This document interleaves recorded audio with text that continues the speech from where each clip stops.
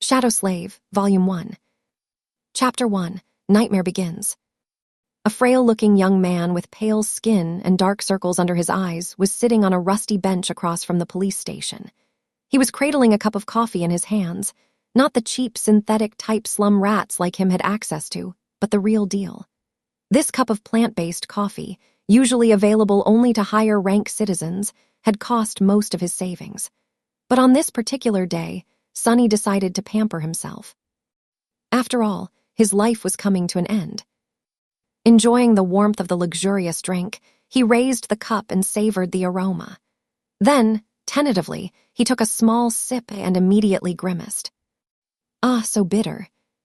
Giving the cup of coffee an intense look, Sonny sighed and forced himself to drink some more.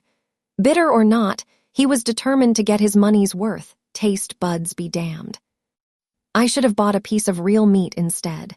Who knew actual coffee is so disgusting? Well, it's going to keep me awake at least.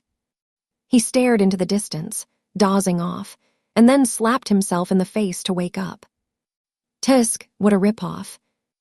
Shaking his head and cursing, Sonny finished the coffee and stood up. Rich people living in this part of the city were rushing past the small park on their way to work, staring at him with strange expressions. Looking haggard in his cheap clothes and from the lack of sleep, unhealthily thin and pale, Sonny was indeed out of his place here. Also, everyone seemed so tall. Watching them with a bit of envy, he tossed the cup into a garbage bin. I guess that's what 3 full meals a day would do to you. The cup missed the bin by a wide margin and fell on the ground. Sonny rolled his eyes in exasperation, walked over and picked it up before carefully putting it in the trash. Then, with a slight grin, he crossed the street and entered the police station. Inside, a tired-looking officer gave him a quick glance and frowned with obvious distaste. Are you lost, boy? Sonny looked around with curiosity, noting reinforced armor plates on the walls and poorly hidden turret nests in the ceiling. The officer, too, looked scruffy and mean. At least police stations remained the same wherever you go. Hey, I'm talking to you. Sonny cleared his throat. No. Then he scratched the back of his head and added, as demanded by the 3rd Special Directive, I am here to surrender myself as a carrier of the nightmare spell.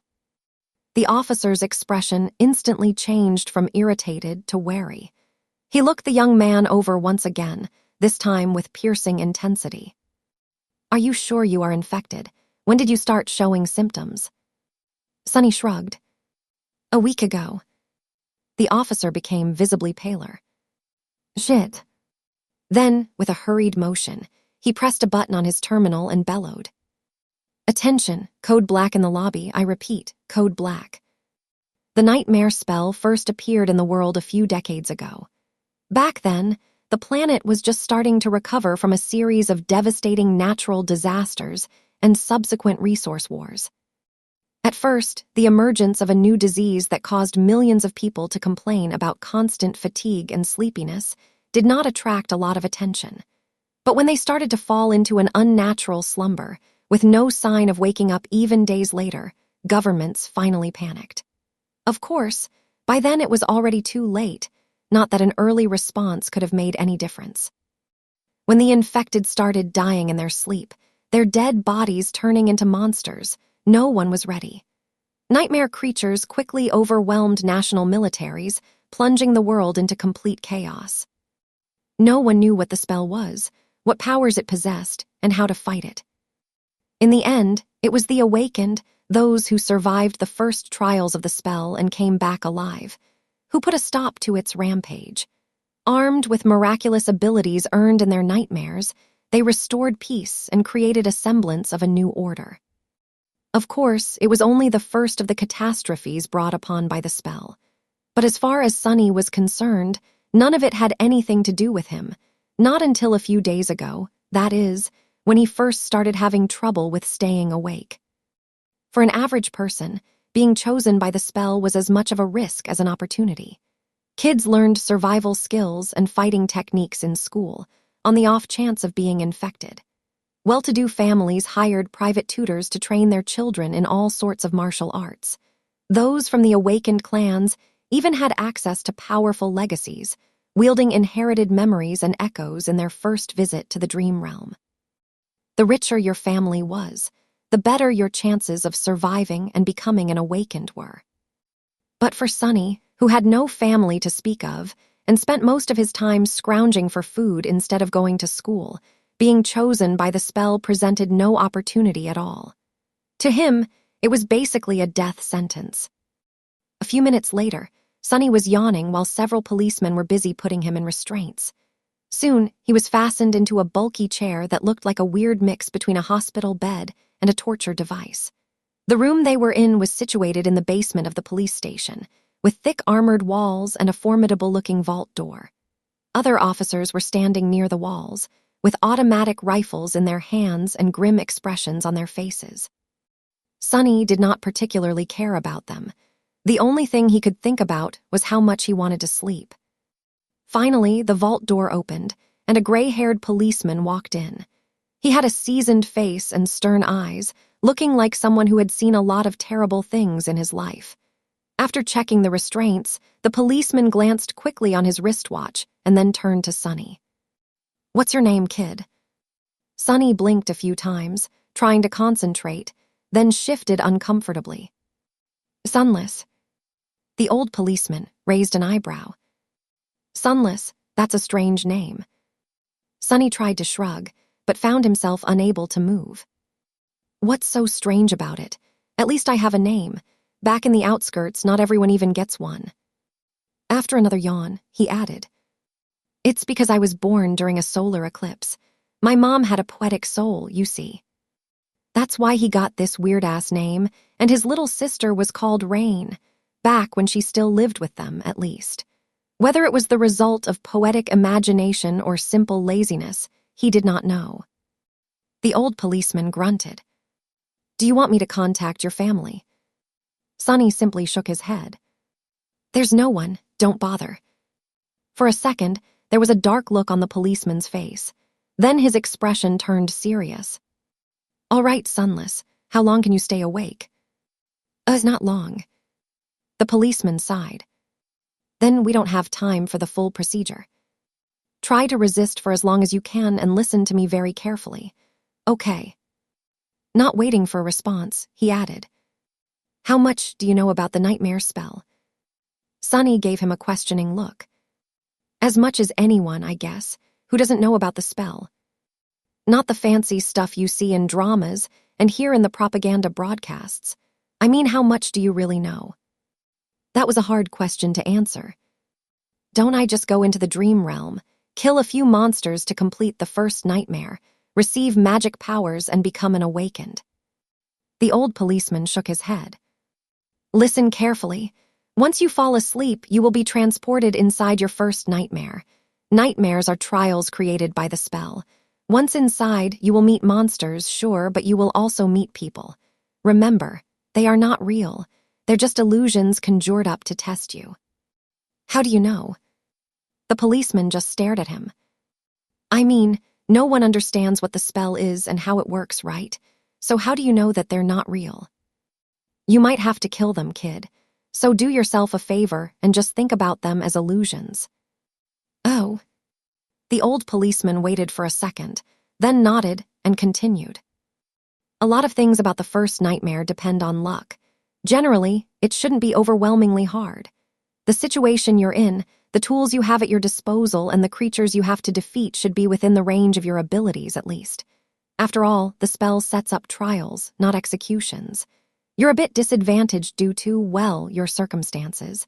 But kids from the outskirts are tough. Don't give up on yourself just yet." Sunny was getting more and more sleepy. It was becoming hard to follow the conversation. "About those magic powers you mentioned, you will indeed receive them if you survive until the end of the nightmare. What those powers will be, exactly, depends on your natural affinity as well what you do during the trial. But some of it will be at your disposal right from the start."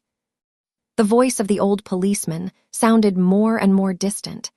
Sunny's eyelids were so heavy that he was struggling to keep his eyes open. "Remember, the first thing you must do once inside the nightmare is to check your attributes and your aspect.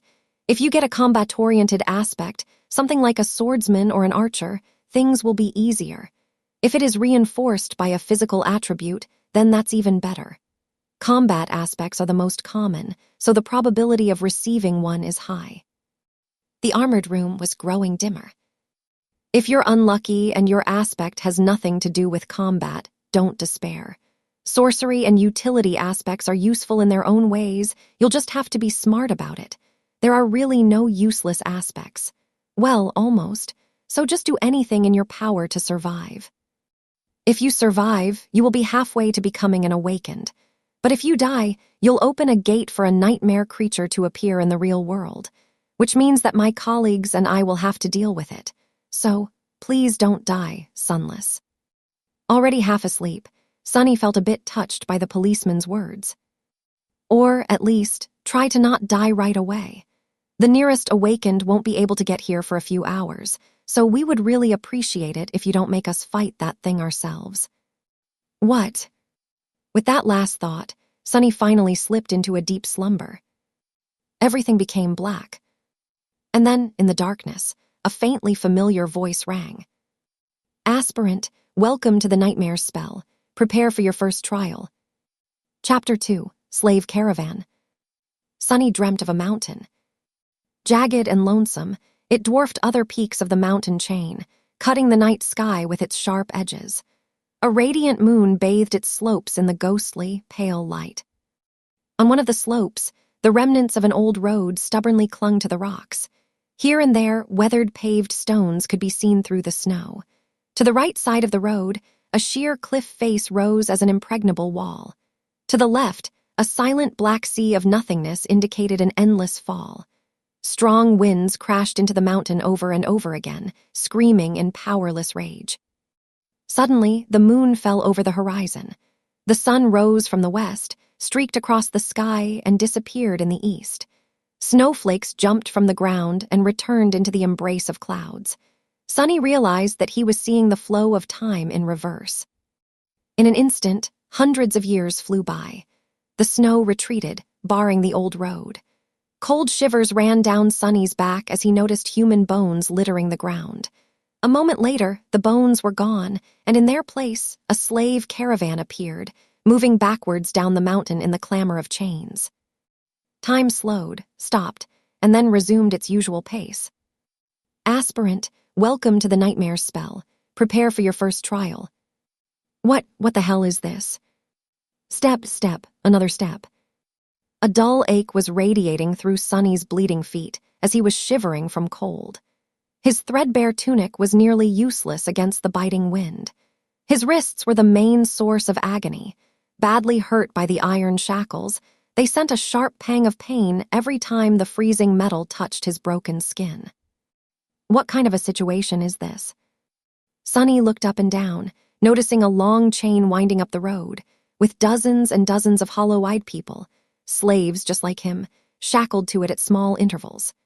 Ahead of him, a man with broad shoulders and a bloodied back was walking with a measured gait.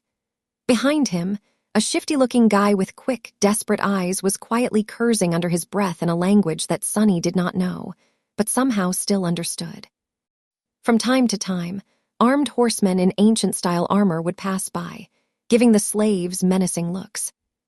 However you judged it, things were really bad. Sunny was more bewildered than panicked. True, these circumstances were not like what the first nightmares were supposed to be. Usually, freshly chosen aspirants would find themselves in a scenario that presented them with a fair amount of agency. They would become members of privileged or warrior castes, with plenty of access to necessary weapons to at least try to tackle any conflict. Starting out as a powerless slave, shackled and already half dead, was as far from being ideal as one could imagine. However, the spell was as much about challenge as it was about balance. As the old policeman said, it created trials, not executions. So Sunny was pretty sure that, to counter this abysmal start, it would reward him with something good. A powerful aspect, at least. Let's see, how do I do this? Remembering popular webtoons he read as a child, Sunny concentrated and thought about words like status, myself, and information. Indeed, As soon as he focused, shimmering runes appeared in the air in front of him. Once again, although he did not know this ancient alphabet, the meaning behind it was somehow clear. He quickly found the rune describing his aspect, and finally lost his composure. What the actual fuck? Name, Sunless. True name. Rank, aspirant. Soul core, dormant. Memories. Echoes. Attributes, fated, mark of divinity, child of shadows. Aspect, temple slave. Aspect description. Slave is a useless wretch with no skills or abilities worth a mention. A temple slave is just the same, except much rarer. Speechless, Sunny stared at the runes, trying to convince himself that he was maybe just seeing things. Surely, he couldn't be that unlucky, right? No useless aspects, my ass. As soon as this thought appeared in his mind, he lost the rhythm of his steps and stumbled, pulling the chain down with his weight. Immediately, the shifty guy behind him screamed. "Whore's bastard, watch where you're going." Sunny hurriedly dismissed the runes, which were only visible to him, and tried to recover his balance. A moment later, he was once again walking steadily, however, not before inadvertently pulling on the chain one more time. "You little shit, I'm going to kill you." The broad-shouldered man in front of Sunny chuckled, without turning his head. "Why bother? The weakling will be dead by sunrise anyway. The mountain will kill him." A few seconds later, he added, "It'll kill you and me, too, just a bit later. I really don't know what the Imperials are thinking, forcing us into this cold." The shifty guy gasped. "Speak for yourself, fool. I'm planning to survive." Sunny silently shook his head and concentrated on not falling again. What a charming pair. Suddenly, a third voice joined the conversation from somewhere further back. This one sounded gentle and intelligent. "This mountain pass is usually much warmer this time of year. We just had really bad luck. Also, I would advise you against harming this boy." "Why is that?" Sunny turned his head slightly, listening. "Haven't you seen the markings on his skin? He is not like us, who fell into slavery due to debts, crimes, or misfortune. He was born a slave. A temple slave, to be precise. Not long ago, the Imperials destroyed the last temple of the Shadow God. I suspect that this is how the boy ended up here." The broad-shouldered man cast a look back. "So what? Why should we be afraid of a half-forgotten, weakling god? He couldn't even save his own temples. The Empire is protected by the mighty war god. Of course, they're not afraid to burn down a few temples, but we here are not protected by anything or anyone. Do you really want to risk angering a god?" The broad-shouldered man grunted, not willing to answer. Their conversation was stopped by a young soldier riding a beautiful white horse. Clad in a simple leather cuirass, armed with a spear and a short sword, he looked dignified and noble. To Sunny's irritation, the asshole was really pretty, too. If this was a historical drama, the soldier would definitely be a male lead. What is going on here? There was no particular menace in his voice, even something resembling concern. When everyone hesitated, the gentle-voiced slave answered. "It's nothing, sir. We are just all tired and cold, especially our young friend over there. This journey is truly too hard for someone that young." The soldier looked at Sunny with pity. "What are you looking at? You're not much older than me," Sunny thought. Of course, he didn't say anything out loud. The soldier sighed and took a flask from his belt before extending it to Sunny. "Bear with it a little more, child. We will stop for the night soon. For now, here, drink some water." Child. Due to his thin body and small stature, both caused by malnourishment, Sunny was often mistaken for someone younger. Usually, he didn't hesitate to use it to his advantage, but now, for some reason, being called a child really irked him. Still, he was really thirsty. He was just about to take the flask when a whip cracked in the air, and suddenly Sunny was in a world of pain. He stumbled, once again pulling on the chain and causing the shifty slave behind him to curse. Another soldier, this one older and angrier, stopped his horse a few steps back. The whip that sliced the back of Sunny's tunic open and drew blood belonged to him. Without even glancing at the slaves, the older soldier pierced his younger colleague with a disdainful glare. "What do you think you're doing?" The young soldier's face darkened. "I was just giving this boy some water. He'll receive water with the rest of them once we camp." "But—" "Shut your mouth. These slaves are not your friends. Understood? They're not even people. Treat them like people and they'll begin imagining things." The young soldier looked at Sunny, then lowered his head and put the flask back on his belt. "Don't let me catch you making friends with slaves again, newbie, or next time it will be your back tasting my whip." As if to illustrate his intention, the older soldier cracked his whip in the air and rode past them, radiating threat and anger. Sunny watched him go with well-concealed malice. "I don't know how, but I will watch you die first." Then he turned his head and glanced in the direction of the younger soldier, who was falling behind with his head still lowered. "And you, second." Chapter 3, The Strings of Fate. For a few minutes after that, Sunny was in a dark mood, but then he pulled himself out of it and inhaled deeply, trying to enjoy the fresh air. Indeed, air like that was hard to come by in the real world. Micro-dust and other pollutants made it rough and unpleasant, not to mention the general stench of the outskirts. In the better parts of the city, sophisticated filtration systems worked diligently. However, filtrated air tasted sterile and stagnant. Only the very rich had access to truly pleasant breathing. And here he was, able to enjoy an unlimited amount of pristine, delicious air like a second-generation chaebol. Truly, being chosen by the spell has its benefits. If only there was no dreadful cold, his feet did not ache, and his wrists and back were not in agony.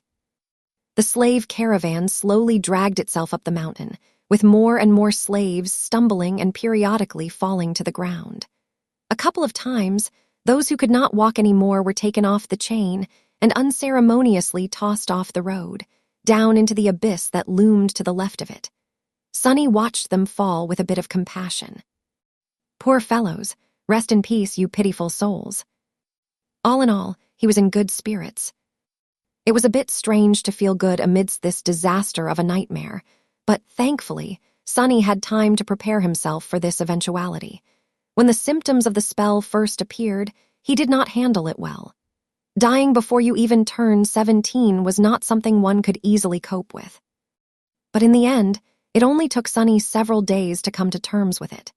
After visiting his parents' makeshift resting place, well, actually, since he was too poor to afford even the cheapest slot in the remembrance facility, it was just 2 lines carved into an old tree, and adding a 3rd line for himself, Sunny suddenly became relaxed and carefree.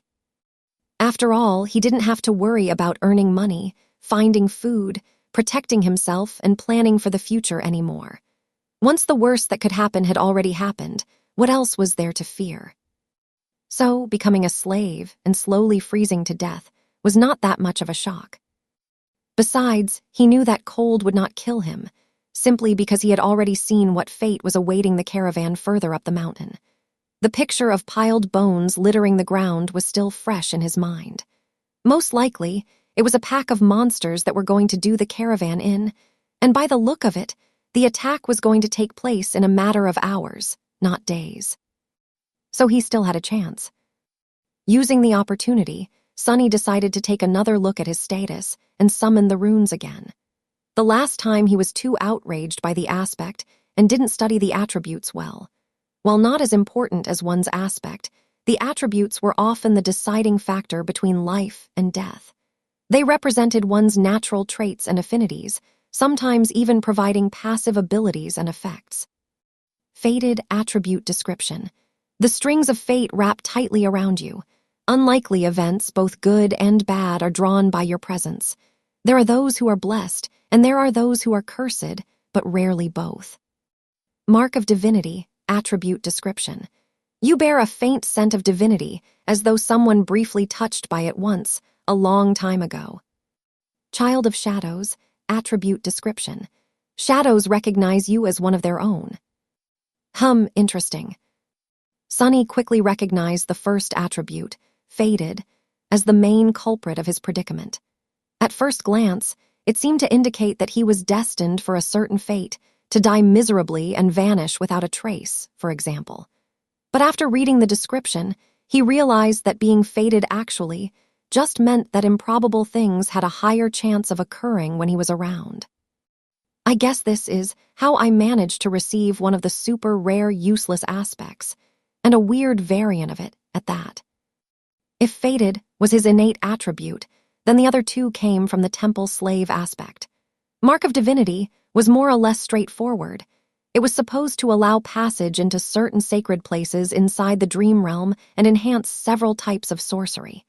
Since there were no sacred places in Sight and Sunny's aspect had nothing to do with sorcery, it was useless, too. Child of Shadows was a stranger one.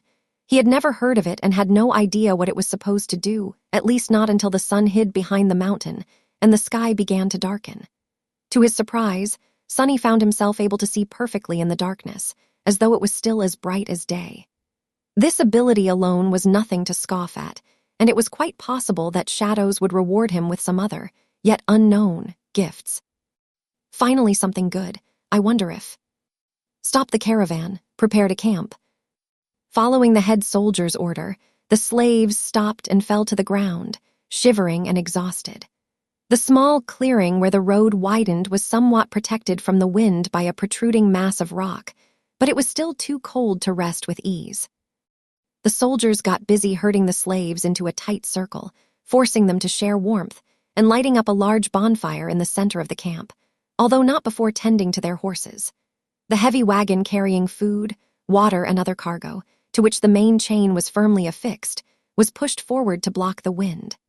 While looking around, Sunny noticed the young soldier from before watching the mountain with a complicated look on his face.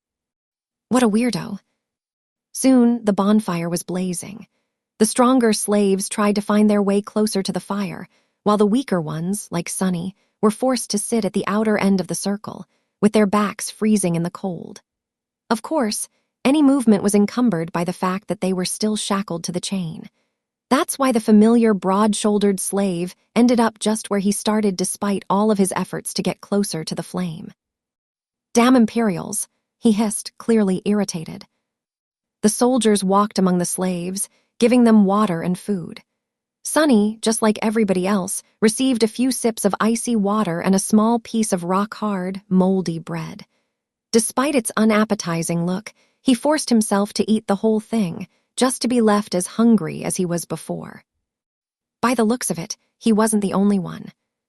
The shifty slave that had been walking behind him looked around in anguish.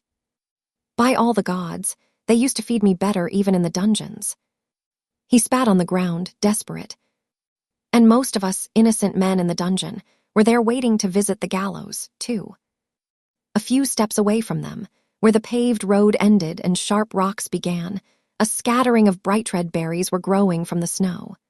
Sunny had noticed them before, clustering here and there along the road, and even noted how pretty those resilient things looked contrasted against the white. The shifty slave's eyes glistened as he tried to crawl towards the berries on all fours.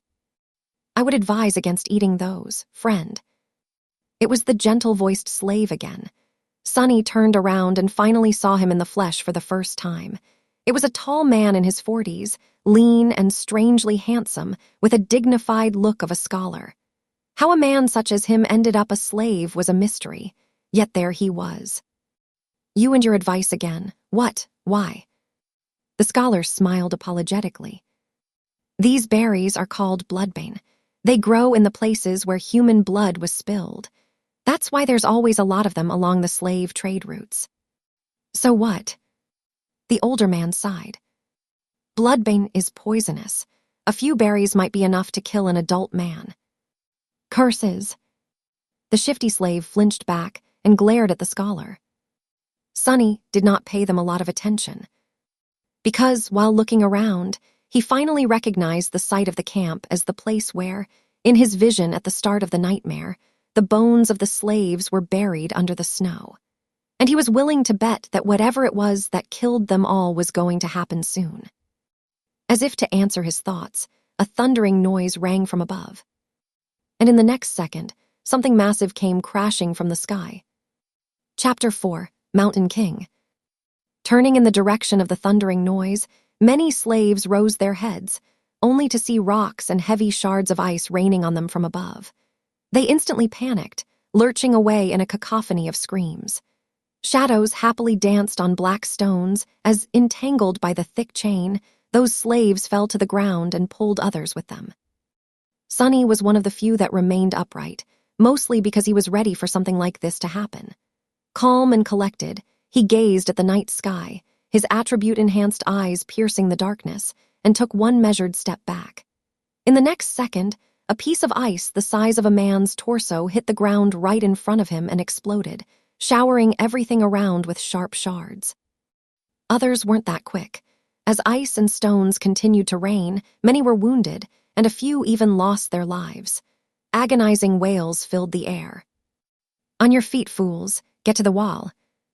The veteran soldier, the one who had whipped Sonny a few hours before, was shouting angrily, trying to get the slaves to move towards the relative safety of the mountain slope.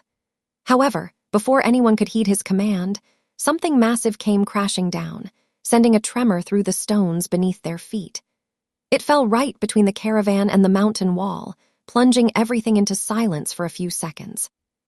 At first, it looked like a lump of dirty snow, roughly round in shape and as tall as a mounted horseman. However, once the creature unfurled its long limbs and rose, it towered over the stone platform like a nightmarish omen of death. That thing must be at least 4 meters tall, Sonny thought, a bit stunned. The creature had 2 stumpy legs, an emaciated, hunched torso, and disproportionately long, multi-jointed hands, 2 of them, each ending with a set of horrifying bone claws, and another 2, these ones shorter, ending with almost human-like fingers. The thing that at first glance looked like dirty snow turned out to be its fur, yellowish-gray and ragged, thick enough to stop arrows and swords. On its head, 5 milky, white eyes regarded the slaves with insect-like indifference. Beneath them, a terrible maw crowding with razor-sharp teeth was half open, as though in anticipation. Viscous drool was running down the creature's chin and dripping into the snow. What unnerved Sonny the most, though, were the strange shapes endlessly moving, worm-like, under the creature's skin. He could see them clearly because, unfortunately, he was one of those unlucky souls closest to the monstrosity, getting a nauseating first-row view. Well, that is just too much, he thought, stupefied. As soon as Sonny finished that thought, all hell broke loose. The creature moved, slashing its claws in his general direction. But Sonny was one step ahead. Without wasting a single moment, he jumped sideways as far as the chain allowed, conveniently placing the broad-shouldered slave between himself and the monster. His quick reaction saved his life, as those sharp claws, each as long as a sword, sliced through the broad-shouldered man a fraction of a second later and sent streams of blood flying through the air. Drenched in the hot liquid, Sonny hit the ground, and his fellow slave, now simply a corpse, fell on him from above. "Damn, why are you so heavy?" Temporarily blinded, Sonny heard a chilling howl and felt an enormous shadow passing over him. Immediately after, a deafening chorus of screams filled the night. Not paying it any attention, he tried to roll the corpse to the side, but was stopped by a forceful lurch of the chain that twisted his wrists and filled his mind with white-hot pain. Disoriented, he felt himself being dragged a few steps, but then the chain suddenly slackened, and he was able to control his hands again. See, things could have been worse. Putting his palms against the dead man's chest, he pushed with all the strength he had. The heavy corpse stubbornly resisted all his attempts, but then finally fell sideways, setting Sonny free. However, he didn't get to celebrate this newly found freedom, as his blood suddenly turned to ice. Because at that moment, with his palms still pressed against the broad-shouldered slave's bleeding body, he clearly felt something wriggling under the dead man's skin. "You just had to think about how things could get worse, right, you idiot?" he thought, and then flinched back. Pushing the corpse with his legs, Sonny crawled as far away from it as he could, which was about 1.5 meters, thanks to the ever-present chain. He quickly glanced around, noticing a mass of dancing shadows and the silhouette of the monster rampaging amidst the screaming slaves on the opposite end of the stone platform. Then he concentrated on the dead body, which was starting to convulse with growing violence. On the opposite side of the corpse, the shifty slave was looking at it with slackened jaw and a horrified expression on his face. Sonny waved to get his attention. "What are you staring at? Move away from it." The shifty slave tried, but immediately fell down. The chain was twisted between the three of them, pinned down under by the broad-shouldered man's weight. Sonny clenched his teeth. Right under his eyes, the corpse was going through a nightmare-inducing metamorphose. Strange bone growths pierced its skin, extending like spikes. The muscles bulged and wriggled as though trying to change shape. The fingernails were turning into sharp claws, the face cracked and split, bearing open a twisted mouth with one too many rows of bloodied, needle-like fangs. This is not right. Sonny twitched, feeling a strong urge to empty his stomach. The chain. The scholarly slave was just a few steps behind the shifty one, pointing at his shackles with a face as pale as a ghost. That remark was far from helpful, but given the circumstances, his shock was understandable. Being shackled was bad enough, but being shackled to such horror was truly unfair. But Sonny's conclusion that things weren't right did not come from self-pity. He just meant that this whole situation was literally not right. The spell, mysterious as it was, had its own set of rules. There were rules for what type of creatures could appear in any given nightmare, too. Nightmare creatures had their own hierarchy, from mindless beasts to monsters, followed by demons, devils, tyrants, terrors, and, finally, mythical titans, also known as calamities. The first nightmare was almost always populated by beasts and monsters, rarely with a demon mixed in. And Sonny had never, ever heard about anything stronger than a single devil appearing in it. However, the creature had clearly just created a lesser version of itself, an ability that belonged exclusively to tyrants, the sovereigns of the nightmare spell, and those above them. What was this tyrant even doing in a first nightmare? How powerful was that damn fated attribute? But there was no time to ponder. Unfair or not, there was only one person now who could save Sonny himself. The broad-shouldered man, what was left of him, slowly rose, his mouth producing strange clicking noises. Without giving him time to fully come to his senses, Sonny cursed and jumped forward, grabbing onto the length of the slackened chain. One arm of the monster, now fully equipped with 5 jagged claws, shot forward to meet him, but Sonny sidestepped it with one calculated movement. What saved his skin this time was not quick reaction, but simple presence of mind. Sonny might not have learned any fancy combat techniques, since his childhood was spent on the streets instead of a school. But the streets, too, were a kind of teacher. He had spent his whole life fighting for survival, quite often literally. That experience allowed him to keep a cool head on his shoulders in the midst of any conflict. So instead of freezing or being consumed by fear and doubt, Sonny just acted. Stepping close, he threw the chain around the monster's shoulders and pulled, pinning its hands to its body. Before the creature, still slow and groggy from its transformation, could properly react, Sonny wrapped the chain around it several times, barely saving his face from being bitten off by the creature's terrifying maw. The good thing was, the monster couldn't move its hands now. The bad thing was, the length of the chain he used to immobilize it was gone, leaving almost no distance between them. "You too," Sonny screamed, addressing his 2 fellow slaves. "Pull on that chain as though your lives depend on it." Because they were. The shifty slave and the scholar gaped at him and then, understanding what he was thinking, started to move. Grabbing the chain from the opposite directions, they pulled as hard as they could, tightening its grip on the monster and not letting it shake loose. Great, Sonny thought. The monster bulged its muscles, trying to break free. The chain creaked, caught on the bone spikes as though slowly breaking apart. Not so great.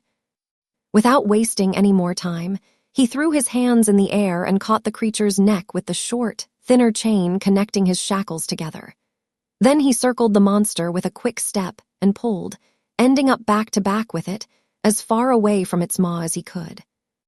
Sunny knew that he wasn't strong enough to strangle a man with his bare hands, let alone a weird, terrifying mutant like the one trying to eat him.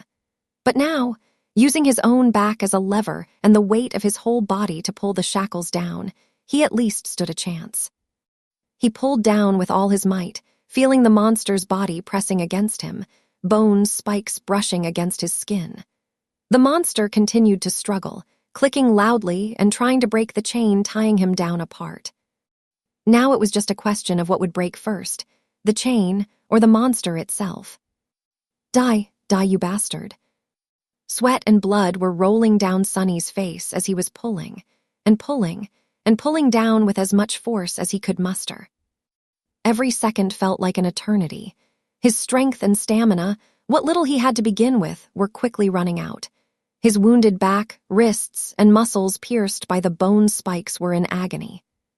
And then, finally, Sunny felt the monster's body go limp. A moment later, a faintly familiar voice rang in the air. It was the most beautiful sound he had ever heard. You have slain a dormant beast, Mountain King's larva. Chapter 5, Broken Chains. You have slain a dormant beast, Mountain King's larva. Sunny fell to his knees, breathless. His whole body felt as though it just went through a meat grinder. Even large amounts of adrenaline could not wash away all the pain and exhaustion. And yet, he was exhilarated. The satisfaction of killing the larva was so vast that he even forgot to be disappointed about not receiving a memory, the special item tied to a dream realm inhabitant's essence, which was sometimes awarded by the spell to the triumphant awakened. A magic sword or a suit of armor would have come in handy right about now. Damn, he would even settle for a warm coat. 3 seconds. You can rest for 3 more seconds, Sunny thought. After all, the nightmare was far from over. A few moments later, he forced himself to come back to his senses and looked around, trying to ascertain the situation. The larva was dead, which was great. However, he was still tied to it by the damn chain. The shifty slave and the scholar, both pale as death, were busy untangling it to buy the 3 of them at least some freedom of movement. Further away, torn bodies and pieces of flesh were lying on the ground. Many slaves were killed. A few had somehow managed to escape and were now running away. Fools, they're dooming themselves. The chain, as it turns out, was at some point broken in 2. That's why it suddenly slackened when Sunny was being dragged by the mass of panicking slaves. If their shackles had a less sophisticated locking mechanism, he could have tried to free himself now. However, each pair was fixed to a specific link. Without unlocking them, no one was going anywhere. The Tyrant Mountain King, presumably, was hidden from sight by the bright glow of the bonfire. However, Sunny could feel its movements due to the subtle tremors spreading through the stones, as well as the desperate screams of those slaves who were yet to perish. An angry bellow or 2 could also be heard, indicating that some of the soldiers were still alive, desperately trying to fight the monstrosity off. What pulled his attention the most, though, was the fact that several of the maimed bodies were starting to move. More larvae. His eyes widened. One after another, 4 more corpses slowly rose to their feet. Each beast looked as disgusting as the first one had, and not a bit less deadly. The nearest was mere meters away from Sunny. Damn it all, he thought. And then, weakly, I want to wake up. As strange clicking filled the air, one of the beasts turned its head toward the 3 slaves and gnashed its fangs. Shifty fell on his ass, whispering a prayer, while Scholar just froze in place. Sunny's eyes darted to the ground, trying to find something to use as a weapon. But there was not a single thing he could use. Full of vitriol, he simply wrapped a length of chain around the knuckles and raised his fists. Come at me, you bastard. The larva dashed forward with incredible speed in a flurry of claws, fangs, and terror. Sunny had less than a second to react. However, before he could do anything, a nimble figure moved past him, and a sharp sword flashed in the air. The monster, beheaded with one strike, fell gracelessly onto the ground. Sunny blinked. What was that? Dumbfounded, he slowly turned his head and looked to his left. Standing there with a valorous expression was the handsome young soldier who had once offered him water. He looked calm and collected, if a little grim. There was not a speck of dirt or blood on his leather armor. He is awesome, Sonny thought before catching himself. Poser, he's a poser. With a short nod, the soldier moved forward to face the remaining 3 larvae. But after taking a few steps, he suddenly turned around and gave Sonny a long look. Then, with one swift motion, the young warrior took something from his belt and threw it to Sonny. Save yourself. With that, he was gone to fight the monsters. Sonny reflexively caught the item and watched the soldier go. Then he lowered his gaze and studied the thing clutched tightly in his hand. It was a short and narrow iron rod with a straight bend on its end. A key, it's a key. His heart began to beat faster. It's the key to the shackles. With one last glance at the fierce battle starting between the young soldier and the larvae, Sonny dropped on one knee and began to maneuver the shackles, trying to get his hand into a suitable position to insert the key. It took him a few tries to understand how the unfamiliar lock worked, but then, finally, there was a satisfying click, and he was suddenly free. The cold wind caressed his bloodied wrists. Sonny rubbed them and smiled with a dark gleam in his eyes. Just you wait now. For a moment, visions of violence and revenge filled his head. Boy, over here. Shifty was waving his hands in the air, trying to get his attention. Sonny briefly considered just leaving him to die, but then decided against it. There was strength in numbers. Plus, despite Shifty's previous threats to kill him and overall unpleasantness, Sonny would have felt bad leaving a fellow slave in chains, especially since freeing him would not cost anything. He hurried over to the other 2 slaves and quickly unlocked their shackles. As soon as Shifty was free, he pushed Sonny away and did a little dance, laughing like a maniac. Ah, free at last. Gods must be smiling upon us. Scholar was more reserved. He squeezed Sonny's shoulder in gratitude and smiled weakly, casting a tense look in the direction of the ensuing fight. 2 of the 3 larvae were already dead. The third one was missing an arm, but still trying to tear its opponent apart. The young soldier danced around it, moving with a graceful fluidity of a natural-born warrior. What are you waiting for? Run. Shifty made a move to run away, but was stopped by Scholar. My friend, I would. If you say, advise again, I swear to gods, I will bash your head open. The 2 slaves looked at each other with open animosity. A moment later, Scholar lowered his eyes and sighed. If we run away now, we will surely die. Why? The older slave simply pointed at the tall bonfire. Because without that fire, we will freeze to death before the night is over. Until the sun rises, running away is suicide. Sonny did not say anything, knowing that Scholar was right. Actually, he realized it right after strangling the larva. No matter how terrible Mountain King was, the bonfire was still their only lifeline in this frozen hell. It was just as what the broad-shouldered slave, may he rest in peace, had said. There was no need for anyone to kill them, because the mountain itself would do it if given a chance. So what? I prefer freezing to death than being eaten by that monster anyway. Not to mention, turning into one of those things. Shifty was pretending to be brave, but there was no conviction in his voice.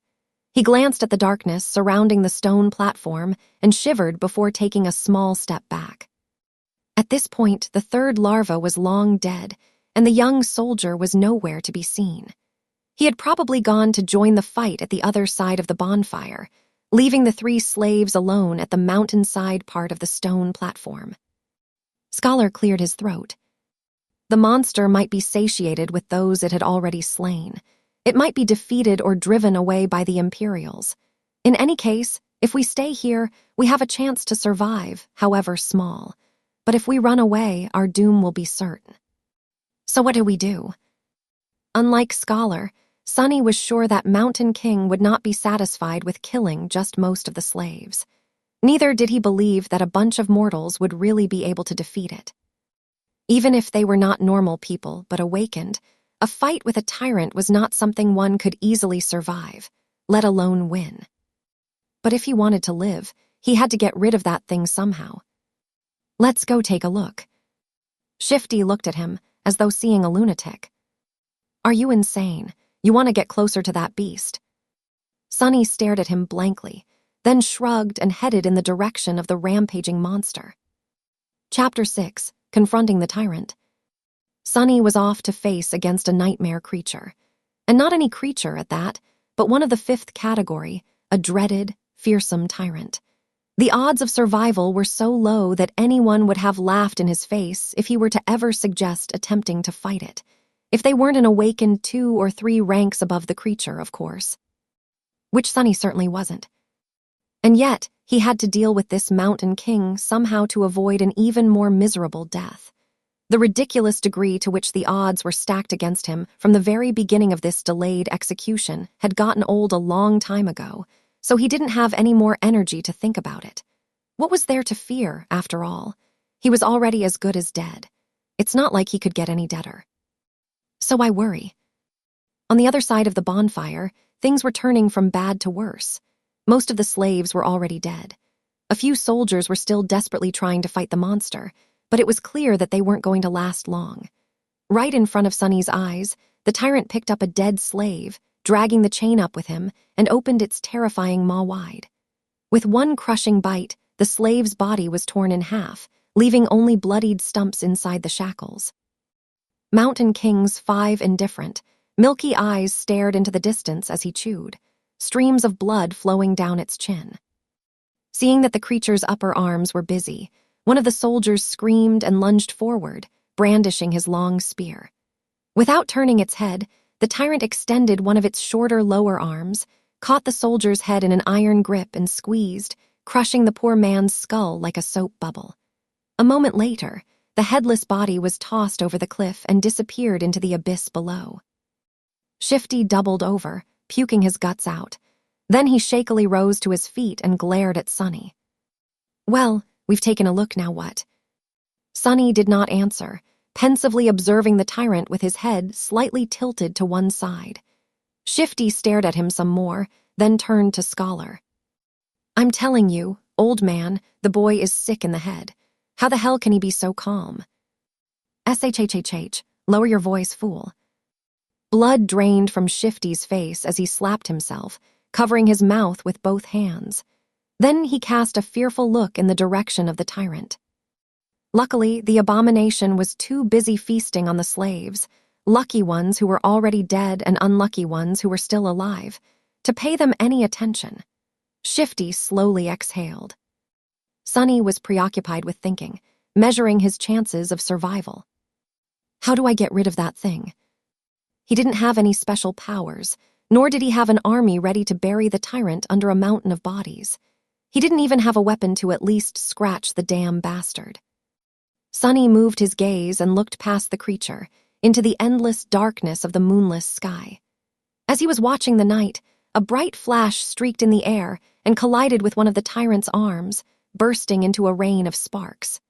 The young soldier, Sunny's heroic liberator, had just tossed a burning piece of wood at the monster and was now defiantly raising his sword. Face me, devil. A distraction, just what I needed. Because there was no way for Sunny to kill the Mountain King with his own 2 hands, he had decided to enlist some help. A human wouldn't be up to the task, so instead, he was planning to use a force of nature. Since I can't do the bastard in myself, let's make gravity do it for me. He was in the middle of thinking over the details of the plan when the young hero's foolish bravado presented an opportunity. Now everything depended on how long the pompous idiot would manage to stay alive. Come with me, Sunny said as he started running toward the far end of the stone platform, where the heavy wagon was perched dangerously close to the edge of the cliff. Shifty and Scholar shared a dubious look, but then followed, perhaps confusing his calmness with confidence or maybe divine inspiration. After all, it was a widely known fact that crazy people were often favored by the gods. Behind them, Hero nimbly ducked under the tyrant's claws, slashing it with the sword. The sharp edge slid ineffectively across the dirty fur, not leaving even a scratch on the creature's flesh. In the next second, the tyrant moved with frightening speed, throwing all 4 of his hands in the direction of its new, irritating foe. But Sonny had no way of knowing. He was running with all his speed, getting closer and closer to the wagon. Once there, he hurriedly looked around, checking if there were any larvae close by, and moved to its rear wheels. The wagon was left at the upper end of the stone platform, where it narrowed and turned back into the road. It was turned sideways to block the wind, with its front facing the mountain wall and its back facing the cliff. There were 2 large wooden wedges placed under the rear wheels to prevent the wagon from rolling backward. Sonny turned to his companions and pointed at the wedges. "When I tell you, remove both of them, then push, understand?" "What? Why?" Shifty stared at him with a dumbfounded expression on his face. Scholar just looked at the wedges and then at the Tyrant.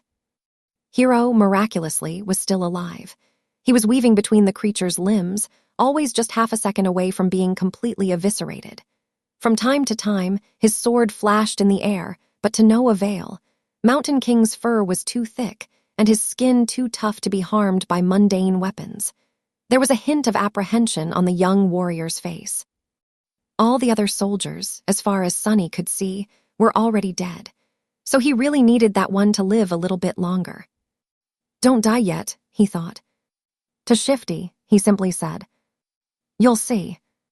The next moment, Sonny was running again, trying to follow the chain from the brace where it was affixed to the wagon.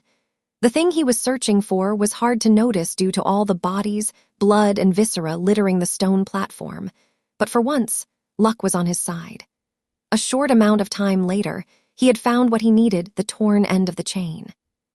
Finding the nearest set of shackles, complete with a horribly disfigured body of a slave locked in them, Sonny plopped down on his knees and started to fumble with the key.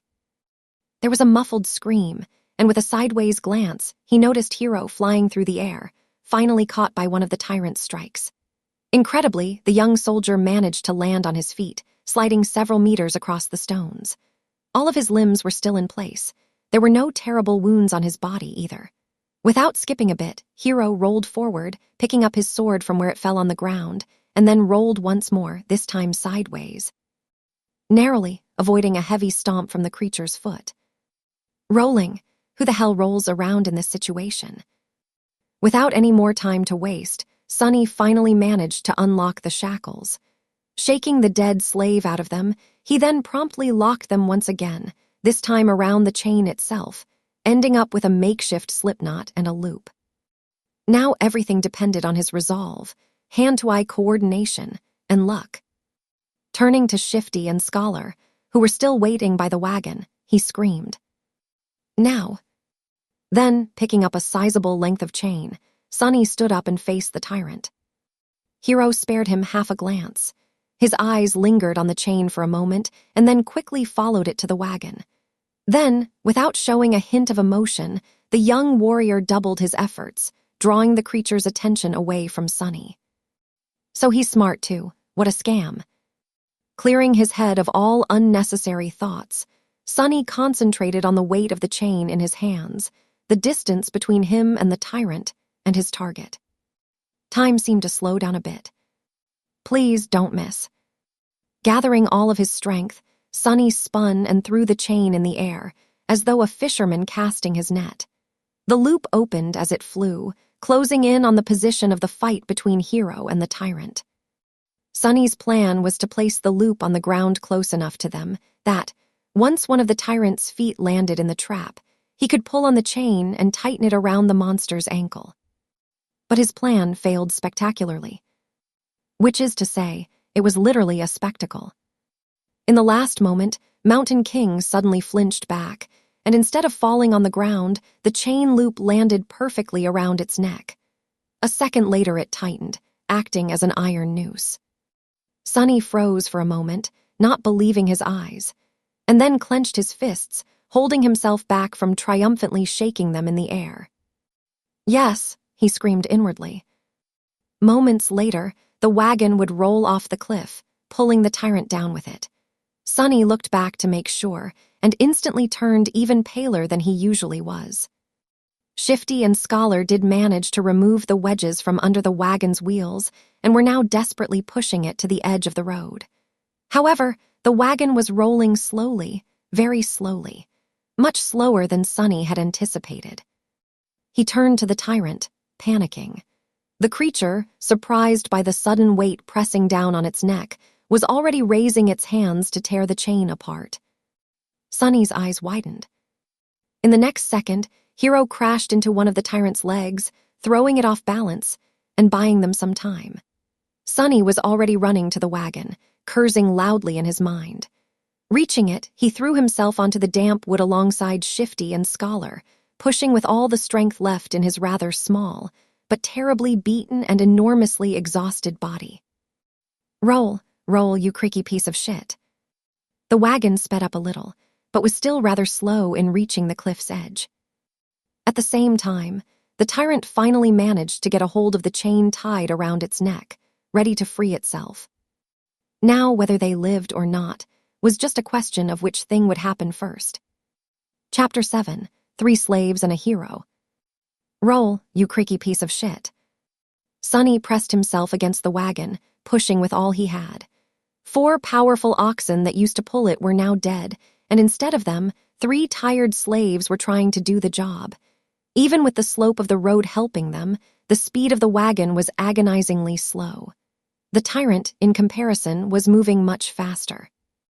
Pushing Hero back with a deadly swipe of his lower arms, he raised the other 2 to its neck and tried to grab the chain that was wrapped around it like a noose.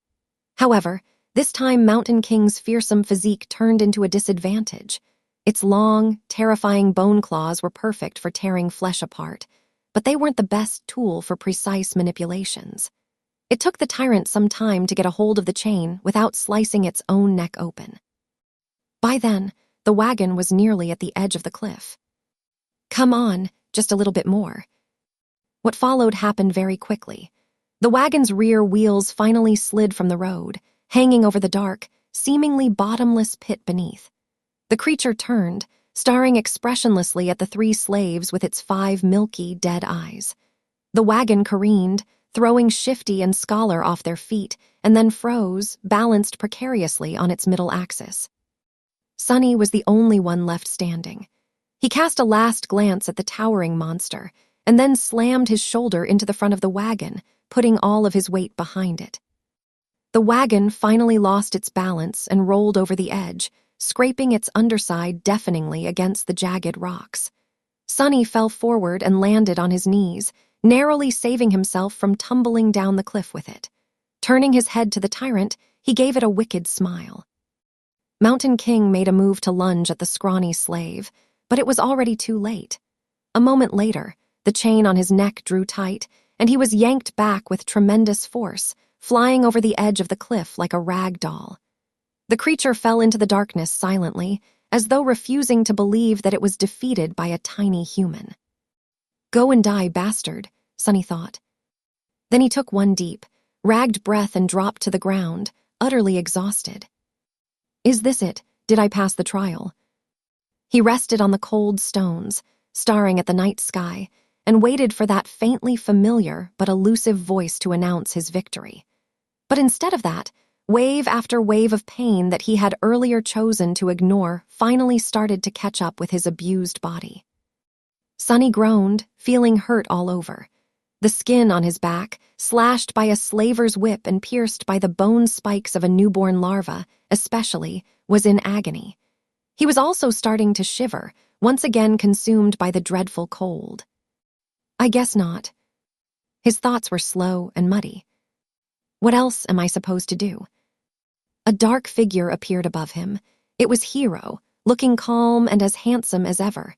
There were dirt and scratches on his armor, but otherwise the young soldier appeared to be fine. He extended one arm to Sunny. Stand up, you'll freeze to death. Sunny sighed, accepting that his first nightmare was not over. Then he clenched his teeth and slowly rose to his feet, ignoring Hero's helping hand. Around them, there was a scene of utter carnage. Except for the 3 slaves and Hero, every member of the caravan was dead. Their bodies were littering the ground, horribly maimed or torn into pieces. Here and there, a repulsive carcass of a larva could be seen. Shadows cast by the bonfire were dancing happily across the stone platform, seemingly unperturbed by this morbid view. Sunny was also too tired to care. Shifty and Scholar were already up, looking at Hero with weary apprehension. With or without shackles, they were still slaves, and he was still a slave driver. Noticing their tense gazes, the soldier sighed. "Come closer to the fire, all of you. We need to warm ourselves and discuss what to do next." Without waiting for their response, Hero turned around and walked away. After hesitating for a few moments, the slaves followed. A bit of time later, the four of them were seated around the bonfire, soaking up pleasant heat. Shifty and Scholar were close to each other, maintaining a safe distance from Hero.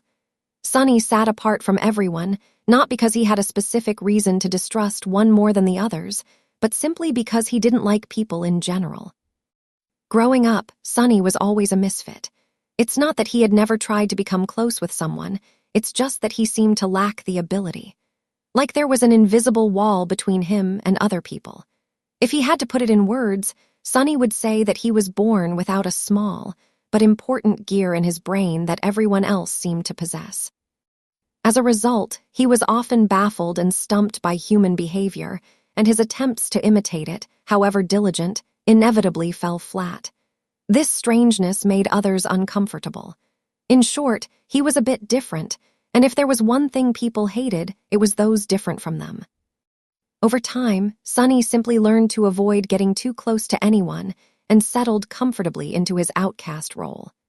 This habit served him well, since it not only made him self-reliant, but also saved him from being stabbed in the back by shady characters on multiple occasions. That's why he was not thrilled to share the rest of this nightmare with 3 strangers. Instead of trying to start a conversation, Sunny sat quietly by himself, lost in thoughts. After a few minutes, Hero's voice finally broke the silence. "Once the sun rises, we will gather whatever food and water we can find and go back down the mountain." Shifty gave him a defiant look. "Why should we go back, to be put in chains again?" The young soldier sighed. "We can go our separate ways once we leave the mountains. But until then, I'm still responsible for your lives. We can't continue up the road since the way over the mountain pass is long and arduous. Without the supplies that were stored on the wagon, your chances of making it are not high. That's why going back is our best hope." Scholar opened his mouth, planning to say something, but then thought better of it and remained silent. Shifty cursed, seemingly convinced by Hero's rational words. "We can't go down." All 3 of them turned to Sunny, surprised to hear his voice. Shifty barked a laugh and glanced at the soldier. "Don't listen to him, your lordship. This boy is, touched by the gods. He's crazy, is what I'm trying to say." Hero frowned, looking at the slaves. "The 2 of you are only alive thanks to this child's bravery. Aren't you ashamed to badmouth him so?" Shifty shrugged, showing that he wasn't ashamed at all. The young soldier shook his head. "I for one would like to hear his reasoning. Tell me, why can't we go down?" Sunny shifted, uncomfortable in the center of everyone's attention. "Because the monster isn't dead." Chapter 8, Nothing at All. Because the monster isn't dead. These ominous words hung in the silence. 3 pairs of eyes widened, staring right at Sunny. "Why do you say that?" After thinking about it, Sunny came to the conclusion that the tyrant was, indeed, still alive. His reasoning was pretty straightforward. He did not hear the spell congratulating him on slaying the creature after it fell off the cliff, which meant that it was not slain. But he couldn't explain that to his companions. He pointed up. The monster jumped from an incredible height to land on this platform, yet it wasn't harmed at all. Why would it be killed by falling off the platform? Neither Hero nor the slaves could find a flaw in his argument. Sunny continued. "Which means that it's still alive, somewhere down the mountain. So by going back, we will be delivering ourselves into its maw." Shifty cursed loudly and crawled closer to the bonfire, staring into the darkness with terror in his eyes. Scholar rubbed his temples, mumbling. "Of course, why didn't I realize myself?" Hero was the most stoic of the 3. After thinking it over, he nodded. "Then we go up and over the mountain pass, but that's not all." He glanced in the direction where the tyrant had fallen. If the monster is still alive, there is a high possibility that it will return here and then pursue us, which means that time is of the essence. We will need to move as soon as the sun rises. He gestured to the torn bodies littering the platform. We can't allow ourselves to rest the whole night anymore. We need to gather supplies now. If there was a chance, I would have liked to give these people at least a humble burial after gathering all that we can from them, but alas, fate has decided otherwise. Hero rose to his feet and brandished a sharp knife. Shifty tensed up and watched the blade carefully, but then relaxed, seeing that the young soldier showed no sign of aggression. Food, water, warm clothes, firewood. That is what we need to find. Let us split up and accomplish one task each. Then he pointed at himself with the tip of the knife. I will carve the oxen carcasses to get us some meat. Scholar looked around the stone platform, most of it drowning in deep shadows, and grimaced. I'll look for firewood. Shifty also glanced left and right, with a strange gleam in his eyes. Then I'll go find us something warm to wear. Sunny was the last one left. Hero gave him a long look. Most of our water was stored on the wagon, but each of my fallen brothers was carrying a flagon. Gather as many as you can find. Sometime later, far enough from the bonfire to be hidden in the shadows, Sunny was looking for dead soldiers with half a dozen flagons already weighing him down.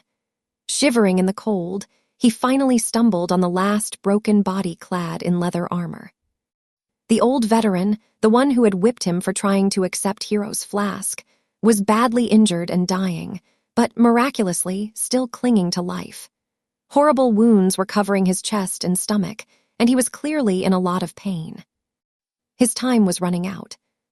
Sunny knelt beside the dying soldier and looked him over, searching for the man's flagon. What irony, he thought. The older man tried to focus his eyes on Sunny and weakly moved his hand, reaching for something. Sunny looked down and noticed a shattered sword lying on the ground not far from them. Curious, he picked it up. Are you looking for this? Why? Are you guys like Vikings, longing to die with a weapon in your hands? The dying soldier didn't answer, watching the young slave with some unknown, intense emotion in his eyes. Sunny sighed. Well, it might as well do. After all, I promised to watch you die.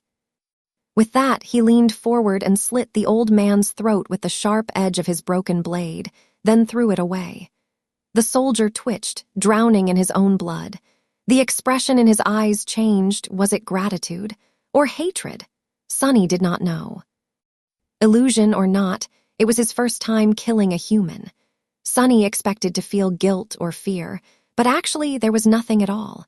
It seemed that, for better or worse, his cruel upbringing in the real world had prepared him for this moment well. He sat quietly near the old man, keeping him company on this last journey. After a while, the spell's voice came whispering into his ear. You have slain a dormant human, name unknown. Sunny flinched. Oh, right. Killing people is also an achievement, as far as the spell is concerned. They don't usually show this in webtoons and dramas. He registered that fact and put it away. But, as it turned out, the spell wasn't done speaking. You have received a memory. Sunny froze, opening his eyes wide. Yes, come on, give me something good. Memories could be anything, from weapons to enchanted items. One received from a Dormantrank enemy wouldn't be too powerful, but it was still a boon, weightless and undetectable, able to be summoned from nothingness with a simple thought. A memory was incredibly useful. What's more, unlike corporeal things, he would be able to bring it back with him to the real world. The advantage of having something like that back in the outskirts was hard to overestimate. A weapon, give me a sword. Received a memory, silver bell.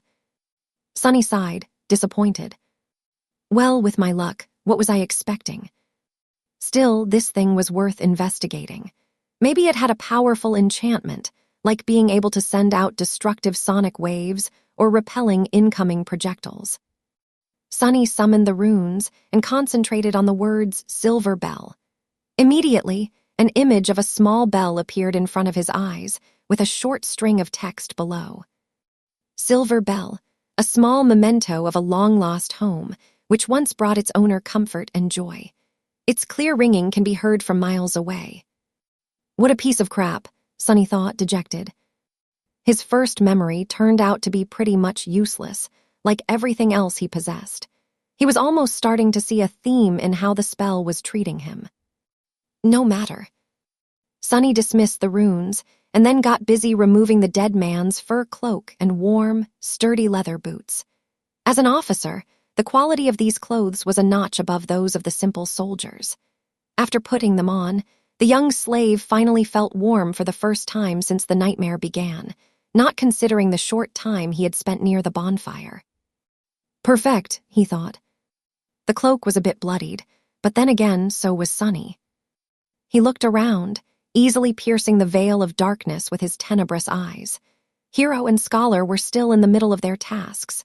Shifty was supposed to be looking for winter clothes, but was greedily pulling rings off the dead men's fingers instead. Unseen to them, Sonny hesitated, considering if he had really thought things through well. His companions were unreliable. The future was too uncertain. Even the requirements of passing the nightmare remained a mystery. Any decision he could make would have been a gamble at best. Still, he had to make some if he wanted to survive. Not wasting any more time thinking, Sonny picked up the flagons and sighed. They spent the rest of the night seating with their backs against the bonfire, staring fearfully into the night. Despite the exhaustion, no one could sleep. The possibility of the Tyrant coming back to finish the 4 survivors off was too frightening. Only Hero seemed to be fine, calmly sharpening his sword in the bright light of the dancing flames. The sound of the whetstone scraping against the blade was somehow comforting. At the break of dawn, when the sun had lazily begun to warm up the air, they loaded themselves with all the supplies they'd managed to gather and set out into the cold. Sonny looked back, taking in the sight of the stone platform for the last time. He had managed to get past the place where the slave caravan was supposed to perish. What was going to happen next? No one could tell. Chapter 9, Wishful Thinking. There was a problem. They were planning to follow the road up to the mountain pass and then over it, getting as far away from the scene of the massacre as they could before the night came. However, the road was no more. At some point during the last months, or maybe even just yesterday, a terrible rockfall occurred, obliterating whole segments of the narrow roadway and making its other parts untraversable. Sonny stood on the precipice of a vast chasm, looking down with no particular expression on his face. What do we do now? Scholar's voice was muffled by the collar of his scavenged fur cloak. His follower, Shifty, angrily looked around. His gaze stopped at Sonny, a suitable victim to vent his frustration. I'll tell you what we need to do. Get rid of some dead weight. He eyed Sonny's fine boots and turned to Hero. Listen, your lordship, the boy is too weak. He is slowing us down. Plus, he's weird. Doesn't he give you the creeps? The young soldier answered with a judgmental frown, but Shifty wasn't done. Look how he's glaring at me.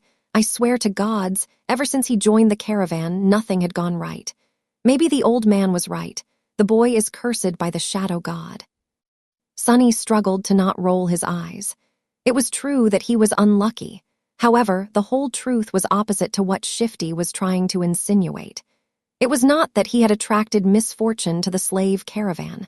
On the contrary, it was because the caravan was doomed to begin with that he had ended up here. Scholar cleared his throat. But I've never said that. Whatever, shouldn't we get rid of him just in case? He can't go on for much longer anyway. Scholar gave Sonny a strange look. Perhaps Sonny was getting paranoid, but there seemed to be a bit of calculating coldness in the older slave's eyes. Finally, Scholar shook his head. Don't be too hasty, my friend. The boy might prove useful later on. But Hero finally spoke, putting an end to their quarrel. We're not going to leave anyone behind. As for how much longer he'll be able to endure, just worry about yourself. Shifty clenched his teeth, but then just waved a hand. Fine, so what do we do then? The 4 of them looked at the broken road, then down the slope of the mountain, and finally up, where a sheer cliff wall was broken apart by the falling rocks. After a bit of silence, Scholar finally spoke. Actually, in the old days, there used to be a path leading to the peak of the mountain. It was sometimes used by pilgrims. Later, the Empire had widened parts of the path and built a proper road on top of it, now leading to the mountain pass instead of the peak, of course. He looked up. The remnants of the original path should still be somewhere above us. If we reach it, we should be able to find our way back to the undamaged section of the road. Everyone followed his gaze, shifting uncomfortably at the prospect of climbing the treacherous slope. Except for Hero, of course, who remained as calm as a saint. Due to the rockfall, the slope wasn't an almost vertical wall anymore, but still, the incline was quite sharp. Shifty was the first one to speak. "Climb that, are you insane?" Scholar helplessly shrugged. "Do you have a better idea?" No one did. After a bit of preparation, they began the ascent. Shifty and Scholar stubbornly carried the weapons they had picked up off the dead soldiers' bodies, but Sonny, with some regret, decided to leave his newfound short sword behind. He knew that this climb was going to test the limits of their endurance. The sword might not have seemed to be that heavy right now, but every extra gram of weight was bound to feel like a ton all too soon. As the weakest member of the group, he was already struggling to keep up, so there wasn't a lot of choice. Shedding a few kilograms of iron was the right thing to do. Walking up the mountain road with the weight of the supplies on his shoulders was already hard enough, but climbing up the mountain itself turned out to be pure torture. Just half an hour later, he felt like his muscles were going to melt, with his lungs on the verge of imploding. Clenching his teeth, Sonny continued to move forward and up. He had to constantly remind himself to watch his footing, too. On this unstable, icy slope, one misstep was enough to send a man tumbling down to his death. Just think about something pleasant, he thought. But what happy thoughts could he summon? Failing to come up with something else, Sonny began to imagine what reward he was going to receive at the end of this trial. The boon of the first nightmare was the most important thing given to an awakened by the spell. Sure, later trials could provide them with more abilities and vastly improve their power. But it was this first one that determined what role an awakened would be able to play, how great their potential would be, and what price they would have to pay, not to mention giving them the necessary tools to survive and grow in the dream realm. The main benefit of the first nightmare's boon was simple, yet possibly the most important. After completing their trial, aspirants were bestowed with the ability to perceive and interact with soul cores. Soul cores were the basis of one's rank and power. The stronger your core was, the greater your might would grow. The same went for nightmare creatures, with a deadly caveat that, unlike humans, they could possess multiple cores. A lowly beast had just one, but a tyrant like Mountain King had 5. Coincidentally, the only way to improve your soul core was to consume soul shards scavenged from the corpses of other dream realm inhabitants. That's why Awakened went out of their way to battle powerful nightmare creatures, despite the risk of death. The second benefit was less straightforward, but nevertheless vital. After completing the first nightmare, aspirants were elevated to the rank of dreamers, colloquially known as sleepers, and gained access to the dream realm itself. They would enter it on the first winter solstice after passing the trial and remain there until an exit was found, thus becoming fully awakened. That time between finishing the first nightmare and entering the dream realm was very important, as it was the last chance to train and prepare yourself a person would receive. In Sonny's case, that time was only about a month, which was as bad as it gets. And then there was the final benefit, unique to every aspirant passing the trial, the first aspect ability. This was the magic power that elevated Awakened above mundane humans. Aspect abilities were diverse, unique, and powerful. Some could be categorized into types like combat, sorcery, and utility, but some were simply beyond imagination. Armed with the power of their abilities, Awakened had been able to save the world from the flood of nightmare creatures. However, that power came with a catch. With their first ability, every Awakened also received a flaw, sometimes called the counter. These flaws were as diverse as abilities, ranging from comparatively harmless to crippling, or, in some cases, even fatal. I wonder what type of ability a temple slave would get, Sunny thought, not too optimistic about his prospects. The choice of flaws, on the other hand, seems to be almost limitless. Let's hope my aspect will evolve at the end of this fiasco, or, even better, change completely. If the aspirant performed especially well, there was a chance of his given aspect going through an early evolution. Aspects, just like soul cores, had ranks based on potential power and rarity. The lowest rank was called dormant, followed by awakened, ascended, transcendent, supreme, sacred, and divine, although no one has ever seen the last one. With the amount of crap it had put me through, the spell, if it has any conscience, has to give me at least an awakened aspect. Right, or maybe even an ascended one. Finally, there was a tiny possibility of receiving a true name, something like an honorary title bestowed by the spell to its favorite awakened. The name itself had no benefit, but every famous awakened seemed to have one. It was considered to be the highest mark of excellence. However, the number of people who had managed to get a true name during their first nightmare was so small that Sunny didn't even bother thinking about it. Who needs excellence? Give me power. He cursed, feeling that this attempt at wishful thinking had only made him more depressed and angry. Maybe I'm allergic to dreaming. An allergy like that would be truly ironic, considering that he was destined to spend half of his remaining life in the dream realm, if he even survives long enough to get there, that is. However, Sunny's mental escapade was not completely useless. Looking up from the slippery rocks under his feet, he noticed that the sun was already considerably lower. Come to think of it, the air also seemed to be much colder. At least it helped me pass the time, Sunny thought. The night was approaching.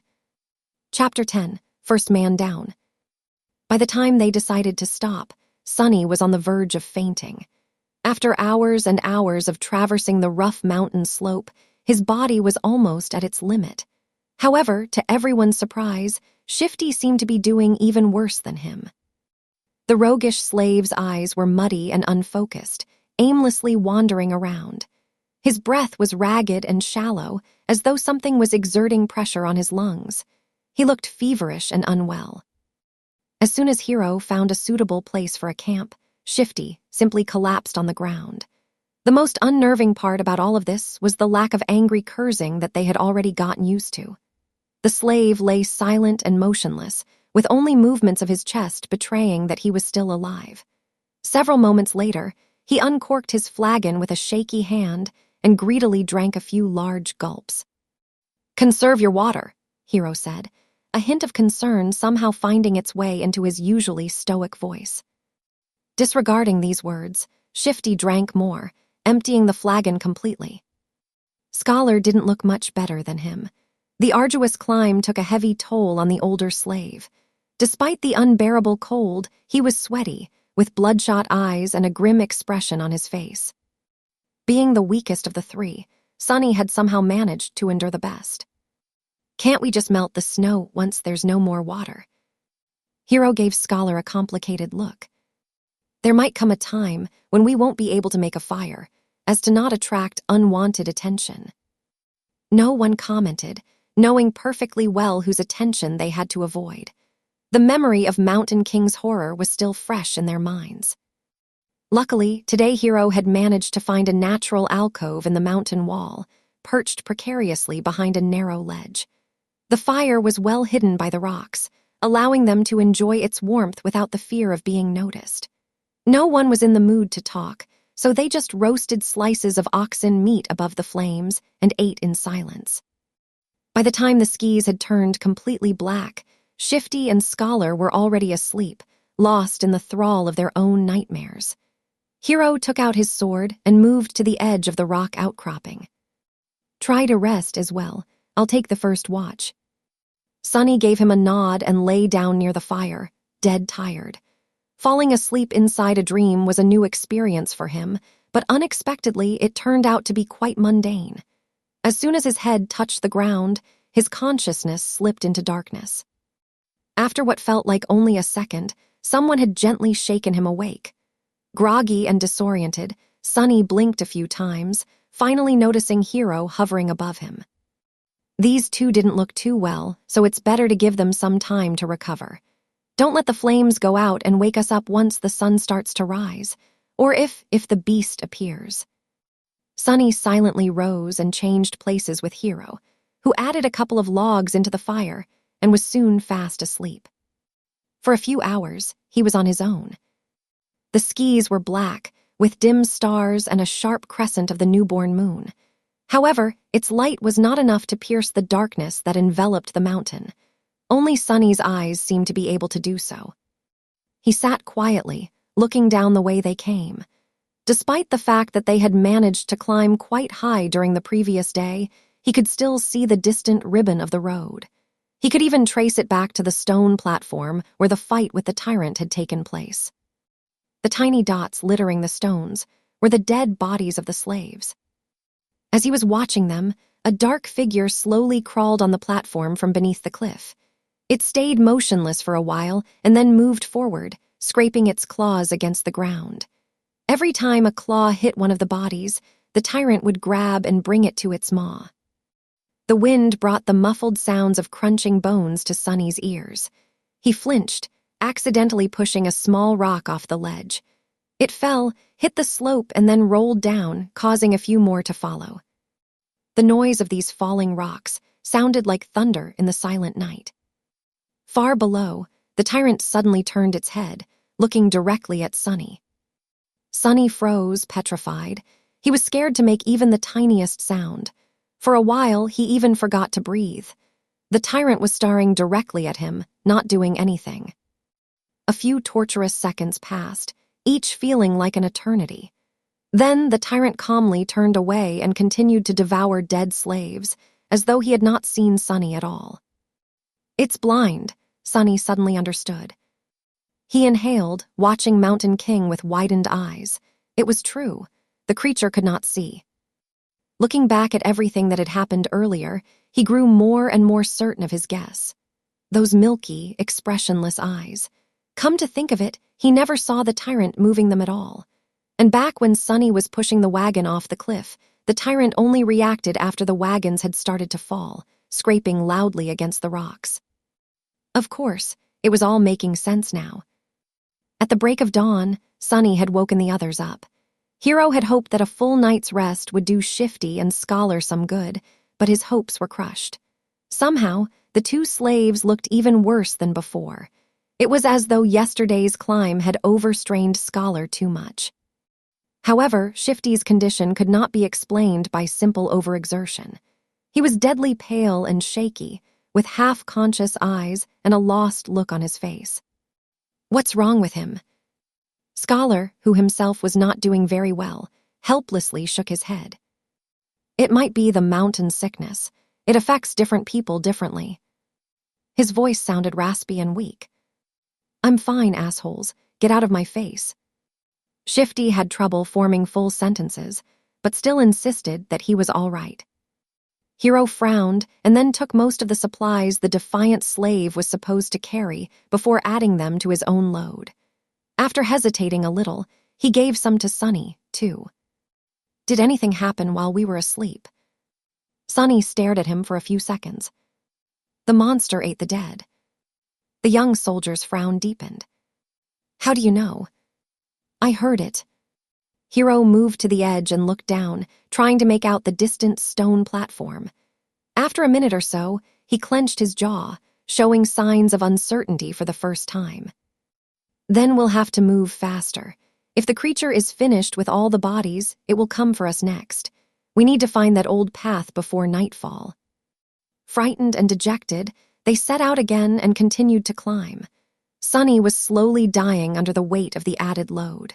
Thankfully, Shifty and Scholar had already drunk most of the water, lightening it a little. "This is hell," he thought. They climbed higher and higher and higher. The sun was climbing with them, slowly approaching the zenith. There was no talking, no laughs, only strained breathing. Each of the 4 survivors was concentrated on his own steps and footing. However, Shifty was falling farther and farther behind. His strength was abandoning him. And then, at some point, Sunny heard a desperate scream. Turning around, he only had time to see a panic-stricken face. Then Shifty fell backward, his foot slipping on an ice-covered rock. He hit the ground hard and rolled down, still trying to grab onto something. But it was too late.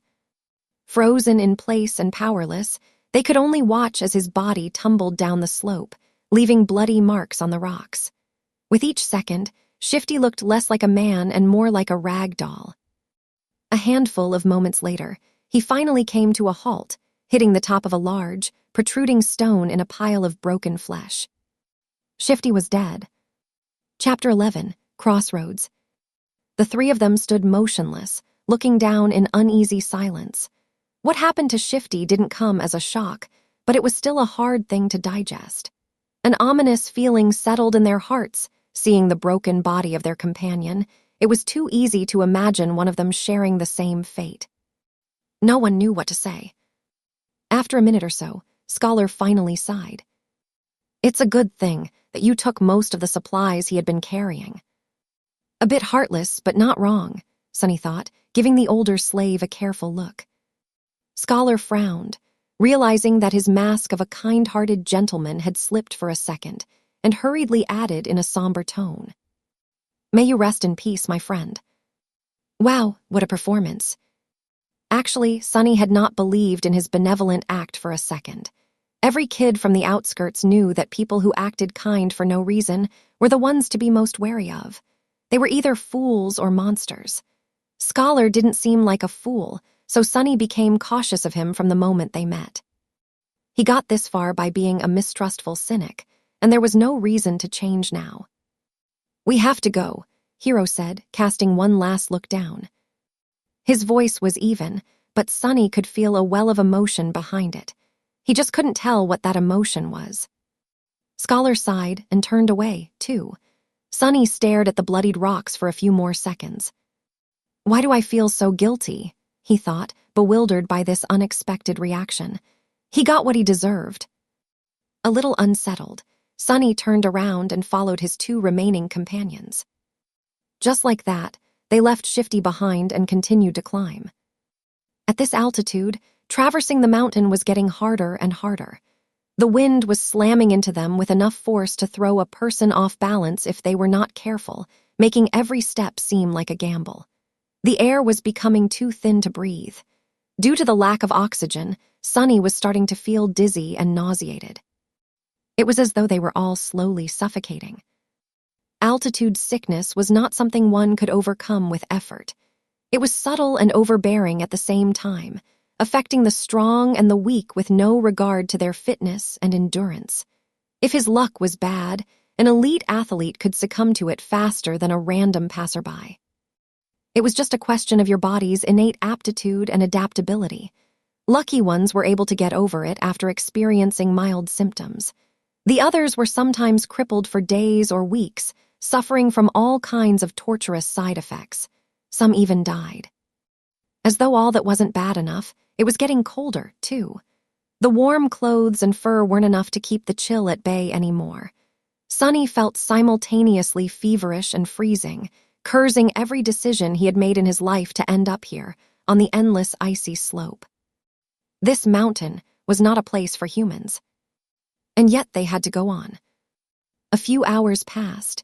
Despite everything, the three survivors continued to struggle forward, slowly moving higher and higher.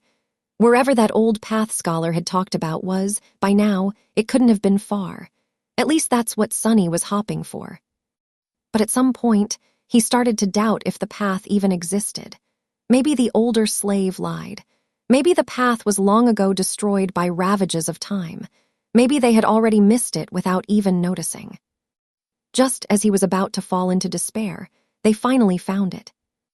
It was weathered and narrow, barely enough for two people to walk side by side. The path wasn't paved, but rather cut from the black rock by some unknown tool or magic, winding its way up the mountain like a tail of a sleeping dragon. Here and there, it was hidden beneath the snow. But most importantly, it was flat. Sunny had never been that happy to see something flat in his life.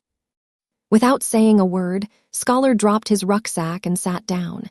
He was deathly pale, gasping for air like a fish out of water. Despite that, there was a slight grin on his face. "Told you." Hero gave him a nod and looked around. A few seconds later, he turned back to the triumphant slave. "Stand up. It's not time to rest yet." Scholar blinked a few times, then glanced at him with pleading eyes. Just give me a few minutes." The young soldier was going to retort, but Sonny suddenly put a hand on his shoulder. Hero turned to face him. "What is it?" "It's gone." "What is gone?" Sonny gestured down, back the way they came. "Shifty's body, it's gone."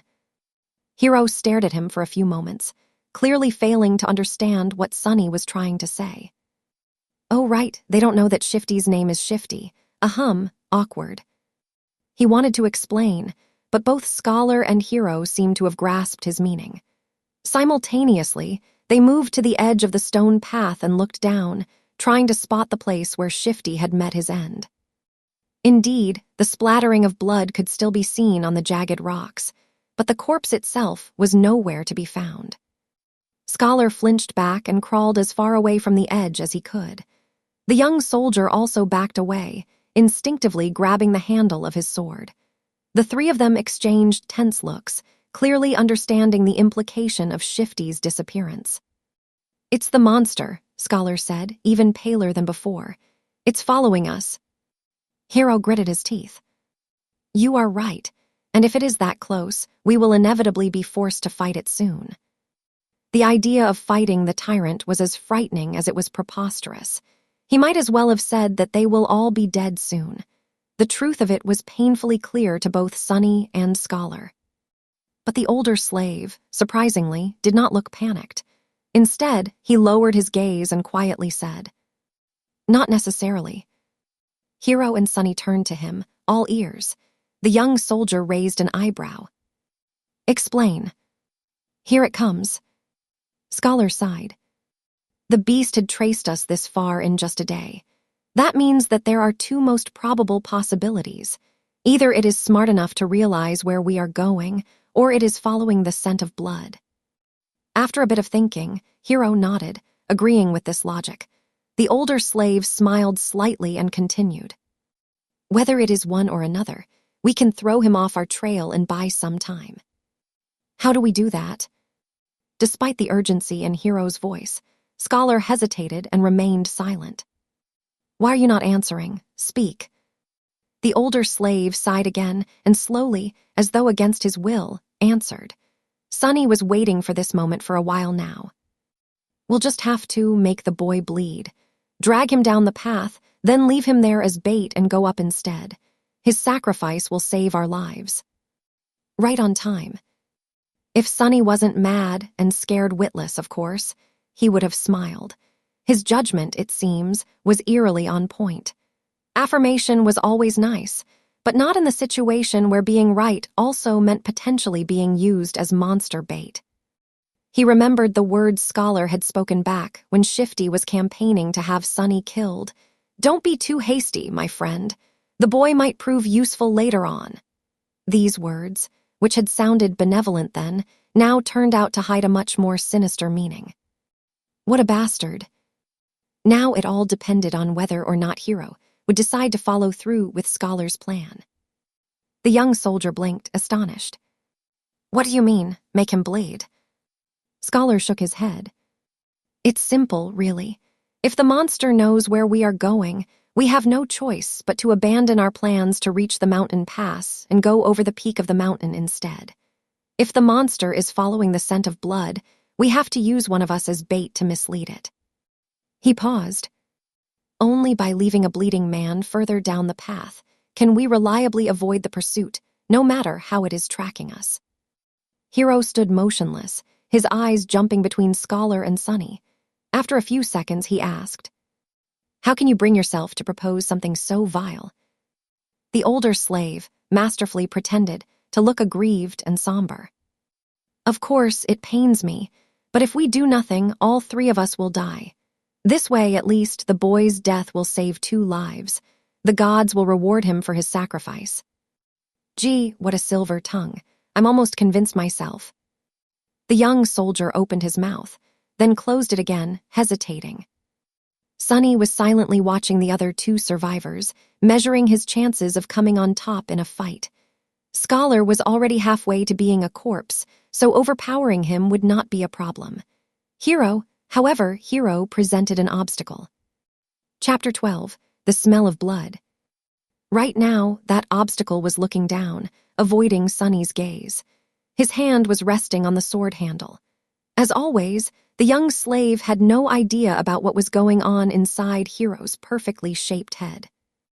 The uncertainty was making him nervous.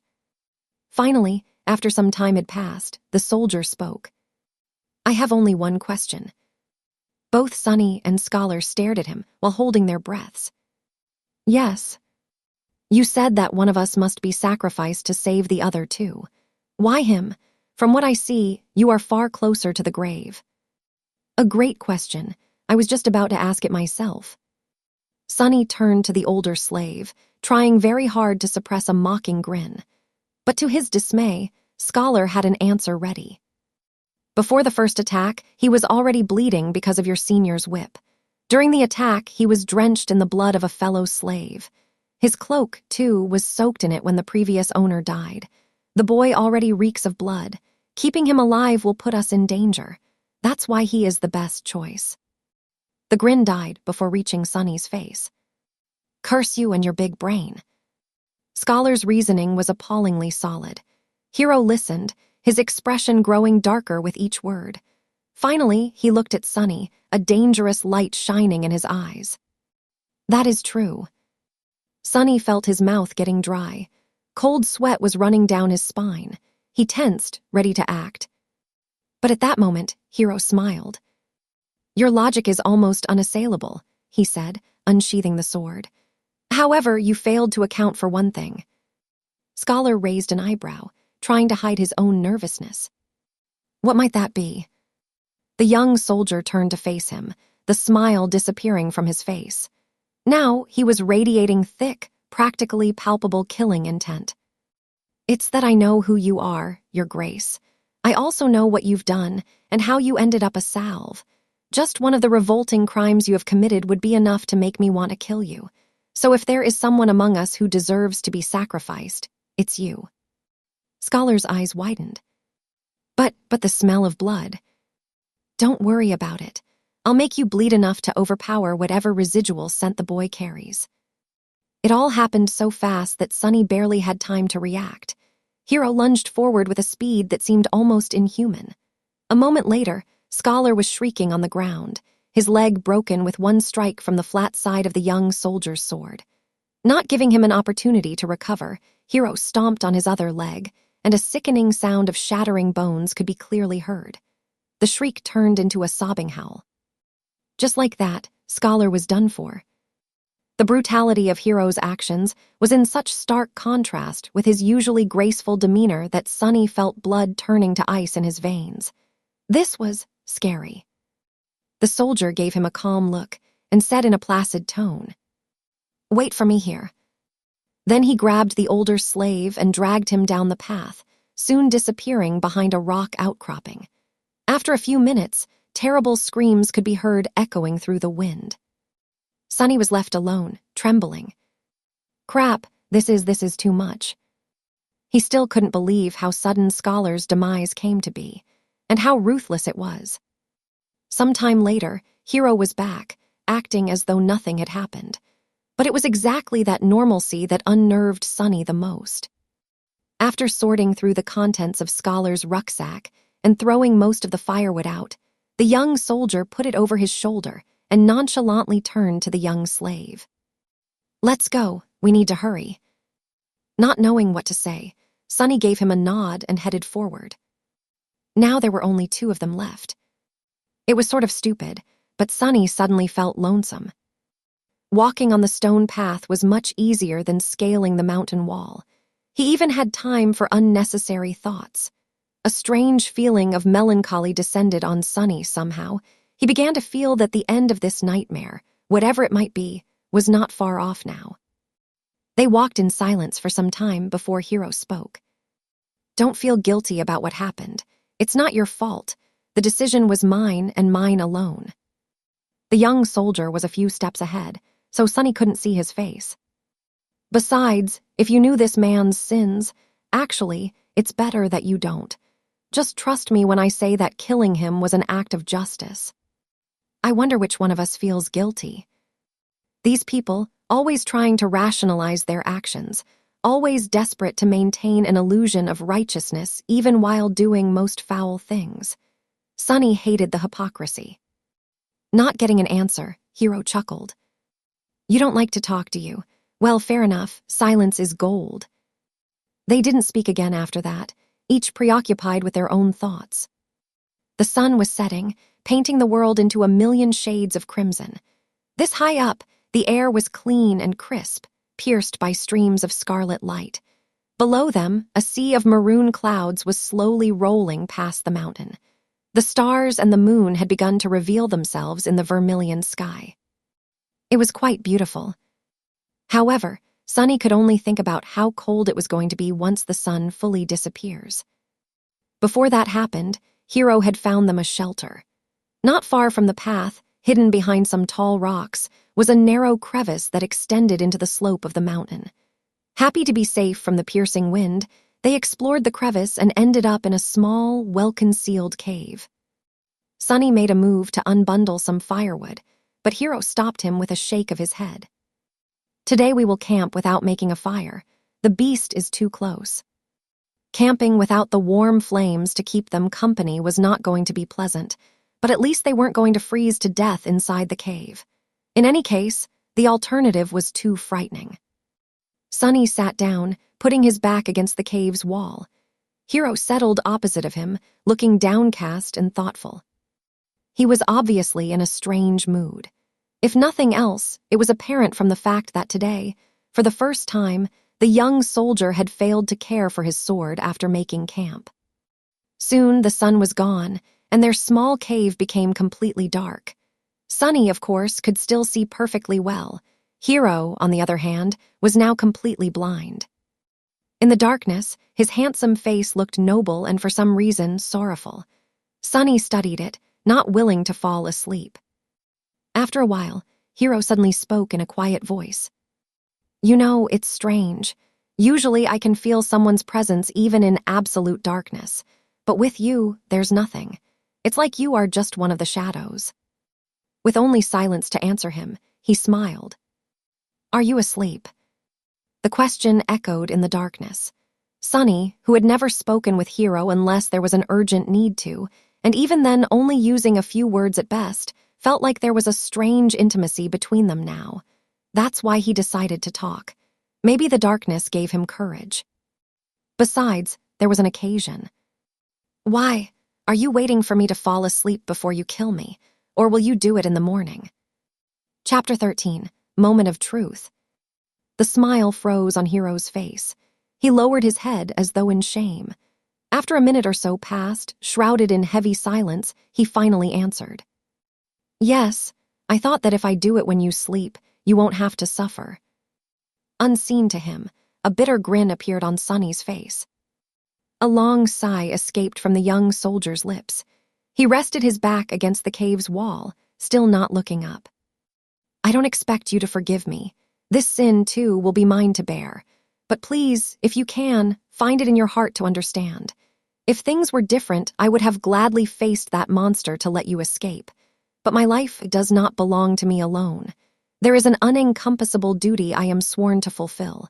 Until it's done, I cannot allow myself to die. Sunny laughed.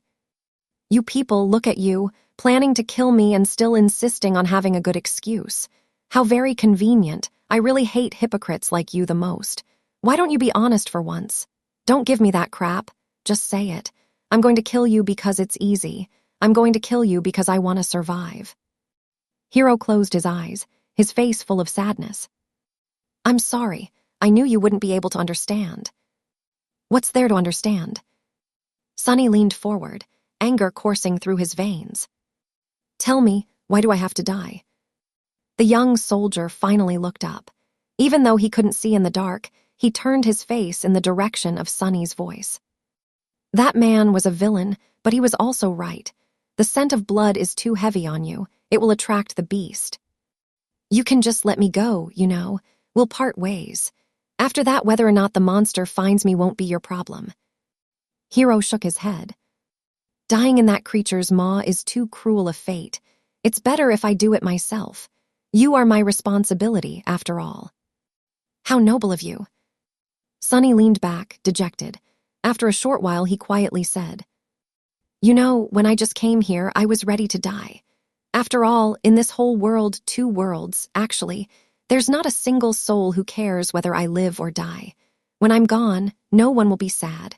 No one will even remember that I existed. There was a forlorn look on his face. A moment later, however, it was gone, replaced by mirth. But then I changed my mind. Somewhere along the way, I decided to survive. I must survive, no matter what. Hero gave him a thoughtful look. To live a life worth remembering. Sonny grinned.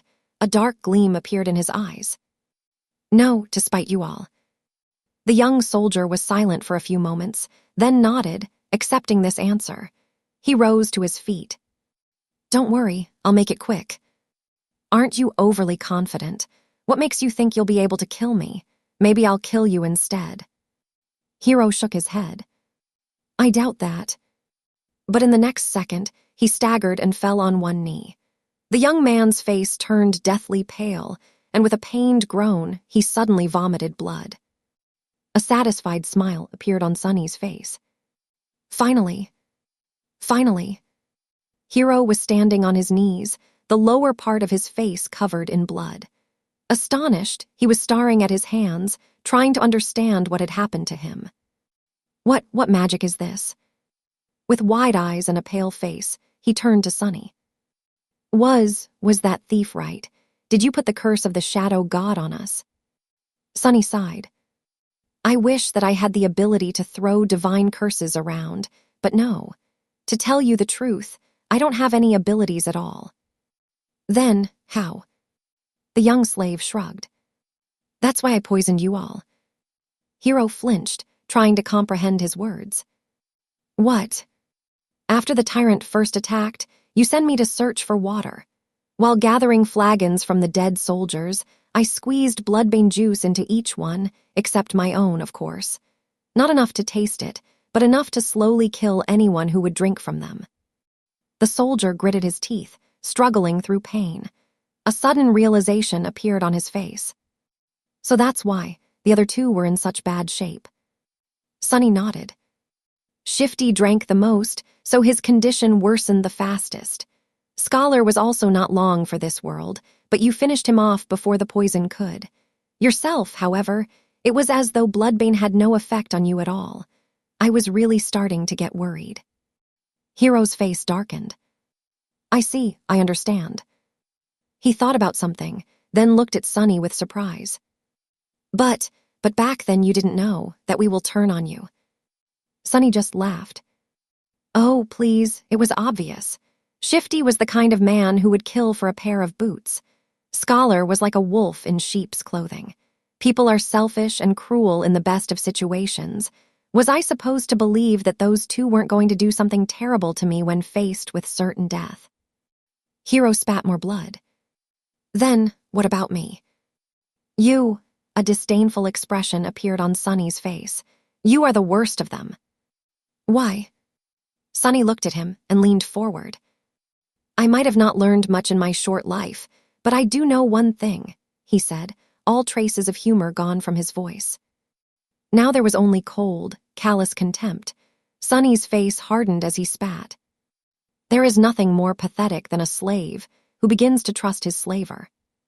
Hearing these words, Hero lowered his head. I see. Then, suddenly, he laughed.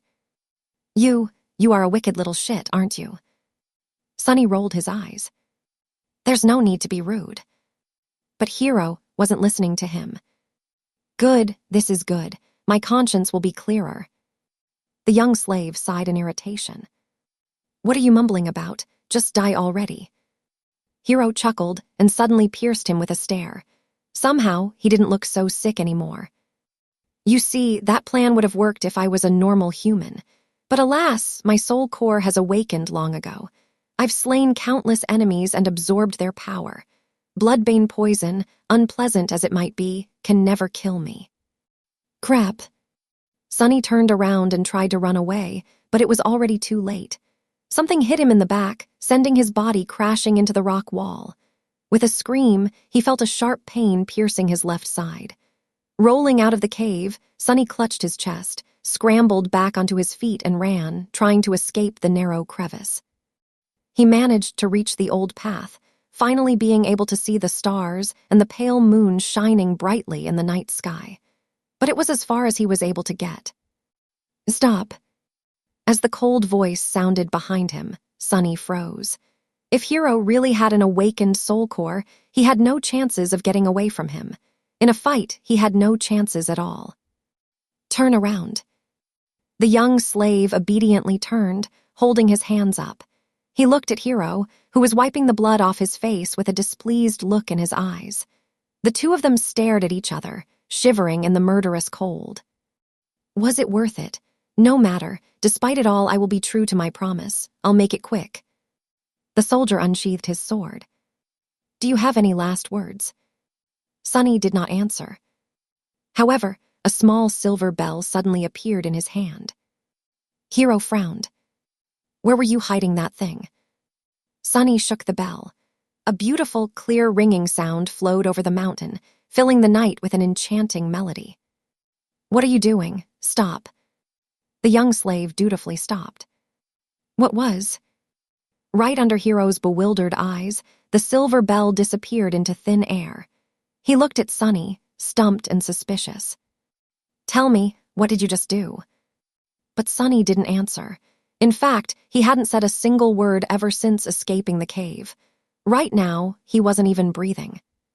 Hero, on the other hand, continued to speak. Tell me right now, or you will regret it. He scowled. Why are you not saying anything? The shivering boy just stared at him, completely silent. No, he was staring into the darkness behind him. Hero's eyes widened. What? Chapter 14, Child of Shadows. Sunny had no choice but to resort to one last, desperate gamble. He had no chance against the enemy in a direct confrontation, at least not without an advantage. Bloodbane poison was supposed to be his hidden card, but turned out to be nearly useless. Being able to see in the dark did not help that much, too. Somehow, Hero was able to perceive their surroundings even without any light. Whether he was using his sense of hearing or some magical ability, Sunny did not know, not that it mattered now that they had left the cave and were standing under the moonlit sky. Now he had only one advantage left, the fact that he knew that the Tyrant was blind and Hero did not. Acting on that knowledge, however, was easier said than done. But what else could he do? That's why he tried to stay as quiet as possible and rang the silver bell. If the description did not lie, its ringing could be heard from miles away. Surely, the Tyrant was going to hear it too. Now Sunny only had to stay silent, stall for time and hope that the monster would come. As he did so, Hero's bewilderment slowly turned into anger. Tell me right now, or you will regret it. His voice was quite threatening, but still, the young slave did not answer. He just shivered in the cold and tried not to moan despite the pulsing pain in his chest. Why are you not answering? But Sunny did not dare to answer. He held his breath and watched, horrified, as the familiar colossal figure appeared behind Hero. His lungs were on fire, and his heart was beating like crazy. It was beating so loud that he was even afraid that the blind Tyrant would hear it. But of course, it couldn't be louder than Hero's voice, who was still talking, turning himself into the only source of noise on this mountain. At the last second, a hint of understanding appeared in the young soldier's eyes. He began to turn around, his sword rising with lightning speed. But it was too late. A massive hand appeared from the darkness and caught him into an iron grip. The bone claws scraped against the armor, pulling it apart. Mountain King dragged Hero back, paying little attention to the sword biting into its wrist.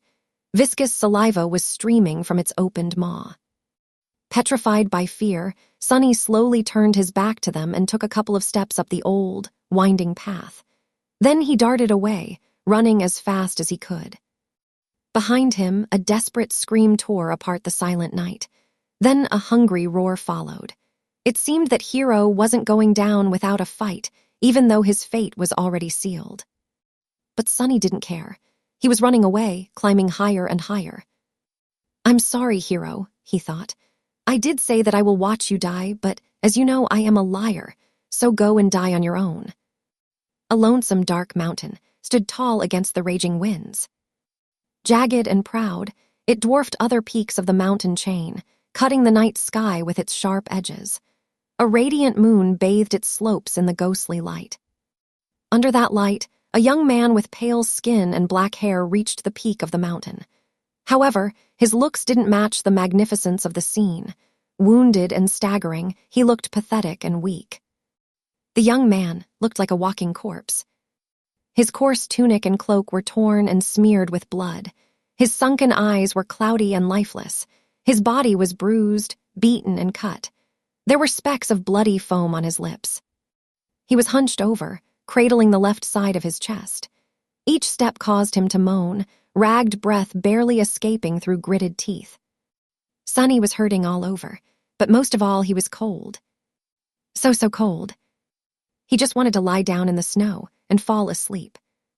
But instead, he continued walking, because he believed that the nightmare will be over once he reaches the peak. Step, another step. Finally, he had made it. At the highest point of the mountain, a vast expanse of flat rock was covered with snow. In the center of it, illuminated by moonlight, stood a magnificent temple. Its colossal columns and walls were cut from black marble, with exquisite reliefs decorating the Stygian pediment and broad frieze. Beautiful and awesome, it looked like a palace of a dark god. At least it did once. Now the temple was in ruins. Fractures and cracks marred the black stones. Parts of the roof had collapsed, letting in ice and snow. Its tall gates were broken, as if smashed into pieces by a hand of a giant. Still, Sunny was satisfied. "Found you," he said in a hoarse voice. Gathering the last of his strength, the young slave slowly limped in the direction of the ruined temple. His thoughts were muddled and confused. "See this, Hero?" he thought, forgetting for a second that Hero was already dead. "I've made it. You were strong and ruthless, and I was weak and timid. Yet now you are a corpse, and I am still alive. Isn't it funny?" He stumbled and groaned, feeling the edges of his broken ribs cutting deeper into his lungs. Blood was dripping from his mouth. Dead or not, Hero had gotten him good with that single strike. "Actually, it's not. What do any of you even know about being ruthless? Poor fools. In the world where I come from, people had thousands of years to turn cruelty into an art. And as someone on the receiving end of all that cruelty, don't you think I would know more about being vicious than you ever could?" He was getting closer to the temple. "Truth be told, you never stood a chance. Wait, what was I thinking about?" A moment later, he had already forgotten. There was only pain, the dark temple, and the overpowering desire to sleep. "Don't fall for it. It's just hypothermia. If you fall asleep, you'll die." Finally, Sunny reached the steps of the Black Temple. He started to climb them, not noticing thousands of bones that were scattered around. These bones once belonged to humans and monsters both. All of them were killed by the invisible guardians still lingering around the temple. As Sunny was climbing the steps, one of the shapeless guardians approached him. It was ready to snuff out the spark of life that was burning weakly in the defiler's chest, but then stopped, sensing a faint, strangely familiar scent coming from his soul. The scent of divinity. Sorrowful and lonesome, the guardian moved aside, letting Sunny pass. Oblivious, he entered the temple. Sunny found himself in a grandiose hall. Cascades of moonlight were falling through the holes in the partially collapsed roof. Deep shadows were surrounding these circles of silver light, not daring to touch them. The floor was covered in snow and ice. At the far end of the hall, a large altar was cut from a single piece of black marble. It was the only thing inside the temple untouched by snow. Forgetting why he came here, Sunny headed for the altar. He just wanted to sleep. The altar was dry, clean, and as wide as a bed. Sunny climbed on it and lay down.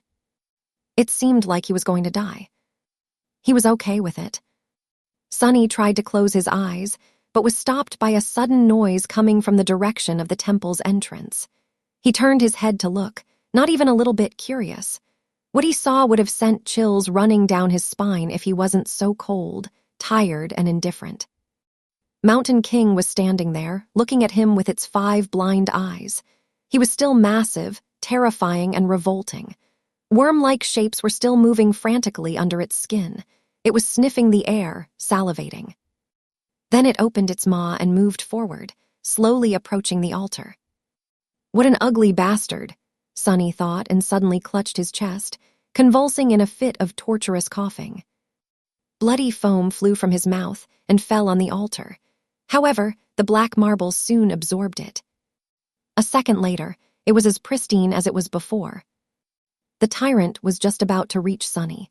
It was already stretching its hands to grab him. I guess this is the end, he thought, resigned to his fate. But at the last second, suddenly, the voice of the spell resounded in the dark temple. You have offered yourself as a sacrifice to the gods.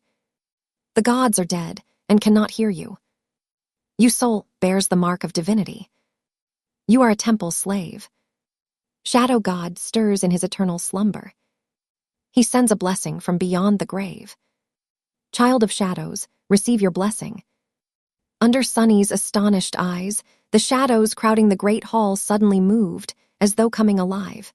Tentacles of darkness surged forward, entangling Mountain King's arms and legs. The mighty Tyrant struggled, trying to get free. But how could it resist the power of a god? The shadows dragged Mountain King back, pulling in different directions. The Tyrant opened its maw, and a furious howl escaped it. The next second, its body ruptured, torn apart into pieces. Blood, viscera, and severed limbs fell on the floor in a crimson torrent. Just like that, the horrible creature was dead. Sunny blinked. Once again, he was alone in the ruined temple. The great hall was dark and silent. And then the spell whispered, You have slain an awakened tyrant, Mountain King. Wake up, Sunless, your nightmare is over. Prepare for appraisal. Chapter 15, Shadow Slave. Prepare for appraisal. Sunny found himself in a space between dream and reality. It was an endless black void illuminated by a myriad of stars. Between those stars, countless strings of silver light were woven into a beautiful and inconceivably complex net, forming various nexuses and constellations. It was truly breathtaking. Somehow, Sunny understood that he was seeing the inner workings of the nightmare spell. He also couldn't help but think that it looked a lot like the celestial equivalent of a neural network. If so, was the spell alive? This was a question that countless people had been asking themselves for the past few decades. The best answer they had come up with was that there was no way to know. The spell was neither alive nor dead, neither sentient nor mindless. It was more of a function than a creature.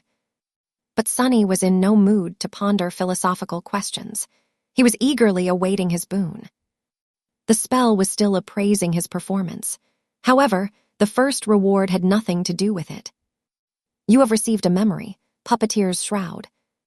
Yes. Sunny felt incredibly elated. He was almost ready to do a happy dance. That memory belonged to Mountain King, who was an awakened tyrant, which meant that the memory itself was of the awakened rank. Getting it was a stroke of incredible luck. There were 7 ranks to everything in the spell. These ranks were in order of growing power: dormant, awakened, ascended, transcendent, supreme, sacred, and divine, with the exclusion of nightmare creatures, who were ranked as dormant, awakened, fallen, corrupted, great, cursed, and unholy. From the spell's point of view, Sunny was a dormant human. Having a memory of a higher rank than his own soul core would be of great help once he enters the dream realm. The power gap between different ranks simply could not be overestimated. He wanted to take a look at the Puppeteer's Shroud, but there was no more time. The spell was done with its appraisal. Here in the void, its voice didn't sound subtle and familiar anymore. Rather, it seemed like the universe itself was speaking. Sunny held his breath, listening. Aspirant, your trial is over. A nameless slave ascended the Black Mountain. Both heroes and monsters fell by his hand. Unbroken, he entered the ruined temple of a long-forgotten god and spilled his blood on the sacred altar. The gods were dead, and yet they listened. You have defeated a dormant beast, Mountain King's larva. You have defeated 3 dormant humans, names unknown. You have defeated an awakened human, Oro of the Nine. You have defeated an awakened tyrant, Mountain King. You have received the Shadow God's blessing. You have achieved the impossible. Final appraisal, glorious. Your treachery truly knows no bounds. That final part was not really necessary, as far as Sunny was concerned, but he was still pretty satisfied with the praise from the spell. He felt like his chances of evolving his aspect to an awakened, or even ascended, one were pretty high. His overall power was still dependent on the rank of his soul core, which would remain dormant until much later, but the rank of the aspect itself would do wonders for his overall potential. Dreamer Sunless, receive your boon. He was an aspirant no more. Sunny grinned. You have been bestowed a true name, lost from light. His jaw dropped. A true name. He had received a true name. Never in his wildest dreams did Sunny dream of becoming one of the chosen few to accomplish such feat, and in his very first nightmare to boot. Not even all of the saints could boast of having one. He was an elite now, a bona fide cream of the crop. He was going to be rich. But the rewards kept coming. Your aspect is ready to evolve. Evolve aspect. What kind of a question is that? Sunny crossed his fingers and said, yes. Dormant aspect temple slave is evolving. New aspect acquired. Aspect rank, divine. Sunny fell over. Aspect name, shadow slave. Divine, it's divine. Sunny was standing on his knees, stupefied. The shock was so great that for a second there, he lost all control over his limbs and fell. It said divine, right. He raised a trembling hand and rubbed his eyes, making sure that he was awake. Or rather conscious, since, technically, he was still sleeping in the underground vault of the police station. Confused by all this terminology, Sunny silently summoned the runes and found the lines describing his aspect. Aspect, shadow slave. Aspect rank, divine. Aspect description, you are a miraculous shadow left behind by a dead god. As a divine shadow, you possess plenty of strange and wondrous powers. However, your existence is empty and lonesome. You mourn the passing of your former master and long to find a new one. Innate ability, shadow bond. Ability description, find a worthy master and let them know your true name. Once they recite it out loud, you will be bound to their will, unable to disobey any command. It is improper for a shadow, let alone a divine one, to walk around without a master. That was a lot to digest. First of all, Sunny felt his heart beating faster. He heard it right. All the suffering and horror he had experienced in the first nightmare paid off in the end. A divine aspect. He had received a divine aspect. Anything above awakened was rare and immensely valuable. People with ascended aspects were rare enough to be fought over by various factions. The factions themselves were built around singular powerhouses with transcendent or supreme aspects, and he had never, ever heard of anyone acquiring a divine one. Never. Anything with the divine prefix was so hard to find that it mostly lived in the realm of myths and legends. After all, the human race had not reached that high yet. It was only slightly more than a decade since humans managed to finally conquer the third nightmare and receive the ability to evolve their cores to transcendent rank. As transcendents, or saints, as they were called in the real world, powerful awakened ruled over the dream realm, but even they did not dare to face nightmare creatures of higher ranks. Subsequently, there were not a lot of memories and echoes of supreme rank around, let alone sacred or divine. The same went for aspects. And yet Sunny just got one. He grinned, driven half-mad by joy and arrogance. However, his jubilation was a little muddled. After all, there was that weird innate ability. Of course, he had no intention of becoming someone's magical slave with no free will of his own. To hell with that. But it wasn't that bad. All he had to do to avoid that fate was to conceal his true name. No one except for him could see his status. That meant that Sonny just had to keep his mouth shut, and no one will know that he even had one. It meant giving up on all the benefits that someone who was bestowed a true name after the first nightmare was entitled to. But it all paled in comparison with a divine aspect. Not a problem, Sonny thought with a smirk. If the spell had the ability to laugh, it would surely do so after hearing his thoughts. However, it didn't. Instead, it began to speak again. The first seal is broken. Awakening dormant powers. Chapter 16, Rebirth. Sonny felt something waking up inside of him. With a startled cry, he clutched his chest and stared into the darkness, trying to understand what was happening. The feeling was not painful or unpleasant, yet it was like nothing he had ever experienced. It was as though his soul was being shaken awake, infused with strange new energy. However, that energy did not come from some outside source. Rather, it was coming from within, as though it had always been there, sleeping.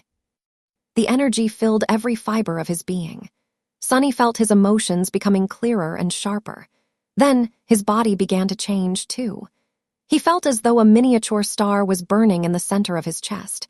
Waves of heat were radiating from it, slowly reaching his stomach and shoulders, then his arms and legs, then his hands and feet. Under that heat, his bones, muscles, organs, and blood vessels were being rebuilt and revitalized. Sonny felt like he was being reborn. He was becoming stronger, faster, healthier. It was euphoric. With each second, his transformation was becoming more profound. New confidence settled in Sonny's heart. He was not a weak, frail street kid anymore. He was not as vulnerable against anyone who would wish to bully him as he was in the past. With his powers awakened, and his will tempered by the horrors of the first nightmare, he was now someone you would not want to cross. After some time had passed, the star burning in his chest finally cooled down. The heat was replaced with a soothing coldness. That coldness washed over Sonny's body, taking away all the aches and discomforts that had been accumulated there over the years. Then it moved up, reaching his brain and, finally, his eyes. His vision strangely doubled. He could still see the void populated by an endless pattern of stars, but he could also see something different. A silent, calm dark sea illuminated by a lonely black sun. From his previous knowledge, Sonny knew that this was his so-called Sea of Soul, but he also knew that it was supposed to look quite different. For starters, it was supposed to be much more lively.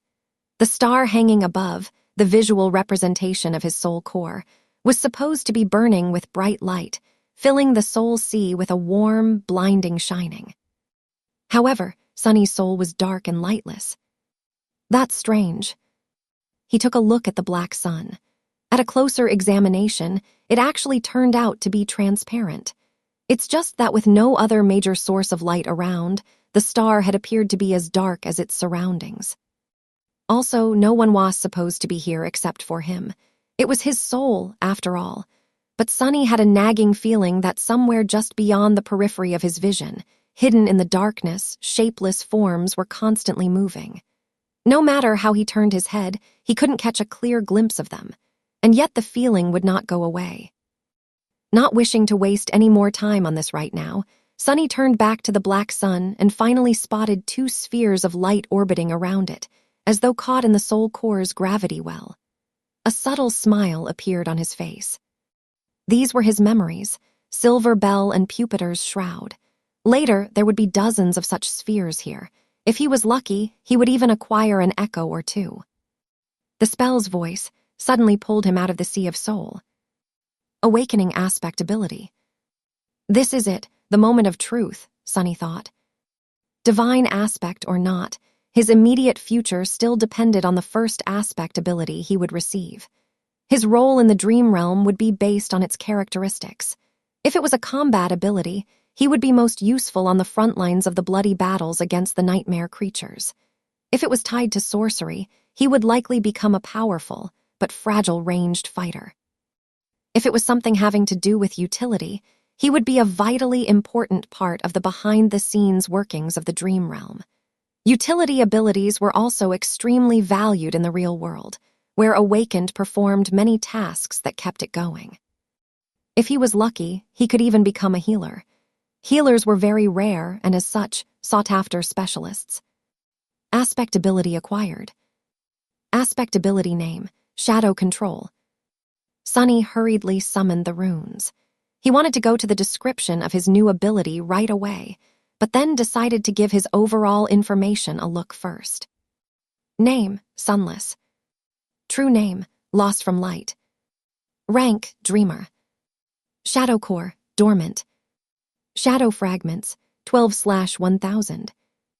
What is that? Where the rank of his soul core was supposed to be written, a mysterious shadow core appeared instead. Sunny looked at it, blinking. He had never heard of anyone having a different kind of core before. Was he that unique? This enigmatic shadow core would certainly explain why his sea of soul looked so strange. And also, he moved his eyes down, noticing the shadow fragments counter. Usually, there was supposed to be an indicator of the number of soul shards consumed. However, it was nowhere to be seen. Do I actually have a completely different progression path than all Awakened? The idea was as exciting as it was frightening. Not having to fight for resources with anybody else was an incredible advantage. Most of the human society in the dream realm was built around the acquisition of soul shards. If he had no need to gather them to evolve, not only would he be able to become more powerful with incredible speed, he would also be completely self-sufficient. On the other hand, he had no idea how to acquire these shadow fragments. However, he had gotten 12 of them somehow already. So whatever it was that he had to do, he had already done it in the first nightmare. I'll have to explore this carefully. Satisfied with this decision, Sunny continued to study the runes. Memories, Silver Bell, Puppeteer's Shroud. Echoes. Attributes, Faded, Mark of Divinity, Child of Shadows. Aspect, Shadow Slave. Aspect rank, Divine. Aspect abilities, Shadow Control. Aspect ability description. Your shadow is more independent than most. It is an invaluable helper. What is that supposed to mean?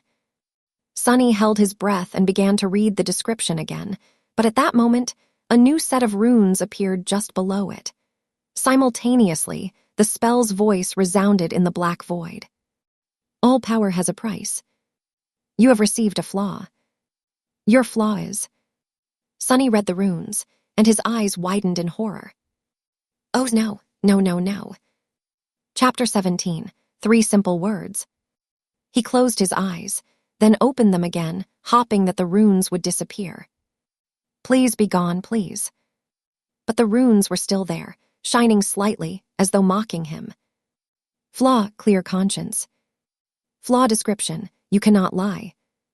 Sunny stared at these 3 simple words, feeling like there was a bottomless abyss opening right beneath his feet. The spell, which was usually frivolous with its descriptions, decided to be straight and on point this time. There were only 3 words. They left him no room to maneuver. Can't lie, I can't lie, me. How am I supposed to live if I can't lie? Sunny's very survival was predicated on his ability to deceive and outsmart other people. Even the spell itself congratulated him on his treachery. Without the ability to lie, he wouldn't be able to achieve anything. Not to mention, his heart suddenly felt as though it was about to stop. If he could only tell the truth, how was he supposed to hide his true name? Wouldn't anyone be able to turn him into an obedient slave by simply asking a couple of innocent questions? SH. Sunny was about to scream and curse, but at that moment, the spell spoke again. Wake up, lost from light. The black void spun and disappeared. Sunny opened his eyes. The armored ceiling of the police station's vault hung above him. No one would call its aesthetics beautiful, but to him, it was the most majestic sight. Only now did he realize how much he had missed the real world. It was safe and familiar. There were no monsters or slavers, well, at least officially. There was no constant fear of torturous death. It was home. In addition, Sunny felt incredible. The cold that had crept deep into his bones during the nightmare was gone, taking with it all the pain that his wounded body had been enduring day after day. His feet and wrists were not in agony, his back had forgotten the bite of the whip, and he could even breathe without feeling the sharp edges of his broken ribs cutting deeper and deeper into his lungs. What a blessing! The sudden disappearance of pain, coupled with the new vitality that permeated his body, almost made Sunny cry. I really survived. He slowly looked down and then froze, breathless. On a cheap plastic chair placed beside his reinforced medical bed sat the most beautiful woman he had ever seen. She had short, raven-black hair and icy blue eyes. Her flawless skin was smooth, supple, and as white as snow. Actually, this was Sunny's first time meeting someone as pale as he himself was. However, while Sunny's pallor looked strange and unhealthy, the beautiful stranger was nothing short of striking. The woman seemed to be in her late 20s. She was wearing a dark blue uniform with silver epaulets and black leather boots. The jacket of her uniform was casually unbuttoned, revealing a black tank top beneath. Currently, she was stretching her arms above her head, clearly bored and sleepy. The gesture forced the thin fabric to tighten, provocatively accentuating her full breasts.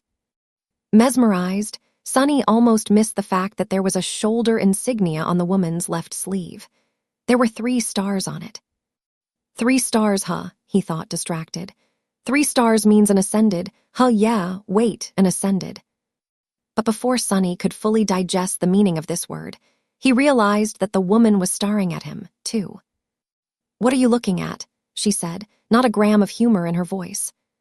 Sunny blinked a couple of times, embarrassed, and quickly came up with an excuse. Then he opened his mouth and answered. Your breasts. A second later, his eye widened in absolute horror. Because he wasn't planning to say those words at all, his mouth moved on its own.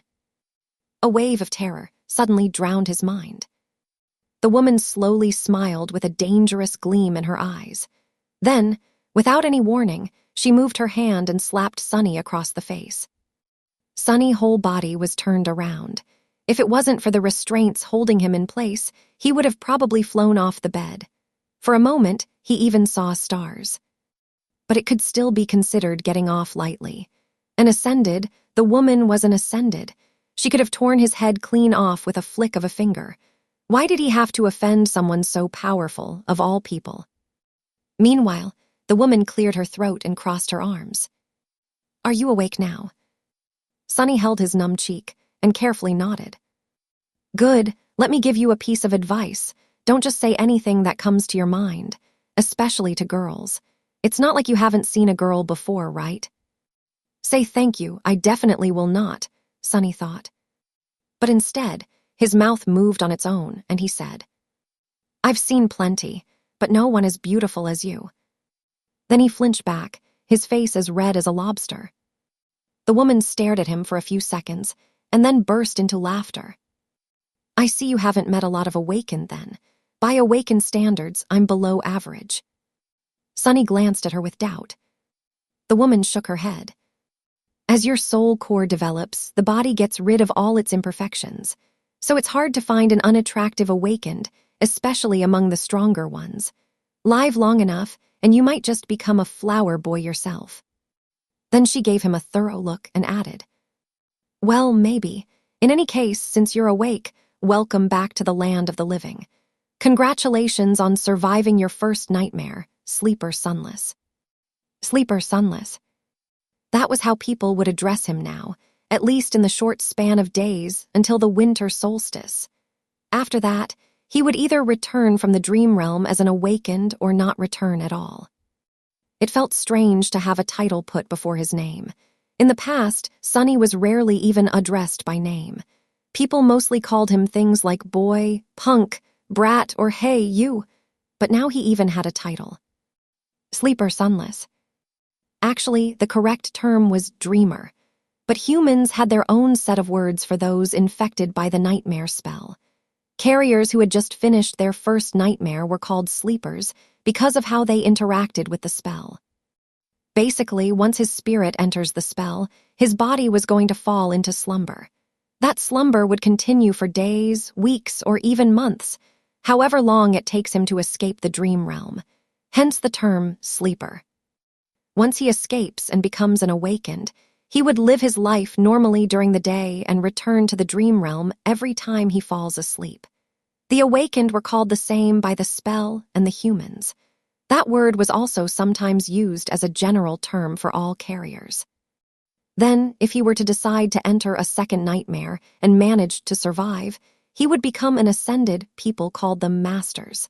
Masters could enter and exit the dream realm as they wished. Some even chose to never come back there at all. More than that, they traveled between the worlds physically, not just in spirit. And then, above the masters, there were saints, those who had conquered the third nightmare and earned the right to call themselves transcendent.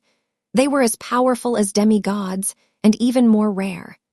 Not only could they travel between the real world and the dream realm, but they could also take others with them.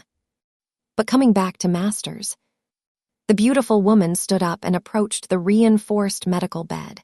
With practiced moves, she began to undo the restraint holding Sunny in place. I am Ascended Jet. You can call me Master Jet. These past 3 days, I was on watch duty due to your nightmare. Right, before I fell asleep, the policeman told me that an awakened would arrive in a few hours to monitor my condition. To kill the nightmare creature if I die, and let it through. Sunny was unwilling to open his mouth, terrified that all sorts of truths would come spilling out. But there were things he simply had to know. Master Jet, I have a question. Go on. Why would a master be put on watch duty?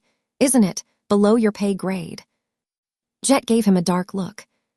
You're smarter than you seem. Recently, there was a lot of gates opening in this sector. Most of the local awakened are either wounded or occupied with the cleanup, or dead. It's always like that close to the winter solstice. She opened the final restraint and took a step back. Plus, there's not a lot of awakened who, like me, directly work for the government. It's by far the least lucrative or glorious carrier one of us can choose.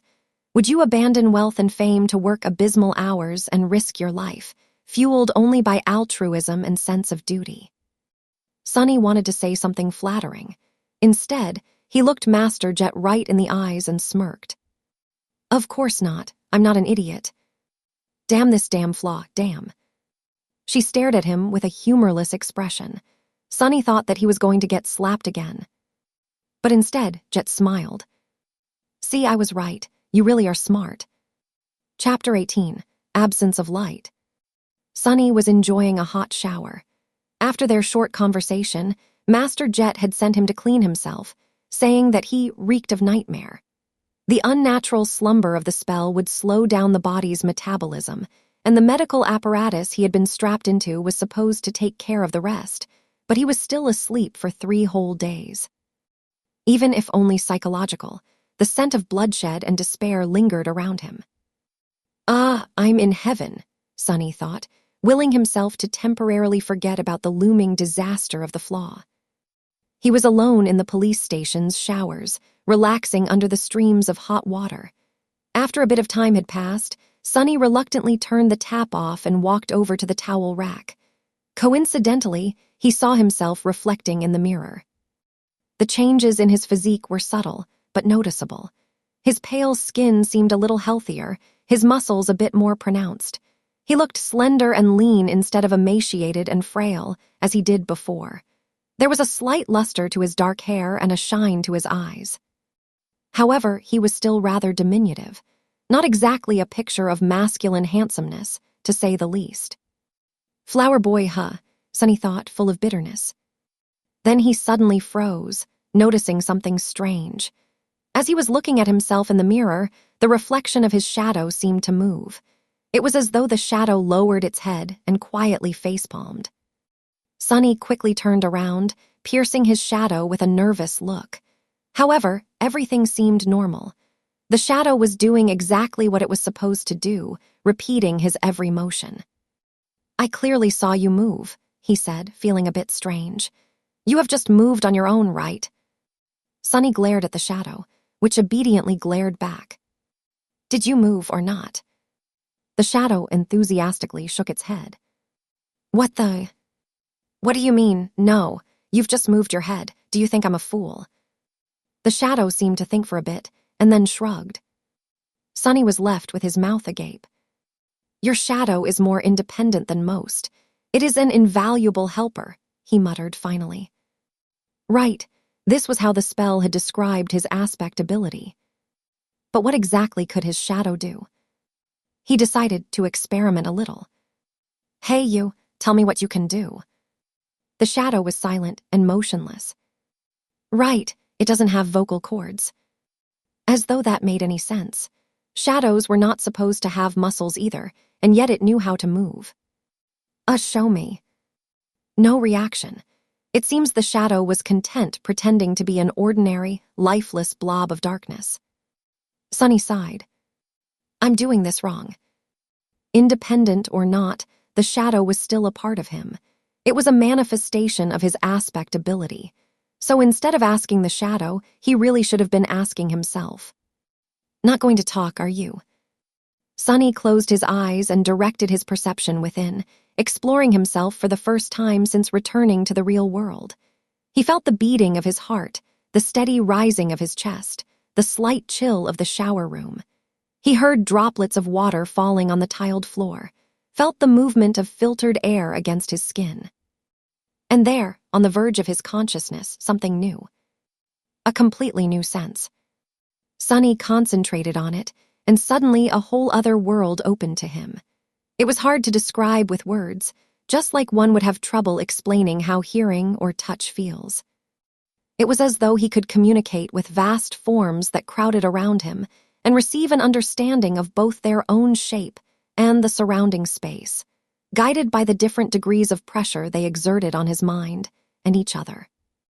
That understanding came naturally and instantaneously, like an instinct.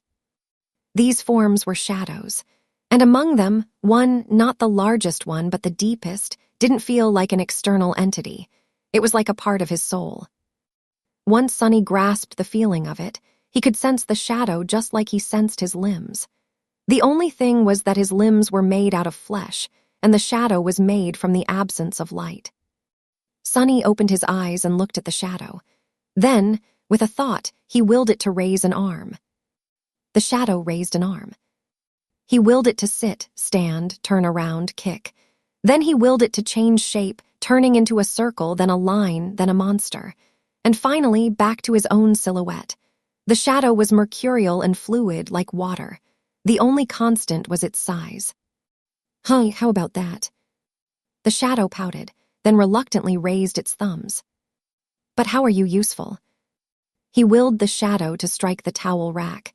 It obediently moved and delivered a powerful kick. Of course, since it was just a shadow, its leg passed over the towels harmlessly, not even causing them to sway a little.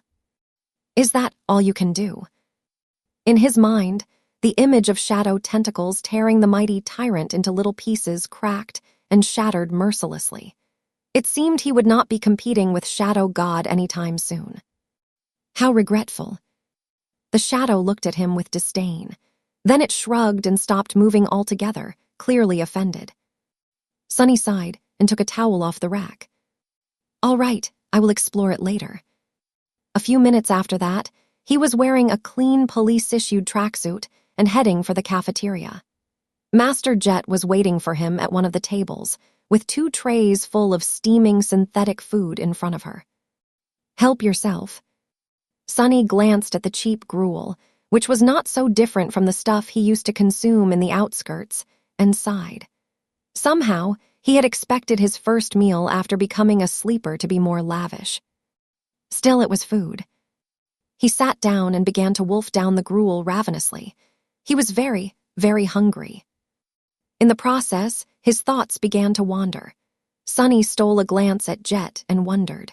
The spell told him to find a master, and the next thing he knew there was a woman calling herself master right in front of him.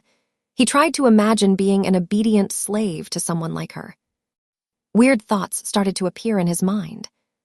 "You know what, Sonny?" he thought with dark irony. Knowing your luck, this would be a perfect moment for her to ask, "What are you thinking about?" Sonny choked on the gruel. He felt his mouth beginning to open and put all of his will into staying silent. A second passed without him saying anything. Then a weird pressure appeared in his mind, which soon turned into blinding pain. He endured it for a couple more seconds before giving up. "I was thinking that it would be a perfect moment for you to ask me about what I am thinking," he finally said. Jet gave him a weird look. "All right, are you almost finished with your food?" Sonny nodded. "Then I'll begin. As per protocol, I am obligated to inform you of a few things. It is mostly a formality. First of all, concerning your nightmare." She glanced at him and sighed. "You are entitled to receive free psychological counseling. No matter what traumatic experience you have encountered, there is no shame in asking for help. Your mind is as important as your body. It's only right to keep it healthy. Are you interested?" Sonny shook his head. Jet shrugged and continued. "As you wish. You can also talk to me. Was it very hard?" How could he answer? It was simultaneously much worse than I expected, and exactly as bad as I expected. She nodded, satisfied with that explanation. "That's a good attitude. I won't pry any further. Us outskirt rats are way more resilient than people think." Sonny looked at her in surprise. "Master Jet, you grew up in the outskirts." She grinned. "What? You can't tell because of my exquisite manners and polished exterior." He blinked a couple of times, surprised. "I couldn't tell at all." After thinking for a while, he added, "Are there a lot of people like us among the awakened?" Jet's smile disappeared. "No, there's not. In fact, they can be counted on one hand." As expected, odds were really stacked against people like them. That made the 3 stars on Jet's insignia even more exceptional. "One day, I'll be a master too. If she can do it, why can't I?" "So, what happens now? What else are you obligated to tell me?" Sonny had no idea what he was supposed to do after leaving the police station. The winter solstice was just several weeks away. Jet leaned back and answered, "That's basically it. There are some additional hoops to jump through, mostly having to do with your family, but, well, I've read your file, so I know it doesn't apply. The only thing left is to decide how you will be preparing for your first journey into the dream realm." She looked at her communicator and grimaced. "I must say, your luck is exceptionally bad. There's not a lot of time at all. First of all, you are free to do what you want. No one is forcing you to make a certain decision. That is to say, you can choose to prepare on your own or not prepare at all. Party until the lights go out."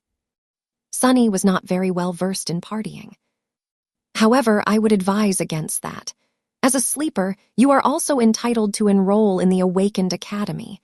You'll be provided with food, lodging, and a wide choice of preparatory classes. This late into the year, you won't be able to learn a lot, but it's better than nothing." She was silent for a few seconds, then added, "More importantly, you will get acquainted with most of the people who will enter the dream realm with you. Some of them might become your companions for life. And some may end up trying to end that life once we're inside the spell," Sonny added, reading between the lines of what Master Jet had said. "So, what do you say? Do you want me to take you to the academy?" Sonny thought about it. Strangely, his flaw was silent, not forcing him to answer one way or the other.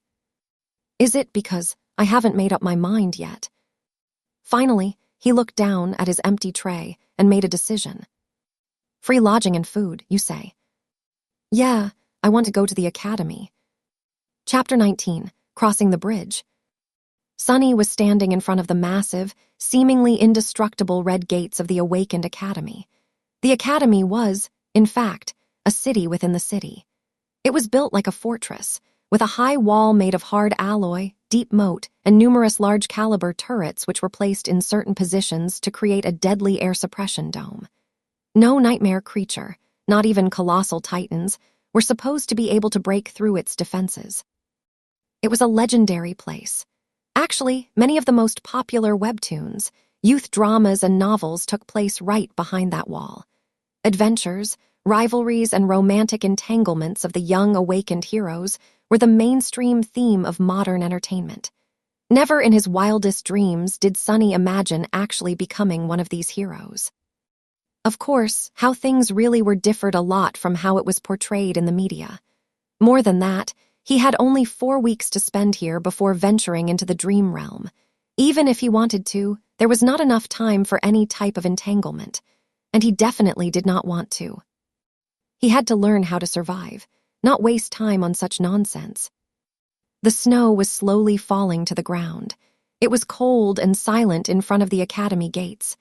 Except for Sonny, there was only one other person, another new sleeper, if he had to guess. It was a tall, slender girl of around his age, with clear gray eyes and a detached look on her face. She had strange, silver-white hair that was cut short and neatly parted to the side. Just like him, she was dressed in a police-issued tracksuit and had no personal belongings with her. On her head, there was a pair of old-fashioned headphones. She was calmly listening to music while they waited. There was a certain vibe to the silver-haired girl. It was sort of as though she was apart from the world. She looked confident and self-sufficient, but also a bit lonely. Sonny wasn't going to start a conversation. Who knew what kind of situation he would put himself in due to that damn flaw? It was better to keep to himself. He glanced at the girl and sighed. I wonder what flaw does she have? Finally, the gates began to open. The giant, ridiculously thick sheet of reinforced metal slowly descended, creating a long bridge. Sonny looked ahead with grim determination. Master Jet's parting words echoed in his mind. On their drive to the academy, Sonny didn't speak much, looking at the sights of the city that were flying past the window of Jet's personal transport vehicle. Actually, it was his first time sitting in a PTV. Most people in the city couldn't even dream about getting a license and purchasing a vehicle like that, having to do with public transportation. He had ridden in the back of a police cruiser once or twice, but that was a completely different experience. At some point, Master Jet looked at him and said, Since we both come from the outskirts, I'll give you 3 pieces of advice. Whether you listen to me or not is your business. Sonny turned his head, waiting. First, once you're registered in the academy, they'll offer you psychological counseling again. There will also be a valuable reward for sharing your experiences in the nightmare and the details of your appraisal. You'll be able to receive a soul shard, maybe even several of them. He frowned. Are you trying to convince me to visit a psychiatrist again? Jet shook her head. No, I'm telling you to refuse. Surprised, Sonny raised his eyebrows. Why? There was a pause before she answered. You're too green to understand, but out there in the dream realm, nightmare creatures are not the only danger. Once you grow powerful enough, humans will become an equal threat. The less they know about your aspect, the better. So that's how it is. The easiest way to defeat a powerful awakened is to use their flaw. That's why young fools in the academy are encouraged in various ways to share the details of their aspects. I'm not saying that the government will leak your information, but once 2 people know a secret, it's no longer a secret. And there's a lot of people working for the government. That made a lot of sense. Thank you, Master Jet. She gave him a nod. Second, there will be a lot of courses to choose from. All types of combat training, deep dives into nightmare creature categories and vulnerabilities, basics of various types of sorcery, artifact study, and so on. Sonny gulped. Actually, he was already agonizing about what weapon to train with. 4 weeks was not enough to master a weapon, but at least he would have a basic understanding of it. Disregard all of that. The only course you have time to attend is wilderness survival. He blinked. What? Jet glanced at him. It's different for city kids, who learn all sorts of useful things in school and from their tutors. But we don't have that advantage, do we? What was the biggest threat to your life during the nightmare? Sonny thought about it. On the surface, the most dangerous thing he faced was the Tyrant, followed by Hero, Oro of the Nine. But actually, what almost killed him in the end was the cold. Jet smiled. Smart, you only know how to survive in the city, but the dream realm is mostly made of wilderness. Do you know how to make a fire? How to procure food? How to find safe shelter? No, fighting monsters is important, but it'll be useless if you die of hunger or exposure to the elements. Trust me, I've learned it the hard way. Sonny nodded, angry at himself. It was so obvious, yet he never even thought about these seemingly simple things. He was blinded by his past habits and experience. Human brains were like that. Once accustomed to a certain way of living, it was hard to see past the already familiar routines. It was lazy thinking at its worst. At that point, Master Jet had stopped the car and opened the door, getting out. Sonny followed her and was momentarily stunned, staring at the colossal metal gates in front of them. This was the famous Awakened Academy. After a few seconds, he shook off his amazement and turned to his senior. "This is as far as I go," she said, looking cheerlessly at the walls of the academy. "I've already notified them. Someone will come fetch you in a while." There was something dark in the depths of her icy blue eyes. Sonny suddenly felt a cold feeling spreading through his body. "What's the third advice?" Master Jet glanced at him, then sighed. "Remember, no one can survive in the dream realm alone. That's not an opinion, that's a fact. Try to get along with your peers even if they don't treat you well. It might save your life." Then she suddenly smiled and patted him on the shoulder. "You've done well to survive until now. Make sure to keep yourself alive in the future, too." Then she got back into her PTV and drove off. Just like that, she was gone. The end of the metal bridge hit the special grooves in the ground and stopped moving after a set of loud clicks. Sonny looked ahead, wondering what kind of life he was going to be living in the next 4 weeks. Keep your flaw and aspect secret, learn to survive in the wilderness, be nice to other sleepers. It didn't sound too hard. But for some reason, he was sure that these weeks were going to be as challenging as his first nightmare, or maybe even worse. Seemingly free of such concerns, the silver-haired girl walked forward and stepped on the bridge. Sonny sighed and reluctantly followed. Chapter 20, Outcast once again. The sleeper part of the compound was relatively small and situated in the southern part of the academy, surrounded on all sides by training fields and parks. It was a low, modern building constructed with reinforced materials. Like the majority of buildings in the academy, most of it was hidden below the ground, leaving only a couple of floors above it. With its white, pristine alloy walls and wide windows, it must have looked beautiful in the summer, contrasted against all the greenery around. Inside, the building was spacious and well-lit. Sonny and the silver-haired girl were taken to a large hall where 100 or so of young men and women, sleepers of the same unfortunate timing as the two of them, were already waiting for the beginning of the induction ceremony. Most of them were nervous, tense, and excited. Logistics of the academy were a constant headache for the administrators, since the rate at which the spell infected people was always chaotic. There was no way to orderly structure for batches of sleepers to undergo any type of standardized education on a shared schedule. Some of them had a full year to prepare for the dream realm, some only months, some even mere days. That's why these induction ceremonies were held each month at the beginning of the year, and then every week once the winter solstice began to loom near. Some of the sleepers in the hall had to wait days to be inducted, while Sonny had lucked out and was delivered to the academy just hours before the scheduled event. Once inside the hall, he understood 2 things. Firstly, everyone was well-dressed and in possession of a suitcase, a duffel bag, or at least a backpack carrying their personal belongings. They were obviously coming prepared, most likely from home, sent off by their families. So Sonny and the silver-haired girl, who came empty-handed and wearing simple police-issued clothes, were not a norm like he had assumed, but actually an eye-catching anomaly. Right, that makes sense. Secondly, Master Jet was not being overly humble when she called herself below average by Awakened standards. Even though these young people were just starting their paths as Awakened, their looks were dazzling. Everyone was handsome, beautiful, and radiated health.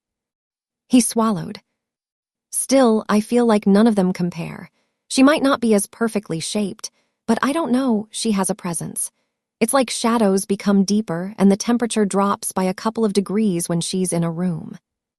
Was this the difference between a sleeper and a master? But all of these thoughts were just him trying to postpone the inevitable. Sunny already knew that he was in for a wild ride.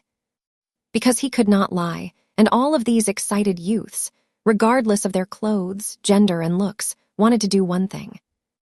Talk. Every one of them wanted to talk with fellow sleepers.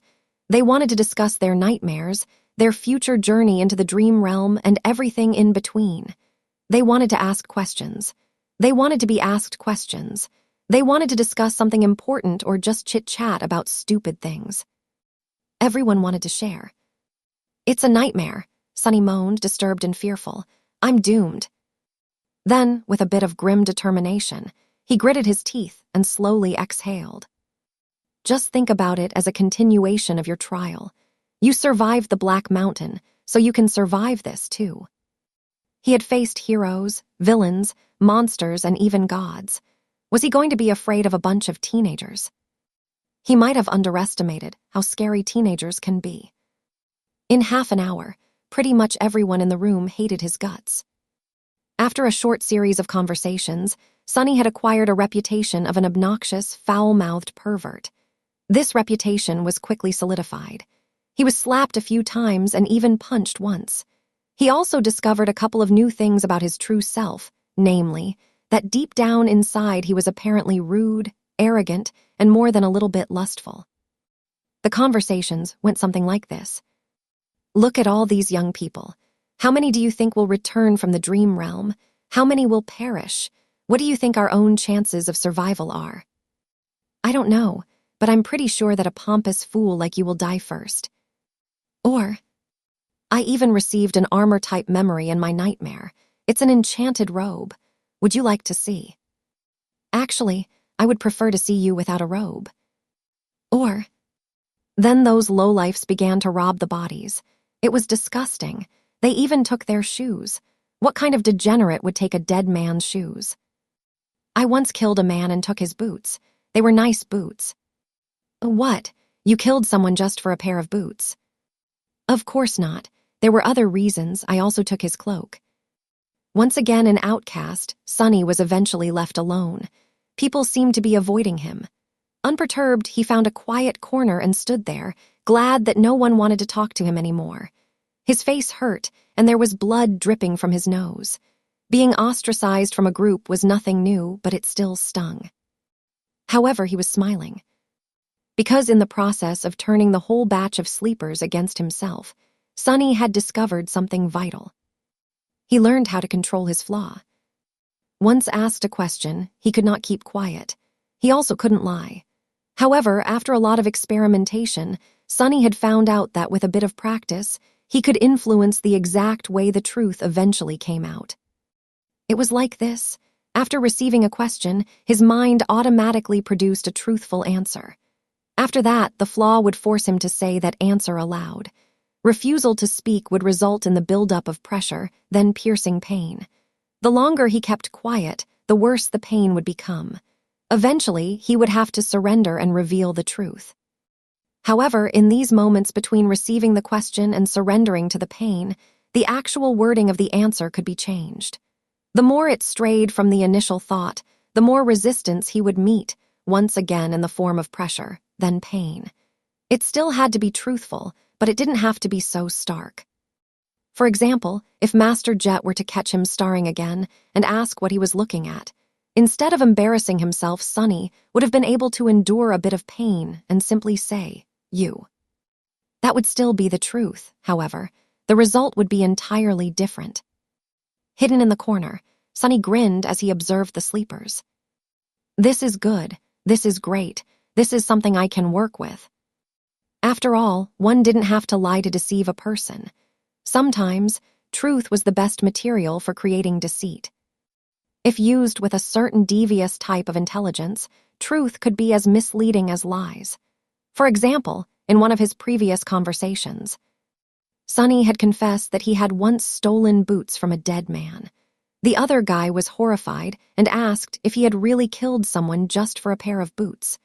The answer the flaw forced him to give was that there were other reasons, and that he had also taken the man's cloak. The true reason for killing the veteran slaver was that he had whipped Sunny a few hours prior. Besides, he was already dying. The cloak had nothing to do with the killing itself. However, the wording of the answer created an impression that it did. Thus, two truthful statements, when put together, created an effect akin to a lie. This was just a simple example. With a lot of effort and intense thinking, Sunny could create other types of manipulative truths. It was going to be extremely difficult and risky, but it could be done. He just needed a bit of luck. It was time to put his theory to practice. Sunny didn't forget what his main goal was, to make sure that no one ever finds out his true name. To achieve that, he had to create an impression that he was the most pathetic, weak person in this whole building. Someone who would never receive a positive appraisal, let alone a divine aspect and a true name. However, since this would be a lie, he couldn't just go and say it. So how was he to convince everyone that he definitely did not have a powerful aspect and an impressive record with the spell? His eyes fell on a particular group of sleepers. There were 5 or 6 of them, gathered around a tall, confident young man. The young man had brown hair and a gentle, handsome face. His eyes were green, with a hint of friendly humor. His posture, figure, and attentive gaze betrayed someone who went through extensive training. Everything about the young man screamed of nobility and strength. Just at that moment, one of his companions was saying with a tone of amazement, "Ascended, you have received an ascended aspect. What was your appraisal?" The young man smiled humbly. "Oh, it was excellent." Sunny stopped in front of the group, as though by accident. After hearing the young man's answer, he frowned and looked at him with disdain. Then, with a voice full of utter bewilderment, Sunny said, "Ascended, excellent. That's it. What's the big deal?" Chapter 21, First Performance. His words hung in silence. The sleepers looked at Sunny with a hilarious assortment of emotions, ranging from bewilderment to shock. The young man with humorous eyes just smiled politely. To be honest, getting an ascended aspect during the first nightmare was extremely rare.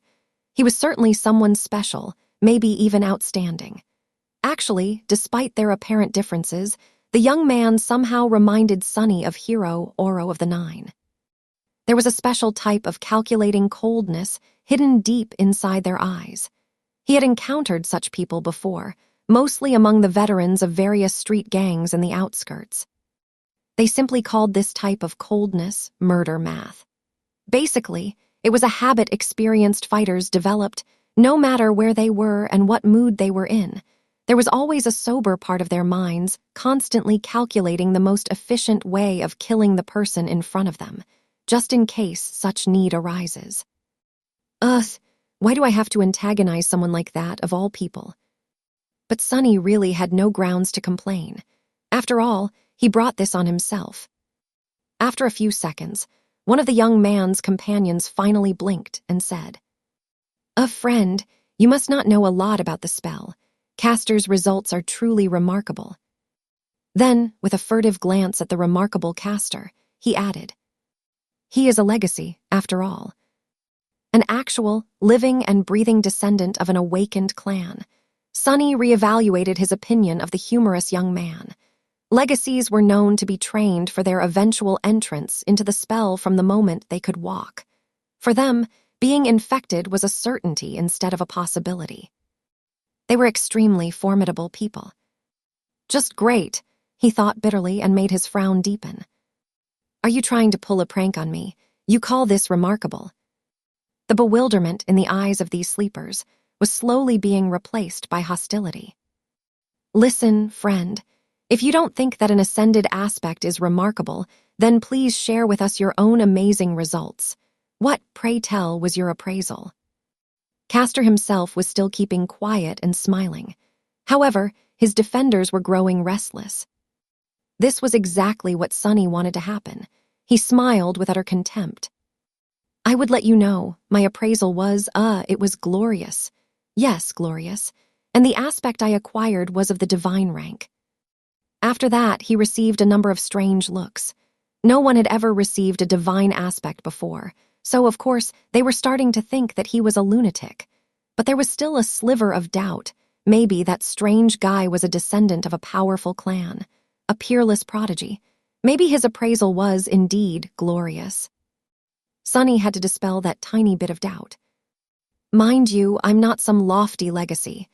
I'm from the outskirts. I've never even received combat training. All that training and he only got an excellent. What did he do during the nightmare? Pick his nose the whole time. The expressions of all the sleepers that were listening to his bragging instantly changed. An outskirt rat with no training? Yeah, sure. Who was he trying to fool? Finally, with the same polite smile, Castor spoke. Glorious. That is interesting. Would you mind telling us what were your achievements in the nightmare? Sunny grinned. Sure, no problem.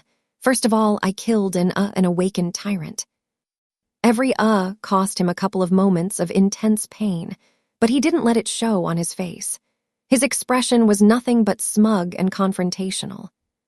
The mere mention of a tyrant, let alone an awakened one, made a couple of sleepers smile with ridicule. Oh, really? How did you kill it? An arrogant look appeared on Sunny's face. How? Let me tell you, I didn't even have to lift a finger. I just spat, and it was torn to pieces. Which was true. Sunny had spat a mouthful of blood on the altar, and as the result, Mountain King was ruthlessly dismembered by Shadow God. Someone openly laughed. This guy is either insane or purposefully messing with us. Listen here, Shorty. Have some decency, okay? Who would believe such a lie? Sunny was genuinely angry. He wanted to retort, saying that he wasn't short, but he couldn't. Because that would be a lie, damn it. So instead, he just gritted his teeth and said with a voice full of outrage, I can't answer that because it's not a lie. Are you really insisting that you had killed an awakened tyrant, a tyrant, and with a bit of spit, no less? Sunny knitted his brows. That's the truth. More laughter followed. Crazy bastard. He actually believes in his own crap. Insane, he's insane. Unexpectedly, Castor stopped his companions. Guys. After the laughter quieted down, he asked in a friendly manner. What else did you achieve? What? That wasn't enough. Sunny raised his chin. Let me think. Oh, I also killed an awakened swordsman. Really? How did you do that? Acting as though he was a little bit embarrassed, Sunny looked down. That time I had to lift a finger. I even had to shake it a couple of times. That was enough to kill him, though. He was holding the silver bell between his fingers, which led to Hero being attacked and eventually killed by the tyrant. So, technically, all his statements were true.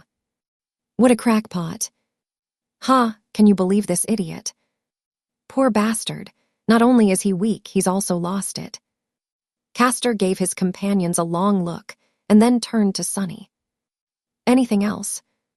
Sunny blinked. Time for the finishing touch. Something else? Oh, well. Oh, right. I communicated with a bunch of gods even though they were all dead.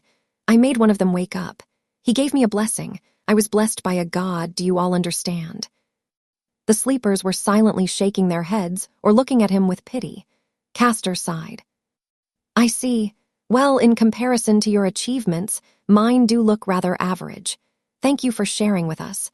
I hope you'll be as successful once we enter the dream realm. Sunny smiled with a look of smug superiority on his face.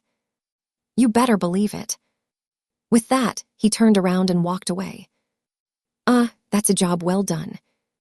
He was pretty sure that after this performance, no one would ever believe that he actually had some kind of a powerful aspect or did anything worthy of notice during the nightmare.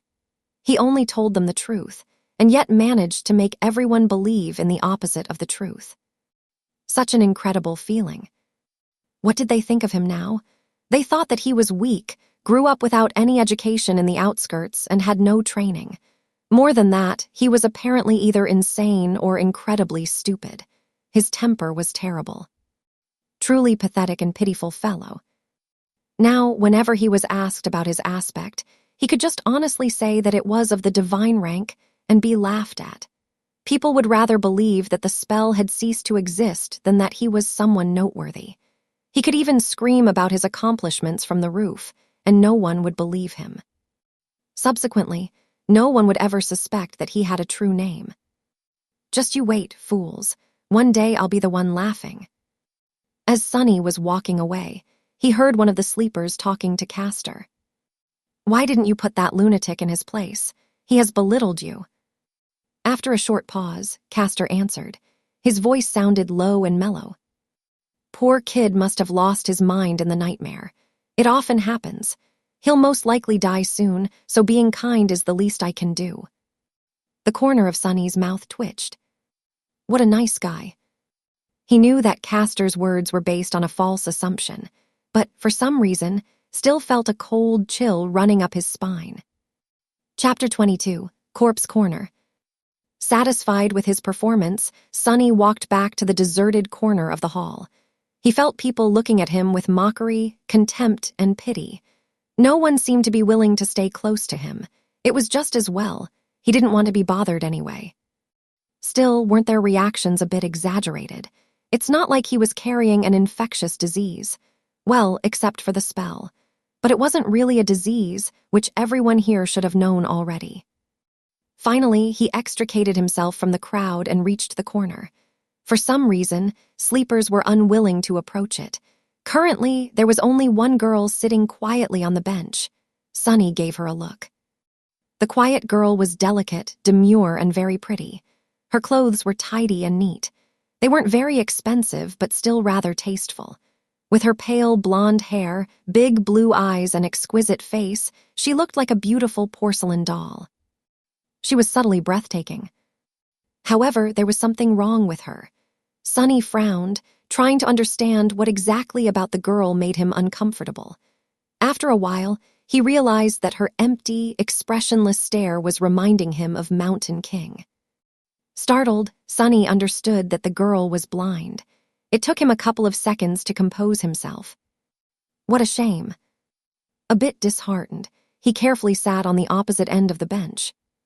The girl wouldn't have survived the first nightmare if she had been blind prior to entering the spell, which meant that she lost her sight as the result of the appraisal. It was her flaw. Suddenly, Sunny felt very apprehensive. A cold sensation spread through his chest.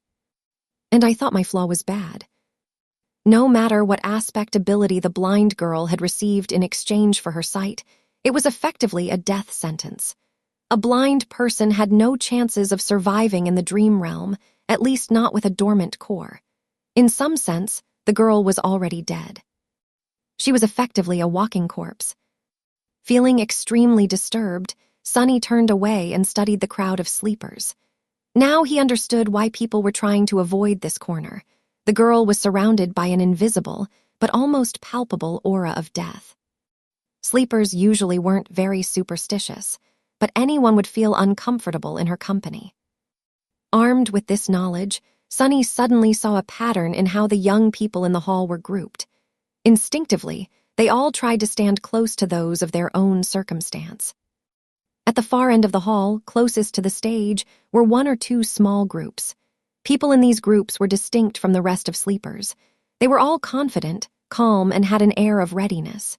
These were the legacies. They were trained for the spell since birth and had the highest chances of survival. Castor especially stood out from the rest. Next to them was a larger number of expensively dressed young people. They were lively and excited, and only a little nervous. They were the scions of rich and high-ranking citizens. Their training was pretty good since such families had ample funds to hire private tutors, even awakened ones. Their chances of survival weren't bad. Then there was the largest part of the crowd, which consisted of kids from middle-class families.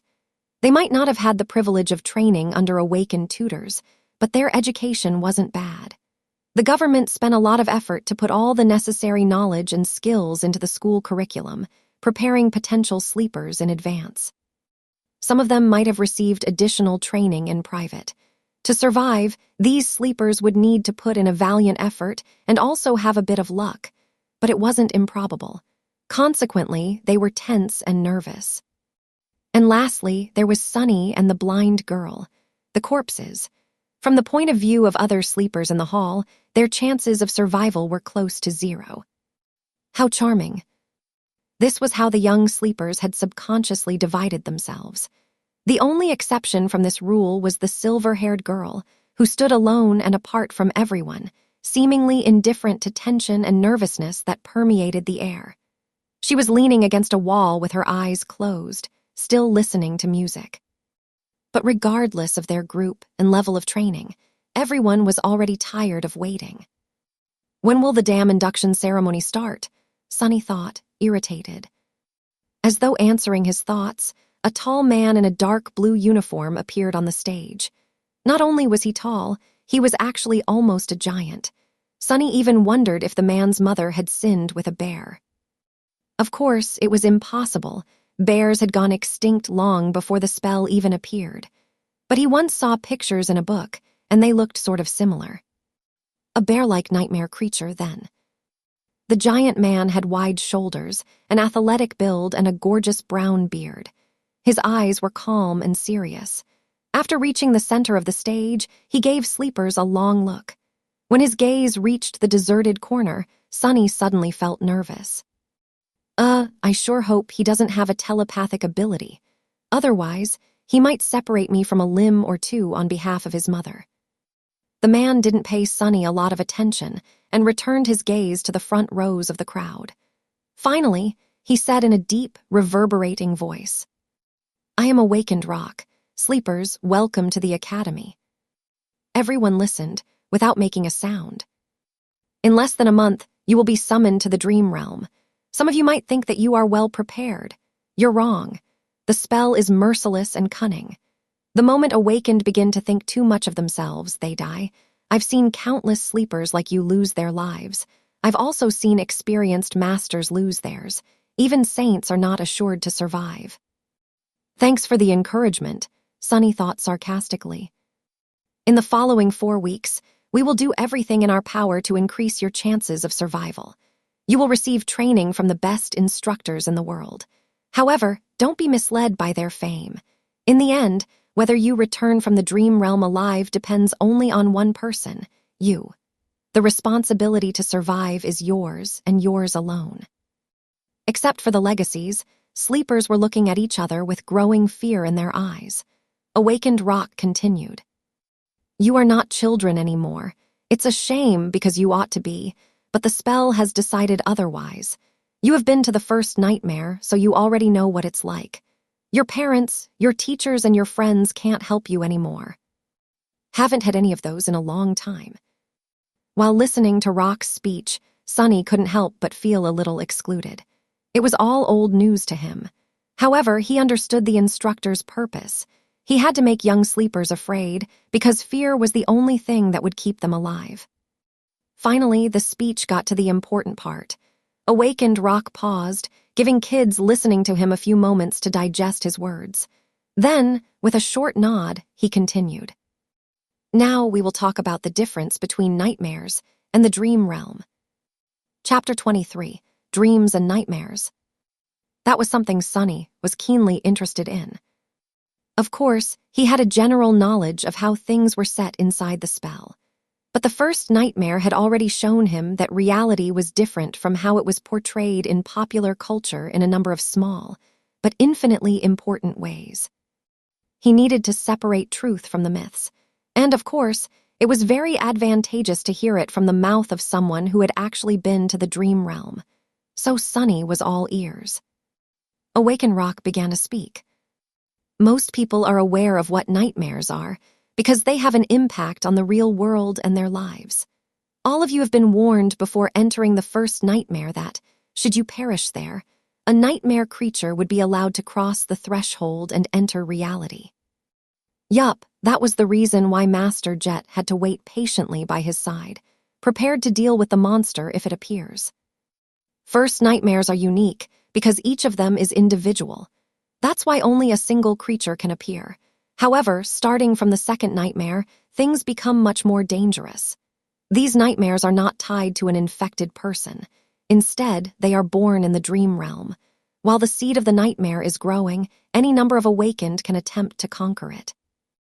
Hunting down nightmares was the main responsibility of the awakened. Sunny knew that much. Should they all die or fail to find the seed before it matures, a gate will open in the real world, letting through countless monsters. You all know the consequences. Other awakened will be forced to withstand the onslaught on this side, but then there can be massive destruction or losses among the civilian population. Opening gates were something that every person on the planet feared. It was also the second disaster brought upon by the spell after the initial appearance of the nightmare creatures. The main difference was that, in that initial wave, there were only dormant beasts. However, gates had ranks of their own, and any type of creature could potentially step through. Not long before Sunny was born, a rank 5 gate opening left a whole continent uninhabitable. Luckily, high-rank gates were very rare. Awakened Rock's voice grew solemn. So it is not wrong to say that the purpose of the awakened is to enter the dream realm, seek out maturing nightmares, and close them before any harm could befall the real world. From this, you can see that the dream realm and the nightmares are connected, but are not one and the same. If nightmares are the destination, then the dream realm is the road. But it is also so much more. Very romantic. Does Awakened Rock have poetic inclinations? Simply put, the dream realm is a world. It is vast, mysterious, and mostly unexplored. It is also dead. There is no life out there except for the nightmare creatures, corrupted ecosystems, and now us. But it wasn't always dead. We can tell that once, a long time ago, the dream realm was home to several primitive civilizations. There are a lot of ruins buried in its soil. From what Sunny knew, those lost civilizations were not really primitive. It's just that their development was centered around soul cores and mysticism as opposed to technology. So, basically, miracles and magic. What were their names? How did they fall? No one knew. Maybe they were destroyed by the spell. We don't know if the dream realm exists inside the spell as one of its illusions, just on an unimaginably larger scale, or if it's real, with the spell only serving as a pathway between two realities. However, we do suspect that the illusions conjured up inside the nightmares are based on its history. They are replicas of past events, somehow reconstructed from the depths of time. So there might have been a real slave caravan on that black mountain once, a long time ago. Sunny remembered how time seemed to move in reverse at the beginning of his nightmare. He thought about how things would have ended up without his involvement. Did the nameless temple slave perish in Mountain King's maw with the rest of the caravan? Somehow he felt that the nameless slave was not that simple. Otherwise, why would the spell remember him? And what about Hero? Was he able to escape? I wonder. There are 4 main differences between the dream realm and the nightmares. Firstly, it doesn't have a story. There is no predetermined conflict you are forced to resolve. You can move freely and explore, provided that you have the strength to stay alive in the wilderness. Most people tend to stay close to one of the human citadels. That's good to know, Sunny thought, unconvinced. Sure, there were no predetermined conflicts in the dream realm, but with his fated attribute, he was pretty certain to end up in some kind of trouble. So that freedom Awakened Rock had mentioned was relative in his case. Meanwhile, the instructor continued. Secondly, as I have already mentioned, there are no people in the dream realm except for those who came from the real world. There are only monsters. Some of them can mimic human appearance, though, so be mindful of that. Sunny felt cold sweat running down his back. Nightmare creatures mimicking humans. So creepy. Since when was that a thing? Why hasn't he ever heard about it? He stole a glance at the legacies standing in the first row and noticed that they did not show any sign of surprise. So, they knew. Thirdly, unlike the first nightmare, no nightmare creatures will appear in the real world if you die in the dream realm. It may sound cruel, but that's a good thing. Awakened forces are already spread thin. If we had to monitor every sleeper, we wouldn't have resources to handle more important matters. Considering that each sleeper could spend weeks, sometimes even months in the dream realm, there was ruthless logic in that statement. And lastly, and most importantly, unlike nightmares, which are bound by the rules of fairness, there is no limit to what kind of creature you can meet in the dream realm. During its trials, the spell won't pit a dormant human against an opponent many ranks above them. Oh, really? Sunny sneered. However, he was forced to agree with Awakened Rock. Even though both Hero and Mountain King were way out of his league, they were still just one rank above him. But in the dream realm, no such restrictions exist. Theoretically, you can stumble upon an unholy titan and die before even realizing what happened. So be careful and stick to the regions with enemies on par with your own rank. It's not an ironclad guarantee, but at least there will be less of a chance of you biting off more than you can chew.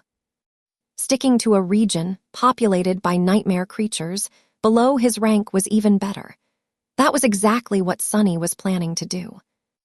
Awakened Rock paused for a few moments, studying the faces of sleepers in front of him. Then he added, "When the solstice comes, you will be drawn into the dream realm. The exact location of where you will appear can't be predicted in advance, but there is a high chance that many of you will find yourselves in close proximity to each other. Band together and proceed to the nearest human citadel. Each citadel is built around a gateway. Once you reach it, you will be able to return." Gateways were special portals that served as exit points from the dream realm.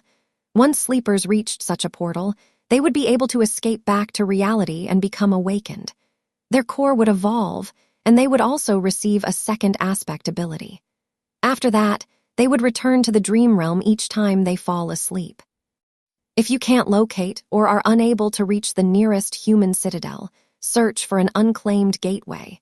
It will usually be inside or near the most prominent landmark of the region. Work together to defeat its guardians and come back alive. He gave them a heavy look. That is all for today. Next, follow the instructions sent to your communicators to find your assigned dormitory. Once settled, you may proceed to the cafeteria for some late supper. There will be a round of interviews after that to prepare your suggested curriculums. Get a good night's rest. Your training starts tomorrow. With that, he gave them a short nod and left. Sunny sighed. Can't be predicted in advance, huh? With his luck, he would either drop right in the middle of a prosperous human citadel and immediately roll into a gateway, or appear in some region of the dream realm so remote and deadly that no one had ever heard about it or returned from it alive. Let's hope for the former. Since he couldn't do anything about it, Sunny wasn't very worried. There was something much more important on his mind. What exactly do they serve here for supper? Chapter 24, Moving Up in the World. Everything having to do with sleepers was situated in the same building. Sunny followed the instructions sent to his communicator and quickly found the dormitories, which were situated on one of the lowest levels. To his surprise, he actually got a whole room to himself. It had a bed with a soft mattress, a table, a dresser, and even a separate bathroom. The materials were new and aesthetically pleasing, the air crisp and sterile.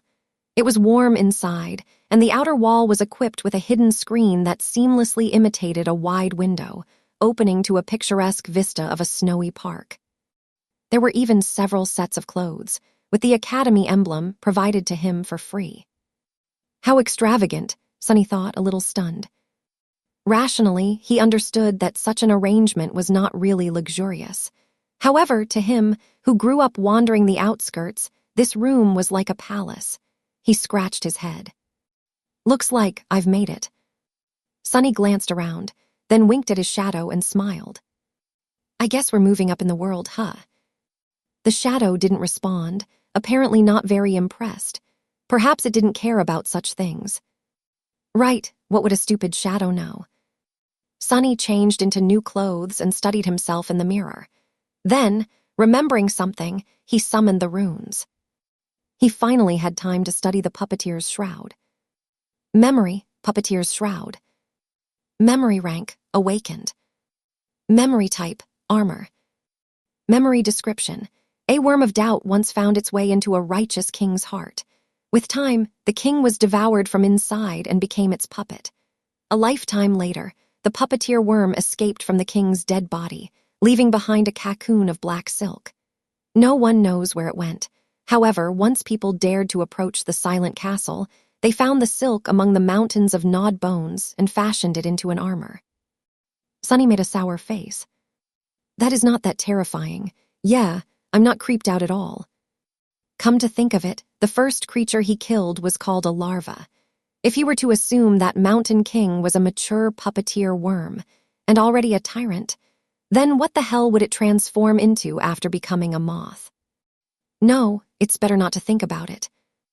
With a sigh, he summoned the puppeteer's shroud.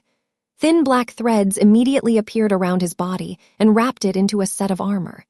It was made of dark gray, soft fabric with several elements, such as bracers and shoulder guards, fashioned out of black, lusterless leather. The armor was light, understated, and did not restrain his movements at all. It also made no sound when he moved. Perfect equipment for someone who likes to lurk in the shadows. Sunny smiled. He knew that this armor would be tough to pierce for any creature below the awakened rank, which gave him a great advantage in dealing with all dormant monsters. He also felt a sort of strange, faint calmness while wearing it. A worm of doubt. Does it have enhanced protection against mental attacks? Somehow, he was sure of it. A great trophy. He wouldn't expect anything less from the memory of a powerful tyrant. The only problem was that the puppeteer's shroud was obviously not meant to be worn on top of a full set of clothes. Quite satisfied, Sunny dismissed it and left his room, heading for the cafeteria. Not bad, he thought, recalling all the rewards he had received during and after the first nightmare. The supper turned out to be as lavish as the dormitory. Sunny's wish to taste real meat finally came true. Not only was it freely available to sleepers, there wasn't even a limit to the amount each of them could eat. More than that, there were rice, bread, various side dishes, sauces, fresh vegetables, fruits, and all kinds of delicious beverages. Extravagant, Sunny thought, steering clear of the coffee. After building a small mountain of food on his plate, he found an empty seat and for a while forgot about the world's existence. As juicy, textured, perfectly seasoned meat filled his mouth, Sunny's vision suddenly was full of stars. He had to hold back an exhilarated moan. And to think, he could have lived like that for a whole year. Damn spell, why didn't you infect me a few months ago? He concentrated on the food, decimating the whole plate in no time. Satiated and more than a little gorged, Sunny longingly looked back and thought about getting another serving. But it was already time for his appointment with the academy personnel. Full of regret, he stood up and left the cafeteria. Soon, he found himself in a small office, sitting across from an administrative worker. The worker was very friendly and started the interview right away. Just like Master Jet had warned him, Sunny was offered psychological counseling again. Remembering her advice, he refused, and the interview smoothly switched to questions about his aspect. He didn't want to give up information about his abilities, but also knew that he had to tell the worker something. Luckily, the questions were worded in a way to put sleepers at ease. As such, most of them started with nice and polite preambles like, "Would you like to tell me?" or "If you're willing to share," which gave Sunny an opportunity to give neutral answers. "Would you mind telling me about the type of aspect ability you received, as in combat, sorcery, utility?" He did mind, but had to be careful. I'm not sure. I haven't had time to understand it well." "That's all right. Are you able to directly deal damage with your ability?" "I guess not. Earlier, I wasn't even able to harm a towel." Things went on like that. In the end, Sunny shared just enough information to create an impression that his aspect was weak, harmless, and most likely having something to do with utility. After that, he returned to his room undressed and went asleep. Sunny thought that falling asleep for the first time after the nightmare would be weird, but in fact, it was surprisingly easy. Lying on a soft mattress, with his skin against clean bedsheets and a fluffy pillow under his head, he slept like a baby. Early in the morning, Sunny washed up in his private bathroom and, bursting with energy, hurried to get breakfast in a happy mood. The cafeteria was a bit crowded. After filling his plate with all kinds of delicious stuff, he quickly realized that the only place he could sit was near the blind girl from yesterday. Her table was empty, since no one wanted to be close to her. Sunny grimaced. It seemed that the two of them were doomed to be outcasts together for the remaining 4 weeks. He also felt uncomfortable in the company of someone who was practically a dead person, but there wasn't much of a choice. Losing his good mood, he sat at the blind girl's table and gave a precursory nod to the social worker who was helping her get around. After that, he tried to pretend that they didn't exist and concentrated on his food. However, before he could finish, a sudden commotion drew his attention. "What's going on?" He looked up and noticed that a lot of sleepers were gathered around the large screen hanging on the wall of the cafeteria, their faces filled with excitement and awe. On the screen, a list of names was displayed, ranking the new batch of sleepers from weakest to strongest, most likely deduced from the results of the interviews. Not particularly interested, he quickly found his own name near the bottom of the list.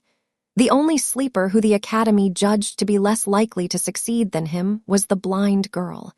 Turns out, her name was Cassia. But the commotion was a bit too loud to be just the result of the ranking. Curious, he moved his gaze up. The sleepers were restless.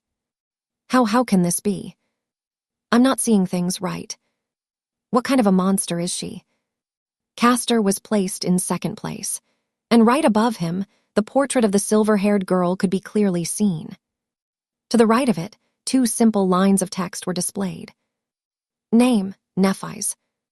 True name, Changing Star. Chapter 25, Wilderness Survival. So the silver-haired girl, Nephi's, also received a true name in her first nightmare.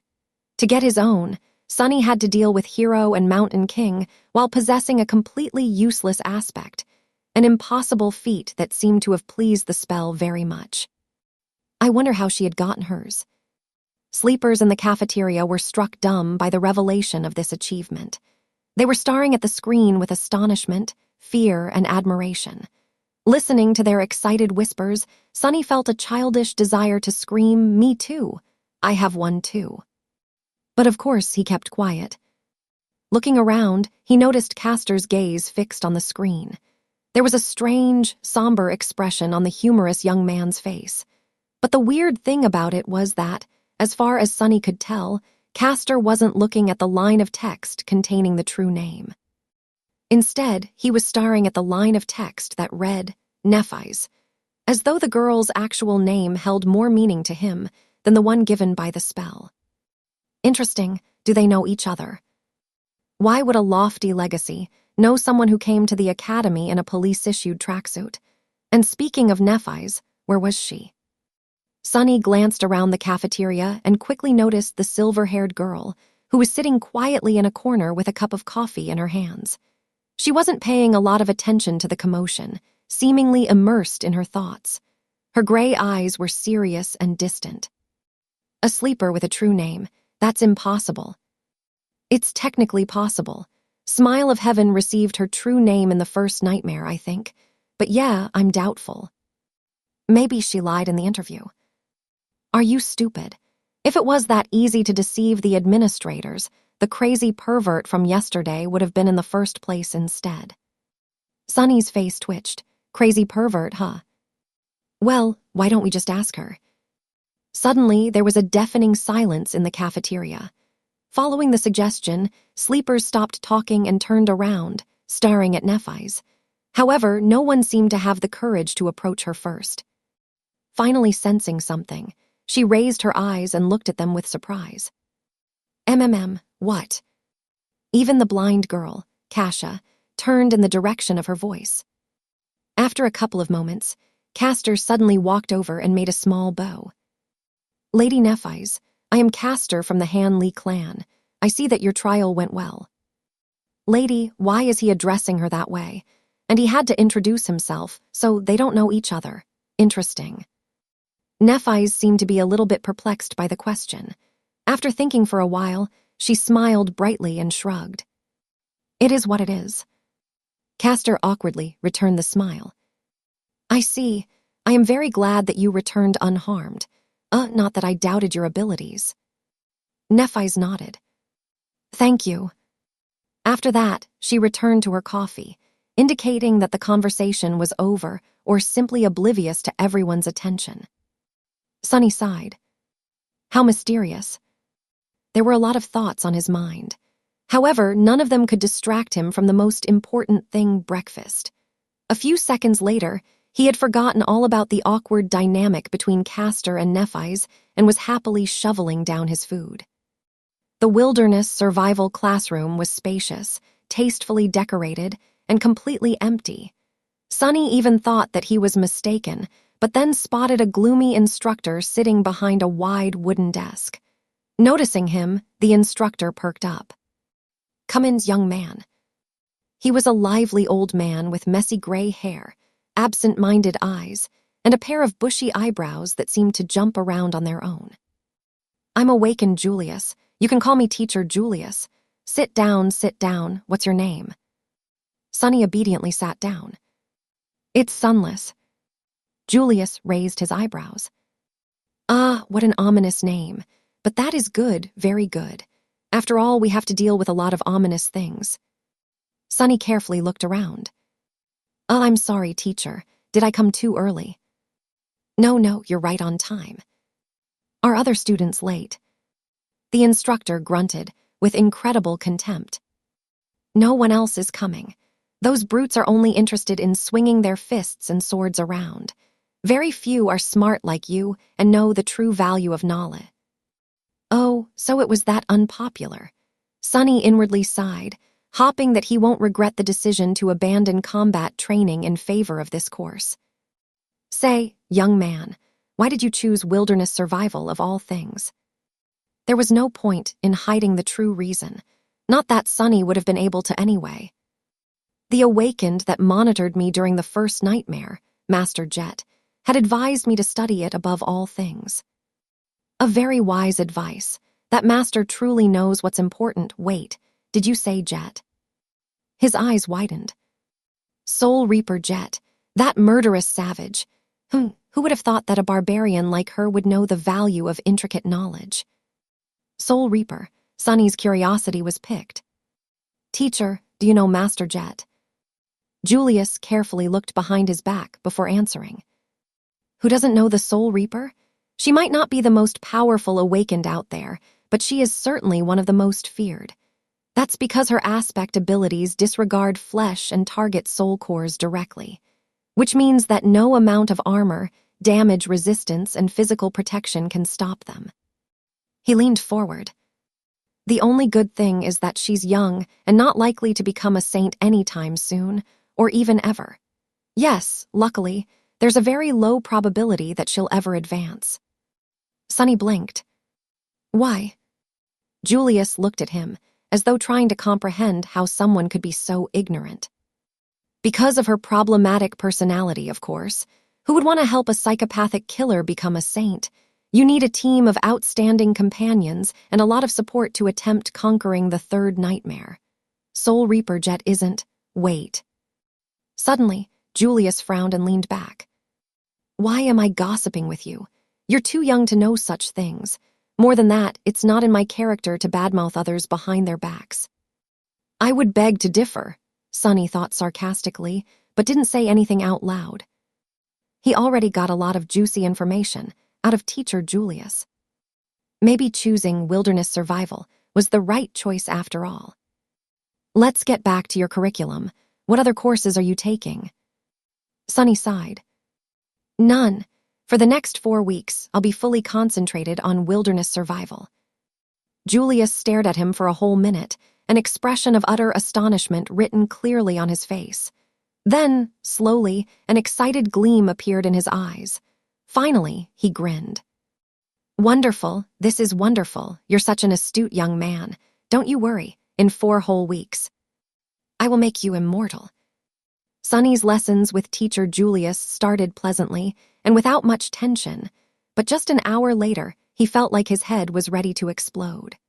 There was so much new information, and all of it was so strange and counterintuitive for someone who had never left the walled-off, sheltered confines of the city. From time to time, Julius gaped at Sunny's lack of knowledge and relevant experience. However, he had a good attitude and an endless enthusiasm for teaching. Whenever Sunny stumbled, he would patiently slow down and allow his student to catch up. The curriculum that Julius planned out was practically insane. There was an endless amount of theoretical knowledge to learn, practical lessons, both in virtual reality and the real world, numerous subjects and weird things to study. There were even several lessons dedicated exclusively to learning the basics of several dead languages of the dream realm. Why would I need to learn new languages? Sunny thought with self-pity. The spell automatically translates everything. But Julius was uncompromising. The spell is not a translator. Do you think it has the time to express the intricacies of human speech? Let's say you're seeking shelter in a ruin and find an inscription that reads, "Certain death ahead." There are 30 words for death in the rune language. Just by knowing the runes, you'll be able to deduce what kind of danger there is. On the first day, they studied until the sun was about to set. Only then did Julius decide to let Sunny go. Mentally exhausted and lamenting the fact that he had to miss lunch and dinner, Sunny decided to gently remind his teacher about the importance of food for maintaining high levels of concentration tomorrow. After returning to his room, he fell on a chair and stared blankly into the distance for a while. Then, as though remembering something, Sunny turned to his shadow. Right, he had a lot to accomplish before supper. He observed the shadow for a few seconds and then grinned. Let's see what you can really do. Chapter 26, Changing Star. Sunny was pretty sure that his shadow was capable of much more than just being a silent follower. After all, the spell had described it as being an invaluable helper. It was now up to him to find out how exactly shadow control could be of help. As in many other matters having to do with aspects, there was a certain level of instinctual understanding buried deep inside his subconscious. This understanding was either given to him by the spell or was something innate to every awakened. Sunny just had to sense the subconscious knowledge and learn how to put it into practice. Once again, he concentrated on sensing his body and spirit, then commanded the shadow to perform a series of simple motions. With each of them, he was growing more and more familiar with the feeling of controlling the shadow. Pretty soon, it was as natural to him as breathing and walking. The shadow felt like a part of his body. Satisfied with this initial result, Sunny carefully gave it a new command. Without pause, the shadow separated itself from the soles of his shoes, walked to the other end of the room and turned around, staring at him in slightly mocking silence. Sunny was left without a shadow. This is not scientific at all, he thought with an amused smile. Science never really applied to anything having to do with the spell, after all. As the shadow walked away, he felt a very weird split happening in his mind.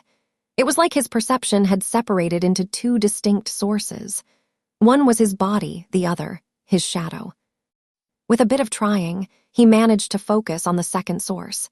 Instantly, his vision blurred. "Whoa," Sunny blurted, surprised. "Whoa," the shadow heard from the other end of the room. Sunny blinked. In his mind, there now existed two pictures. One was of his room's door with an indifferent shadow standing in front of it. The other was of a pale young man sitting on a chair, wide-eyed and bewildered. "That's me." He raised an arm and waved it in the air. Simultaneously, the pale young man raised and waved his. "I can perceive the world through my shadow." He sat for a while, thinking. An ability like that opened up a lot of possibilities. With his Child of Shadows, attribute allowing him to see and move stealthily in the darkness and shadow control, allowing him to send out a sneaky shadow as a scout, he was pretty much a perfect spy.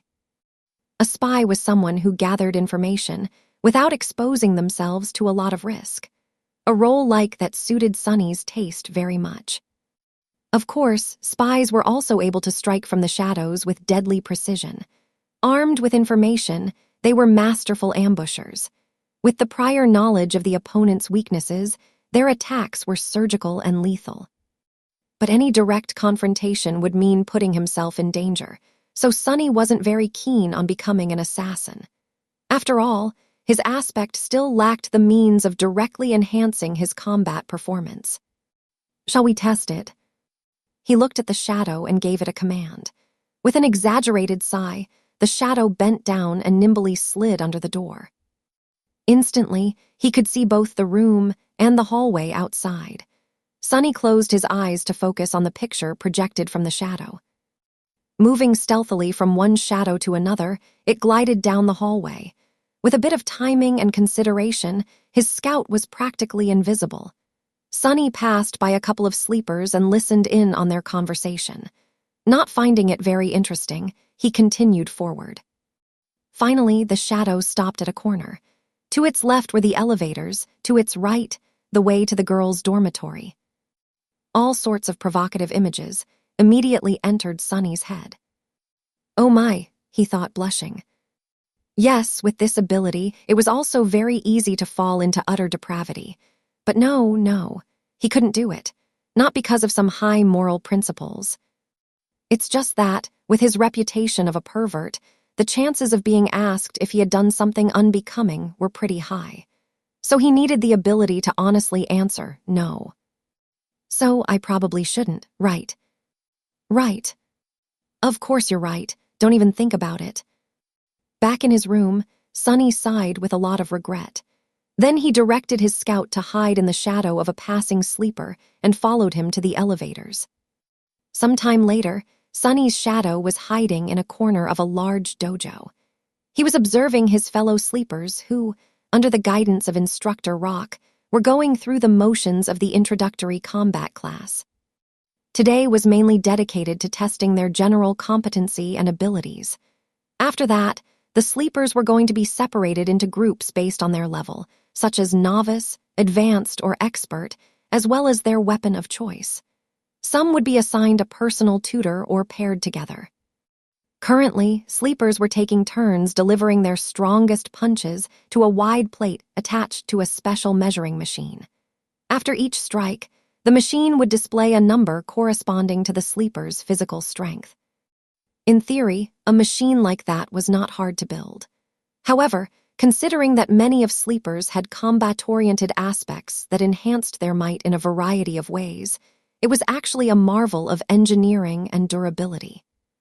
Their technique and training also affected the final result.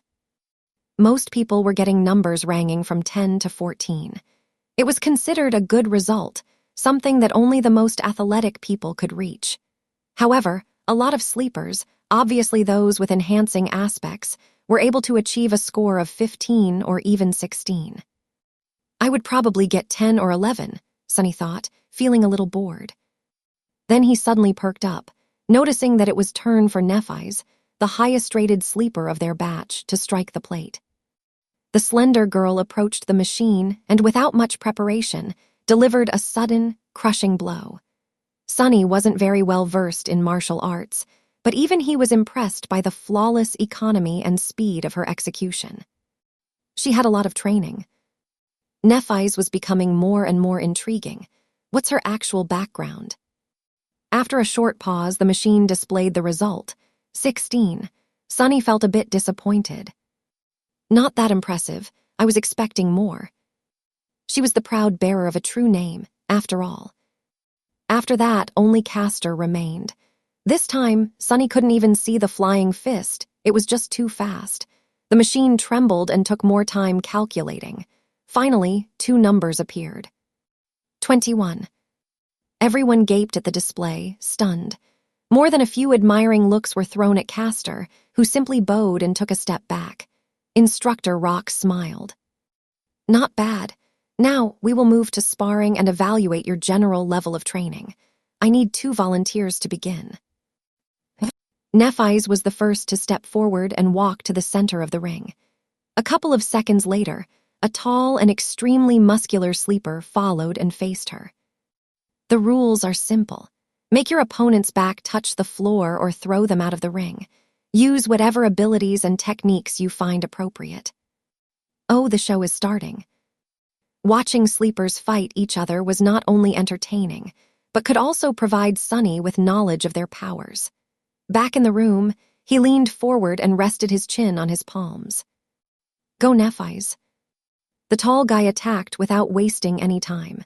His muscles bulged, threatening to tear the soft fabric of his white dabak. He advanced like an unstoppable mountain, sending a vicious kick flying. A second later, he was lying on the floor with a dumbstruck look on his face. Nephi's didn't even change her stance. Instructor Rock gave her a cheerful look and grinned. Next, what followed could only be described as a massacre. One after another, Nephi's managed to defeat almost every single sleeper present in the dojo. She didn't seem to be faster or stronger than them, but each time someone entered the ring to fight her, they would inevitably end up beaten and thrown to the ground. Sunny watched the process with a growing sense of amusement. However, at some point, even he felt a bit of unease. Nephi's moved with the calm precision of a battle machine. Her technique was clean, graceful, and ruthless.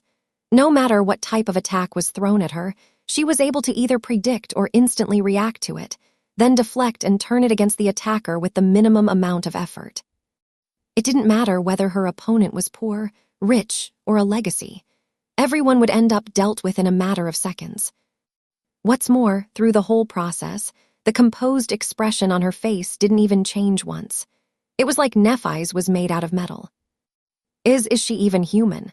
Sunny thought, suddenly apprehensive. What was he going to do if this changing star were to end up as his enemy? The best course of action would be to run away. Or better yet, try not to antagonize her to begin with. After all, the sun was also a star, and shadows didn't mix well with sunlight. Finally, Castor was the last one remaining, once again. However, he didn't seem to be perturbed by the miserable failure of every other sleeper. With a soft smile on his lips, the young man stepped into the ring. Castor and Nephi's faced each other. Their eyes locked for a few seconds, and then Castor slightly bowed. Lady Nephi's, please excuse me in advance. What is he going to? A moment later, Sunny opened his eyes in shock. Chapter 27, Measure of Power. It seemed like Castor suddenly ceased to exist. However, it was only an illusion. The truth was that he was just moving so fast that the human eye wasn't able to keep up with his movements. If it wasn't for the special properties of shadow sight, Sunny wouldn't have been able to perceive anything either. Even then, he only noticed a hazy blur streaking through the air. In a fraction of a second, Castor covered the distance between him and Nephi's and delivered a devastating blow. However, despite his astonishing speed, she somehow managed to react in time, slightly turning her body to deflect the strike. But it still wasn't enough. Although Nephi's had managed to avoid being hit squarely in her center of gravity, Castor's fist ended up connecting with her shoulder, sending the girl into a spin. Not wasting any time, Castor disappeared again. His plan was very simple. While Nephi's was still under the impression that the enemy was in front of her, he was going to use his unnatural swiftness to circle around and attack from the back. The young man appeared behind the oblivious girl, ready to finish the fight with one decisive strike. Just as he planned, she seemed to be preparing to attack in the direction he had been seen just a split second ago. Gratified, Castor shifted his weight, putting it all into his fist. However, at the last moment, Nephi's suddenly changed her stance and threw her elbow back with frightening force. Castor's eye widened. It was all a feint. And now that he had committed to a strike, there was no simple way to stop. No matter how fast he was still subject to the laws of inertia. The elbow was approaching his face with a profound feeling of inevitability. And yet, Castor still managed to avoid it, even if it was just by a hair's breadth. His speed advantage was just too big. He then proceeded to trip and push Nephi's, sending her flying to the ground. However, just before she was about to hiss the mats, the young man carefully grabbed the collar of her dabak and gently pulled, slowing down the fall and allowing Nephi's to land on the floor without any impact. Lying on her back, the girl blinked a couple of times and looked up at him. The whole altercation lasted no more than 2 seconds. Back in his room, Sunny opened his eyes in shock. So that's an ascended aspect. That's cheating. A sleeper had no business being that fast. The powers bestowed upon them by the spell were supposed to be in their infancy, but Castor was a legacy, after all. Who knew how many soul shards were fed to him prior to enrolling into the academy? Back in the dojo, Instructor Rock grunted and gave Castor a nod. Nephi's slowly rose to her feet. The rest of the sleepers were gawking at the young man with reverence, whispering among each other in hushed tones. It seemed that his performance left them with a deep impression. However, Castor himself wasn't very elated. He glanced at Nephi's with an unreadable expression. That was because, unlike the rest of them, he came to a certain realization. The truth of the matter was known only to him, Nephi's, Instructor Rock, and Sunny, who was very observant and quickly picked up on such things.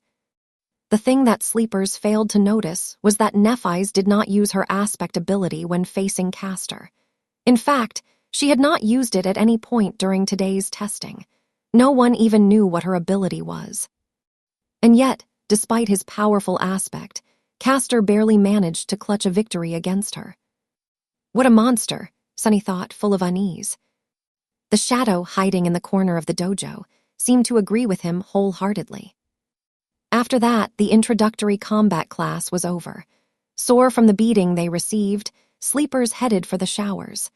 Sunny waited for a bit and then directed his shadow to sneak into the boys' locker room. He wasn't very interested in watching a bunch of teenagers changing clothes, but there was a slight possibility that Castor would either comment on his duel with Nephi's or answer some questions about his incredible aspect ability. Just as he had expected, the young man was surrounded by a group of newly converted fans. They were congratulating him on his victory, full of adoration and excitement. However, Castor himself seemed to be in a bad mood. His expression was somber, and there was a grim heaviness in his eyes. In fact, his face grew darker with each praise he received. Castor, that was incredible. Your aspect is overpowered, am I right? That Nephi's girl stood no chance at all. True name, who needs that? She's just a wannabe. Finally, Castor raised his head and pierced the last boy who had spoken with a cold look. That boy, just like him, was one of the few legacies in their batch of sleepers. He frowned, surprised by Castor's reaction. What is it? Castor gritted his teeth. I might have expected such behavior from them, but you should know better. The other legacy raised an eyebrow. Why? Is there something special about that peasant girl? Castor's eyes widened. Peasant girl, do you really not know who she is? No, Sunny thought impatiently, so just get to it and say it out loud. Luckily, the arrogant sleeper had the same sentiment. Castor opened his mouth several times, as though not sure what to say. Finally, he shook his head and answered. She is Nephi's of the Immortal Flame clan. As soon as he said that, the arrogant legacy became deathly pale. Not paying him any attention, Castor continued. I trust that I don't need to tell you about her grandfather. Her parents were Smile of Heaven and Broken Sword. In his room, Sunny almost fell from the chair. Even he knew who Immortal Flame and Broken Sword were. The former was the first human to conquer the second nightmare and become a master. The latter, the first one to conquer the third nightmare and become a saint. They, as well as their companions, were among the most famous heroes of the human race, someone who had managed to change history with their own two hands. If what Castor said was true, then Nephi's wasn't just an aristocrat, she was royalty. No wonder he addressed her as lady. Why didn't he just call her princess instead? But that didn't make any sense. Echoing his thoughts, the pale-faced sleeper asked in trembling voice. Then why is she so? Castor sighed. Because they're all dead. The Immortal Flame clan is long gone. For a few moments, the locker room was completely silent. Castor looked down. She's the only one left. Late at night, when everyone was already asleep, Sunny furtively entered the dojo. Looking around, he made sure that no one was there and then curiously approached the ring where Nephi's and others had been tested earlier. He stopped at the center of the ring and stood there for a while. Remembering how she had dealt with dozens of sleepers of their batch, before being defeated by Castor. Monsters, both of them are monsters, he mumbled, bitter and disheartened. Shaking his head, Sonny left the ring and then he looked at his shadow. Do you agree? The shadow hesitated for a few seconds, then stuck out its chest and crossed its arms, trying to appear cocky, disdainful, and unperturbed. However, its act wasn't very convincing. Yeah, you're right, exactly. What's the big deal anyway? Both Immortal Flame and Broken Sword, Nephi's father and grandfather, were as monstrous in terms of power as one can get. But they still failed to protect their family from being eviscerated. So, power wasn't that important in the end. Even royalty was not safe from the cruelty of the world. Sonny sighed and proceeded to the measuring machine. Making a fist, he swung it and delivered his best punch. The machine hummed for a few seconds and then displayed a single number. 9. Oh, come on, I deserve a 10 at least. Feeling very indignant, he struck the plate again, almost hurting his fingers. However, the result was the same. Damn it. Sonny paced for a bit, trying to control his anger. It seems he was destined to be a weakling. After all, the force of the strike depended on mass and acceleration. Acceleration could be improved with technique and exercise, but mass was something he had little control of. He was already done growing, and his height was not going to drastically increase in the future.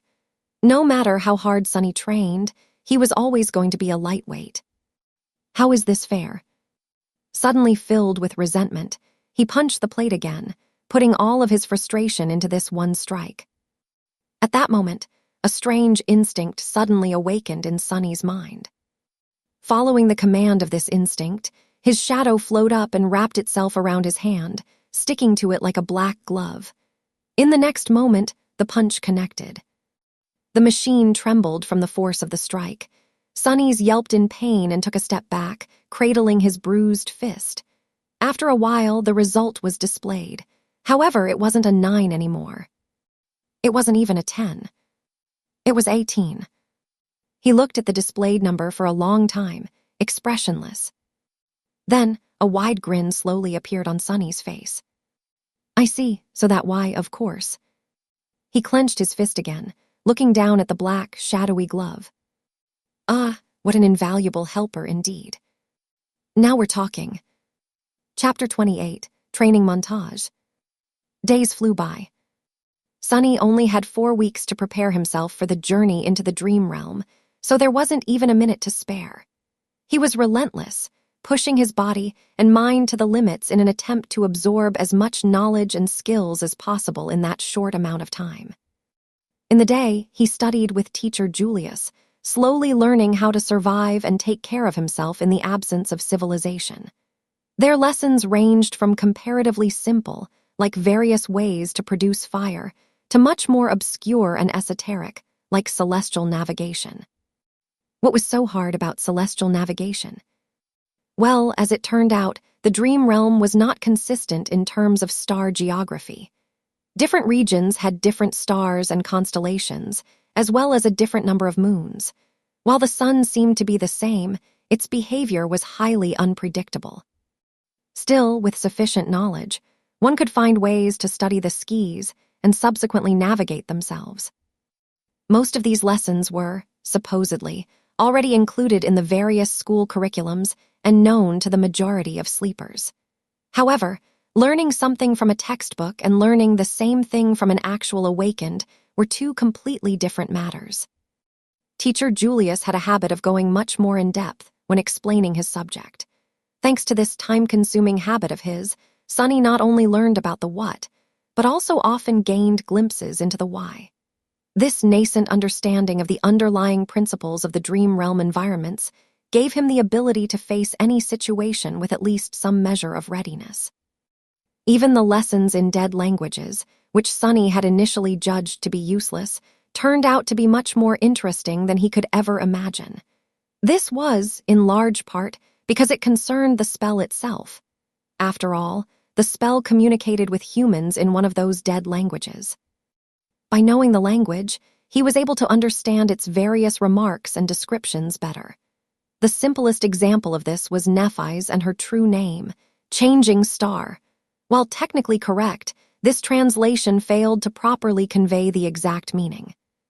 By understanding the grammatical structure of the rune language, it was easy to extrapolate and see that the more correct translation would have been Star of Change. More than that, there were different runes for change, each with its own connotation. Depending on what exact rune was used to relay the meaning of the name, it could also mean ruinous star or star of misfortune. A small change in wording and connotation could mean a world of difference in real life. Sunny, who had never seriously studied before, found the process of acquiring vast amounts of theoretical knowledge strange, numbing, and exhausting. However, in a sense, it was also exhilarating. After all, knowledge was something that only the privileged had access to. It was also this authority over knowledge that kept them in the position of power, creating a vicious circle of inequality. The poor had no opportunity to study, and without the advantage of good education, they had no way to stop being poor. The weirdest part about all of this was that Sunny was now one of those privileged people. More than that, he was at the pinnacle of social hierarchy. Not only had he gained access to an unlimited amount of knowledge, but even his basic needs like food and shelter were also taken care of by the government, allowing him to fully focus on the single goal of developing himself as an awakened. This sudden transformation would have sent him into a whirlpool of philosophical reflection if he had any time to spare. But he didn't, because teacher Julius also insisted on holding practical lessons every other day. Even if some of them had to be done in virtual reality simulations, he insisted on using the full immersion stations with enhanced physical feedback. As a result, Sunny was bone-tired and utterly exhausted. The good thing was that with such amount of exercise, coupled with his newly reforged body, Sunny had never been in better shape. Even without combat training, he could feel his strength, stamina, and agility improving by leaps and bounds. Basically, the peculiar rebirth he had experienced after completing the first nightmare had enhanced the innate potential of his body, bringing it to the peak of the human condition. However, it was up to him to realize that potential with sweat, effort, and a lot of hard work. Practical application of wilderness survival techniques provided him with the opportunity to do so. And as though this wasn't enough, Sunny secretly collected information about other sleepers and practiced shadow control every night. His shadow was independent enough to be sent on scouting missions without his direct control. It would sneak here and there, listening in on the conversations and observing different classes where sleepers had to demonstrate their aspect abilities. Then, after Sunny had finished his supper and returned to his room, it would come back and share everything it had heard and seen during the day. The only problem with this arrangement was that the shadow, despite its outward snarkiness, turned out to be rather naive. It didn't quite understand how the human world worked, and as such, often failed to distinguish between useful information and meaningless chatter. So, most of the time, Sunny would receive nothing of value or juicy gossip instead of important secrets. This is how he learned that in the sleeper center, romance was in the air. After all, there were 100 beautiful young people locked underground in close proximity to each other, with the added spice of a deathly threat hanging above their heads. Many felt that life was short, and it was their time to seize the day. Passion bloomed in the shadow of approaching danger. Sunny was excluded from this whole side of the thing, of course. Firstly, he had already positioned himself to be perceived as an unlikable lunatic. Secondly, he simply had no time for anything except for his lessons and training. And lastly, he was wary of getting too close to anybody, afraid that a situation would arise where he would have no choice but to divulge his true name. Apart from gathering information and slowly learning about the scope and details of various aspect abilities, and, to a lesser extent, flaws, he was also experimenting with shadow control. The results were very promising. He quickly found out that his shadow was able to enhance various objects, and not only his body. If it wrapped itself around a weapon, the weapon strike harder and deliver more damage. If it was applied to an armor, the armor would become sturdier and harder to break. The enhancement was rather substantial, too. It was roughly twice as much as the initial value. All in all, this ability, if used correctly, could make him a powerhouse among the sleepers.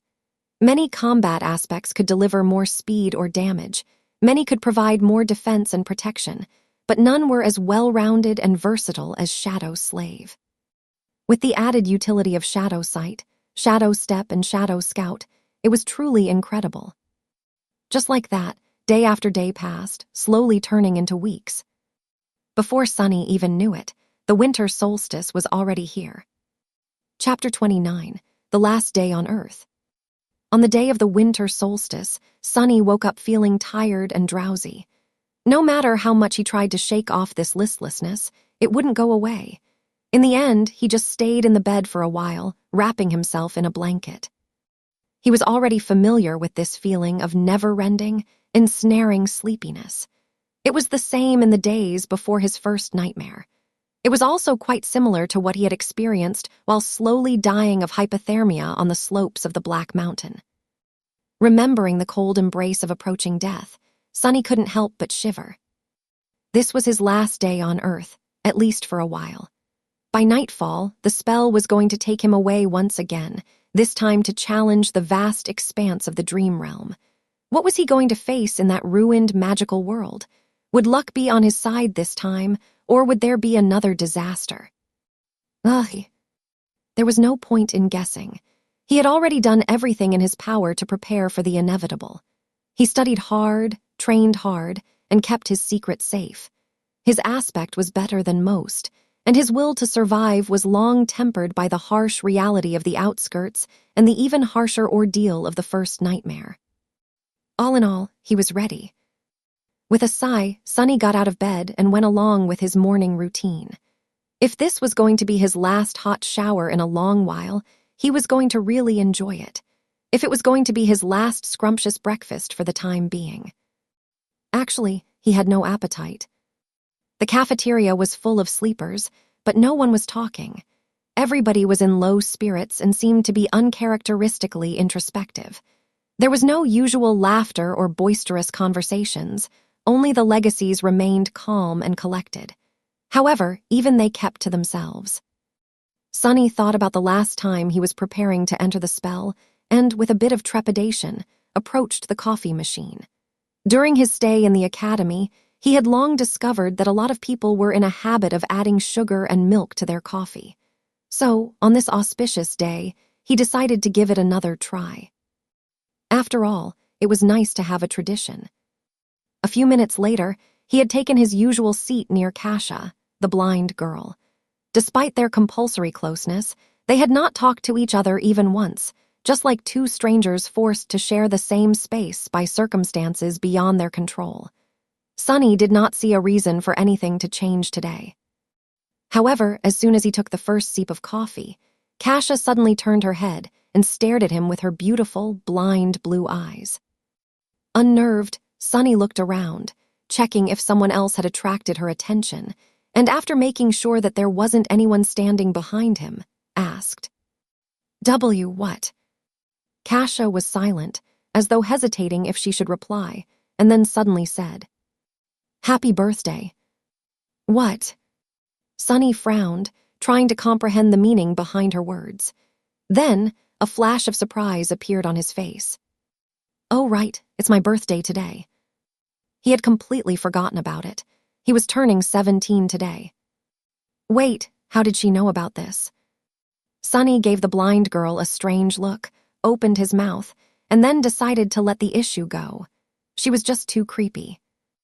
Oh, thanks. With a nod, Cassie turned away and seemingly lost interest in having a conversation once again. Which was for the better. Sunny returned to his coffee, finding it not too bad this time. Of course, sugar and cream were making most of the work. However, he did feel a little bit more awake after drinking it. 17, huh? Sunny was never sure that he would make it to this age alive. And yet, despite everything, he did. Life was sure unpredictable sometimes. If anyone would have told him a year ago that he was going to celebrate his 17th birthday by drinking real coffee with real milk and sugar, he would have laughed in their face. But now it was a reality.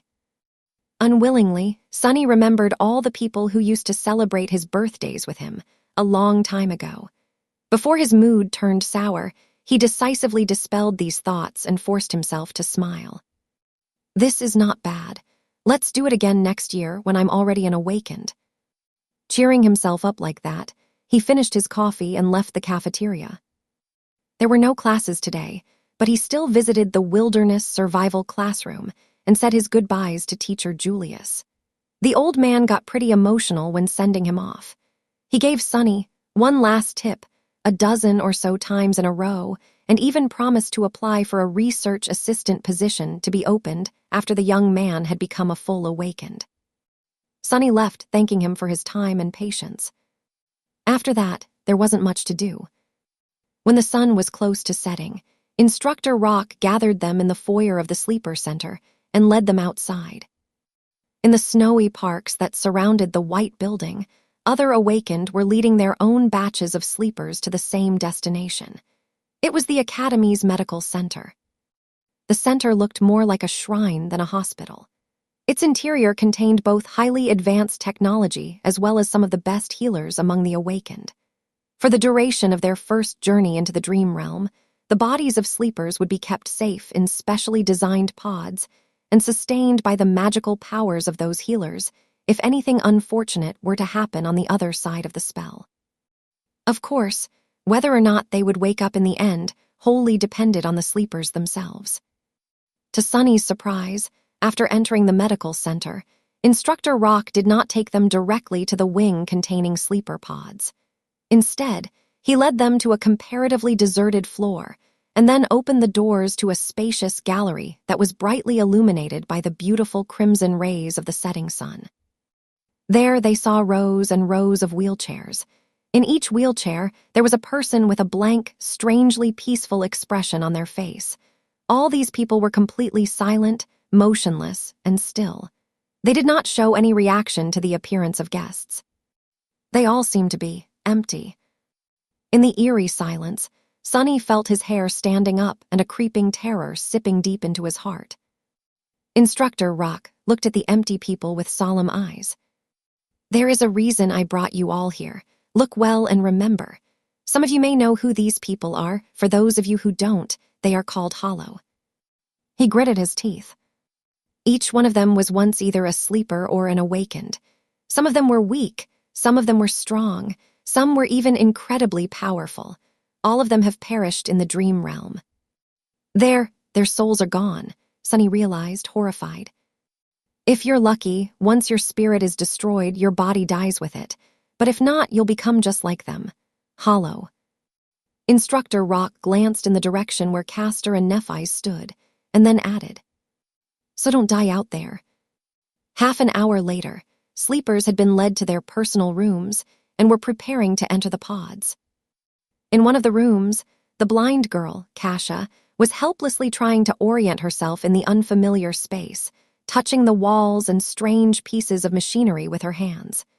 Tears were streaming down her beautiful, doll-like face. In the other room, proud Legacy Castor was staring listlessly at the floor. His lips were moving, repeating one strange phrase over and over again. He was trembling. Somewhere else, Changing Star Nephis, the last daughter of the Immortal Flame clan, was looking down at her hands. Underneath her skin, soft white radiance was slowly growing brighter and brighter. Her face was contorted in a grimace of harrowing agony. And finally, there was a room where Shadow slaved sunless, lost from light, turned away from the sleeping pod and glanced down at his shadow. Well, are you ready? The shadow shrugged and didn't answer. Sonny sighed. Yeah, me too. With that, he stepped forward and climbed into the pod. In the vast echoing darkness, he heard, Welcome to the Dream Realm, Sunless. Chapter 30, Starless Void. Sonny was expecting to first look at the place where his arrival to the Dream Realm was going to take place from above, just like it had happened at the beginning of the first nightmare. Back then, time had magically moved in reverse, giving him an opportunity to see hints of what he was going to face. Instead, immediately after hearing the greetings of the spell, Sunny found himself blind and drowning. As he instinctively tried to open his mouth to scream, salty water rushed inside, making him choke and twitch. More than that, he couldn't see anything. No, it's not that he couldn't see, it's just there was no source of light around. Usually, darkness wasn't a problem for Sunny, but for some reason, his sight wasn't working anymore. Maybe the seawater he was submerged in was blocking it. If it wasn't for the special space perception that the affinity to shadows gave him, he would have been completely disoriented. With its help, though, he barely managed to understand which side was down and which side was up. Luckily, Teacher Julius's lessons had included swimming. Swearing to thank both the old man and master yet once he came back, Sunny forced himself to stay calm and began to swim upward. In a few long and tense seconds, his head broke through the surface of the water. Sunny was finally able to draw in a deep, hoarse breath. Breathe, breathe, you're still alive. After sucking in enough air to soothe his burning lungs and compose himself to a certain degree, Sunny carefully spun in the water, trying to take in his surroundings. What met him was an endless, jet-black expanse of undulating waves. Above them was an empty black sky. There was no moon, no stars, just a dark vastness of repressive nothingness. Sunny blinked a few times, cold dread taking hold of his heart. This is a sea, an ocean. Was I dropped in the middle of an ocean? No, it couldn't be. There had to be solid ground somewhere nearby. As he was gripped by a momentary panic, a remote sound suddenly drew his attention. Sunny turned around and saw a triangular dorsal fin moving in his direction. Luckily, it was still hundreds and hundreds of meters away. Wait, if it's so far away, then how come I can see it so clearly? Despite being submerged in water, Sunny still felt like there was suddenly cold sweat all over his body. By his estimation, that dorsal fin was at least 5 meters tall. It was rapidly approaching, growing visibly larger with each second. Damn you, spell. With eyes full of horror, Sunny spun again, desperately trying to find anything, to save him. And there, a short distance away, he finally noticed a black mass protruding slightly above the water. Not wasting even a second on thinking, he started to swing his arms and legs, swimming in the direction of the black mass with a considerable speed. However, no matter how fast he swam, the giant shadow of the unknown creature was closing the distance between them much faster. A small part of Sunny's mind managed to preserve its rationality even when faced with this boundless, primal fear. Not allowing himself to slip entirely into panic, Sunny tried to think, and then silently commanded his own shadow to wrap itself around his body. Instantly, his speed increased twofold. Just seconds before the unknown colossus got to him, Sunny reached the black mass, stretched out his hands, and pulled himself out of the water. He rolled away from the edge, scratching his skin on the uneven rocks, and jumped in fright when the whole surface underneath him shuddered, as though something massive had collided with it. As Sunny backed out, terrifying jaws appeared from the water, with rows and rows of giant teeth, each one as long as he was tall. He opened his eyes wide, understanding that the rock he had climbed on was not tall enough to save him from the monster. Why is it even trying to eat me? I'm too small to be considered a filling snack for something this enormous. However, before the monster had a chance to attack, a colossal tentacle suddenly broke through the water and rose into the air like some strange, black tower. Before too long, it fell down, entangling the owner of the giant maw and pulling it back under the water. Sunny lost the feeling in his legs and plopped on the ground, his mouth opened. His whole body was shaking. A few seconds later, the dark sea was calm again, as though nothing has happened. The indifferent waves continued to move silently under the lightless sky. So it wasn't trying to eat me, he realized, frozen. It was trying to run away. A few minutes later, Sunny was pretty sure that nothing was going to devour him, at least not immediately. With that certainty, he was finally in a state of mind to stop trembling and explore his surroundings a little. The black mass he climbed onto turned out to be a single stone platform of around 12 meters in diameter. Its surface was mostly flat, covered with grooves, and somewhat dry. Due to the regular shape of its edges, it seemed more like something man-made than a natural formation. But then again, here in the dream realm, it was hard to be sure that something man-made was actually made by humans, as opposed to. Better not to think about it. The platform wasn't connected to anything, existing as a tiny island in the sea of darkness. There wasn't anything else above the water for as far as Sunny was able to see. After discovering that fact, he also realized something else. It was that he was wet, cold, and completely naked. In his defense, the clothing situation was the last thing one would think about when trying to save themselves from abyssal monsters. Also, it's not like someone was here to witness his stark paleness and private bits. Still, it was sort of cold. Sunny summoned the puppeteer's shroud and watched as dark gray garments covered his body. It even came with a pair of high, soft-soled leather boots. Clad in gray fabric and lusterless leather, he suddenly felt much safer. Not to mention warm. After that, Sunny sat down in the middle of the platform, as far away from water as he could, and tried to remember the unique characteristic of every explored region of the dream realm he could think of. Unfortunately, none of them matched this starless, dark void. Of course not, he thought with a bit of resentment. Even if some unlucky humans had ever come here, I doubt that they were able to return to the real world alive. Not with those things hiding underwater. Not yet desperate enough to leave the platform and try to swim away in search of land, Sunny decided to wait and see. Maybe something was going to change as time went by. With a soft sigh, he habitually looked for his shadow. However, due to the total darkness that surrounded him, it couldn't really be seen. He just barely felt its presence. This must be a paradise for you, right? All this gloom and not a star in sight. The shadow, of course, did not answer. Anyway, good job earlier. With a nod, Sunny lay down, using his hands as a pillow. Not thinking about much, he stared into the black sky and waited.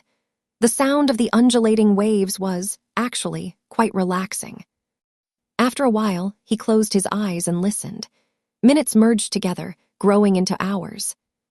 Suddenly, Sunny caught a slight change in the sound of the sea. It was as though something was shifting. He opened his eyes and noticed that one corner of the sky was slowly turning gray. Soon, a glimpse of a pale sun could be seen rising above the horizon. A new day had come to the starless void. And with it, the dark sea suddenly surged. Chapter 31, Low Tide. The black, opaque water suddenly surged and seethed, as though a living creature desperately trying to avoid the pale light of the coming dawn. Sunny slowly rose and, after some thought, carefully approached the edge of the stone platform. Looking down, he blinked and then kneeled to make sure that what he saw wasn't an illusion. The sea seemed to be receding. Slowly at first, and then faster and faster, the water level was dropping. The circular stone formation he had been taking shelter on used to barely protrude out of the waves, but now there were meters and meters of wet rock between him and the restless surface of the sea. As the sun climbed up, the monstrous ebb tide continued. Soon, Sunny found himself standing on the edge of a tall cliff, with 100-meter drop separating him from the churning waters. Beneath him, the rock formation broadened and changed shape. However, from his vantage point, it was hard to determine what that shape was exactly. At that time, the dark surface of the water began to be punctured here and there by sharp crimson blades. As it dropped even further, it was as though a crimson forest was slowly rising from the black depths. The trees were made of something resembling coral, growing chaotically into each other and stretching toward the sky. They were colossal in size, with irregular protrusions entwining and merging together, looking monumental and eerie in the black and red reality of the sunlit void. The labyrinth formed by this strange reef stretched as far as Sunny could see, broken here and there by protruding cliffs, sudden chasms, and distant natural features. Half an hour later, utterly shocked, Sunny stared down and realized that the sea was completely gone. If not for the black seaweed left hanging on wet rocks and scarlet pillars of coral, he would even doubt if it was ever there.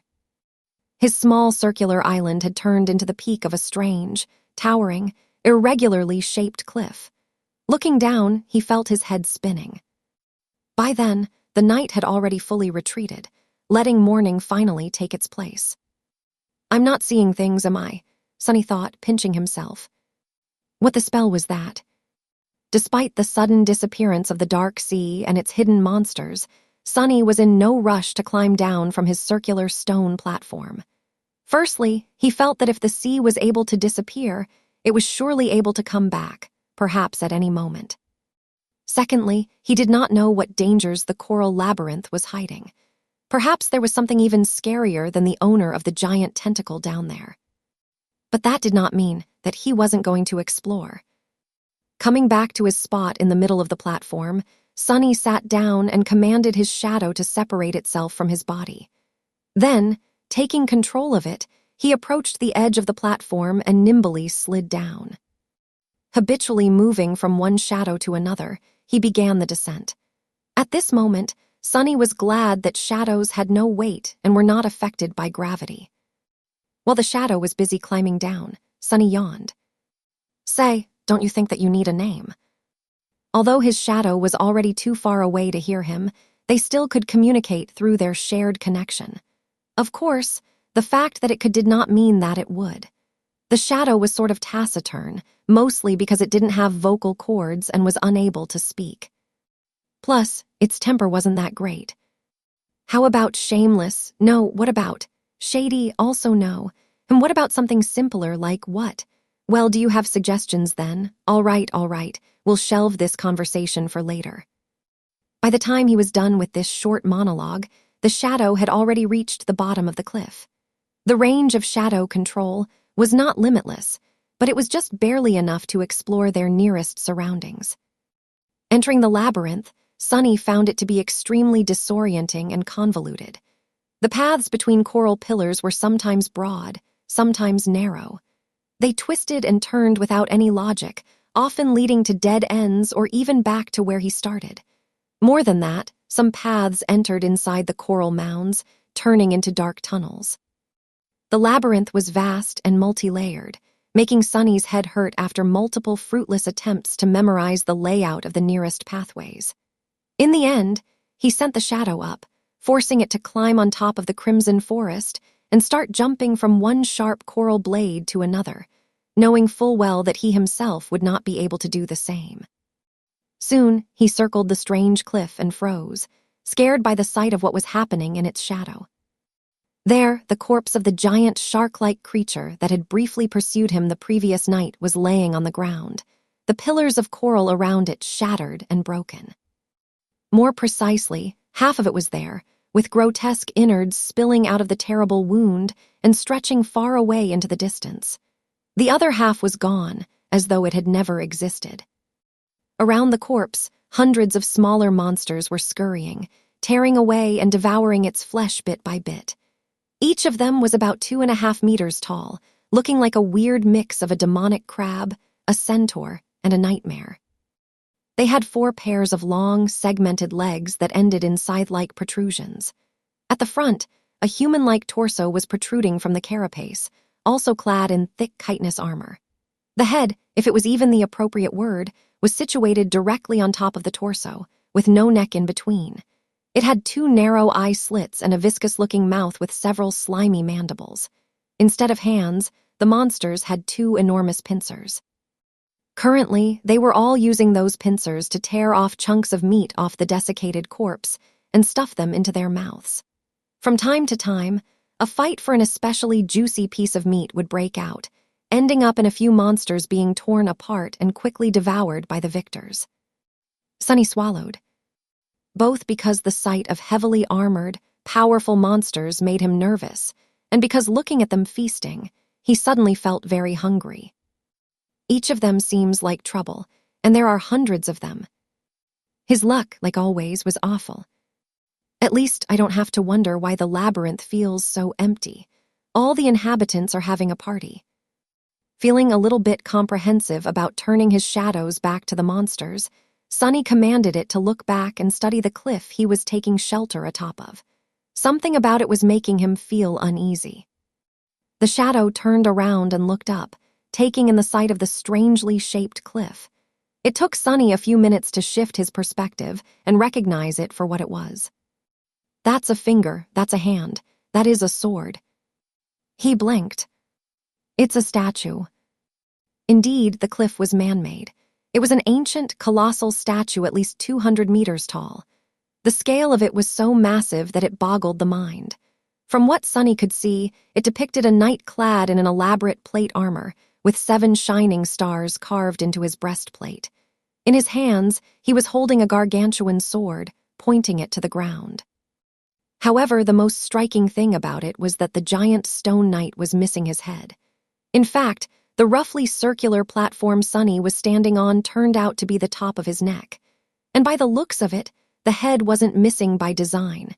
It was as though something, or someone, had violently tore it off at some point in the distant past. Sunny walked around the platform, looking down from all sides, but didn't notice the head lying anywhere near. What on earth is this place?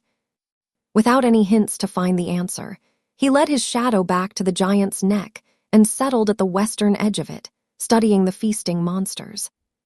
He didn't move until the sun was about to set. Just as Sunny expected, as soon as the sun touched the horizon, a deafening rumble could be heard coming from somewhere below.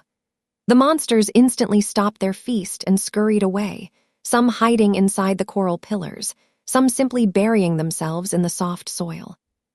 A few minutes later, the first streams of black water appeared in the labyrinth. Their volume quickly grew, and soon an apocalyptic flood devoured everything around. The sea was returning with the approach of the night. Sunny stared at this unimaginable process, thoughts churning in his head. In an hour, the circular platform was the only thing above the dark waters once again. Chapter 32, Making a Choice. With an empty stomach and a head full of thoughts, Sunny returned to the center of the platform and sat down. After a while, he beckoned to his shadow and said, "Wake me up if anything happens."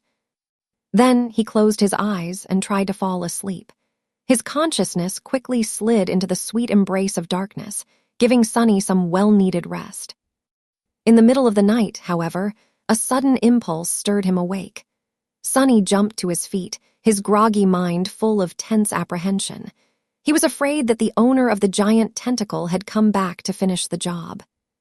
Or maybe some other horror from the depths had sensed him and decided to snack on human meat. However, the sea was quiet and calm. He didn't hear any abnormalities around the knight's statue. "What is it?" Sunny whispered, addressing the shadow.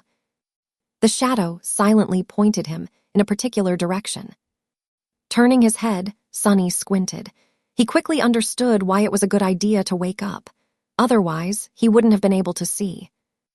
Out there in the distance, a few kilometers away, a small orange light was shimmering in the darkness. Its reflections were rising and falling with the movement of waves. It was too far away to make out any details, so Sunny just stared at it for a while. Pretty soon, the light disappeared. Other sleepers, natural phenomenon, or some monster laying a trap. Memories of nightmarish deepwater creatures immediately came to his mind. Shaking his head, Sunny lay back down and attempted to return to his slumber. However, this time sleep was escaping him. Pangs of hunger were still not unbearable, but slowly becoming more and more intense.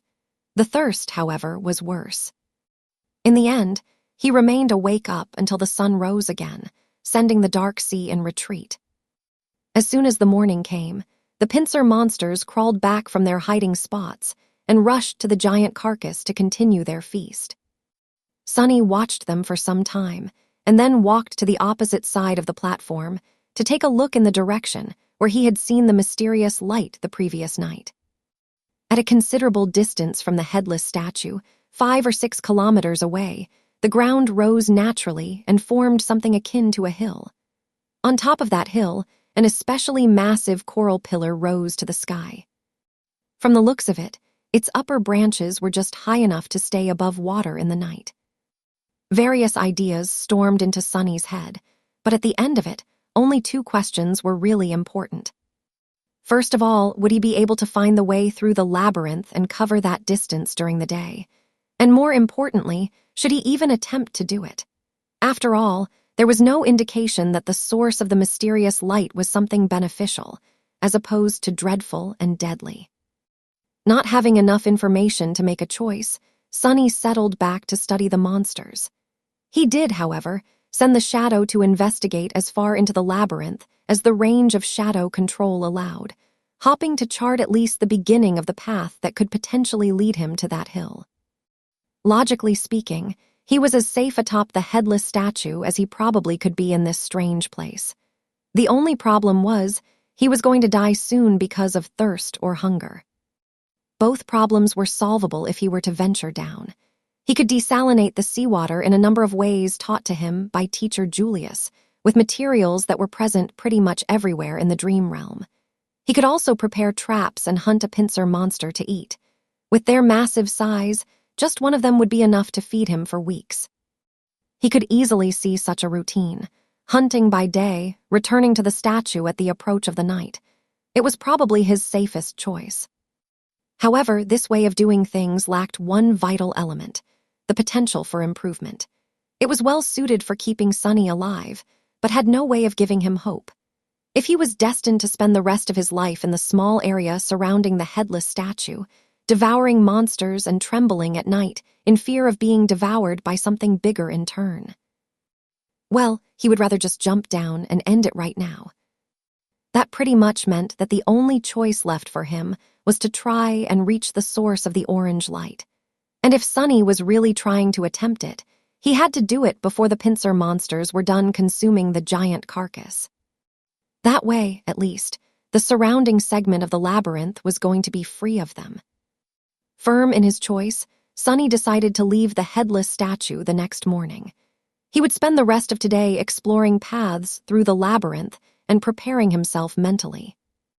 With that, he closed his eyes and concentrated his perception on the moving shadow. In the night, a sudden storm descended upon the dark sea. Sunny was stirred awake by the shadow in time to prepare himself for the crushing winds and the pelting rain. Usually, rain always put him in a bad mood, but this time he was too thirsty to think about anything except for fresh water. Staying low so as to not be blown over the edge of the platform, Sunny cupped his hands and waited until they became filled with rainwater. Then he raised them to his mouth and greedily drank. Strikes of lightning illuminated everything above the churning sea. If anyone were to see Sunny now, they would have noticed a wide grin on his face. The storm continued to rampage for several hours. Sunny crouched in the middle of the platform, enduring its rage. More than once, a tall wave would crash into the headless knight's neck, threatening to wash him away. But Sunny held tight to the deep grooves in the stone surface of the platform, sticking to it like glue.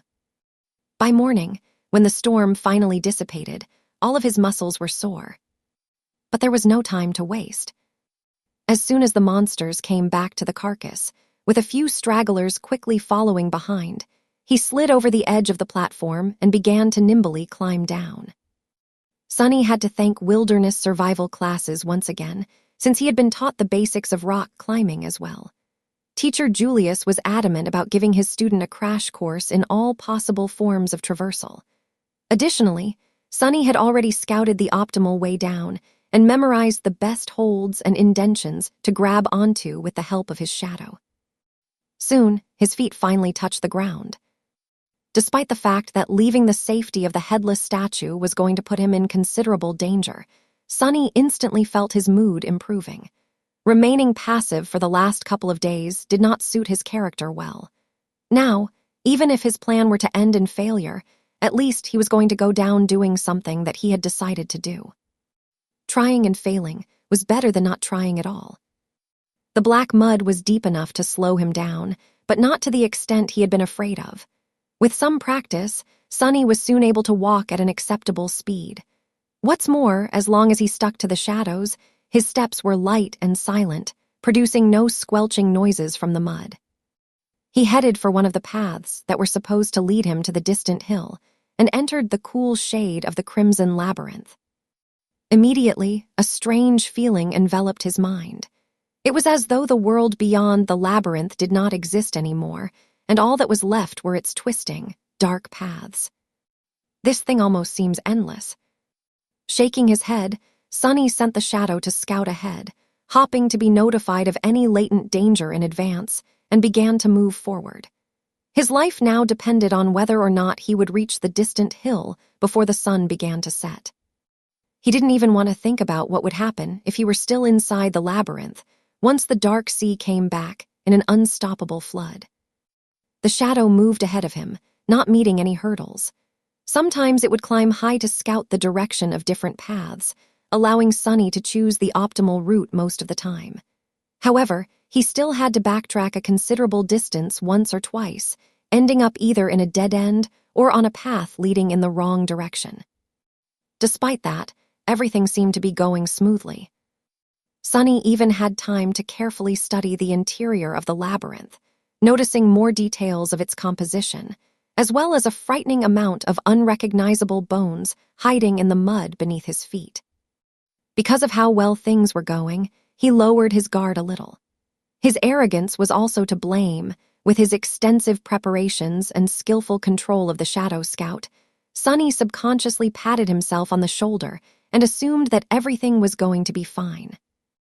That's why, when the mud directly in front of him started to move, he was a fraction of a second late to react. In the next moment, a massive pincer shot out of the ground and tore through the air, threatening to cut his body in half with one crushing strike.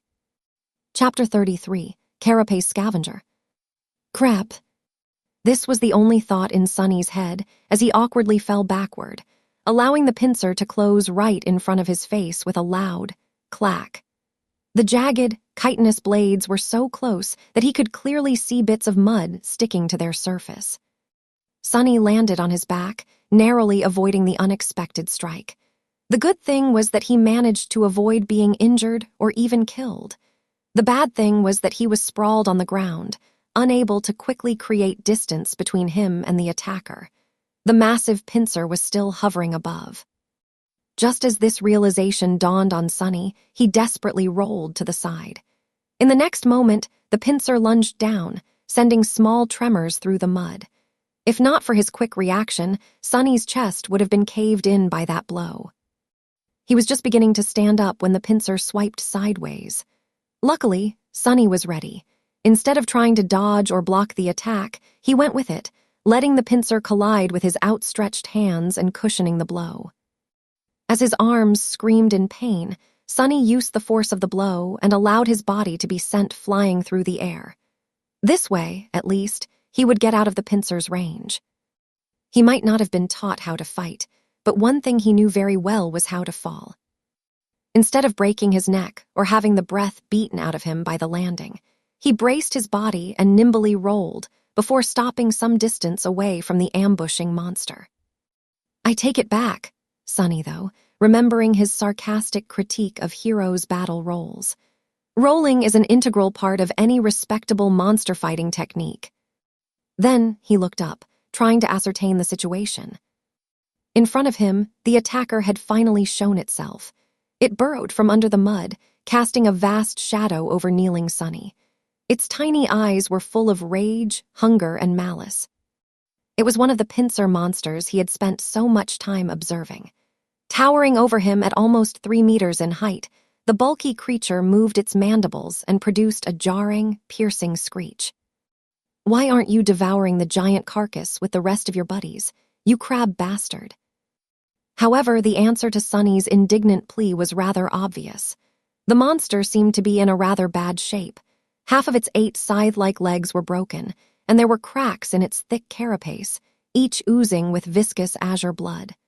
Additionally, he was missing one of its 2 pincer arms, which seemed to have been torn off entirely at the shoulder. If not for this pathetic state, the creature would have had no need to hide in the mud, hopping to catch easy prey. It could have just followed the other monsters and joined on the feast. Sonny was just unlucky to stumble directly upon its ambush. He had relied too much on the scouting abilities of his shadow, forgetting that it wasn't much more observant than an awakened human. It was also weightless and inaudible, That's why the monster did not react when the shadow had passed over its trap a minute earlier. On the other hand, Sunny could also consider himself lucky. By the same logic, he would not have been able to dodge the creature's sudden attack if not for its crippled, slowed state. But pondering on his luck could wait for later. Right now, Sunny had a far more pressing thing to do. Namely, try to survive. "Get back here," he ordered the shadow and jumped to the side. In the next second, the space he occupied a moment before was torn apart by the attacking monster. Its heavy pincer crashed into the side of a coral pillar, sending crimson shards flying in every direction. Sunny caught his balance and continued moving. He was hoping that the bulky, heavily armored, wounded creature would not be able to match his speed, but unfortunately, it turned out to be surprisingly agile. Its scythe-like legs pierced the mud behind him, and the pincer was already flying through the air again, threatening to decapitate the young man at any second. Sunny ducked, dodging the pincer, and finally caught a second of reprieve. His eyes darted around, desperately searching for something to use as a weapon.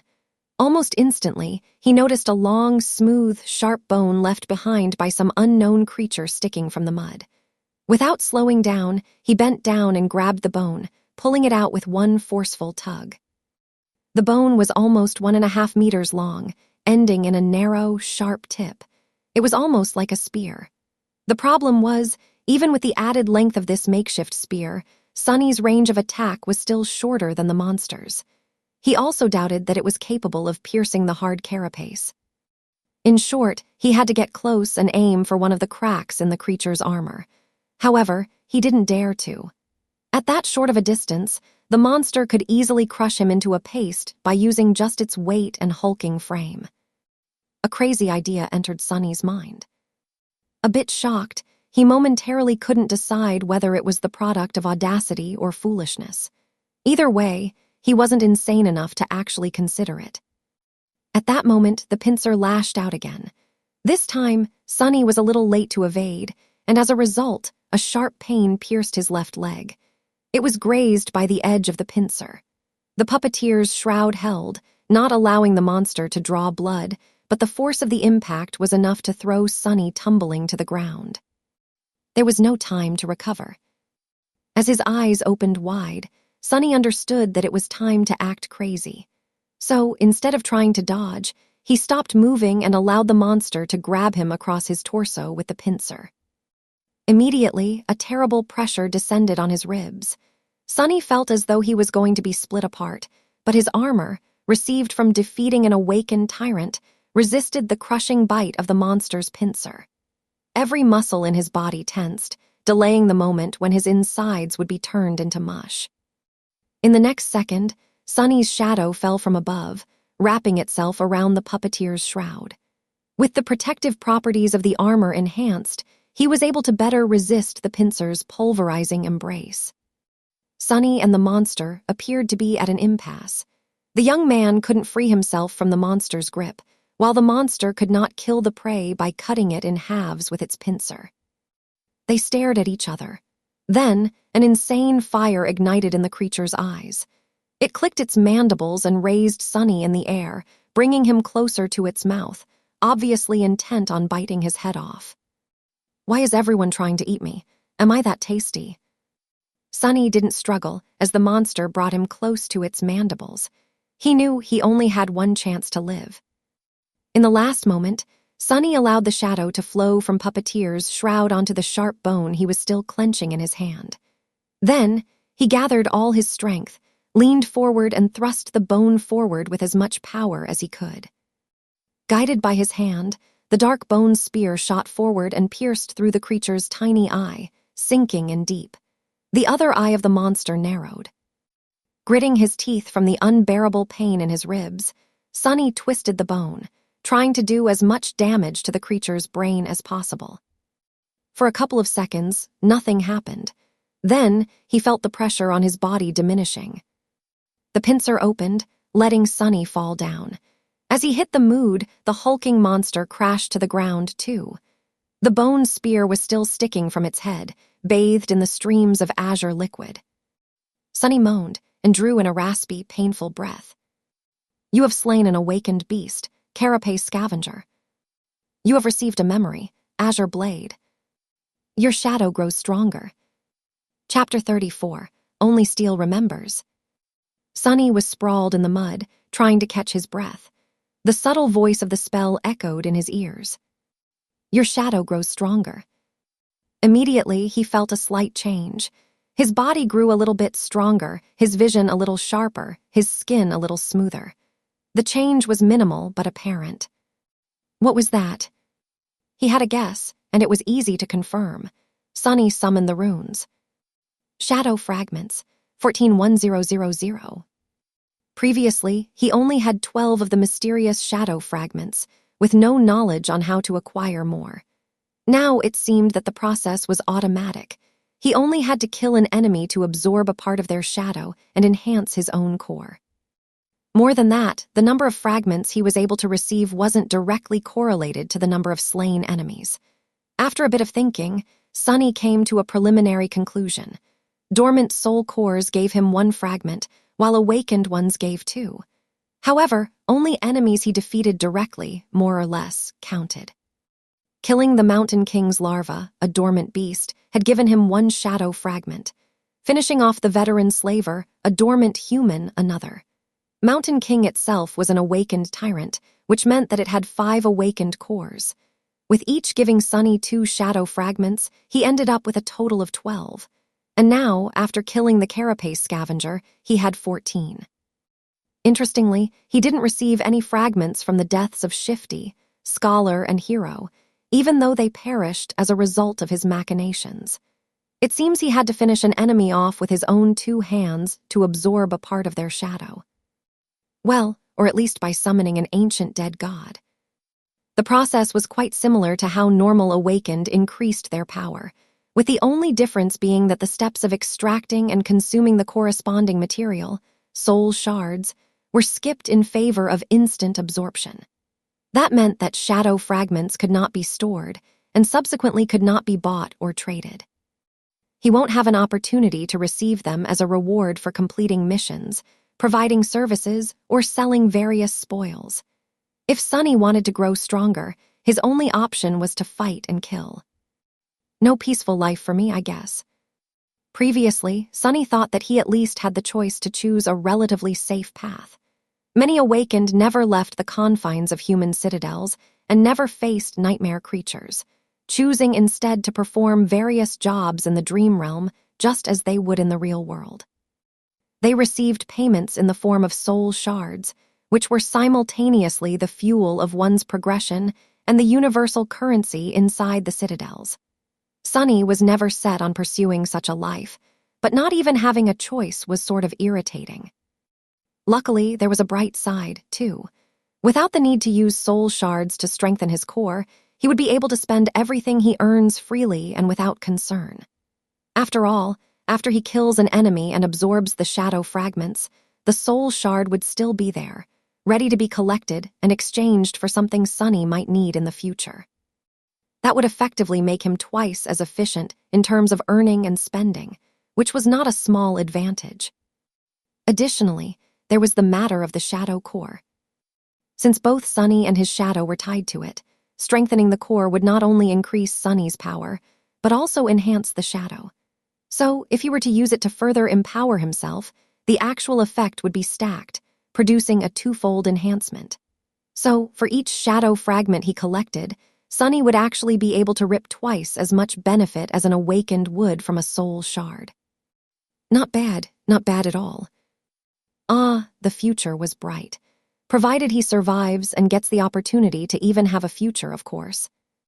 Sitting up, Sunny moved his eyes and found the cluster of runes describing his memories. Azure Blade. Had he finally gotten a weapon? Memory, Azure Blade. Memory rank, awakened. Memory type, weapon. Memory description. On this forgotten shore, only steel remembers. Interesting. Not very informative, but interesting. Sunny summoned his new weapon, and a sharp, light sword immediately appeared in his hand. It was about 1 meter long, including the handle. The blade was straight and single-edged, ending in an angular tip. It was forged out of azure steel with a beautiful layered pattern. Deep inside the steel, white sparks could be seen. The crossguard was minimalistic and simple, offering almost no protection to the wielder's hands. If Sunny knew his way around cold weapons, he would have called it a tang dao. However, he had no idea about such things. All he could gather was that the blade was single-edged, which meant that it was probably meant for slashing and cutting as opposed to piercing, and that the handle was long enough to accommodate 2 hands. Also, the sword was pretty. He summoned the shadow and made it wrap itself around the azure blade. Immediately, the steel became bluish-black with a scattering of white sparks. It looked like a starlit night sky. Sunny stood up and waved the sword a couple of times, getting accustomed to its weight. The sharp edge whistled as it cut the air. Well, now I finally look like a real awakened. After that, he cast a gaze at the corpse of the Carapace Scavenger and grimaced. This part was not going to be pleasant. After some time, he managed to break open the cracked carapace and cut away a few strips of tender, pink meat. He also did not forget to extract the radiant crystal from the beast's chest, the soul shard. Without much hope, he tried to absorb the shard, remembering how it was supposed to be done. Just as he expected, nothing happened. They're really of no direct use to me. With a shrug, Sunny places the shard, and the meat in a makeshift rucksack he weaved from black seaweed and looked at the sun. The day was still young. He still had a good chance of making it to the distant hill before the sea came back. However, his left leg was banged up in the fight with the scavenger beast, so walking wasn't as easy as it was before. He gritted his teeth and began limping. Hours passed. Due to his bruises and increased vigilance, Sunny's progress slowed down considerably. He was sweating and grinding his teeth, feeling pain with each step. What's worse, the further he reached into the labyrinth, the more confusing and entangled the paths became. Even with the shadow's help, he constantly had to backtrack and struggled to move in the right direction. Crap. If nothing changed, Sunny would not reach his goal, which meant that he'll be crushed to death by the returning sea. Not allowing himself to think about dying, Sunny tried to walk faster. However, he couldn't be too hasty. Making a wrong turn would have taken precious minutes away from him, so he had to choose the way carefully. Additionally, missing to notice another ambush could end his life directly. Curses! Just when he was beginning to feel desperate, his shadow suddenly saw something that momentarily sent Sunny into a stupor. Some distance further down the path, beyond a few turns, the corals widened, creating a small clearing. And in the middle of that clearing, someone was walking across the mud. The first thing Sunny saw was fair skin, a lot of skin. The tall, lithe girl was only dressed in a makeshift skirt and a crude brassiere, both made out of seaweed. However, it didn't seem to bother her. With a calm expression, she stopped and looked back. The wind was playing with her short silver hair. It was Nephis, the changing star. In one hand, she was holding the end of a strange golden rope. And on the other end of the rope, Cassia, the blind girl, was carefully following behind.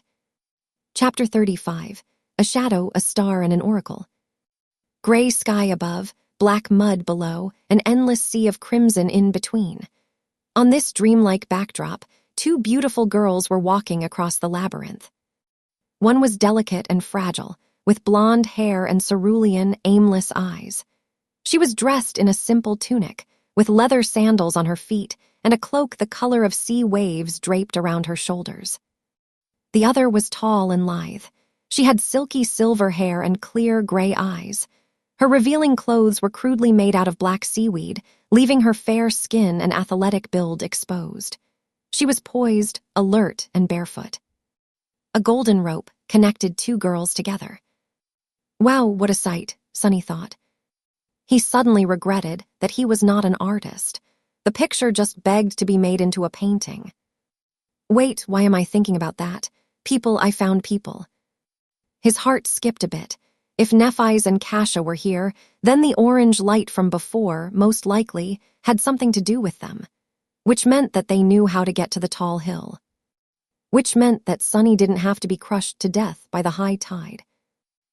So what do I do now? He wasn't the best at ingratiating himself to other people. In fact, he was the polar opposite.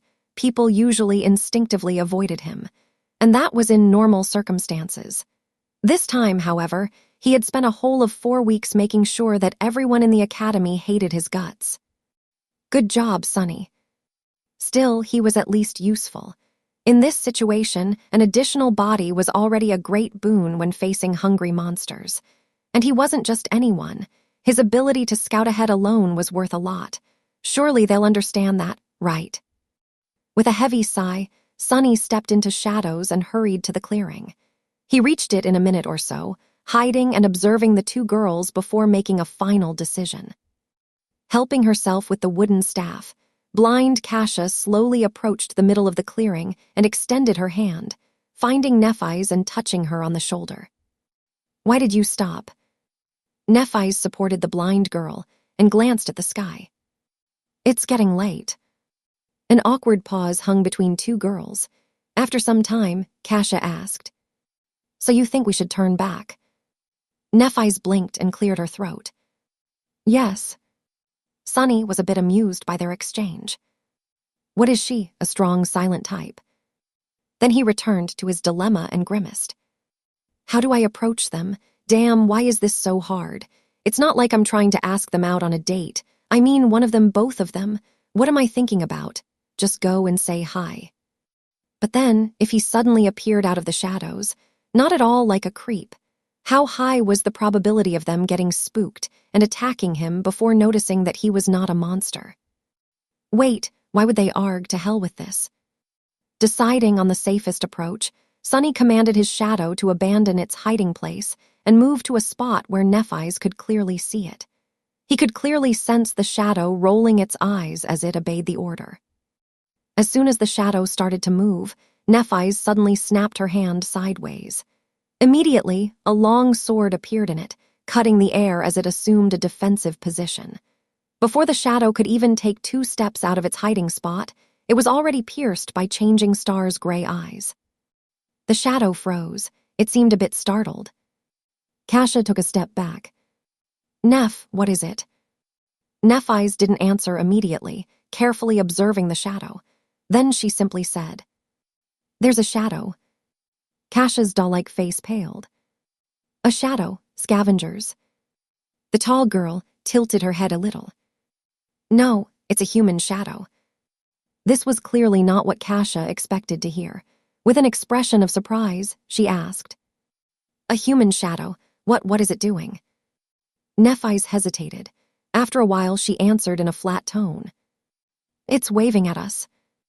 After a whole minute of silence, Cassia finally found the words to react. "What?" "I said, it's waving." "Yes, I know. I mean, why is it doing that?" Nephise opened her mouth, then closed it again. "I don't know. Maybe it's a distraction to lure us into a trap." At this point, Sonny decided that it was time to talk. He inhaled deeply, then said in a friendly tone, "Actually, I just sent it ahead to make sure that you don't stab me with that sword, before realizing that I'm human." Immediately, Nephise turned her head, pinpointing the exact location where Sonny was hiding in a blotch of shadows. Her sword slightly shifted, aiming at the new threat. "If you're human, why are hiding in the shadows like a creep?" "Goddammit, I'm not a creep." Sonny shoked, but his flaw was merciless.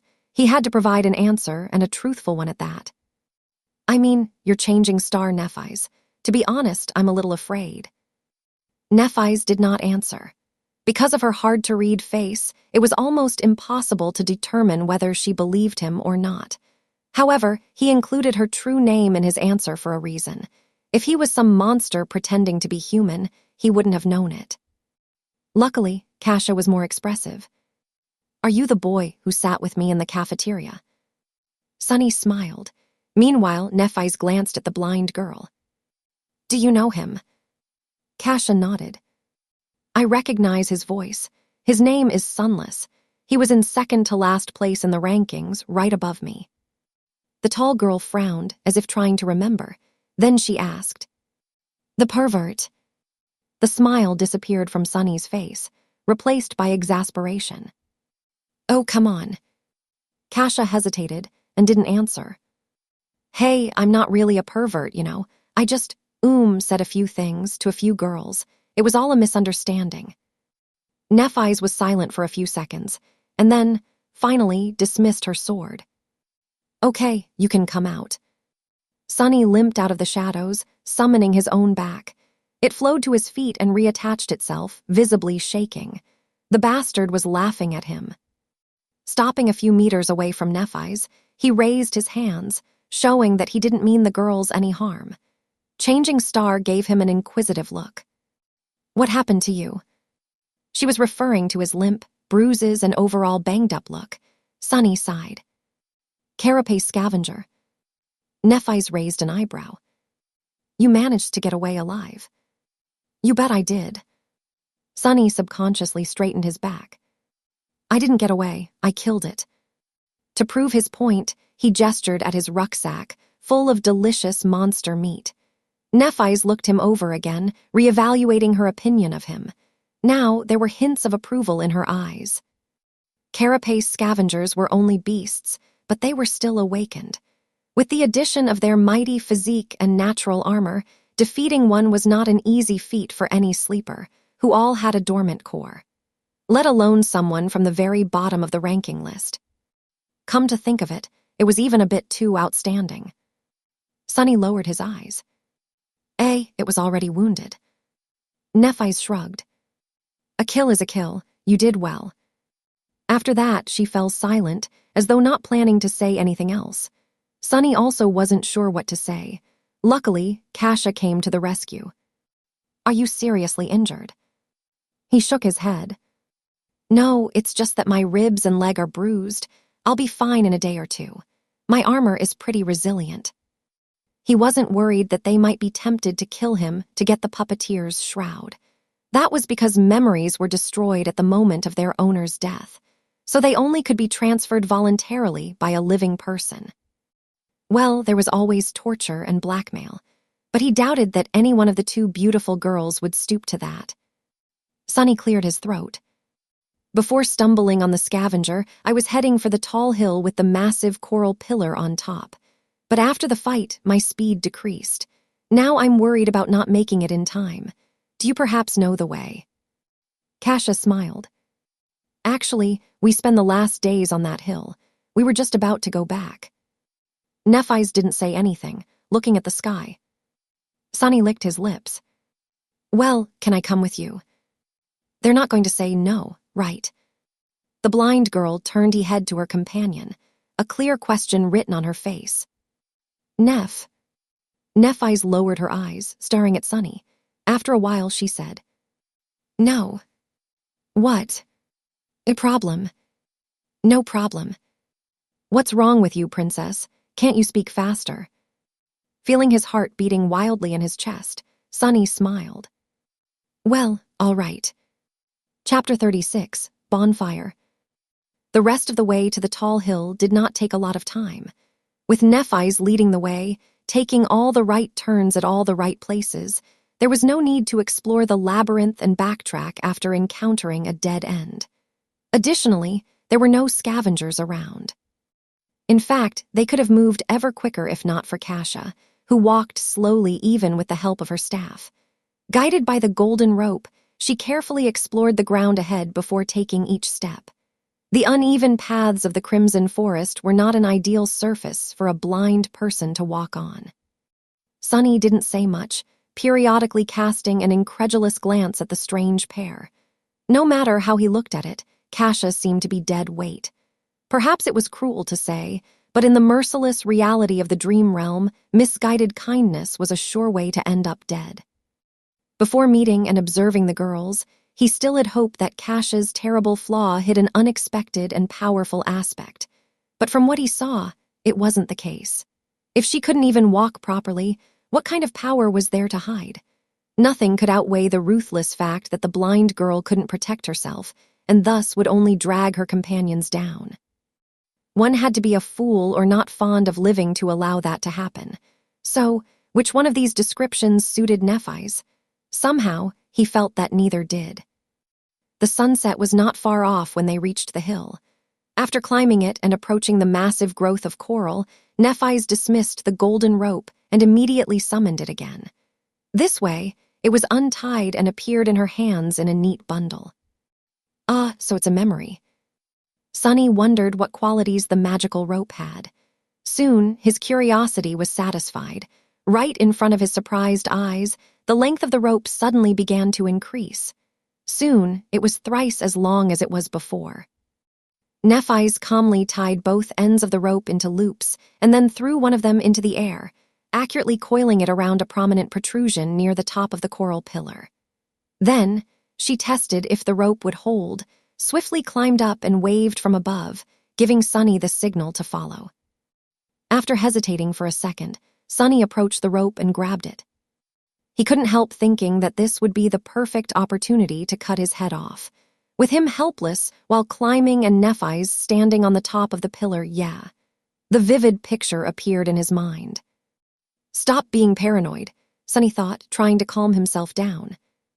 It's not that he was sure of changing Star's impeccable moral qualities. Instead, he was certain of one thing. If Nephi's really wanted to kill him, she wouldn't have needed to wait for an opportunity. She could have just cut him into ribbons whenever. Simultaneously scared and reassured by this, though, Sunny nimbly climbed up and joined Nephi's at the top of the coral mound. He then turned around and watched curiously, wondering how Cassie was going to get to them. The blind girl dismissed the wooden staff and approached the rope. Then she caught it in a hand, traced it down to the loop at the end, and placed her foot inside. As soon as she was done, Nephi's grabbed the rope and started pulling, lifting Cassie little by little until she had reached the top. She only had to grab Nephi's hand and make a step to join them. How efficient. The coral mound was much larger than the circular stone platform of the giant knight's neck. In fact, it was almost like a small island. At the highest point of the island, hidden behind some coral blades, the girls had made a little camp. There were piles of seaweed to sleep on, strips of scavenger meat drying under the sun, and a fire pit. Sunny pointed to the makeshift fire pit. Was it you 2 nights ago? I've seen an orange light in the distance. Cassia's face darkened. Yes, this was the first time we made a fire, but it turned out to be a really bad mistake. Nephi sighed. Sunny raised an eyebrow, surprised. Why? The blind girl touched her hair and turned her head to Nephi's. At night, any light will attract monsters. We were attacked by scavengers first, and then. She paled and didn't finish, but she didn't have to. The memory of the colossal tentacle was still fresh in Sunny's mind. It seemed that he was lucky to meet these two when he had. If not, he was certainly going to make a fire tonight to roast some scavenger meat. I see. Nephi's looked at the sky and cleared her throat. It should be fine now. We still have time before the sun sets. After that, she got busy making the fire. Cassie simply sat on a pile of seaweed and waited. Not knowing what to do, Sunny lowered himself to the ground and let his tired, bruised body rest. After a while, he said, I have fresh meat in my rucksack. Do you have water? Cassie smiled. Yes. After that, she extended an arm to him. A second later, a beautiful bottle made of patterned blue glass appeared in her hand. That's a memory I have. It's always full. Sunny took the glass bottle and looked at it with envy. An endless supply of water, huh? Sure beats my super loud bell. Thank you. He brought the bottle to his lips and greedily drank the cool, delicious water.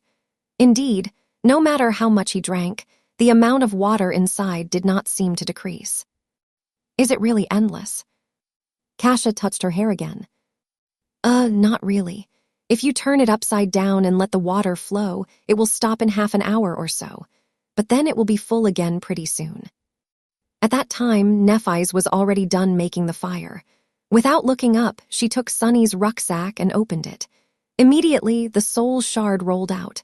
The tall girl looked at it, then at Sunny. Then she put the shard back in and pulled out the meat. Sunny became tense, preparing a misleading answer. But Nephi's did not ask. So he pretended like nothing had happened and continued his conversation with Cassie.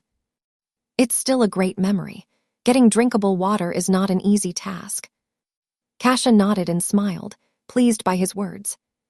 Soon, the rich smell of roasting meat permeated the air.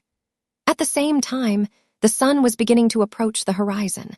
A loud rumble came from somewhere beneath, and first traces of the black water began to appear between crimson walls of the labyrinth. Sunny looked east, where the skis were already growing dark. Then he uncomfortably shifted. Do scavengers come all the way up here? Nephi's turned the meat and nodded. Yes, but only at night. In the day, most of them seemed to disappear.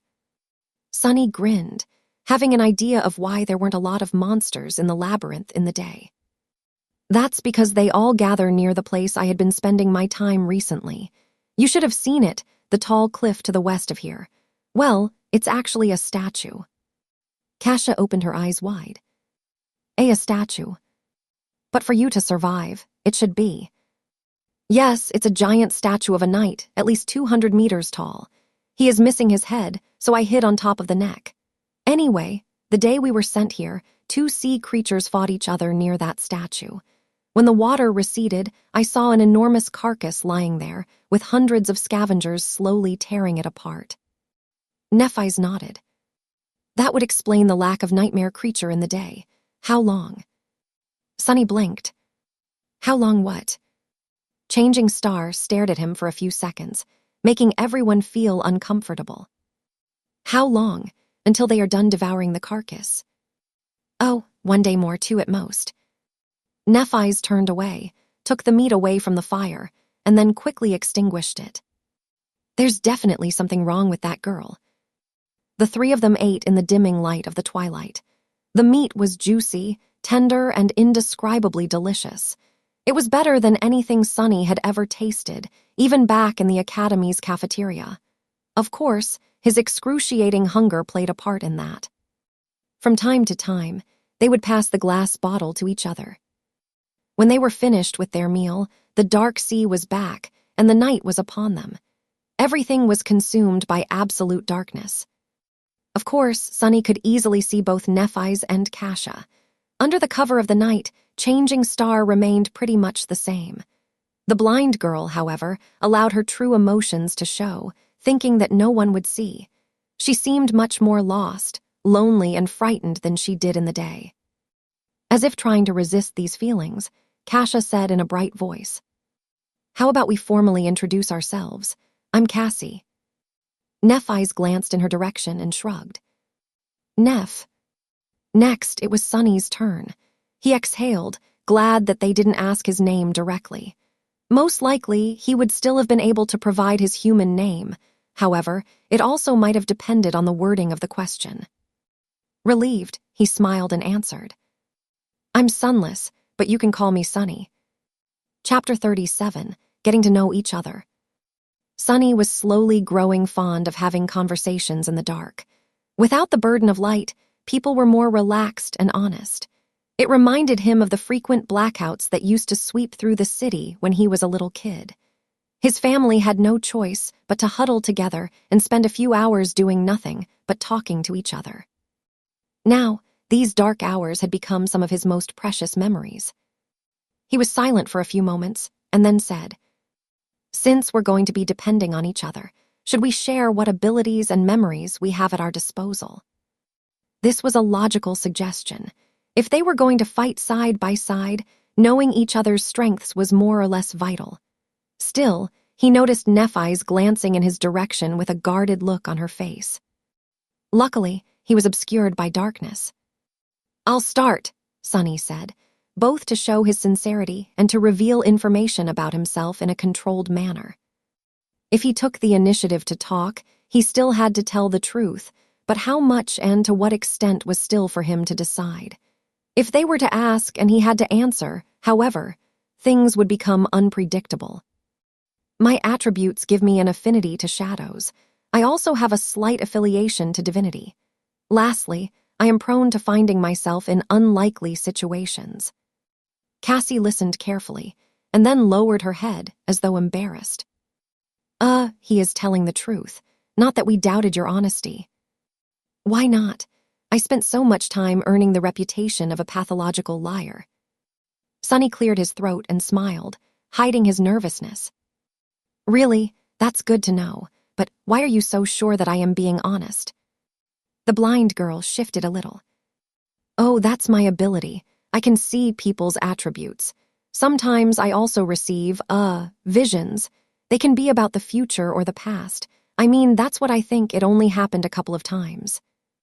Sonny swallowed, but then relaxed. So she is an oracle of sorts.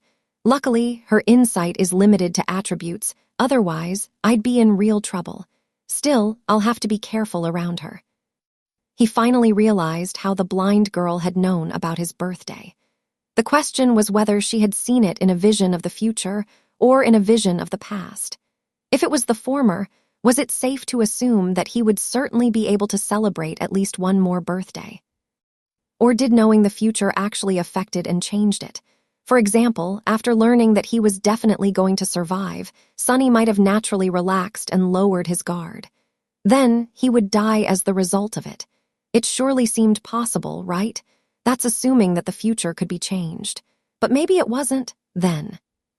Feeling his head hurting, Sonny decided to avoid this line of thought for now. Instead, he hid his inner turmoil and said in a friendly tone, "That's a good ability. Speaking of abilities, you have already seen mine. My shadow can move independently and explore. It can't affect the material world, but we share sight and hearing. That way, I can spot danger before encountering it. The shadow is fast and stealthy. It can go anywhere and is almost impossible to notice. Oh, I can also see in the dark." He smiled, expecting the girls to understand and appreciate the utility of his shadow scout. Their reaction, however, was a bit strange. Nephi's slowly turned her head in his direction, while Cassie became a bit pale and raised her hands to cover her chest. "Oh, what?" Nephi's frowned and said in a flat tone, "Have you ever used your ability in the academy?" Sonny blinked. What a strange question. "In the academy, sure, of course. Why?" "Oh, right, they think that I'm a pervert." "Crap." Before the girls could say anything, he hurriedly raised his hand and blurted, "But I have never used it to do anything improper. You have to believe me." Fortunately, it was the honest truth. However, both Nephi's and Cassie looked skeptical. Sonny gritted his teeth. "I had more important things to do than whatever you're thinking about. I spent almost every waking hour learning how to survive." Nephi's raised an eyebrow. "I haven't seen you in class, even once." Sonny chuckled. "Of course, you didn't. While you were busy wiping the floor with other sleepers, I was studying wilderness survival." It was Changing Star's turn to blink. "Wilderness, what? There is such a course." Cassie seemed equally puzzled. "Yes, there is. It might seem like an afterthought for most people, but for an outskirts kid like me, who never went to a fancy school or saw a private tutor, learning how to survive in the wilderness is the difference between life and death.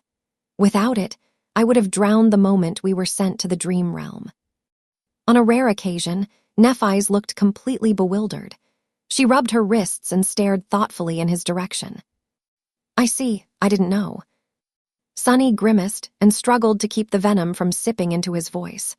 When he finally spoke, his tone was light and amiable. "That's okay. It's natural for someone of your status not to know." When he mentioned her status, a strange smile appeared on the Changing Star's face. But in the end, she didn't reply. Sonny continued. "Anyway, that's my ability. As for memories, I have 3.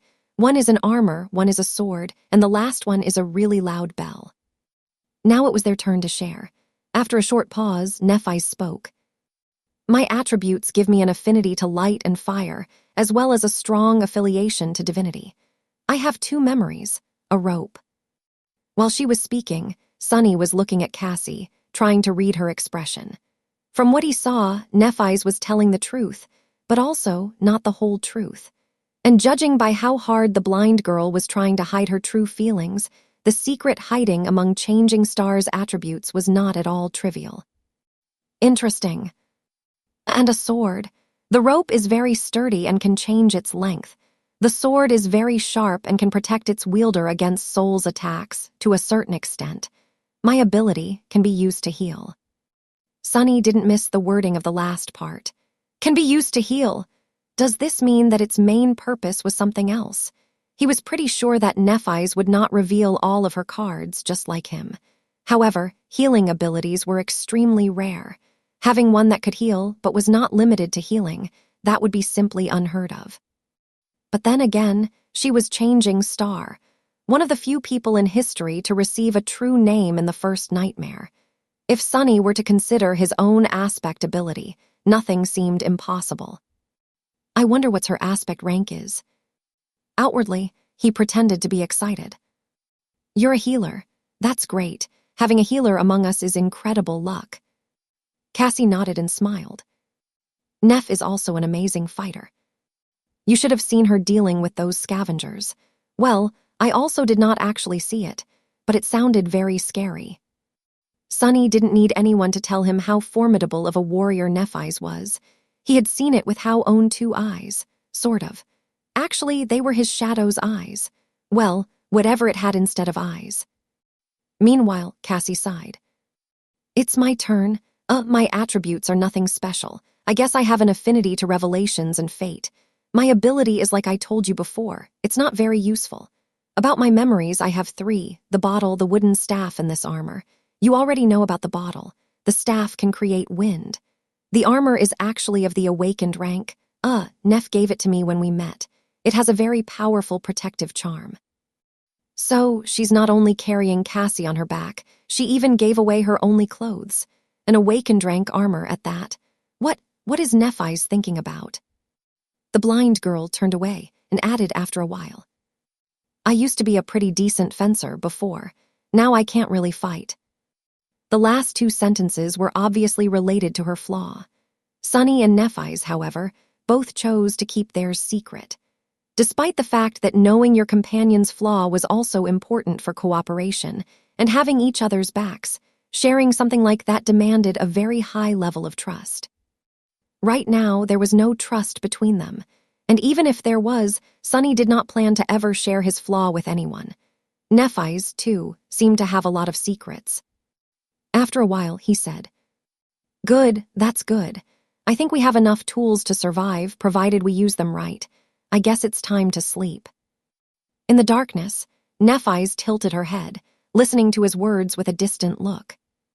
All right, I'll take watch first. Sunny decided to be helpful and said, Actually, my shadow doesn't sleep. It can wake us up if something happens. Changing Star slowly smiled. I'll take watch first. Feeling a bit of coldness in her voice, Sunny sighed and shrugged.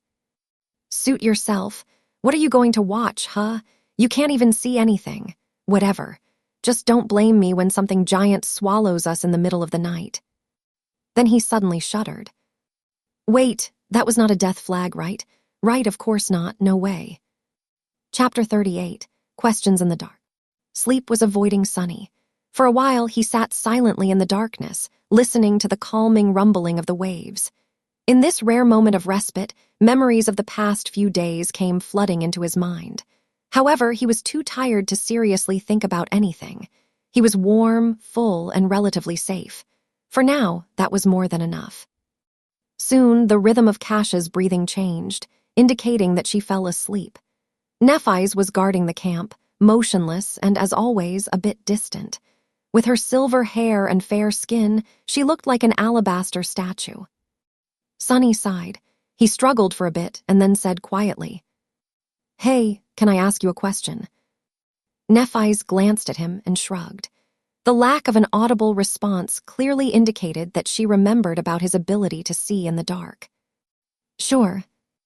Would it be too personal? Sunny hesitated. I thought you legacies come into the spell with a whole inherited arsenal of memories. I mean, that's supposed to be your main advantage. How come you only had 3? Nephi's was silent for a few moments. Actually, I only had 2. The rope came from Cassie. He raised an eyebrow. Oh, I see. Realizing that her answer wasn't really an answer, Nephi's thought for a while and added, We lost most of our memories when my father passed away. The ones that remained were sold one by one over the years to keep the family afloat. This sword and armor came from my first nightmare. So that's how it was.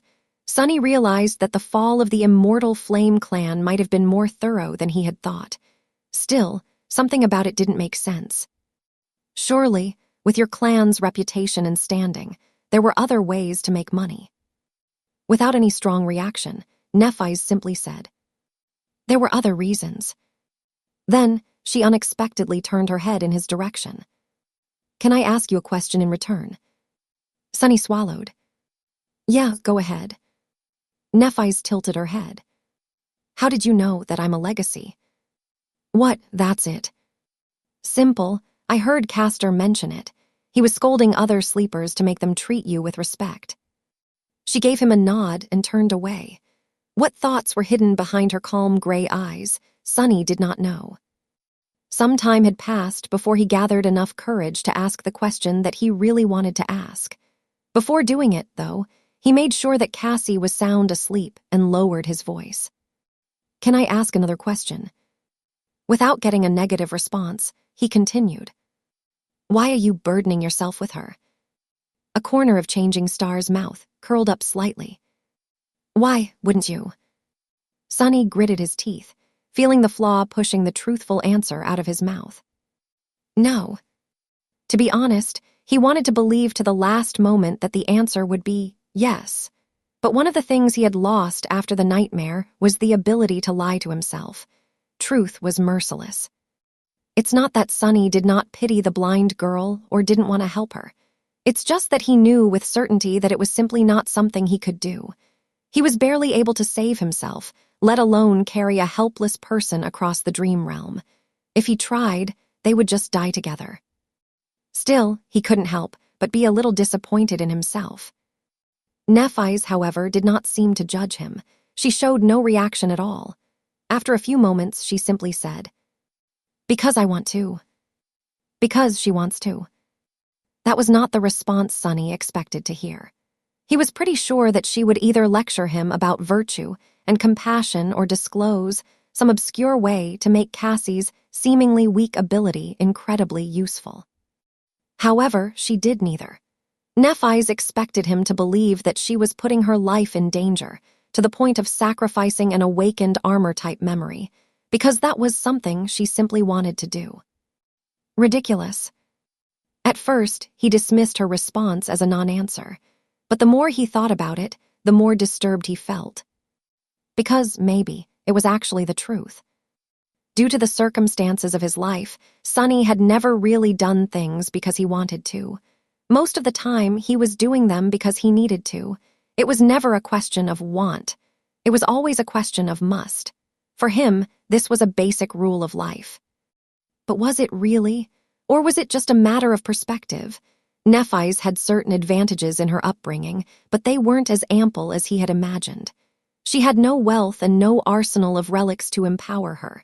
However, she did have a mentality that was different from Sunny's. It wasn't impossible for her to have the audacity to disregard need in favor of something as frivolous as desire, and do things that a normal person like Sunny would never do. Like helping a blind girl, simply because that was what Nephise wanted to do. Perhaps that mentality was the greatest advantage of all. Perhaps that was the real barrier that separated legacies from the rest of them. That was a lot to think about. However, before Sunny could gather his thoughts, Nephise suddenly spoke again. "My turn." Does she mean it's her turn to ask a question? Indeed, that was what she meant. Changing Star once again turned to Sunny, and after a long pause, suddenly asked, "Do you know the legend of Odysseus?" What, who? What sort of a weird question is that? Bewildered, Sunny shook his head. Then, remembering that she couldn't see him, he said, "No." Nephise sighed and turned away. A few moments later, she softly said, "Odysseus was a hero in an ancient war. In the legends, some humans back then had powers akin to the Awakened. Achilles with an aspect of indestructible body, Diomedes that was so ferocious even the god of war was wary of him, Ajax who was as strong as a giant. Odysseus was not the strongest and not the bravest. However, he was the most cunning. Sunny blinked, staring at the silver-haired girl. What? Where did this come from? Why is she suddenly so eloquent? Meanwhile, Nephis continued. In the end, Odysseus's cunning ended the war, and he prepared to sail home. However, the gods cursed him to endlessly wander the seas, never to return. Over the years, he survived one horror after another and lost all of his companions. Then, shipwrecked, he found himself on an island where the beautiful fairy, Calypso, lived. Changing Star's ethereal, strangely wistful voice resounded in the darkness, creating an enthralling atmosphere. Sunny couldn't help but listen with the utmost attention. Calypso fell in love with Odysseus and invited him to her palace. For many years, they lived together in harmony. The island was like a paradise, filled with all kinds of wonders, delicacies, and delights. As long as loving Calypso was by his side, Odysseus was even immortal. But the longer he stayed, the more time he spent sitting on the shore, looking at the sea with bleak eyes. Nephis smiled. In the end, Odysseus built a makeshift boat and abandoned the island, leaving all its delights, the beautiful fairy, and even his immortality behind. So my question is, why did he leave? Sunny blinked. What? What kind of a mind game was that? He even considered that Nephis was mocking him, but it didn't seem to be the case. It looked like she was sincerely interested in the answer. Weirdo. He thought for a bit, and then said without too much conviction. Maybe it was because he was far away from home. A fleeting smile appeared on Nephis's face. Far away from home. All right. After that, she turned away and lowered her head, becoming like a statue again. It seemed like their conversation was over. Grumbling internally, Sunny lay down and tried to fall asleep. However, the image of bleak-eyed Odysseus kept appearing in his mind. After a while, he whispered. Well, did he make it back home? Soon, Nephis replied. Yes, he returned to his wife and son, and they lived happily ever after. Satisfied, Sunny smiled and turned on his side. When he was already half asleep, he heard Changing Star's quiet voice once again. This time, it was barely audible and aimless, as though not directed at anyone. Odysseus was the first human to break the will of gods. In the morning, Sunny and Nephis were the first to get up. While the sun was rising and the sea was retreating, they made a fire and began preparing a simple breakfast. With Cassia still asleep, they did not talk to each other much. It was like the last night's conversation did not happen. However, after some time, they somehow ended up discussing the plan for the next few days. Nephis had some ideas. With what you told us about scavengers crowding to the west, the logical step would be to start moving east as soon as we can. Of course, north and south are also acceptable, but that won't put as much space between us and the enemy. Sunny nodded, agreeing with that logic. We have explored to the east a little, but not enough to confidently make it to the next high point in a day. That's why the best course of action would be to spend today scouting a path to that group of cliffs over there and move the camp tomorrow. He sighed. Do you have any idea where we are? Would there be a human citadel to the east? Nephis shook her head. I've never heard of a region that fits the characteristics of this place. In any case, we have to move to find out more. We'll either find a citadel, encounter an unconquered gateway, or die. East is as good of a direction as any. Plus, it's the safest because there's a horde of monsters to the west. At that point, Cassie suddenly sat up straight. Her eyes were wide open, and her face was a little pale. She looked nervous and excited. Nephis frowned. Cassie, what's the matter? The blind girl turned to them and smiled. A vision. I had a vision. Like a prophetic dream, Sunny thought, trying to come to terms with this new reality of someone being able to see the future, or the past. Meanwhile, Changing Star stretched her hand, as though prepared to summon her sword. Are we in danger? Cassie energetically shook her head. No, it's not that. I saw a castle full of people. She smiled and pointed with her finger. I don't know how far it is. but I'm sure that it's in that direction." Sunny and Nephi's looked at each other, not knowing whether to be glad or petrified. Cassie's small, delicate finger was confidently pointing west. Chapter 39, Journey to the West. In the ensuing silence, the smile slowly disappeared from Cassie's face, replaced by confusion. Feeling the sudden tension, she asked, "Oh, what's wrong?" Sunny sighed. "No, nothing is wrong. It's just that that direction is the one we wanted to avoid." After some thought, he added, "That's where I came from yesterday. There's a lot of scavengers down there." The blind girl's face fell. "Oh." Nephi's, who was quietly listening to them, gave him an indecipherable look and finally spoke. "Tell us more about the castle." A shadow of the previous excitement returned to Cassie's eyes. With a serious nod, she began describing her vision. "I dreamt of a vast, ruined city built of weathered stone. It was surrounded by tall, impregnable walls. Various monsters were wandering its narrow streets. In the center of the city, there was a hill, and on that hill stood a magnificent castle." She smiled. "But there were no monsters in the castle. Instead, it was full of people. I'm sure that they were awakened. Some were guarding the walls, some were going about their lives without a care in the world. There was food, safety, and laughter." "Well, that sounds great. If this castle really existed, then all of their problems would be solved." Sunny cleared his throat. "Did you see anything else?" Cassie frowned, trying to remember. Then her face cleared. "Yes, I saw Sunny leading me through the gates of the castle. That means we will make it." A brilliant smile appeared on her doll-like face, beaming with so much joy that Sunny couldn't help but curl his lips. Inwardly, however, he was stuck on a certain detail of Cassie's vision. It was that, when talking about reaching the castle, the blind girl only mentioned the two of them. Was there some meaning behind it? Sunny turned his head a little and secretly glanced at Nephi's, trying to discern if she had picked up on that little discrepancy, too. Changing Star, however, was as enigmatic as ever. Without showing much emotion, she thought for a while, and then slowly nodded. "Okay, then we will go west." While the sea was still retreating, they had their breakfast and then spent some time planning for the journey and preparing to abandon the temporary camp. In the process, Sunny had a chance to get to know the girls a little better. It was then that he came to a sudden realization, which almost made his head explode from bafflement. That mind-blowing realization had to do with Nephi's. Back when they first met in front of the academy's gates, Sunny had formed a certain impression of the confident, distant girl.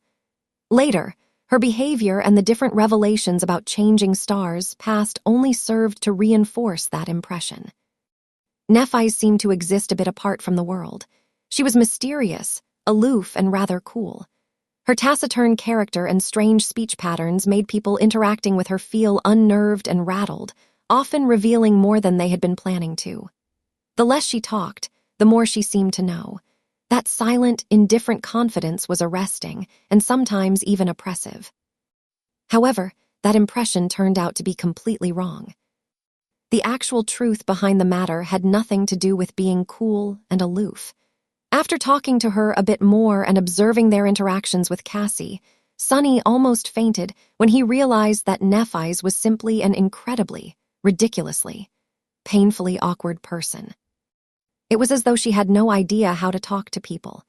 Every time she tried to convey something, she would either use the wrong words or stumble in the middle of the sentence and fall silent. Her tone never matched what she was trying to say. Often, she would forget to put correct intonations in her speech, making questions sound like statements or vice versa. Added to that was the fact that, like many introverted people, Nephi's was not in a habit of openly showing her emotions. It's not that she didn't have feelings, it's just that she was really bad at emoting them. As a result, her face always looked cold and neutral. That's why, most of the time, she simply chose to talk as little as possible or not to talk at all. All of that added up together, then multiplied by her general weirdness, was ultimately responsible for creating the false image of a mysterious, unapproachable ice princess. when in fact, she was just shy and completely inept in communicating with people. After coming to that realization, Sunny tried with all his might but still failed to stop himself from staring at Nephi's with wide eyes. He just barely managed to not let his jaw hang open. What the hell? That's not in line with how a protagonist should be. In his mind, Nephi's had definitely been the type of person to be the main character of any event. At the center stage, there were always confident, strong people like her and Castor. People like himself and Cassie, on the other hand, were relegated to exist far away in the background. Now, however. No, that line of thought was also wrong. The fact that Changing Star had problems with expressing herself and lacked social skills did not mean that she was not strong. In fact, it might have meant the opposite. She still achieved everything that she had achieved, but with the added layer of adversity. She was still dangerous. At that moment, Nephi's finally noticed that Sunny was staring at her. She looked at him and, after a long pause, asked in an emotionless tone, "And what?" He blinked, extricating himself from this sudden flood of thoughts, and cleared his throat. Nothing. I was just going to ask, when are we setting off?" Nephi's appeared to be thinking. After a while, she turned away and said, "Soon. You really can't manage more than one word, can you?" Utterly bewildered, Sunny hid his emotions and smiled. All right then." In the gray light of morning, they abandoned the tall hill and ventured west, retracing their steps from yesterday. Knowing the path, the small party made quick progress. Nephi's was walking in front, her sword arm ready to strike at any moment. A bit behind her was Sunny.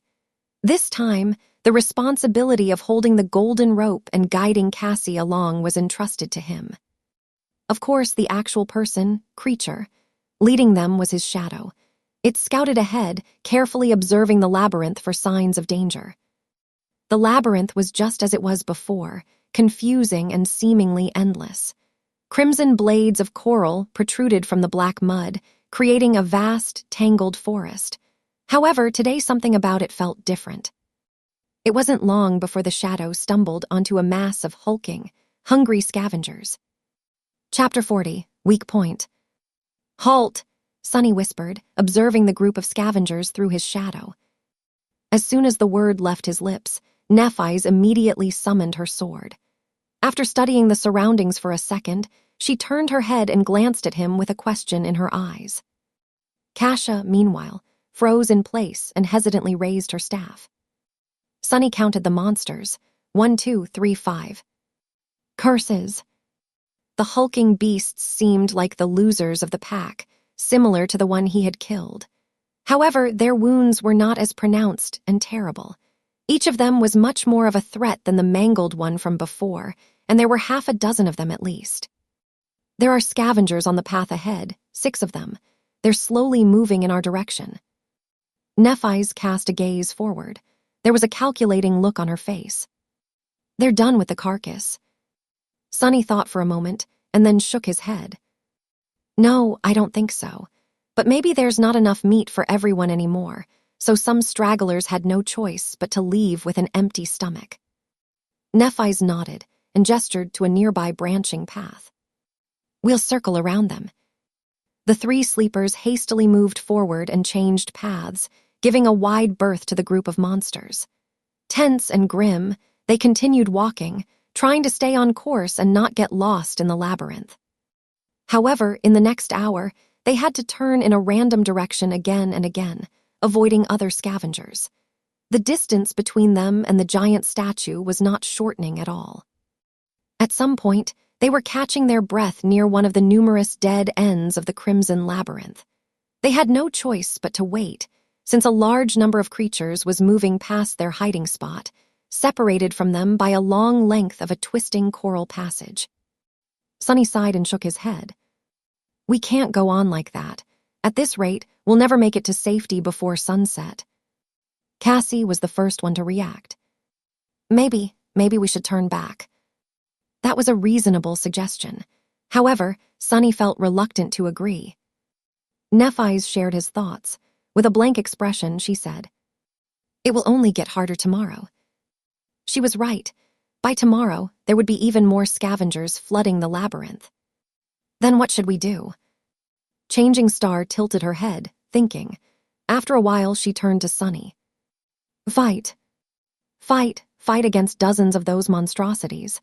Was she crazy? Sunny tried to hide his derision as he spoke. I know that you are skilled with the sword, but have you forgotten that each of those things is a whole rank above us? We won't survive in a fight against many. Nephi's nodded. We avoid large groups, cut down smaller ones. After a moment, she added. If there's one or two of them, there's a chance. Sunny wanted to retort, but couldn't find a good reason. In the end, he gave up. Fine. Nephi stared at him for a while. Then she suddenly asked, have you studied the corpse of the scavenger you had killed? What was that supposed to mean? A bit surprised, Sunny shook his head. No. He was too busy being in pain and trying to make it to safety before the sea returned. And why would he study a corpse? Wait, I think teacher Julius mentioned something. After a short pause, Nephi spoke. Scavengers have 3 weak points on their bodies. The first one is obvious. It's their joints. Anything that has to be flexible can't be too rigid. So there's gaps in the armor above the joints. By targeting the joints, you can diminish their mobility and attack capacity. Oh, so by studying a dead monster, one could better understand their strengths and vulnerabilities. This idea was so obvious that Sunny admonished himself for not realizing sooner. Meanwhile, Nephi's continued. The second one is the same. It's where their torso connects to the carapace. If you manage to accurately hit that spot, you can heavily injure a scavenger and deal serious damage to its body. However, unless you succeed in severing its spine, the wound won't be fatal. It'll still be able to fight for a while.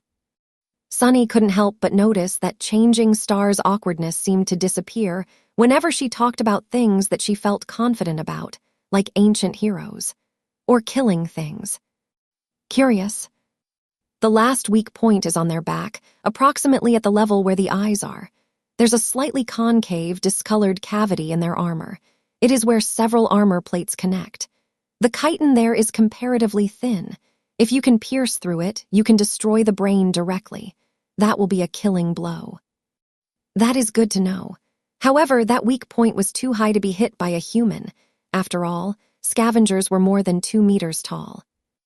As though reading his thoughts, Nephi's added, that weak point is very hard to target. Circling around a scavenger is almost impossible due to their size, speed, and the attack range of their pincers. She looked at him and calmly said, if we stumble on a single scavenger, I'll be the bait. My task will be to make it turn around and then restrain it, exposing the third weak point. Your task will be to kill it. Sunny gulped. What if there's 2 of them? As usual, Nephi's paused before answering. Don't die. It wasn't long before they were left with no choice but to attempt a fight against a scavenger. Behind them, there was a long stretch of the labyrinth with no suitable branching paths for them to turn onto. Ahead of them, there was a small clearing with only one other passage leading out of it. Not far into that passage, a massive scavenger was moving slowly in their direction. Sunny quickly described the situation and waited for Changing Star's feedback. Without much delay, she gave him a nod. We fight in the clearing. After that, Nephi's gently guided Cassie to the wall of the labyrinth and helped her find a place to sit. Wait here, we'll be back.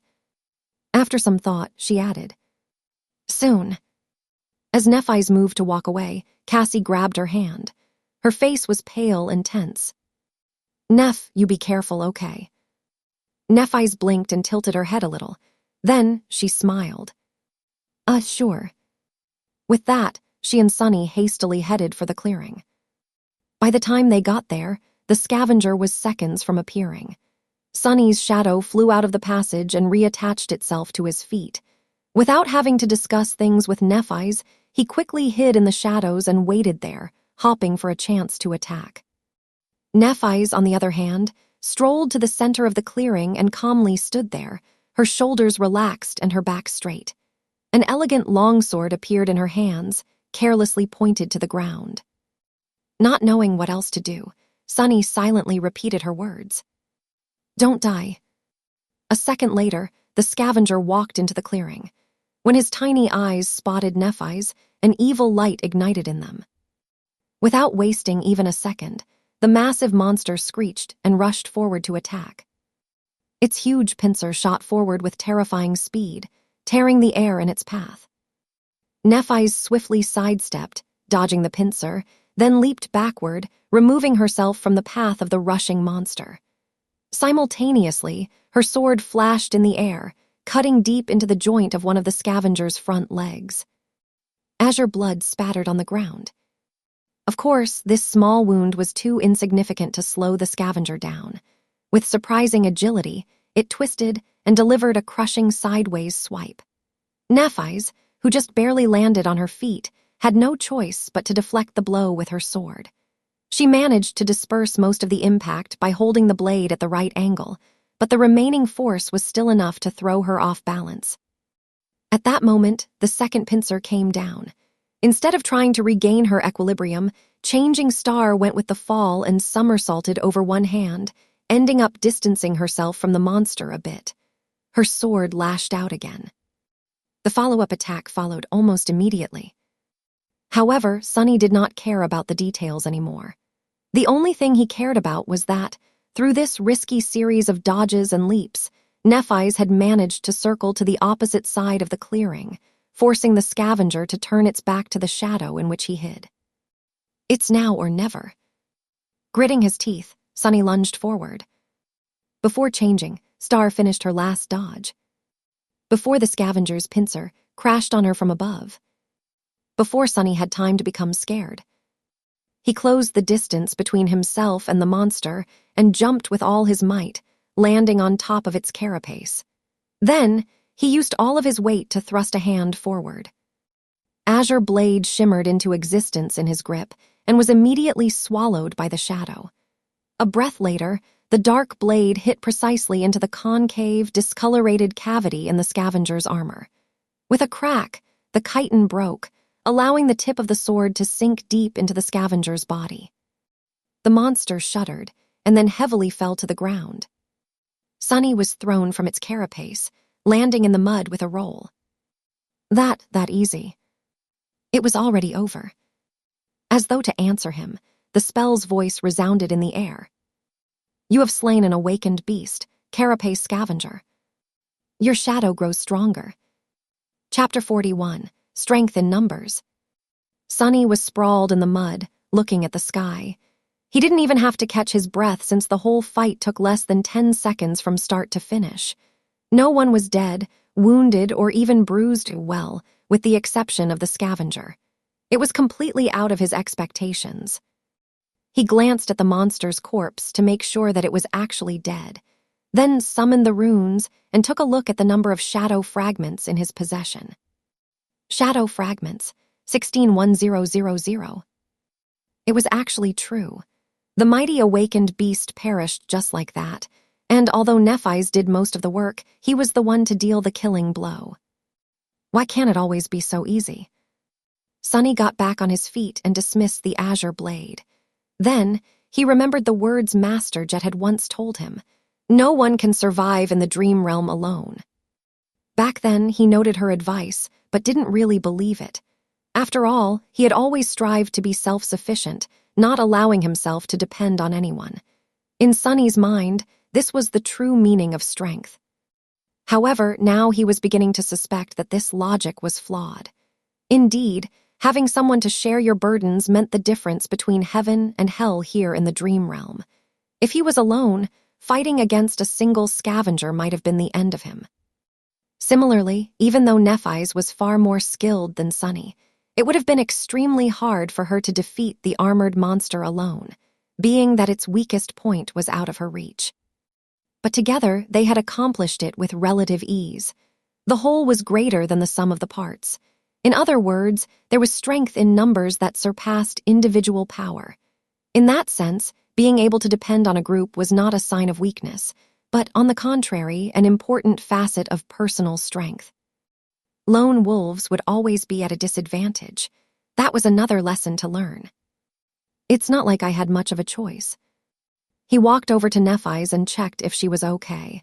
Apart from slight damage to her makeshift seaweed clothes, everything seemed to be all right. She glanced at Sunny.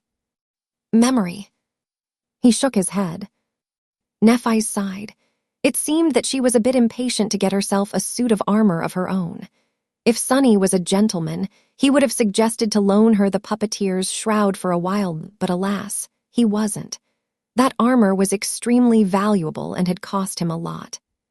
Plus, unlike Changing Star, the picture of Sunny wearing nothing but a seaweed loincloth would have been more disturbing than aesthetically pleasing. So, he said nothing. Meanwhile, Nephise headed for the dead Scavenger and said without turning her head, "Bring Cassie." With a sigh, Sunny turned around and left the clearing. Soon, he approached the place where the blind girl was waiting patiently for their return. Hearing his footsteps, she flinched and raised her head. Sunny. How did she recognize me? Must be the way I walk. Yeah, it's me. Everything is over. Come on, I'll bring you to Nephise. Using the wooden staff, Cassie stood up and turned to him. Are you guys all right? Sunny smiled. Of course, we dispatched that critter in no time. Didn't even get a scratch. Cassie smiled with visible relief. Good, that's good. Oh, right, the rope. Sunny took the rope and guided the blind girl back to the clearing. On the way, he felt a bit weird. With the delicate girl walking behind him, he couldn't help but think of his little sister. As a toddler, she used to follow him around too, as though they were glued together. As the familiar pain stabbed him in the heart, Sunny gritted his teeth and tried to think about something else. It was all in the past anyway. Back in the clearing, Nephise was done breaking apart the Scavenger's Carapace. The shimmering soul shard was already in her hand. Without saying anything, she tossed it to Sunny. He caught the crystal and looked at her with surprise. Why are you giving it to me? Nephise blinked and stayed quiet for a few seconds. Then she said as a matter of fact, I don't have pockets. Oh. Still a bit bewildered, Sunny put the soul shard into his rucksack.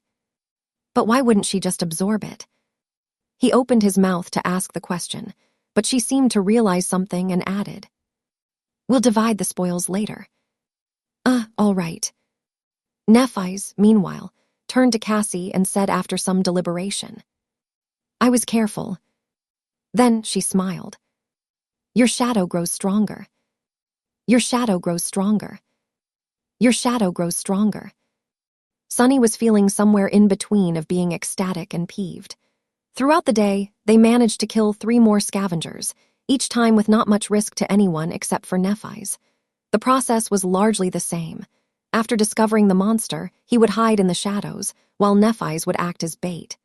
Then, when the time was right, Sunny would stealthily approach and finish the fight with a precise strike of the azure blade. He was wondering if that was what being in the main hero's party felt like. To anyone else, maybe with the exception of Castor, dancing around a deadly awakened beast would have been a tall task, most likely ending with the dancer's death. Nephise, however, had managed to do it over and over again seemingly without too much strain. What's more, her performance was based solely on skill, with no aspect ability involved. In that regard, even Castor couldn't have done better. She was swift, calm, and precise. Every move she made was calculated and perfectly timed.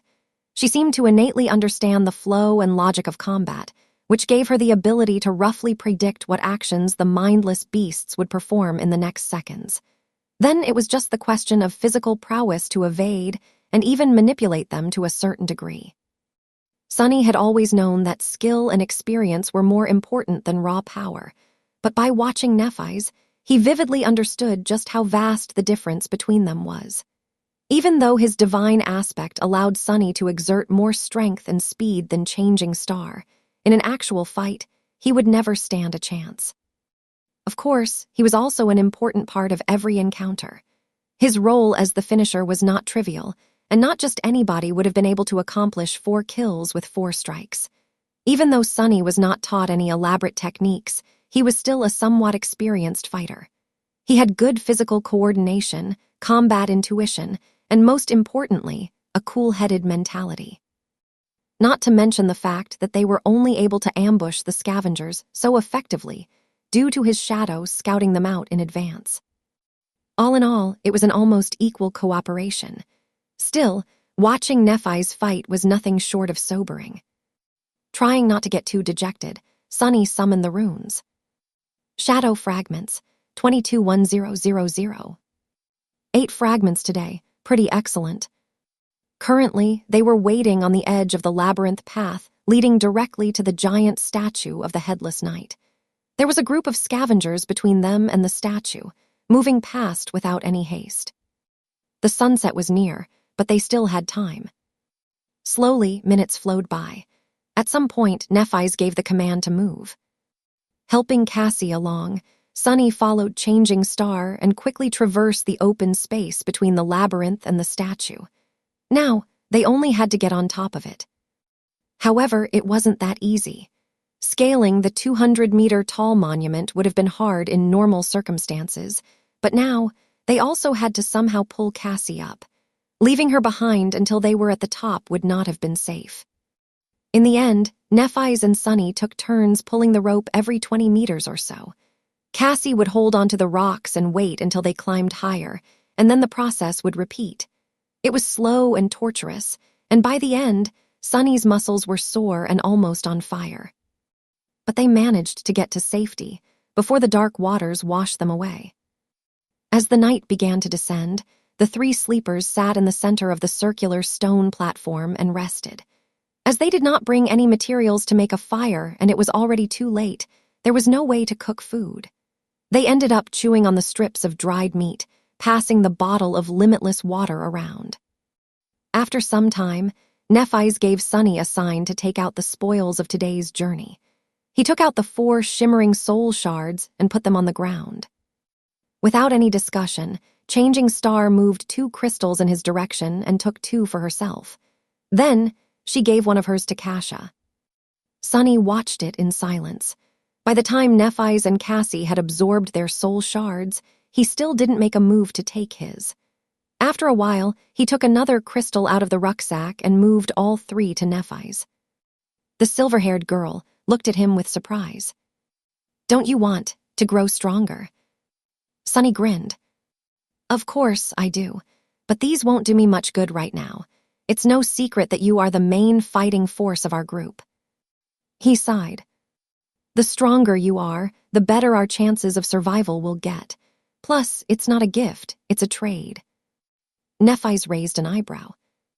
"A trade? What do you want?" Sunny deliberated for a few seconds before answering.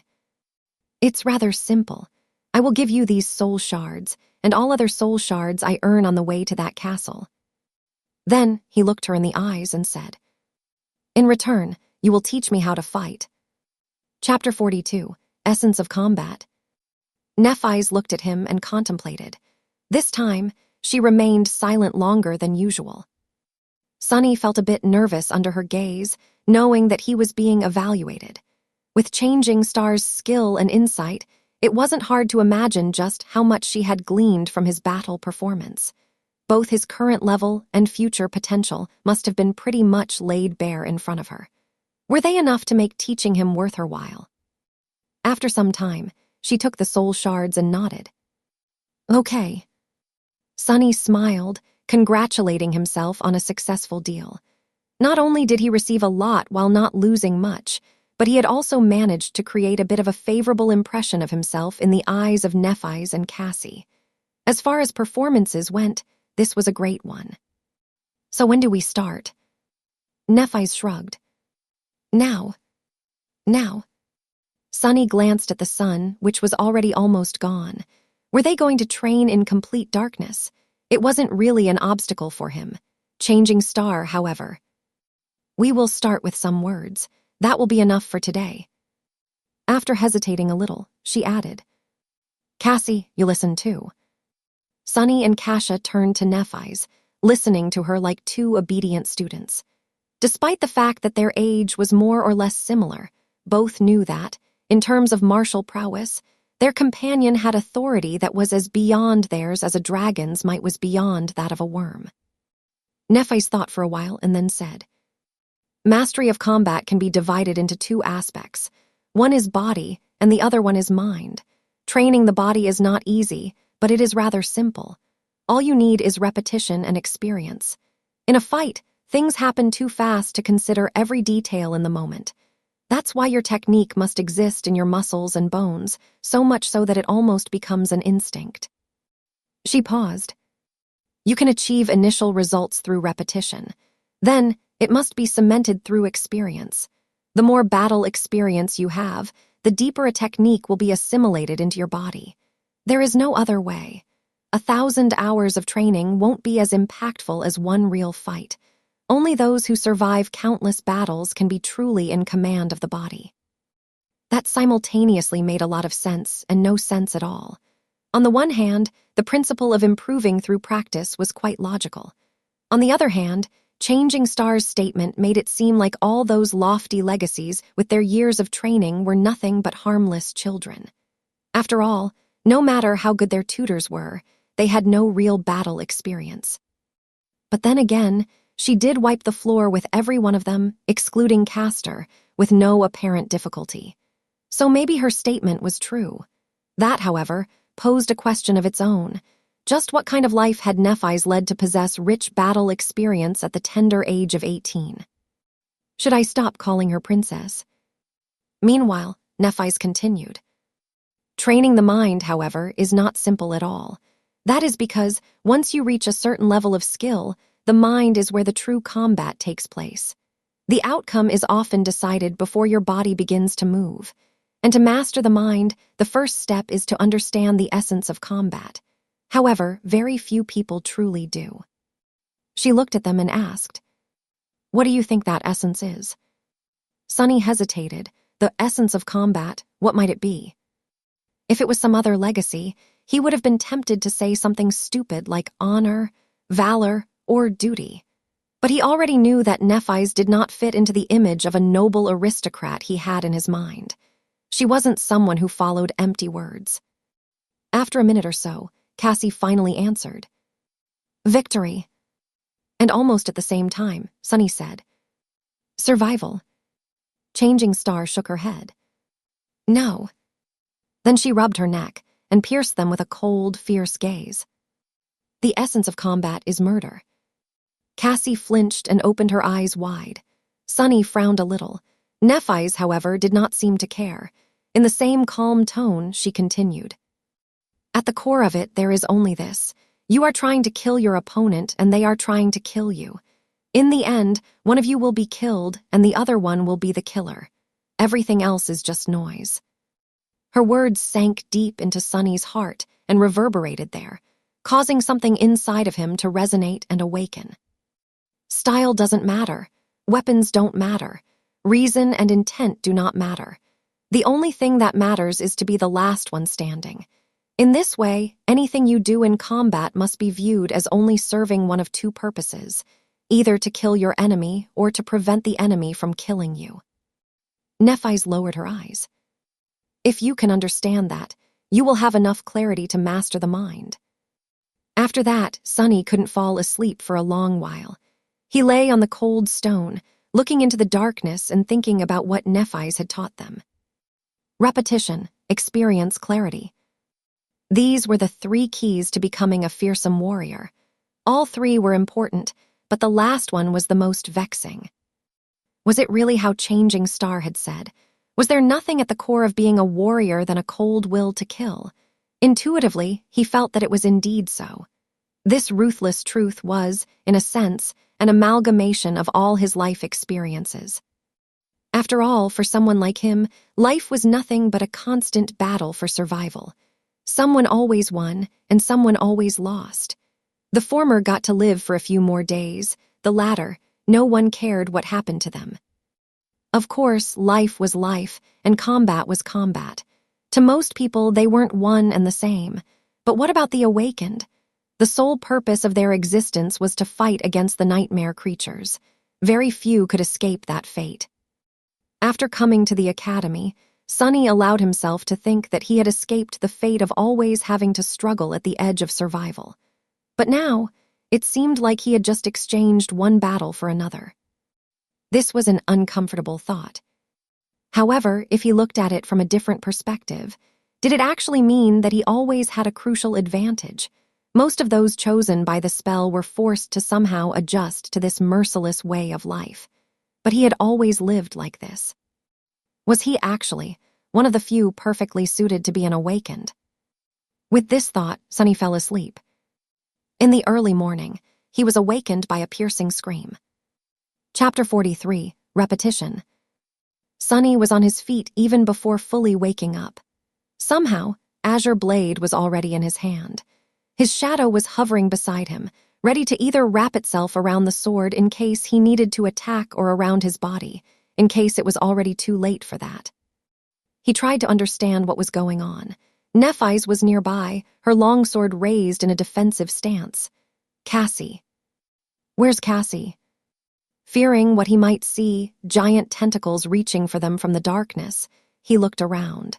The eastern horizon was just beginning to show the first hints of dawn, adding a tiny shade of gray to the blackness of the world.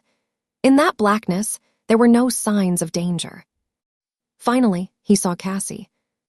The blind girl was stumbling at the edge of the platform with a horrified expression on her face. With her blonde hair in a mess, she was stretching her hands out, clearly lost in space. Of course, there were no walls for her to find. The platform was open to the elements, and the only thing waiting for Cassie was a plunge into the dark, tumultuous waters. Before Sunny knew what he was doing, he was already running. That wasn't a very smart thing to do, after all. He did not know what had caused Kasha to scream, and if there was some hidden danger nearby. Plus, it was still too dark for Nephi's to see. His sudden lunge could have caused her to lash out with the sword before asking questions.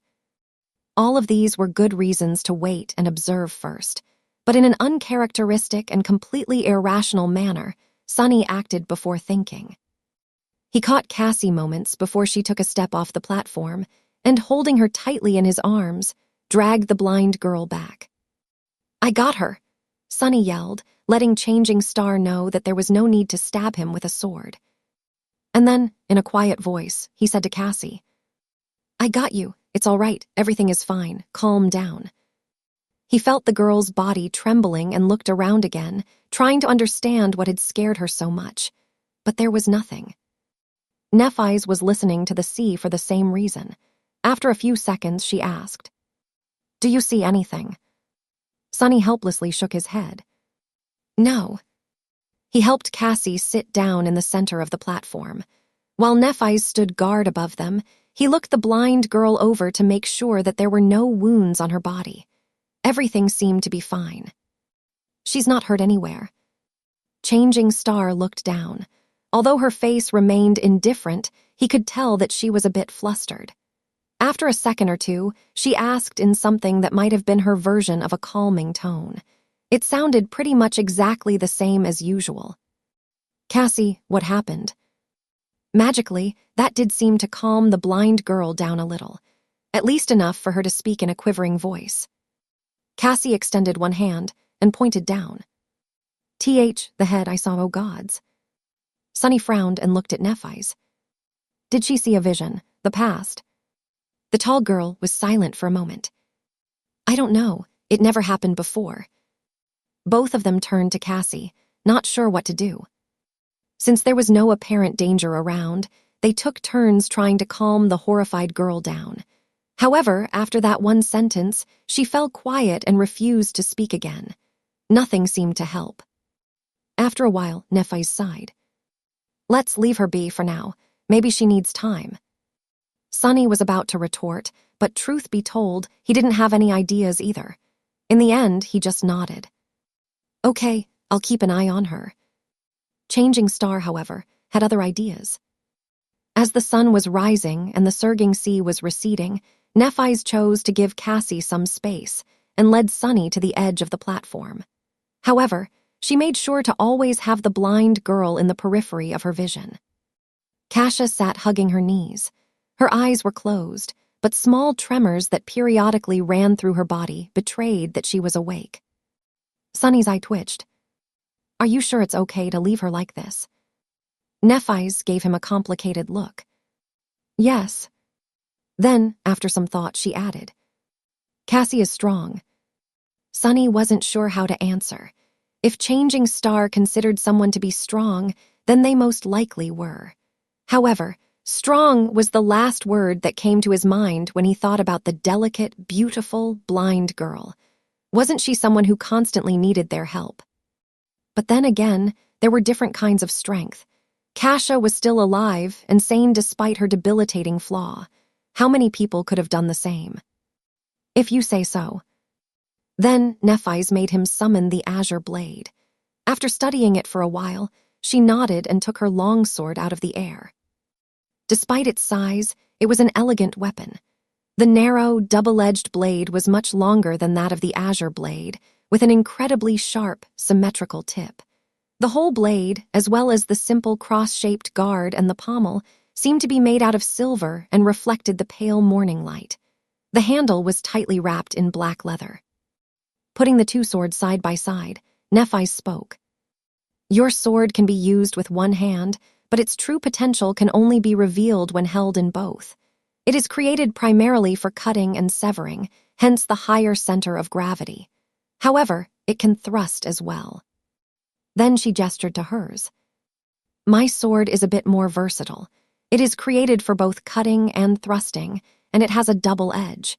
However, the principle of wielding these two swords is the same." She took the sword in both hands, placing one near the guard and another near the pommel. Then, she performed a downward slash. They are both leverage-based weapons. When held with two hands, one hand pushes. She pushed the sword down with the hand near the guard, while the other hand pulls. The hand near the pommel simultaneously pulled the handle up, giving the blade a tremendous boost in speed. This is how you generate force and perform powerful strikes. Now, your turn. Sunny looked at his sword and gripped it with both hands, mimicking Nephi's pose. Then, he raised it and slashed down, making sure to enhance the force of the strike with his lower hand. Changing Star observed him. "You need to understand that a strike doesn't come from the hands. It comes from your whole body.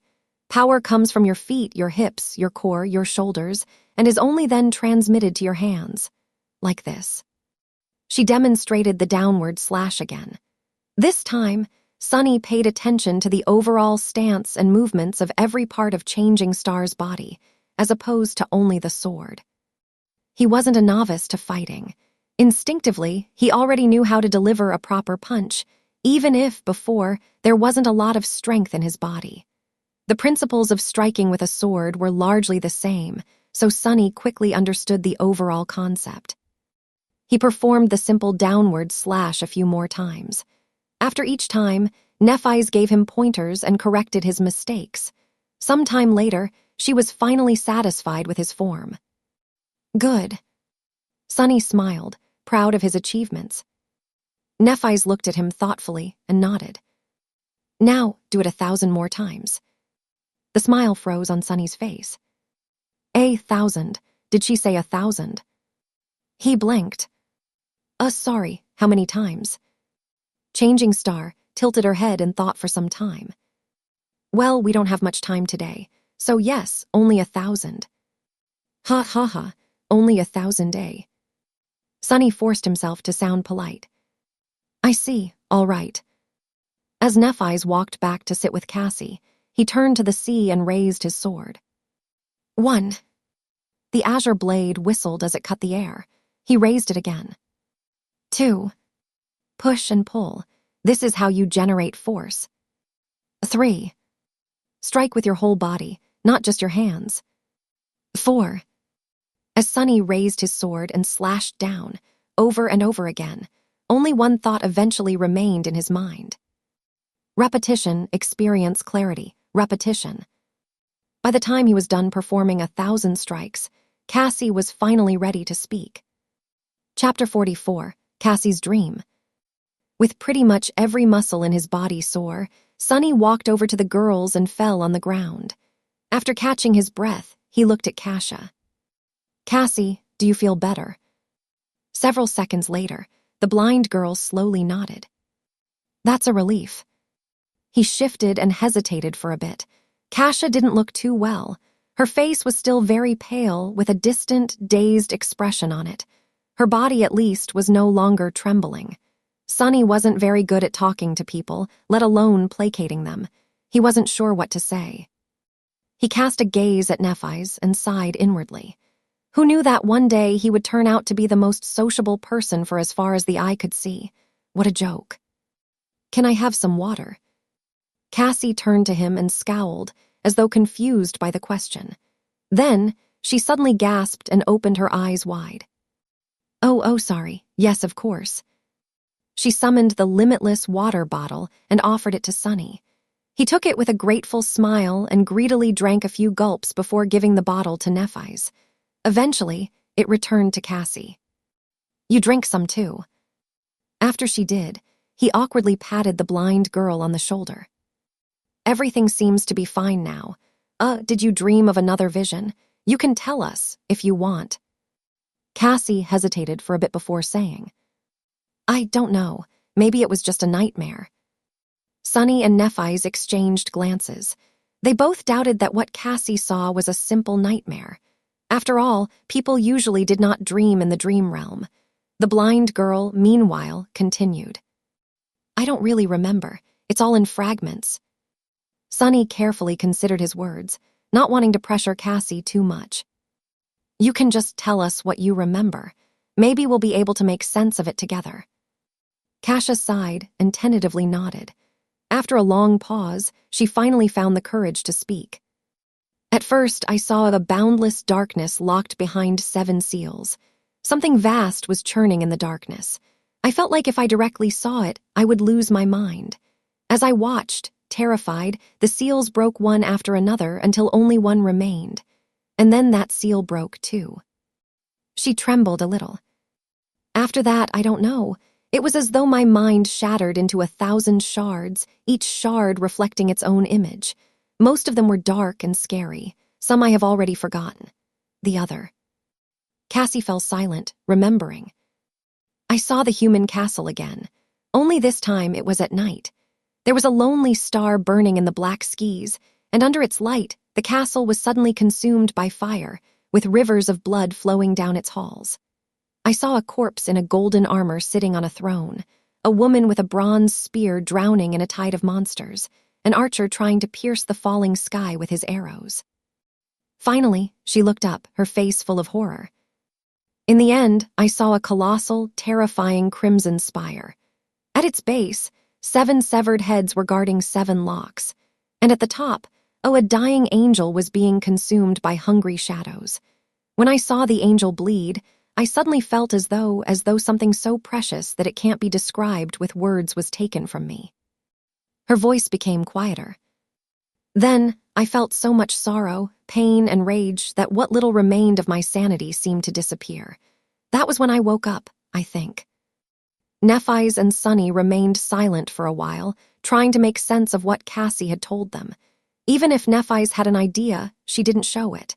Sonny, however, was totally lost. He couldn't even begin to decipher the hidden meaning behind the vision, if it even was one. Previously, Cassia's vision about the castle was pretty much straightforward. It showed her a human fortress and even the direction in which it was situated. This time, however, her dream was disjointed, full of weird symbolism and vague, uncertain images, much more like a charlatan's prophecy than a vision gained through an aspect ability. Finally, he sighed. "Maybe it actually was just a nightmare. Your previous visions weren't like this, right?" Cassie silently shook her head. Sonny scratched the back of his head.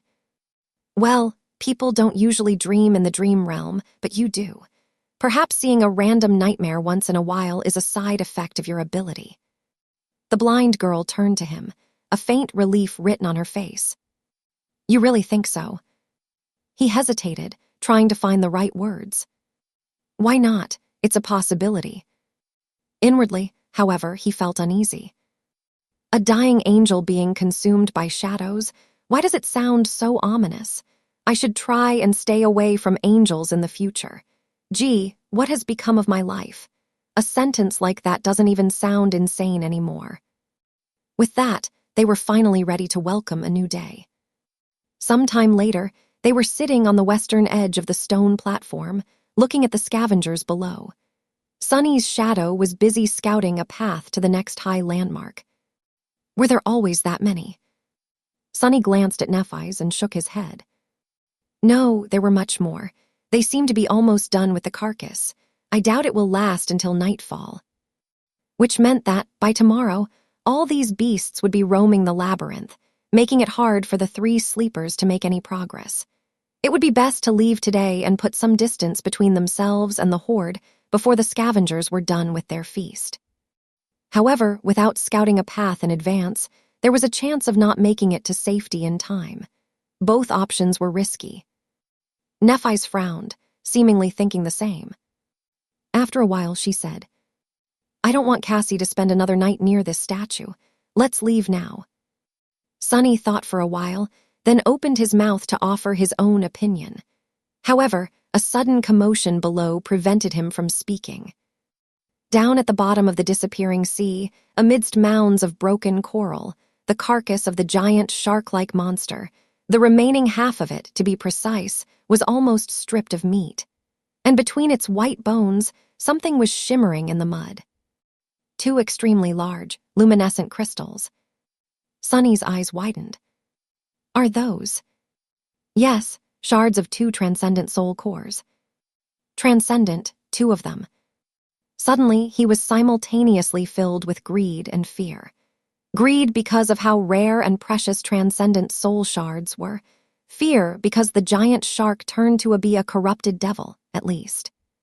One corrupted devil, if not stopped by a saint or a large number of awakened, could potentially destroy an entire city.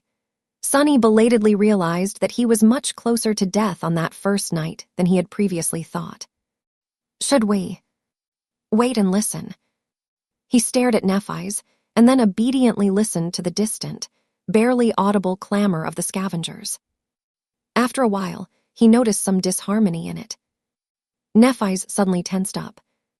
There. She pointed in the direction of the labyrinth. After concentrating on it, Sunny was finally able to notice 2 massive shadows stepping out of a particularly wide passage. A second later, the creatures casting those shadows appeared in sight. Sunny gulped. Damn. The monsters looked like the scavengers, but not quite. To start with, they were much larger, towering above the surroundings at more than 3 meters of height. Their carapace seemed to be thicker. It was colored in deep black and scarlet, like an ancient armor drenched in blood. Here and there, vicious-looking spikes were growing out of the carapace, making their every move much more dangerous. Additionally, instead of heavy pincers, their upper arms ended with long, curved, terrifying bone scythes. Sunny felt cold sweat running down his spine. What the hell are those things? Nephi's tilted her head. Monsters, I guess. Nightmare creatures with 1 soul core were called beasts. They were dangerous and strong, but mindless. If they were able to develop or were created with a second core, they became monsters. Monsters were much more devastating and possessed some rudimentary, warped form of intelligence. They were the next step in a nightmare beast's evolution. And these 2 seemed to be bigger, deadlier versions of Carapace scavengers. Sunny and Nephi's watched as the 2 monsters approached the carcass. The scavengers were visibly afraid of them, rushing to get out of the way. Those who were too slow were mercilessly thrown to the side or cut apart by the bone scythes. Rivers of azure blood were flowing into the mud. What are they doing? Did they come to absorb the soul shards? Finally, the monsters reached the carcass. Each of them took one of the shards. However, instead of absorbing them, they simply turned around and carried the precious crystals away. The scavengers made way, following the shards with their little, hungry eyes. Sunny blinked and looked at Nephi's. Do we still leave now? Changing Star frowned and hesitated. A few moments later, she shook her head.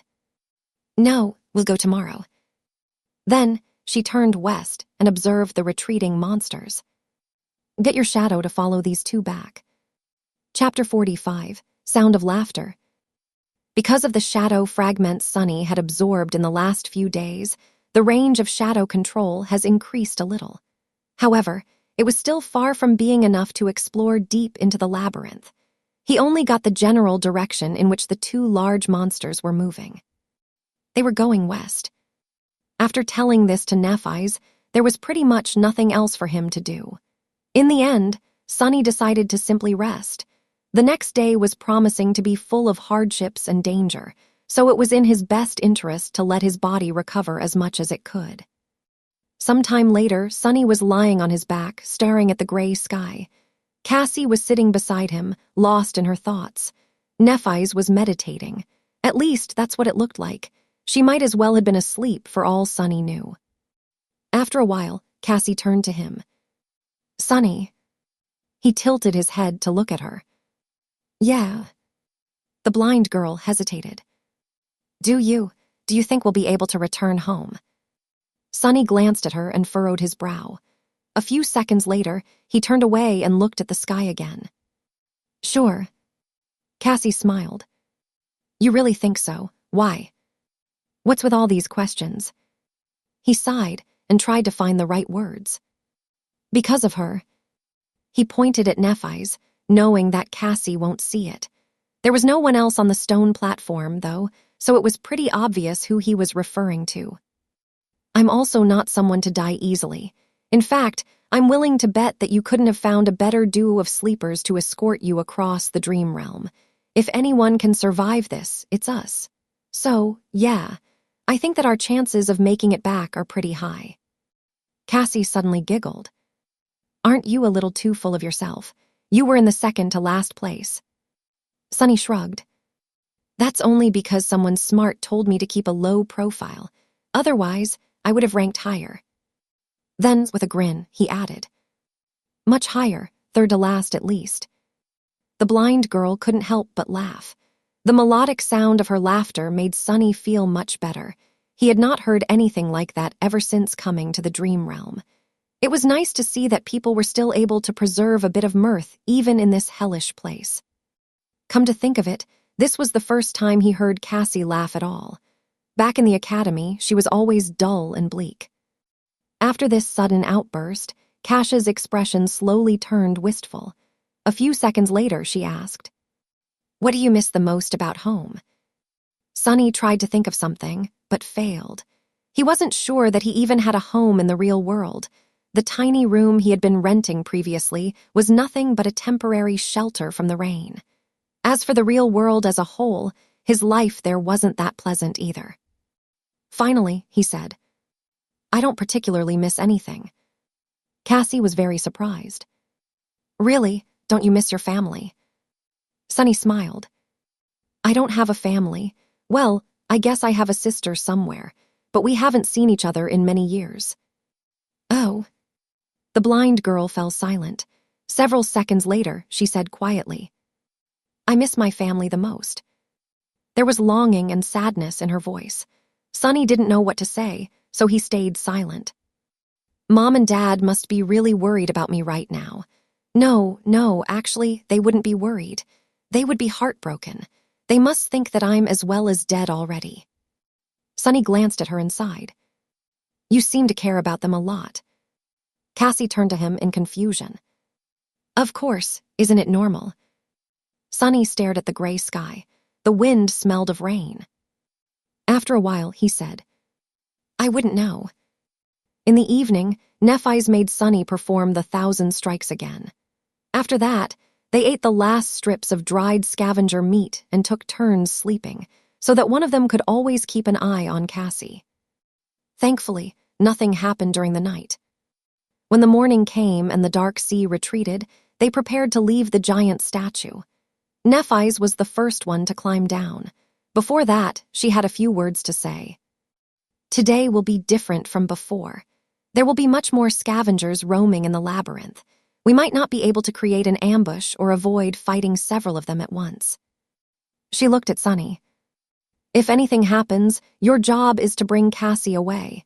We can retreat by using passages that are too narrow for the scavengers. If we get separated, proceed to the high point by yourselves. Don't wait for me. Do you understand?" With a somber expression, he gave her a nod. Nephi's returned it. "Good. Time is of the essence, so let's go." With that, she began the descent. After Nephi's reached a point 20 or so meters below them, she found purchase and waited. Using the golden rope, Sunny lowered Cassie down. Just like while climbing up, they took turns helping the blind girl. Luckily, climbing down the statue was much easier. Soon, they reached the ground. Entering the labyrinth, the trio moved forward with haste. The shadow was ahead of them, scouting for monsters and optimal paths. Despite that, their progress was slow and chaotic. They had to constantly change direction to avoid groups of scavengers, often ending up in dead ends or moving further away from their destination. Sunny, who played the role of the scout and navigator, felt his brains slowly starting to boil. At some point, however, they inevitably ended up in a situation where a fight was unavoidable. There was a large group of scavengers at their heels, and a pair of them blocking the path ahead. Neither of the two groups had noticed the sleepers yet. However, since there were no other passages to turn into, it was only a matter of time. Nephi's considered their options for a few seconds. There was a scowl on her face. Finally, she said, "If there's only two, we can take them." Sunny looked at her, with uncertainty in his eyes. But there's no time to set up an ambush. He wasn't quite sure how they could fight two scavengers at once. Despite how good of a teacher Nephi's was, he only practiced with the sword for a day. Facing against a scavenger alone was risky. Changing Star shrugged. "It's almost the same. I'll attack first. You follow behind in the shadows and finish one off once they turn. Then we kill the second one together." The whole plan was based on the assumption that Nephi's could survive under the onslaught of two scavengers, both attacking her simultaneously. Sunny was very impressed by her prowess, but he wasn't sure that it was possible. There was a large probability that Nephi's would die. He still remembered that she wasn't present in Cassie's first vision. But what else could they do? A bit rattled, Sunny gritted his teeth. "All right." After a short pause, Nephi's summoned her sword. Then she stepped forward. Chapter 46, Experience. After finding a good hiding spot for Cassie, Sunny and Nephi's proceeded forward to face the scavengers. Soon, they saw two hulking silhouettes in the distance. With her lips pursed together, Nephi's threw over her shoulder. "Keep up." Then, like a runner preparing for a race, she got down on one knee, inhaled deeply, and lunged forward. "Damn." Sunny dove into the deep shadow cast by the wall of the labyrinth and followed, running as fast as he could.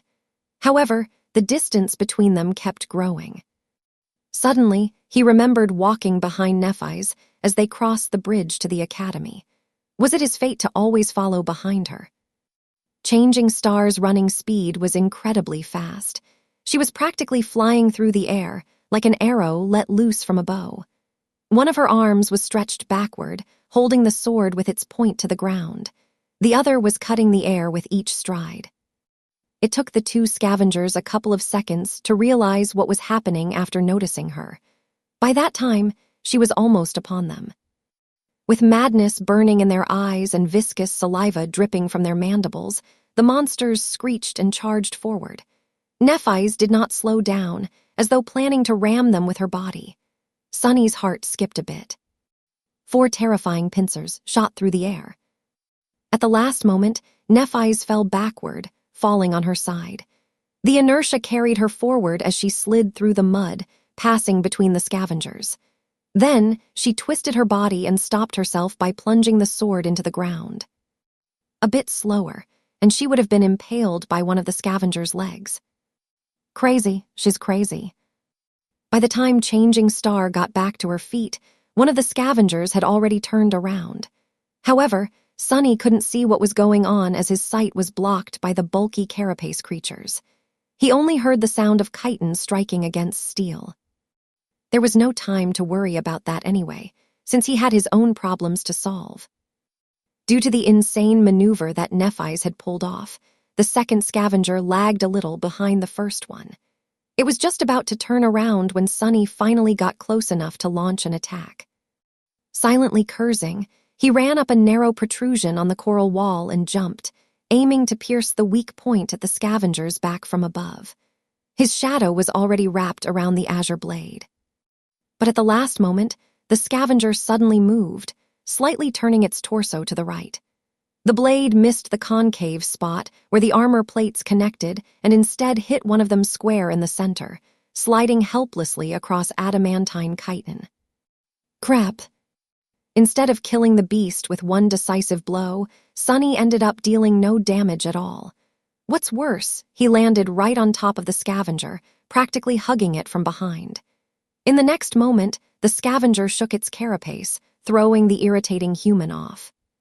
Sunny flew sideways and crashed into the labyrinth wall, feeling breath being knocked out of him. Suffocating and disoriented, he fell gracelessly into the mud. Not good. By some instinct, Sunny rolled to the side. Something tore past him and hit the wall, sending pieces of crimson coral flying through the air. Then, he was lifted into the air and thrown backward. But by that time, however, he had already come to his senses. Twisting his body, Sunny managed to land on his feet and take a few steps back without falling.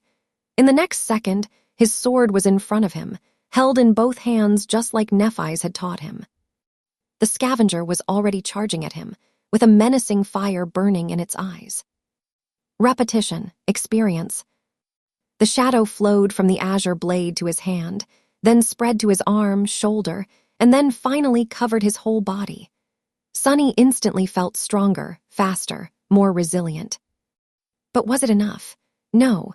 To survive, he would definitely also need some luck. One pincer flew at him from the right, the other from the left. There was no time to retreat or dodge sideways.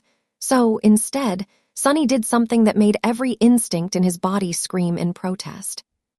He jumped forward, closing the distance to the charging monster. The pincers clashed together with a loud crack behind his back. Instinct or not, it was the only logical step. After all, the attack range of his sword was much shorter than that of the scavenger. He could only fight back by getting close. Before the beast had time to react, Sunny did what he had recently done thousands of times. His muscles moved even before his mind gave the command. With one fluid motion, he raised the sword over his head and slashed downward, pushing with one hand while pulling with the other. His whole body moved in concert to deliver a powerful blow. The azure blade whistled as it cut the air. Then, it hit the joint of one of the scavenger's front legs and cleaved right through it, severing the limb entirely. Blue blood sprayed everywhere. Sunny had less than a second to be amazed. I actually did it. But there was no time to be distracted. Due to the loss of its front leg, the scavenger lost balance for a moment, careening forward and down. However, he had 7 other legs. This wasn't going to last long. Coincidentally, though, at this exact moment, his other front leg slid in the mud, bringing the monster even further down. Sunny did not waste this chance. Taking a step forward, he thrust the azure blade up, pushing it into the scavenger's mouth. A severed mandible fell to the ground as the monster impaled itself on the sword with its own weight. The massive body of the nightmare creature convulsed before falling still. It was dead. Sunny slowly exhaled, only now feeling the pain in his chest and at the back of his head. He carefully touched it and grimaced. His hand came back wet with blood. At least I'm alive. You have slain an awakened beast, Carapace Scavenger. You shadow grows stronger. You have. With no time to listen to the spell, Sunny tugged on the sword to dislodge it from the monster's head and hurried to help Nephi's. However, it was too late. The other scavenger was lying in the mud, clearly dead. His limbs were still twitching, indicating that the fatal blow was delivered just moments ago. It seemed like Nephi's had managed to sever its spine by piercing the weak spot at the base of the beast's torso with her longsword. He couldn't see the silver-haired girl behind the bulky carcass. As Sunny approached it, he heard the sound of rugged, strained breathing. Then a shaky voice came from behind the Scavenger. Don't come any closer." In the deathly silence of the battle's aftermath, Changing Star's voice sounded strange and subdued. Sunny suddenly felt as though someone had squeezed his heart in a fist. Steeling himself, he took another step forward. Nephi's was standing in front of the dead Scavenger, trying to catch her breath after the intense fight. There was a bloody gash on her shoulder. However, it didn't look life-threatening. Sunny's attention, though, was instantly drawn to something else. It seemed that at some point during the fight, the tall girl's makeshift seaweed top came apart, leaving her naked above the waist. She was covering her chest with one arm. Behind the arm, squished, the supple fullness of her. Sunny flinched as though someone had stung him and hurriedly turned around. His face was burning. Without thinking about it, he even made his shadow look away. An awkward silence followed. After some time, Sunny forced himself to speak. Are you all right?" Nephi's was slow to answer. "Yes." Good. I'll go fetch Cassie then." "All right." Feeling as though an army of monsters was chasing him, he walked forward on stiff legs and then quickened his step, barely holding himself from running. Her fault. It's her fault. She should have communicated things clearer. Trying to get the vivid image out of his head, Sunny hurried to the place where Cassie was waiting for them. By the time they returned, Nephi's had already fixed her top and was wearing it as though nothing had happened. However, Sunny couldn't help but feel that the look she gave him was somewhat weird. "Forget it." After checking the wound on his head, Changing Star said, "It's just a bleeder, nothing serious. Tell me if you feel dizzy and nauseous or have a strong headache, though." Since Sunny had none of these symptoms, he kept quiet. Nephi's looked down at his clothes and sighed. "Memory." He opened his mouth to say no, but then fell silent. Come to think of it, when he killed the Scavenger, the spell did say something else after informing him about the absorbed shadow fragments. At the time, he was too busy to pay it any attention. "Let me check." He summoned B runes and quickly found the cluster representing his memories. Memories, Silver Bell, Puppeteer's Shroud, Azure Blade. Nothing new. Then what was the spell talking about? Suddenly, he noticed a new set of runes in the neighboring cluster. His eyes widened. Echoes, Carapace Scavenger. Chapter 47, Echo. Echo, it's an echo. Sunny couldn't believe his eyes. Echoes were an extremely rare type of reward that Awakened could receive after slaying nightmare creatures. Chances of getting one were very low. In the real world, an echo could be sold for an unimaginable amount of money. That's because they were much more precious than memories. Without delaying it much further, he dove into his sea of soul. There, very few things had changed. A lonely black sun was still hanging above the calm, silent waters. It was orbited by spheres of light that represented his memories. This time, there were 3 of them. Just like before, Sunny couldn't get rid of the feeling that something was stealthily moving just beyond the periphery of his vision. However, this time, he didn't pay it any attention. He wanted to see his echo. It, too, was represented by a sphere of light. However, this sphere was much larger and hovered further away from the shadow core. With a thought, he commanded it to descend. The sphere slowly floated down and touched the dark water. As Sunny came closer, walking on the surface of the sea, its radiance slowly faded away, revealing the monster contained within. A hulking, menacing Carapace Scavenger was calmly standing in front of him. There was no madness in its eyes, or any feeling at all, for that matter. After all, it wasn't really alive. It was just an echo. Shining runes appeared in the air around the Scavenger. Echo, Carapace Scavenger. Echo type, Beast. Echo core, Awakened. Echo attributes, Strong, Armored. Echo description, A cursed soldier of the Fallen Legion. Before Sunny knew it, a wide grin appeared on his face. That Scavenger was now his. It could be summoned and used to fight against his enemies, carry heavy cargo, or perform other tasks. What's more, it was a whole rank above its master, which meant that it was much stronger, more resilient and fearsome than a dreamer with a dormant core should normally possess. With this echo by their side, many things would become easier. Following an impulse, Sonny raised a hand and brushed it against cold, black chitin. He just wanted to touch his new possession. However, the moment his palm touched the Scavenger, a strange thing happened. The soul of sea suddenly surged a little, and a new set of runes appeared. Transform Echo into a shadow. Sonny flinched and snatched his hand back. What the hell is that about? He had never heard anything about transforming echoes into something else, let alone shadows. Then again, he had never heard about shadow cores and fragments, too. It seems my aspect holds more secrets than I thought. Sonny licked his lips and hesitated. Then he cautiously said, "Yes." However, nothing happened. A moment later, the runes changed. Not enough shadow fragments to perform a transformation. Shadow fragments required, 24,100. He frowned, disappointed. I see, so there is another use for the fragments. They can either enhance my own core or do something weird to echoes. How do I know which use is more beneficial without knowing what a transformation actually does? An echo was plenty useful by itself. Sonny felt that it would be wiser to concentrate on strengthening himself, at least for now. I'll experiment with it later. With that, he left the Sea of Soul. Since he had spaced out for quite a bit, Nephise was looking at him with a silent question in her eyes. Sonny grinned. I got an echo. Her pupils slightly widened. Cassie, on the other hand, was more expressive. An echo? You actually got an echo? Yes. Since the larger group of monsters was now minutes away from catching up with them, Sonny didn't waste any time and summoned the Scavenger. The hulking beast immediately appeared in front of him, seemingly sewn together from tiny sparks of light. Soon, its black chitin became fully corporeal.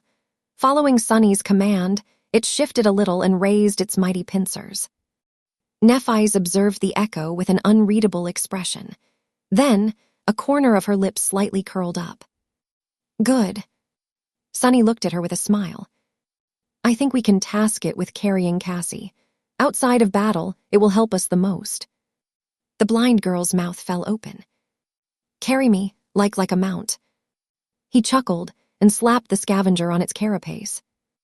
This bad boy can fit a petite girl like you with no problem at all. Trust me, I've been clambering these things a lot for the past few days. It's actually quite spacious on top of them, especially if they're not trying to kill you. Cassie hesitated. Well, okay, if you think it's for the best. Sonny and Nephise helped the blind girl to climb on top of the echo. Then, they used the golden rope to create makeshift reins for Cassie to hold onto. After quickly retrieving soul shards from the dead scavengers, the sleepers hastily left the passage, narrowly avoiding another battle. With Cassie riding comfortably atop the Scavenger, their overall speed dramatically increased. Sonny and Nephise were jogging in the front, hopping to recoup the time lost in the first half of the day and reach the high point with an hour or two to spare. From time to time, they had to take detours to avoid fighting groups of Carapace monsters. However, with a monster of their own by their side, the mood and mental state of the three sleepers were much better. For the first time since coming to this place, Sonny felt somewhat calm. Of course, this calmness didn't last long. At some point, he noticed that the wind had picked up a bit. Almost simultaneously, Cassie asked them to stop. Nephise and Sonny looked at her with deep frowns. It seemed that they both had a bad premonition. What is it? The blind girl let go of the reins. Do you hear anything? They looked at each other, then shook their heads. No, why? Cassie scowled. Help me get off this thing. After they helped her, she stood motionless for a while, listening. Her scowl deepened. Then the blind girl cautiously kneeled and put her ear to the ground. What do you hear? Cassie licked her lips. It's murmuring. Suddenly, a drop of water fell on Sonny's face. He raised his head and looked at the sky. There, dark, stormy clouds were gathering with unnatural speed. Pretty soon, they were bound to cover it completely, including the sun. And when that happened, his eyes widened. Chapter 48, The Storm. We need to move now. As Nephis turned to him, Sonny grabbed Cassie and helped her stand up. His face was even paler than usual, and there was a panicked look in his eyes. Now, help me get her back on the Scavenger. The silver-haired girl raised her head and looked at the sky. Soon, her expression darkened. Without saying anything, she did as he had asked. Cassie seemed a bit disoriented. She grabbed the reins and helplessly turned to her friend. Neph, what is going on? Changing Star glanced at her. When she eventually spoke, her voice sounded heavy. A storm is coming. Meanwhile, Sonny sent his shadow to climb on top of a tall pillar of coral and looked ahead, trying to understand how far the cliffs they were aiming for were. From the look of it, there was still a considerable distance to go. However, the giant statue was already much further away. Going back now would have been suicide. He turned to Nephis. We're about 3 or 4 kilometers away from the cliffs. Do you think we can make it? She scowled. If we take the most direct route, maybe. Sonny hesitated, then asked, what about the monsters? Changing Star looked ahead and gritted her teeth. We'll have to cut through. That's it, that's the plan. As he was fruitlessly trying to come up with some devious trick to save them, Nephis turned her head and glanced at him, puzzled. What are you waiting for? Run. As they darted forward, heavy drops of rain were starting to fall on the ground. Strong winds were howling between the coral blades, sending bits of mud and seaweed flying. With storm clouds gathering in the sky, sunlight dimmed, and a cold twilight descended upon the labyrinth. Sonny was running with all his might, as though his life depended on it, because it actually did. He was leading their small group, choosing the straightest path toward the cliffs with the help of his shadow. Nephis was a step behind him. The Scavenger carrying Cassie was stomping through the mud with its 8 legs in the back. Without the need to avoid monsters and death breathing down their necks, they moved with amazing speed. Side passages and crimson walls were flashing past them in a blur. There was no need to hold back and conserve strength for the long run. If they were late to reach the cliffs by a minute, their lives would be over. They had to give it their all. Sonny was ready to fight a series of bloody skirmishes all along the way, but to his surprise, the inhabitants of the labyrinth did not give them much trouble. The Scavengers seemed to be as panicked as they were. The bulky beasts were busy trying to hide inside the coral mounds or burrowing underground. On the rare occasions, when one of them showed aggression, a quick slash of the sword or a threatening clack of a pincer was enough to make the monster change its mind. However, no matter how fast they were moving, the storm was faster. The rain quickly turned into a pelting downpour, each drop becoming a torrent. The winds grew in strength, striking against their bodies with enough force to make them stumble. The light dimmed even further, reducing visibility to almost zero. Finally, a blinding bolt of lightning tore through the darkness, followed almost immediately by a deafening thunderclap.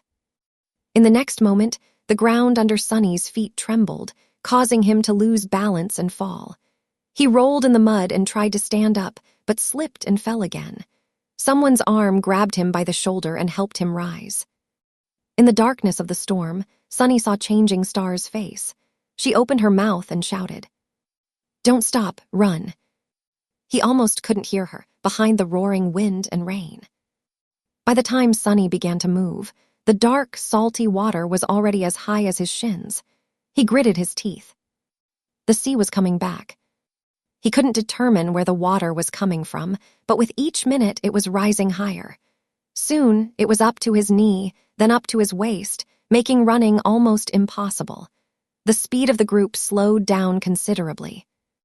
It was then, in a sudden flash of lightning, when they saw a dark mass of stone ahead.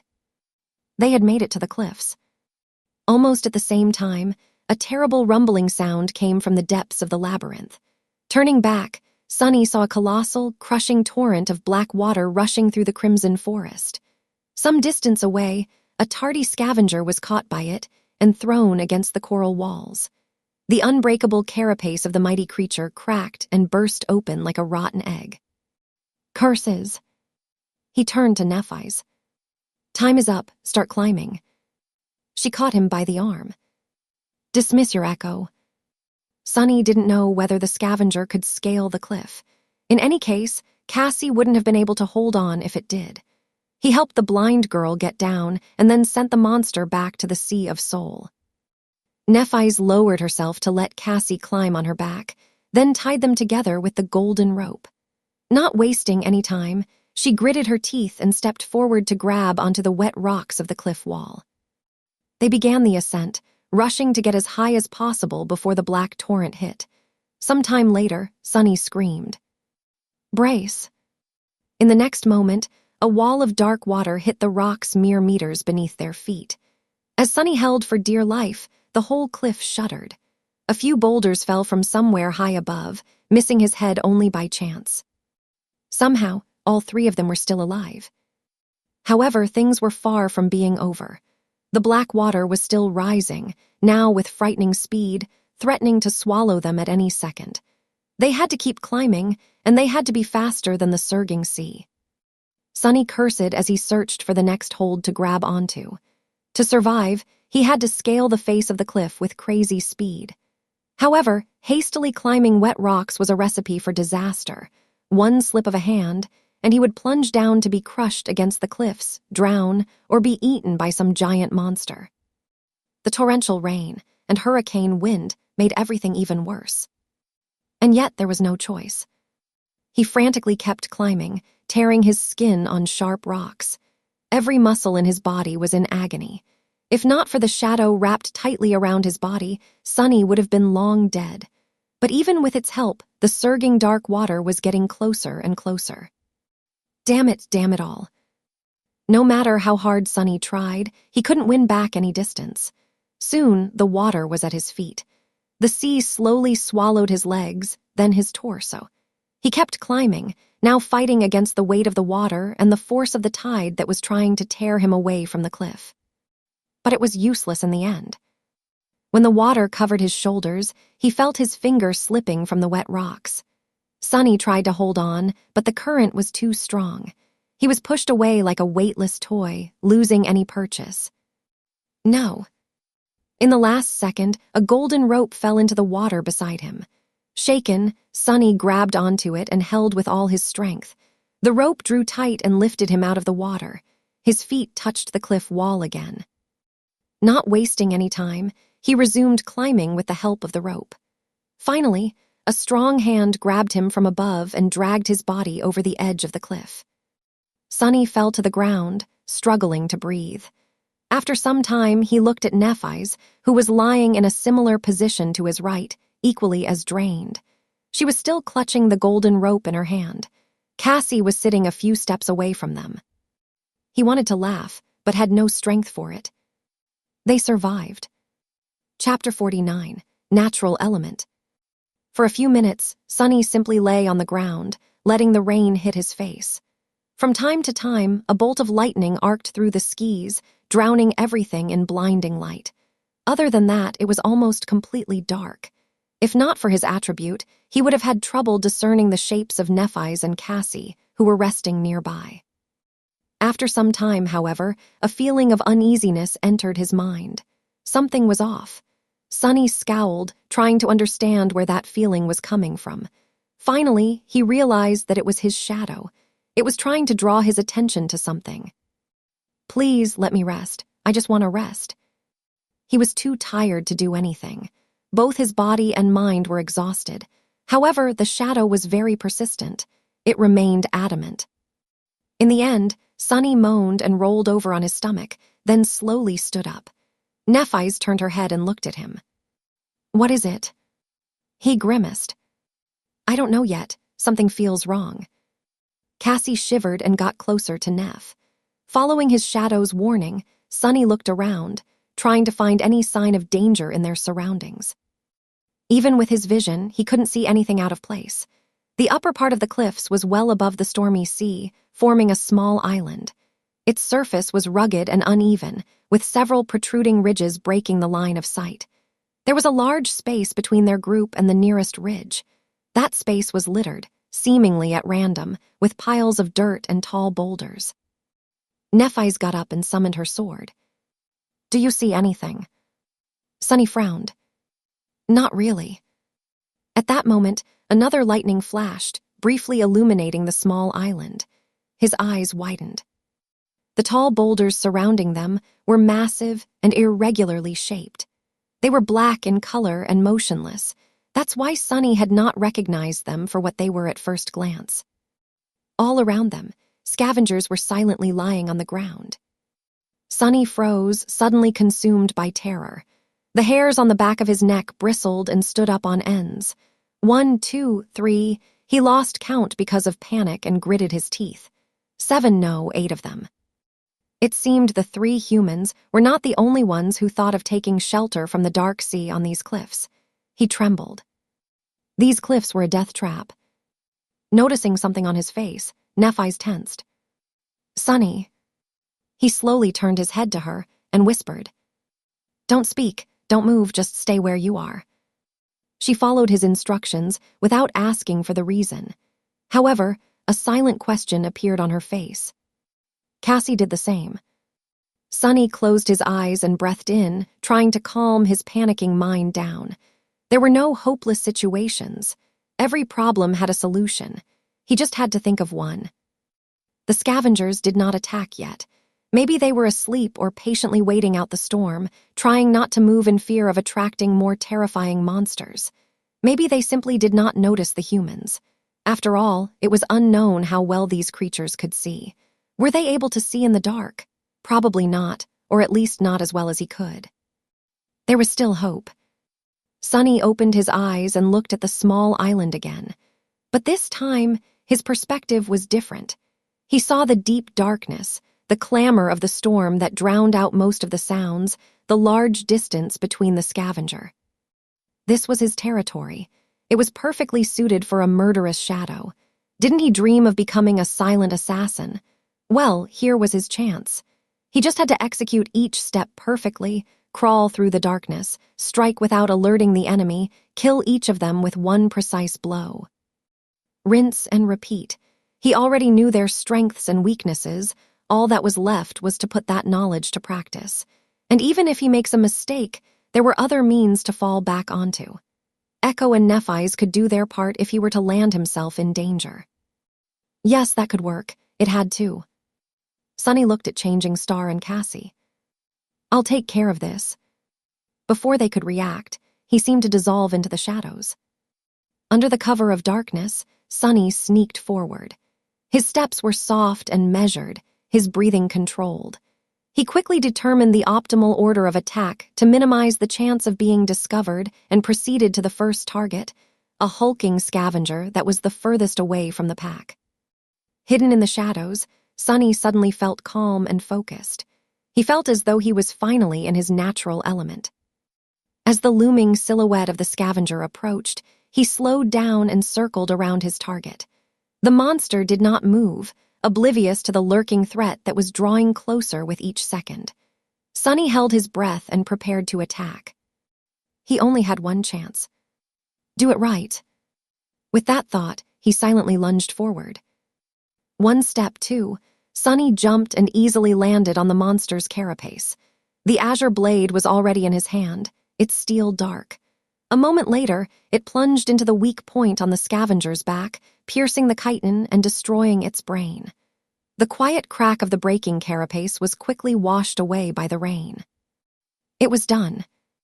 Sunny felt a sense of triumph appear in his heart and quickly suppressed it. This wasn't the right time to celebrate. 7 targets were still waiting for him in the darkness. He retrieved his sword and jumped down from the scavenger's corpse. Then Sunny frowned. Why was the spell silent? It didn't announce his kill, nor the absorption of the shadow fragments. Feeling his skin crawl, Sunny turned around and looked at the scavenger. At first, he was afraid that the beast was still alive, but that wasn't the case. It was as dead as could be. However, on closer inspection, Sonny noticed something that he had missed before. And when he did, his face paled. Chapter 50, Death Trap. The Scavenger was dead. However, it wasn't Sonny's blade that killed it. While circling the target, he was focused on staying unnoticed and not alerting the enemy to his presence before reaching the optimal position for an attack. After that, he only saw the monster's back. That's why he didn't notice the terrible wound that ran from the top of the creature's torso to its segmented legs, obscured by the rain. The unbreakable carapace was cut open like a tin can. The scavenger's flesh and mangled organs could be easily seen through the large gap, oozing azure blood. It streamed down only to be washed away by the storm. Sonny gulped. He might have felt awkward about performing a perfect ambush on a long-dead monster, if not for the fear of whatever had killed it in the first place. Looking around, he hesitated and summoned the azure blade back, then wrapped himself in the shadow. The small island was silent except for the howling of the wind. The rain was still falling down, forming a constant veil that hid away all details and distant objects. A rare flash of lightning sometimes flooded this bleak world with stark whiteness. Then, a thunderclap would come, making the skis tremble. With cold fright settling deep into his bones, Sonny cautiously moved to the next scavenger. He could tell from some distance that it was also dead, but had to come closer and make sure. Indeed, he was right. The creature was almost severed in half by the unknown assailant. Its wet innards were lying on the ground in a messy pile. The darkness had long ago stopped being comforting, becoming terrifying and oppressive instead. Sonny shivered. By the time he checked on all 8 monsters and confirmed that they were all dead, he was nauseous and scared out of his wits. When Sonny had first realized that the black shapes were, in fact, scavengers, he thought that the situation was as bad as it could get. Now, he wasn't sure anymore. In fact, he was pretty convinced that things went from bad to worse. Standing near the last scavenger, Sonny observed his surroundings and thought about returning to Neff and Cassie. Maybe the terrifying killer had already left the island. They could just hide and hope for the best. He wouldn't be alone, at least. However, not knowing what kind of danger was hiding in the darkness would drive him insane long before the morning came. Plus, with his fated attribute, hopping for the best was a fool's errand. That's why, although his body was covered in cold sweat, Sonny gritted his teeth and slowly walked toward the ridge that was obscuring the rest of the island from him. Coming close, he started climbing, trying to be as quiet as possible. The ridge wasn't very high, so he was able to scale it without much effort. Sticking close to the rocks, he raised his head and looked down. Then, he immediately wanted to let go and fall to the ground. Right beneath him, just a few meters away, a dark silhouette was outlined against the rocks. It was much larger than the scavengers, with jagged spikes growing out of its thick carapace. Its chitin was black and crimson, like an ancient armor splattered with fresh blood. Instead of pincers, 2 terrifying bone scythes were protruding from the joints of its arms. Each one was long and sharp enough to split a scavenger in 2. Sonny froze, afraid to move. He even stopped breathing. So that's the killer. It was one of those monsters that they had seen retrieving the transcendent soul shards from the giant shark's carcass, or another of their kind. He remembered how the 2 creatures had cut through the horde of scavengers, killing or throwing aside any beast that got in their way. Slaughtering just 7 of them would not pose a problem for something that deadly. Not to mention getting rid of 3 sleepers. Careful not to make a sound, Sonny slowly lowered himself down. His whole body was trembling. Moving his arms and legs with utmost precision, he began climbing down from the ridge, praying not to be heard, sensed, or noticed in some other way. Luckily, the monster remained oblivious to his presence. Reaching the ground, Sonny took a few steps back, still facing the ridge. He had to force himself to turn around. Feeling as though his back was being pierced by invisible needles, the young man stealthily moved in the direction where he had left his companions. A couple of minutes later, he returned to Nephi's and Cassie. The girls were tense and nervous, waiting for his return in the darkness. Before coming out of the shadows, Sunny let them know that he was approaching. "It's me." Nephise moved, lowering her sword a little. Her face was a little grim. "What is the situation?" she said, careful to keep her voice low. Sunny slowly exhaled, finally feeling a bit safer. For the first time, he was genuinely happy not to be alone in this cursed place. "There are 8 scavengers around us, but they're all dead. The killer is one of those big monsters we saw, the thing with the crimson pattern on its carapace and scythes instead of pincers. It's hiding from the storm beneath a stone ridge not far from here." A bolt of lightning flashed, illuminating everything around. In its aftermath, it looked as though 2 white sparks ignited in Changing Star's eyes. Soon, the reflection was gone, leaving them gray and inscrutable again. She tilted her head and whispered, as though talking to herself. "An awakened monster." Sunny licked his lips.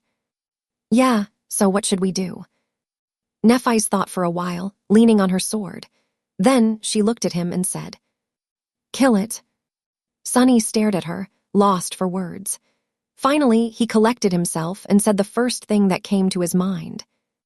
"Are you nuts?" The idea of fighting that thing was pretty ridiculous, if not completely insane. Realizing that his words might have sounded a bit rude, he cleared his throat and added, "I mean, have you thought this through? How are we supposed to kill that monstrosity?" Nephise slowly inhaled. "It's not a question of thinking things through. We simply have no choice." She glanced at Cassie, who was listening to them with a pale face, and explained. "We can't leave the cliffs before morning, and neither can the monster. However, once the sun rises, it will easily see us and attack. Then, our only advantage, the element of surprise, will be gone. If we have to fight it anyway, it's better to be the ones initiating the fight." Changing Star looked around and added, "It's not completely dark yet, although barely I can still see. Once the night comes, this won't be the case, so we will have to attack it first and do it soon." Sunny shook his head. "This still doesn't explain how we are going to kill it. That thing just dispatched 8 scavengers like it was nothing. We are not its opponents. We don't even know its weaknesses." Nephise frowned, after a short pause. She said, "It's just an awakened monster." Sunny couldn't help but stare at her in disbelief. "What do you mean, just an awakened monster? Have you forgotten that all 3 of us are only sleepers? Dormant humans are not supposed to be able to deal with awakened beasts, let alone monsters. The fact that we can reliably kill scavengers is already abnormal." She looked back at him, undisturbed, and simply answered, "But we are abnormal." Sunny stood there with his mouth open, not knowing what to say. Nephise sighed. "You and I both are not exactly ordinary sleepers, aren't we? Don't try and deny it. Someone ordinary simply would not have survived in this place." He frowned, not happy about her line of thought. Meanwhile, Changing Star continued. "You, me, plus the awakened beast you have as an echo, plus the advantage of a surprise attack. I'm not saying that it will be easy. We might die, but there's a good chance that we won't." She looked down at the silvery blade of her sword and added after a couple of seconds, "In any case, as I have already said, we don't have a choice." Sunny gritted his teeth, trying to find a logical retort. However, her reasoning seemed unassailable. He just had a really bad feeling about fighting that monster. In the ensued silence, Cassie, who had been quiet all this time, suddenly spoke. "You are forgetting about the main advantage we have over that thing." Both of them looked at her, surprised. The blind girl turned to face them and slightly lifted her head. "We are intelligent, and the monster is not." Her words echoed in the darkness. Sunny sighed. It seemed that a fight with the bone scythe monster was inevitable. Sometime later, he was standing in the darkness, looking at the terrifying creature in front of him. His expression was grim and somber. Tightly gripping the azure blade, Sunny slowly inhaled. The ominous feeling he had before was still there, now stronger than ever. "I don't like this." With this thought, he exhaled and raised his hand. Chapter 51, Carapace Centurion. Monsters did possess some rudimentary intelligence, however. They could not compare to humans. At their core, they were still predators who acted mostly on instinct.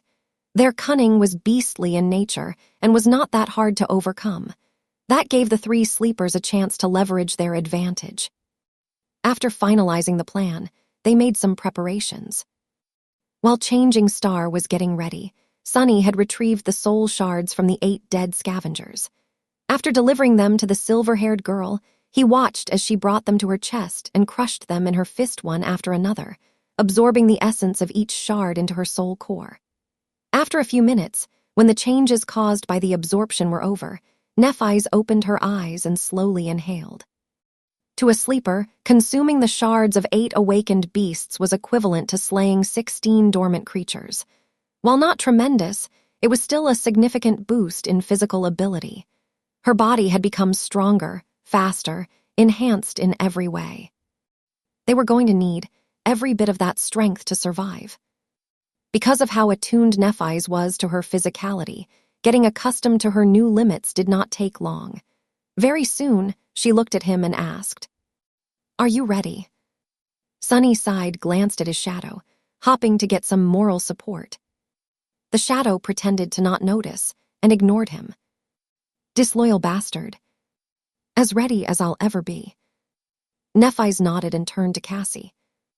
There was nothing really to say. They had already discussed everything there was to discuss, and empty words could not make the blind girl worry any less. Come to think of it, Sunny wouldn't have wanted to trade places with her, even though out of the 3 of them she was the only one who didn't have to risk her life in combat. Facing the enemy, no matter how terrifying, was better than waiting powerlessly for the outcome, knowing that there's nothing you can do to change it. From that point of view, he was actually the lucky one. Cassie tried to put on a brave face. She turned to Nephi's and forced a smile. Go and kill that thing. Maybe you'll finally get something decent to wear and stop making me feel so guilty. A corner of Changing Star's lip curled up. Okay. After that, she turned to Sunny and returned to her usual serious self. Let's go. A few minutes later, he was standing on top of the rocky ridge, looking down at the deadly monster. The shadow was wrapped around his body, enhancing Sunny's physical abilities. Their plan was pretty solid and had a high chance of working. However, he still couldn't get rid of the ominous feeling that this was not going to end well. I don't like this. With a sigh, Sunny raised his hand and summoned the silver bell. Then he lightly shook it, causing the clear melodic ringing to resound amidst the storm. Immediately, the monster below moved, turning its massive torso around and looking for the source of the sudden noise. As he saw Sunny, a mad crimson flame ignited in its eyes. However, Sunny did not see any of this, because he was already facing the other way. As soon as the bell rang, he turned around and jumped down from the ridge without a second of hesitation. The ridge wasn't very tall, but there was still a considerable distance to the ground. Sunny hit the rocks hard and rolled, trying to disperse the force of the impact. As soon as he got back to his feet, he ran, trying to get as far away as possible. A moment later, the ridge exploded behind his back. The monster simply crashed into it with its hulking body, breaking through the layers of rocks as though they were paper. Simultaneously, there was a flash of lightning and a thunderclap, drowning the loud rumble of the falling debris. The creature locked onto retreating Sunny and lunged forward, trying to pierce his body with one of its scythes. Shards of rock were flowing like a torrent from its spiked carapace. Luckily, Sunny was already far enough. Without slowing down, he lowered his body, ran for several more meters, and then turned around. The picture of the monster, who was more than 3 meters tall, rushing at him like a speeding train was enough to make any person falter. However, Sunny stood his ground, raising the azure blade above his head. After all, he was the bait. Half a dozen meters away from him, the monster finally reached their trap. Almost unnoticeable in the darkness and the pouring rain, the golden rope was strung between 2 massive boulders at the height of the creature's leg joints. Earlier, Sunny had lowered his body to run beneath it. Overwhelmed by bloodlust, The monster did not notice the tautly drawn rope and ran into it at full speed. If it was a normal rope, it would, without a doubt, immediately snap. However, the golden rope was a memory, and being incredibly sturdy was one of its attributes. The rocks it was tied to, unfortunately, were quite mundane. They shattered almost immediately. But the damage was already done. With its front legs suddenly jerked backward, the scythe slayer lost its balance and crashed into the ground face first, sliding forward on wet stone and leaving behind a shallow trench. Sunny jumped away. The monster was unperturbed. Almost immediately, 2 bone scythes pierced the ground, jerking its massive body to a stop. In the next moment, unexpectedly swift and nimble for its size, it was already beginning to rise. If it was allowed to stand up, their fates would be sealed. Fortunately, Sunny's echo was faster. The moment the monster fell, it stopped pretending to be one of the dead scavengers, got up and dashed forward. Just as their enemy was about to rise, it jumped on its carapace from behind, pinning the creature down with its weight, and locked its pincers on the creature's arms just beneath the point where the bone scythes began. Despite the fact that the echo was wounded by the spikes growing from the monster's carapace, it succeeded in immobilizing it, at least for a second. A second was enough. As though out of nowhere, Nephi's, who was lying in ambush, appeared in front of the monster. Darting between its terrifying sides, she leaned forward and delivered a devastating thrust with her longsword, putting her whole weight behind it. They didn't know if the awakened monster had the same weak spot on its back as its lesser relatives, the scavengers, had. However, there was no reason to assume that there was no gap between its carapace and torso armor. It was a mechanical issue. Anything that had to be flexible could not be too rigid. The tip of Changing Star's sword plunged into the narrow gap. Then, the sword disappeared into the monster's body, penetrating so deep that its hilt ended up brushing against the chitin. Hell yes, Sunny thought, triumphant. However, in the next second, his expression dimmed. Because the creature didn't even seem to notice the wound that was supposed to be, if not fatal, then at least heavily debilitating. Straining its body a little, it suddenly twisted, throwing the echo off its carapace, and rose to its feet. The bone scythes scraped against the rock as it pulled them out from the ground. Defenseless, Nephi's was right in front of it, her sword still stuck in the monster's flesh. Oh no. Sunny was too far away to do anything, circling around the massive creature to attack it from behind. The echo was on the ground, still reeling from being thrown off the enemy's back. It didn't seem like it could help either. For the moment, Changing Star was on her own. The scythes pierced the air, aiming for her flesh. At the last moment, however, a pair of pincers locked one of them into an iron grip. That gave Nephi's another fraction of a second to react.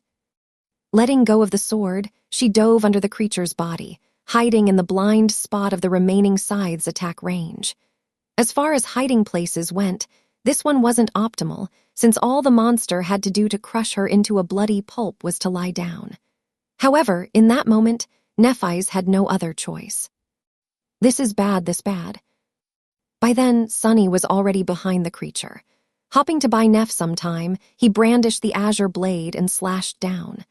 The sword connected with the joint of one of the monster's rear legs, drawing azure blood. However, unlike how it was in the battle against a scavenger, he failed to completely sever the limb. It was too tough and thick. In the next moment, the leg disappeared from Sunny's field of vision. Crap.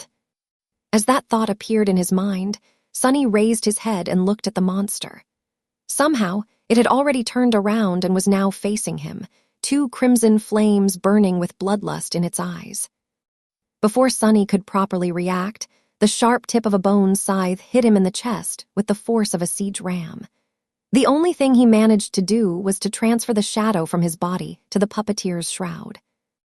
Because of this lightning-fast decision, the armor held. He wasn't pierced through the heart and impaled on the scythe. However, it was a small consolation. The force of the blow was still enough to make his ribcage cave in and send his body flying through the air like a rag doll. Somehow, Sunny found himself lying on the ground. His body felt weird, and he couldn't breathe. Something bitter was flowing from his mouth, making him choke. It was blood. He was drowning in his own blood.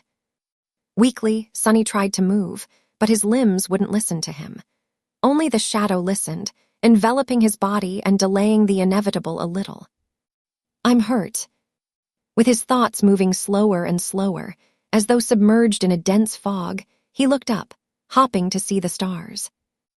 Instead, he saw two burning crimson eyes approaching him from the darkness. Chapter 52, Clarity. In that moment, hovering on the edge of nothingness, Sonny realized that he was about to die.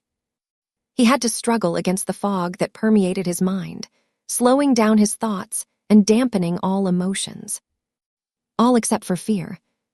Despite the fact that his body was broken and his mind was paralyzed, some stubborn part of Sonny was still refusing to give up.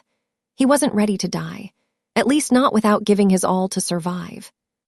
He was revolted at the thought of giving the world the satisfaction of the win. That would be so infuriating. Hadn't he told Hero that he was going to survive no matter what, to spite them all? That's right. He might be a shameless liar, but a promise was still a promise. But how was he even supposed to survive? No matter how he looked at it, the situation seemed to be hopeless. As the Scythe Slayer approached, its eyes shining menacingly with bloodthirsty crimson light, Sonny tried to pierce through the fog that enveloped his mind. However, his attempts were aimless and weak. It was hard to find purchase in the fog. He needed an anchor. Suddenly, a simple thought caught his attention.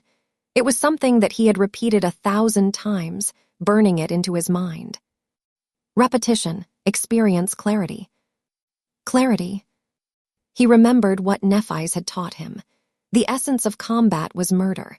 Any action performed during a battle served only one of two purposes. It was either to kill your enemy or prevent the enemy from killing you.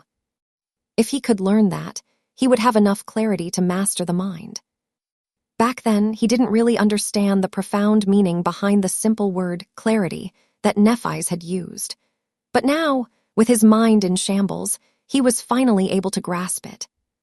The two truths behind the essence and purpose of combat were simple and solid, almost tangible. Even in his half-conscious state, he was able to use them as a stable foundation in the fog. Then, he reformed his mind around this foundation, building it along the stark lines of that truth. Suddenly, he was able to think again.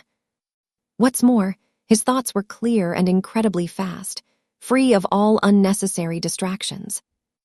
This was clarity. Sonny looked up at the advancing monster, calmly weighing his options. His body was pretty much useless. He couldn't move his limbs at all. The shadow still followed his commands, but it was busy doing an important job, keeping him from dying immediately. Even with its help, he wouldn't be able to last long.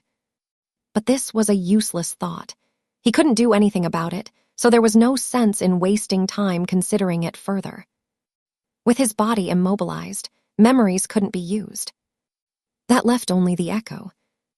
The Carapace Scavenger was going to have to be his only tool to either kill the enemy or prevent the enemy from killing him.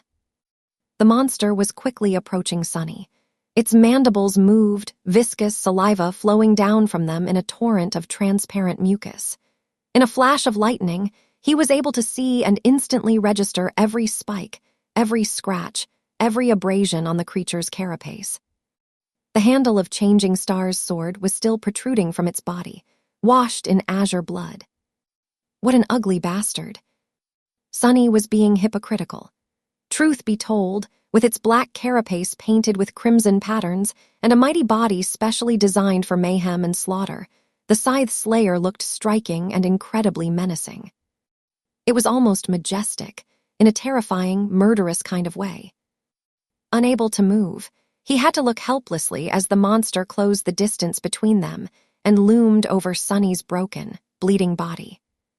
Its scythes rose into the air, ready to strike down. Looking right into the monster's burning eyes, Sonny thought, "Go to hell, you overgrown bug." The scythes shot toward his body. In the last moment, something massive and furious rammed into the monster from the side, throwing it away. It was Sunny's Carapace Scavenger. Not bothering with its own safety anymore, the echo entwined itself with the enemy in a chaotic mess of limbs as they rolled on the ground. Despite the fact that it was smaller and weaker, its crazy assault and complete disregard for its own life were enough to give the bigger monster some pause. The echo lashed out with its pincers, ramming them against the creature's carapace in a crazy whirlwind of blows. For a moment, the howling of the wind was drowned out by the clamor of chitin striking against chitin. The Slayer's carapace mostly held, but a couple of cracks did appear on its black surface. However, it was still superior to the Scavenger in every way. Even with one of its scythes pinned awkwardly under its body, the monster was more than able to repel the sudden attack. With an angry screech, it sliced with the other scythe, cutting one of the Scavenger's pincer arms clean off. Then, it strained its legs and threw the smaller creature away. In the process, the rear leg that was already wounded by Sunny broke off, but the monster didn't pay it any attention. Burning with madness and fury, it untangled its limbs and slowly stood up. Another deafening screech resounded in the howling darkness of the storm, hurting Sunny's ears. Now what? He thought, momentarily lost for ideas. But then, something very unexpected happened. As the Slayer moved to finish off the echo, it had to slightly raise and lean its torso back to account for the loss of a rear leg and keep its balance. At that moment, a bolt of lightning landed right in the middle of the small island. With how tall the monster was, the lightning was immediately attracted to the handle of the sword that was still sticking from its body, aimed at the sky at a slight angle. At that moment, Changing Star's longsword suddenly became a lightning rod. Instantly, hundreds of millions of volts of electricity coursed through the Slayer's body. In a blinding flash of light, it was thrown to the ground. Wisps of smoke rose from the cracks in its carapace. In a strange turn of events, arcs of residual electricity danced on the monster's chitin, slowly accumulating on the crimson patterns on it. Under that influence, the crimson pattern changed its color, becoming white and incandescent. Sunny stared at all this in bewilderment. It's glowing. For a second, he hoped that the monster was dead. But no, a single strike of lightning was not enough to kill a creature like that. Just a few moments after being electrocuted, the Slayer moved, slightly shaking its body. Although it was in a rather bad shape, it was still alive and full of murderous intent. Looking somewhat dazed, the monster gathered its limbs and tried to stand up. Slowly but surely, it was coming back to its senses. The bone scythes scraped against the rocks, helping it rise. However, before it did, Nephi's was suddenly right in front of it, grabbing the hilt of the longsword. She grimaced as the heat burned her hands. Then, she twisted the blade, making the Slayer's body twitch, and pulled it out, breaking apart a large portion of its lower torso armor. The monster tried to slash at her with a scythe, but Changing Star was quicker. Dashing to the side, she simultaneously lashed out with her sword. The glowing, white-hot blade caught the creature's arm right below the joint and cleaved through it, sending the terrifying bone scythe flying through the air in a rain of azure blood. The Slayer screeched and swatted her away with one of its legs. Nephi's was thrown back and rolled on the rocks, losing her grip on the sword. Her eyes momentarily lost focus. The monster, on the contrary, was back to its sense. It seemed as though the sudden pain of losing a limb had shaken it wide awake. Raising to its full height, it opened its ugly mouth and let out a deafening, enraged shriek. Then, it lunged toward Neph, with all-consuming hatred burning in its eyes. But it didn't get far. Right as the livid monster was beginning its attack, the battered echo appeared in its path. Its one remaining pincer shot forward, plunging into the wide gap in the armor created by Changing Star's sword. Twisting its arm, the Scavenger pushed it inside the enemy's body, wreaking havoc on its innards. In the end, it even lifted the whole monster in the air a little, its pincer going in almost up to the shoulder. The Slayer lashed out with its scythe, piercing the echo's chest through. Then, it twitched a couple of times and fell still. The Scavenger screeched angrily and jerked its pincer, tearing the bigger monster's torso clean off its carapace. Proudly giving the eviscerated enemy one last look, it then staggered and collapsed to the ground. Sunny tiredly dismissed the echo, hoping that it can survive. He wasn't feeling too well. In fact, he was pretty much done for. You have slain an awakened monster, Carapace Centurion. The spell's voice fell uselessly on his deaf ears. It sounded distorted and distant. You have received a memory, Starlight Legion armor. Your shadow grows stronger. I won. Sunny closed his eyes, finally allowing pain and exhaustion to flood his mind. The fog was back, making everything feel like it was happening to someone else. He was tired, and he couldn't breathe. Drowning in blood was not very pleasant. As his conscience began to slip, he heard the sound of someone's hurried steps. And then, 2 soft hands gently touched his face. Chapter 53, Immortal Flame. Somewhat surprised, Sunny struggled to open his eyes. As his vision slowly focused, he saw Neff's pale face looming above him. Her short silver hair was wet, sticking close to her skin. She was standing on her knees beside his broken body, caressing his face with her hands. In her eyes, there was a strange expression. It was as though she was frightened, but resigned to something. Her pupils were wide and dark. What? Greeting her teeth, Nephi's moved her hands to his collapsed chest and pressed them lightly against it, causing a pulse of pain to radiate through Sunny's body. Then, a soft, radiant brilliance suddenly ignited beneath the skin of her palms, reflecting in her gray eyes like 2 dancing white sparks. Almost immediately, Changing Star's face contorted in a grimace of excruciating agony, and she let out a terrible, muffled scream. Her skin became white as a sheet of paper, and as she bit her lower lip, drops of blood soon rolled to her chin. As the radiance grew in intensity, Nephi's shut her eyes tightly, tears streaming down her tortured, bloodless face. Sunny, on the contrary, felt like he was in heaven. All pain disappeared from his body, replaced by gentle, all-encompassing warmth.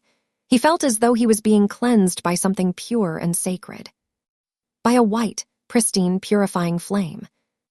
Under the influence of the flame, his dying body began to repair itself. His shattered bones were reassembled from the shards. His torn flesh regenerated and became whole again. His collapsed lungs and damaged heart were brought back to life and rejuvenated, instantly turning strong and healthy. Suddenly, he could breathe again. As his chest moved, drawing in a new breath, Nephi's flinched away with a harrowing moan. The white radiance beneath her skin dimmed and disappeared, letting the darkness return to its rightful place. Crawling away a few steps, Changing Star stopped, standing on her knees and hands, and violently vomited. Her whole body was shivering uncontrollably, as though on the verge of a seizure. As the shivers died down, she slowly lowered herself to the ground and lay there motionlessly, catching the raindrops with her mouth. Sunny, meanwhile, raised his hands and carefully explored his body. To his surprise, nothing really hurt. It was as though he was never wounded in the first place, let alone almost died. With the help of Nephi's and her mysterious aspect ability, he was completely healed. It was a miracle. By the time the storm was over, it was already deep into the night. Sunny, Nephi's and Cassie huddled together for warmth and slept as though they were dead, too tired to make someone keep watch. If anything were to happen, the shadow would probably alarm them in advance. If not, so be it. They were just too exhausted to care. Luckily, the rest of the night went without incidents. In the morning, no one was in a hurry to make any plans or suggest leaving the cliffs. They just gathered some meat from the dead Carapace Centurion and the Scavengers, collected the 2 soul shards, and moved to the opposite side of the small island, afraid that the remains would attract some creature's attention. As it turned out, they were right. Not long after the group left the place of the battle, a dark spot appeared in the sky.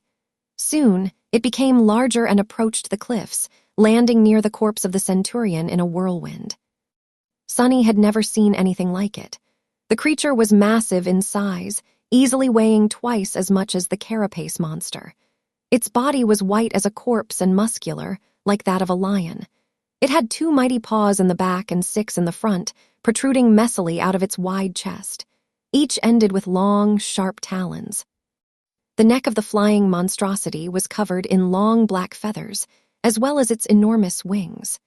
Its head resembled that of a raven, with large round eyes and a terrifying black beak. While they hid behind rocks, the creature feasted on the dead Centurion, easily breaking its carapace apart with its talons and beak. Then, satisfied, it grabbed a few scavenger carcasses with its paws and rose back into the air, creating a small hurricane with each flap of its black wings. The creature left the cliffs and flew back the way it came. It was moving west. Following the black dot as it disappeared into the distance, Sunny sighed. "Neff, what do you think that thing is?" Nephise was also looking at the sky. After a few seconds, she lowered her gaze. "I have no idea." Sunny simply nodded and went about his business. He still had to perform his 1,000 strikes. After making a fire, they roasted the Centurion's meat and had a delicious, hefty breakfast. Then, stuffed, the 3 of them lied down and lazily rested. After fighting against 2 scavengers at once, running away and barely surviving the sudden flood, climbing tall cliffs in the middle of a storm and battling an awakened monster, all done in a single day, they deserved some time off. Plus, Sunny needed to sort himself out. Truth be told, he was feeling a bit strange. The reason for this was not his traumatic near-death experience, although it had a lot to do with it. The thing was that, after the unexpected epiphany he had while trying to fight against the deathly mind fog, Sunny felt as though he had been changed. Because the clarity he gained never went away. It was still here, at the center of his being. He felt as though his very way of thinking and perceiving the world was now completely different. It was stark, streamlined, and dauntless. Sunny felt that he had become calmer. He was now able to think much faster and act without hesitation. Many things that previously seemed obscure and frightening suddenly became predictable and thus surmountable. It was as though he had discovered an underlying order to the world that wasn't there before. That inner understanding gave him an advantage that was hard to explain with words. In a sense, this change was even more profound than the transformation of his body at the end of the first nightmare. He felt that he had made a big leap in his combat ability and overall power, even though it wasn't tied to the number of consumed shadow fragments or unlocked aspect abilities. Looking at the sky, Sunny wondered if this was how Nephise always felt. Probably, mastery of the body, mastery of the mind, right. He was still far away from being a master, but it felt as though he was on the right track.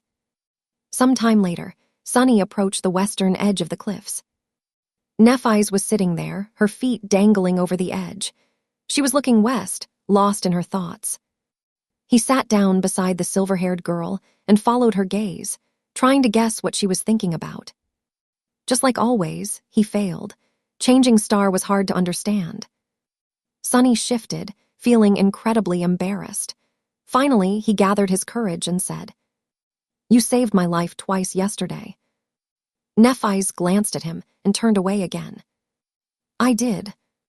He hesitated, trying to find the correct words. In the end, he couldn't come up with anything and simply said, "Thank you." This time, she looked at him a bit longer. Her face was calm and indifferent. "There's no need to thank me. Without you and your shadow, we would have drowned before reaching the cliffs or been torn apart by a large group of scavengers after stumbling on them in the labyrinth." After that uncharacteristically long sentence, she fell silent and added after a while, "We're allies." Sunny nodded, knowing that she was right. Still, Nephise went above and beyond to keep him alive. Even if he had also done his part, not everyone would have gone to such lengths to return the favor. However, he didn't say anything about it, mostly because he could already imagine her answer. Staring right at him, she would stay quiet for some time and then say something like, "I just wanted to," or "It is what it is," in a flat tone. And then there would be an awkward silence. With a subtle smile, Sunny looked away. A minute or two later, he said, "It's you flaw, isn't it? The pain you feel every time you use your ability." Nephi's was silent for a while before answering. Then she simply said, "Yes." Sunny looked at her. Changing Star's profile was calm and distant. The wind was playing with her short silver hair. "What does it feel like?" She was staring into the distance. "Like burning alive." He sighed, trying to imagine what kind of suffering someone being burned alive would have to endure. As always, the spell was vile and cruel. "I'm sorry," he said quietly after some time. Nephi shrugged, not turning her head. "It's just pain." Sunny looked away, trying to hide his expression. Just pain. These might have been the saddest words he had ever heard. Chapter 54, Spoils of War. For a long while, they just sat quietly together. Nephi's was looking at the horizon, thinking about something only she knew about. Sunny's mind was strangely empty. From time to time, he would cast a glance inside his soul sea, observing the recuperating echo. The Scavenger managed to survive its fight against the Carapace Centurion, even if it was just barely. Now, enveloped in a cocoon of light, it was flowing in the calming darkness of Sunny's soul and slowly regenerating. If an echo managed to retreat into the sea of soul alive, it would eventually recover from any wounds. The holes on the Scavenger's carapace were already beginning to close. Its lost pincer arm, however, was not growing back anytime soon. Sunny sighed and summoned the runes. He decided to go over the spoils of the harrowing battle. Shadow fragments, 28/1000. Since it was his echo that delivered the final blow, the kill was considered to be his. Thus, he received 4 shadow fragments, 2 for each of the Centurion's awakened cores. The shards of the cores themselves went to Nephi's as per their agreement.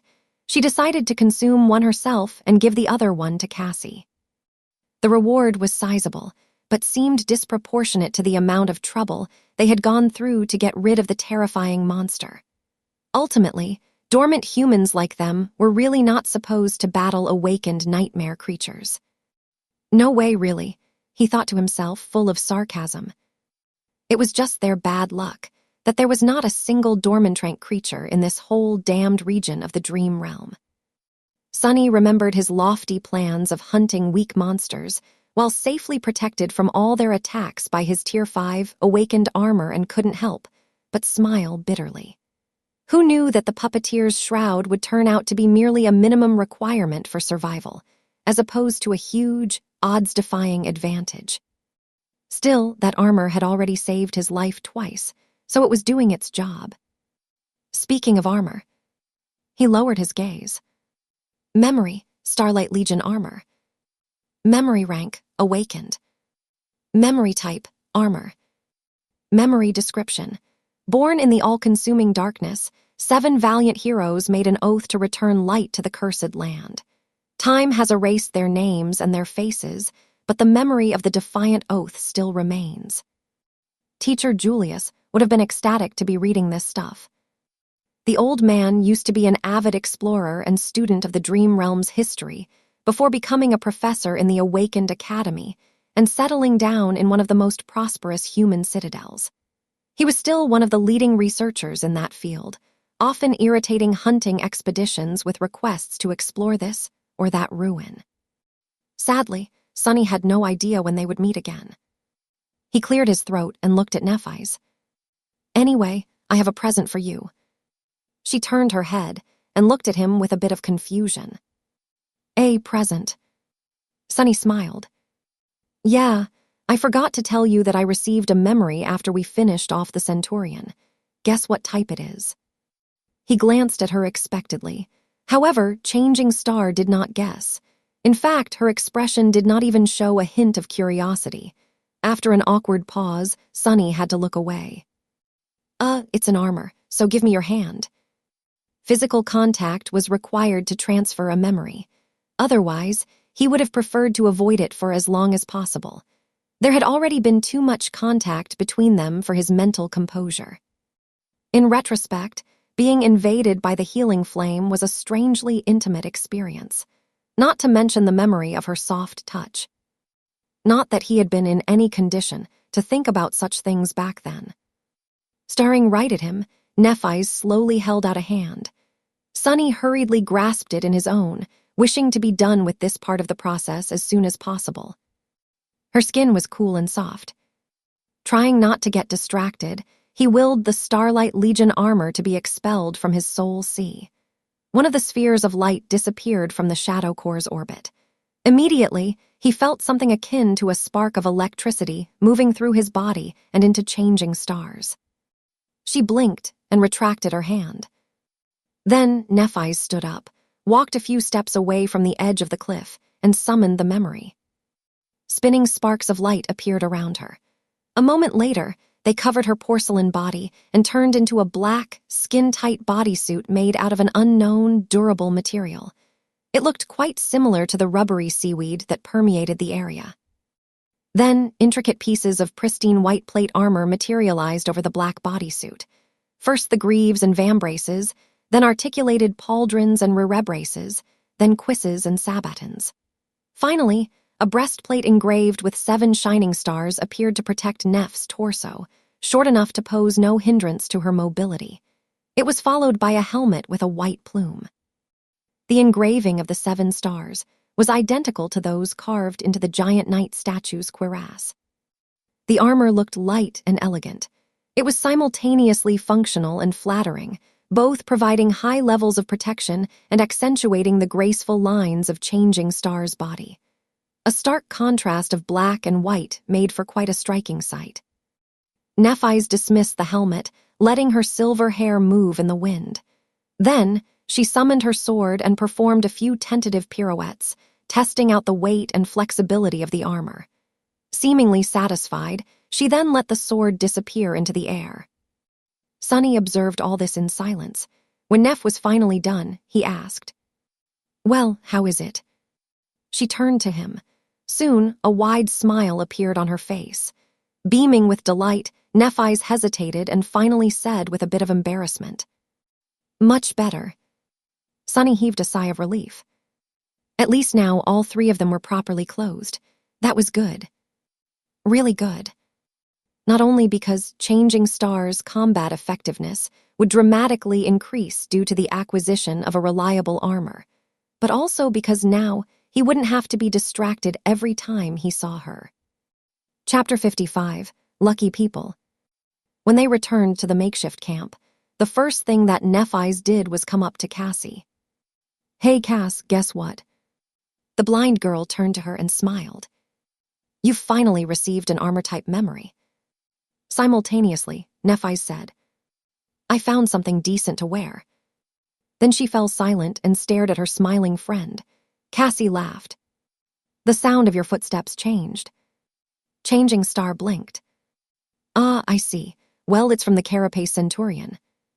While she was describing the armor to Kasha and letting her touch the mysterious white metal it was forged out of, Sunny relaxed and rested by the fire. Sometime later, Nephi's was busy preparing dinner. Sunny was once again lying lazily on the stones and staring into the sky. The sky, like always, was gray and unfriendly. With all 3 of them equipped with decent armor, they were finally starting to resemble a real awakened cohort.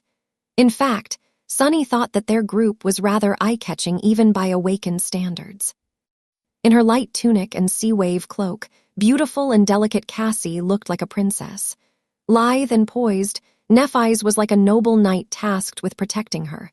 Sunny, however, if he was generous to himself, he would say that he looked like a young squire. But truthfully, he resembled a page boy a lot more, at best. If a random stranger were to see the 3 of them, that stranger would most likely assume that Sunny was either a lowly servant or a feeble ruffian that had been captured by the noble ladies' guard. Well, that'll just add to their surprise when I stab them in the back. Wait, why would he stab a random stranger? Ah, who cares? I'm sure there'll be a reason. At that moment, Cassie sat down by his side. Sunny turned his head, looking at the blind girl with a bit of surprise. She bit her lip. "Nephi's told me that you almost died yesterday." Oh, so that's what this is about. He shrugged. Yeah. Then, with a silent sigh, Sunny added, but don't worry about it too much. It's not my first brush with death. Although it was, as far as he knew, the closest, the memory still sent shivers running down his spine. Cassie was silent for a while. Then she quietly said, I'm sorry. Sunny raised his eyebrows. Sorry, what are you sorry for? The blind girl lowered her eyes. For being so useless.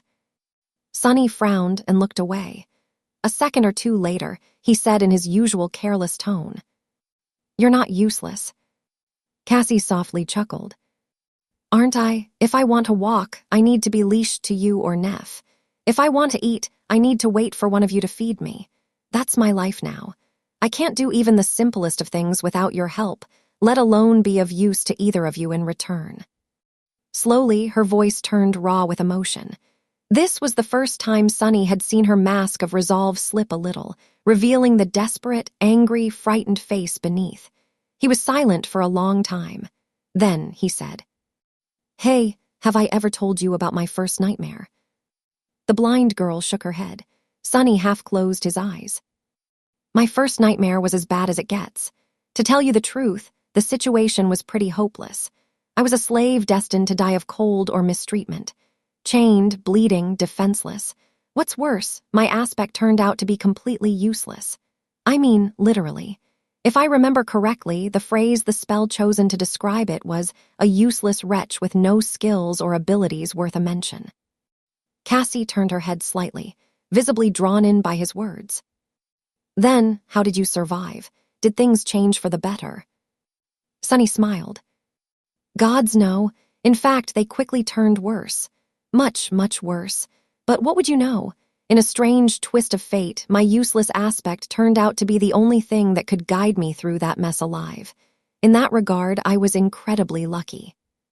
He shifted a little and glanced at the delicate girl, noticing a thoughtful frown on her face. But here is a thing about luck. People usually speak about it as though luck is something that just happens to you. It's not. Luck is 50% circumstance and 50% your own ability to grasp it. Luck is something you have to make happen yourself. I fought with everything I had to survive. That's one of the 2 reasons I'm still here. Saying that, Sunny remembered the cold, dark mountain and shivered. Then, pushing the chilling memories away, he continued. The second reason is the spell itself. I won't go as far as to call it reasonable, but it is fair in its own perverted way. The spell takes with one hand and gives with the other. It was like this with my first nightmare, and it is the same with you. Cassie's frown deepened. Sunny chose his next words very carefully. Eventually, he said, Your flaw is the most debilitating one I have ever seen or heard of. You are right, without help from someone like Neff, it would have been a certain death sentence. And people like her, well, I'm not even sure that someone else like that exists. But the blind girl gritted her teeth. But what? Sunny looked at her with a serious expression. But that also means that the other side of the flaw, your power, is equally as extraordinary. You just haven't found the way to grasp it yet. When you do, believe me, you'll remember this conversation and feel very embarrassed about how naive and foolish you were. Cassie's expression changed to one of doubt and confusion. Do you really think so? She whispered. There was a hint of desperate desire in her voice. However, the question itself almost made him laugh, for an obvious reason. Trust me, I'm the most honest person in the world. 2 worlds, in fact. Sunny would actually love nothing more than to be less honest, but sadly, he was physically incapable of doing so. Of course, she didn't have to know that. Cassie was silent for a long time, lost in thought. It looked as though she was in the throes of some inner struggle. Sunny almost assumed that their conversation was over, but then she suddenly said in a low, raspy voice, I had more visions than I told you guys about. Chapter 56, the heaviest thing in the world. He blinked, staring at the blind girl with surprise and a bit of apprehension. Her sudden statement really threw him off. Why would she keep something like this secret? And why tell him now? Confused, he asked carefully. More visions. Why haven't you told us? A fleeting, tired smile appeared on Cassie's face. She lowered her head and remained silent for a while. Then, closing her eyes, she said, "You probably don't know. How could you know? But knowledge can be really heavy. It can be as heavy as the heaviest thing in the world." Then, a sad smile appeared on her face. "I am afraid that by telling you, I will actually cause the things I saw to come true." Sunny tensed up, alarmed by the implication behind her words. If she was afraid of the visions coming true, then their content must have been pretty bad. And if it was really bad? If something terrible was destined to befall them, Sunny had to know about it in advance. That way, he would be able to make preparations and deal with whatever happens. As long as he was prepared, many things would become much less dire. However, what if his preparations would become the very reason for that terrible thing to happen, making Cassie's vision a self-fulfilling prophecy? This was the danger of knowing the future. Damn it, my head hurts. I hate this crap. Sunny struggled for a long time, trying to decide if he should pressure Cassie to reveal her visions. Either outcome was going to leave him uneasy, so he was really not sure what to do. In the end, unable to make a decision, Sunny simply remained silent. Cassie also didn't say anything. After some time had passed, she finally spoke. Can you just promise me one thing?" It seemed as though this was her attempt to find a compromise between revealing everything and doing nothing. Sunny frowned. "That depends on what it is." The blind girl hesitated before speaking. "Can you promise that you'll take care of Neff, no matter what?" He delayed answering for as long as the growing pain allowed him. When it became almost unbearable, Sunny reluctantly said, "I can't. I can barely take care of myself." He also didn't trust Nephi's enough to make a promise like that. He had nothing against Changing Star and even liked her quite a bit, but they didn't really know each other. Their alliance was one of necessity, not choice. Who knew what would happen once their need for each other was no longer there? No matter what was too steep of a requirement. Of course, he could have misled Cassie by answering, yes. After all, the question was whether or not he could make a promise, not whether or not he would follow through with it. But at that moment, Sunny was strangely reluctant to deceive the blind girl. Maybe that whole honesty thing was slowly growing on him. Cassie sighed and turned away. Suddenly, it felt like something imperceptible about her changed. "I see. Yeah, that's fair." With that, she summoned her staff and walked away, leaving Sunny in a somber and uneasy mood, just like he had expected. No matter how much he tried to relax after that, his thoughts kept wandering. Eventually, Sunny found himself trying to find connections between various pieces of information about the Starless Void, or the Forgotten Shore, as it was called in the Azure Blade's description. If nothing else, it could distract him from thinking about the latter part of their conversation with Cassie. Also, for some reason, the need to understand their environment suddenly seemed much more vital. His sword, the Starlight Legion armor, the Carapace monsters, and the giant headless statue seemed to be connected in some way, but he couldn't quite understand how. Was the statue a monument to one of the 7 founders of the Starlight Legion? The line of runes describing the armor said that their names and faces were lost to time. The statue's missing head would certainly fit that description. The Scavenger's echo suggested that the Carapace monsters were cursed soldiers of the Fallen Legion. Was that Fallen Legion the Starlight Legion? The fact that he had received the Starlight armor after slaying a Carapace Centurion was almost a certain confirmation of that theory. If so, why were they cursed? Starless Void, Starlight Legion, what did all of it mean? The 7 heroes were described as being born in the all-consuming darkness. Their oath was to return light to the cursed land. What light did they seek? Starlight. And what was the nature of the all-consuming darkness? Was it the manifestation of the curse that befell their land? And if so, was it the same curse that eventually turned soldiers of the Starlight Legion into Carapace monsters? If the curse was still around, was Sunny going to wake up one day with patches of chitin growing over his skin? What a creepy thought. The 7 heroes were forgotten, but the memory of their oath, apparently, still remained. On this forgotten shore, only Stell remembers. That was the Azure Blade's description. Was there a hidden meaning behind these words? Were the memories received on the forgotten shore hiding a secret? Inwardly, Sunny groaned. So many questions, and not a single answer. And then there was the main mystery, Cassie's vision, the one she chose to reveal to them. She dreamt of a boundless darkness locked behind 7 seals. Once the seals were broken, the darkness escaped. She also saw a crimson spire with 7 severed heads guarding 7 locks. Were these locks connected to the seals? And was the giant knight's missing head one of the 7 guarding them? Or was he completely wrong about everything, leaping to conclusions and forcing connections where none existed?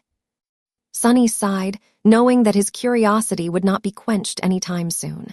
He had too little information to make a proper theory. If so, there was no point in torturing himself right now. Maybe things would become clearer in the future. The word future made him frown. Chapter 57, Use of Weapons. In the evening, Sunny continued to practice with the sword under Neff's watchful eye. With his new insight, every movement felt different from before. After the 1,000 strikes were finished, he sat down to rest and studied the Azure Blade, tempted to continue obsessing over the abundant mysteries of the forgotten shore. After a while, Sunny asked, "Do you think I'm well-suited to use a sword? Should I consider switching weapons in the future?" Nephis shrugged. "That depends on your goals. However, the sword is considered to be the king of weapons for a reason." Sunny smiled. "And why is that?" She tilted her head and deliberated for a few seconds. Then she asked, "Do you know how natural selection works?" He raised an eyebrow. "Survival of the fittest.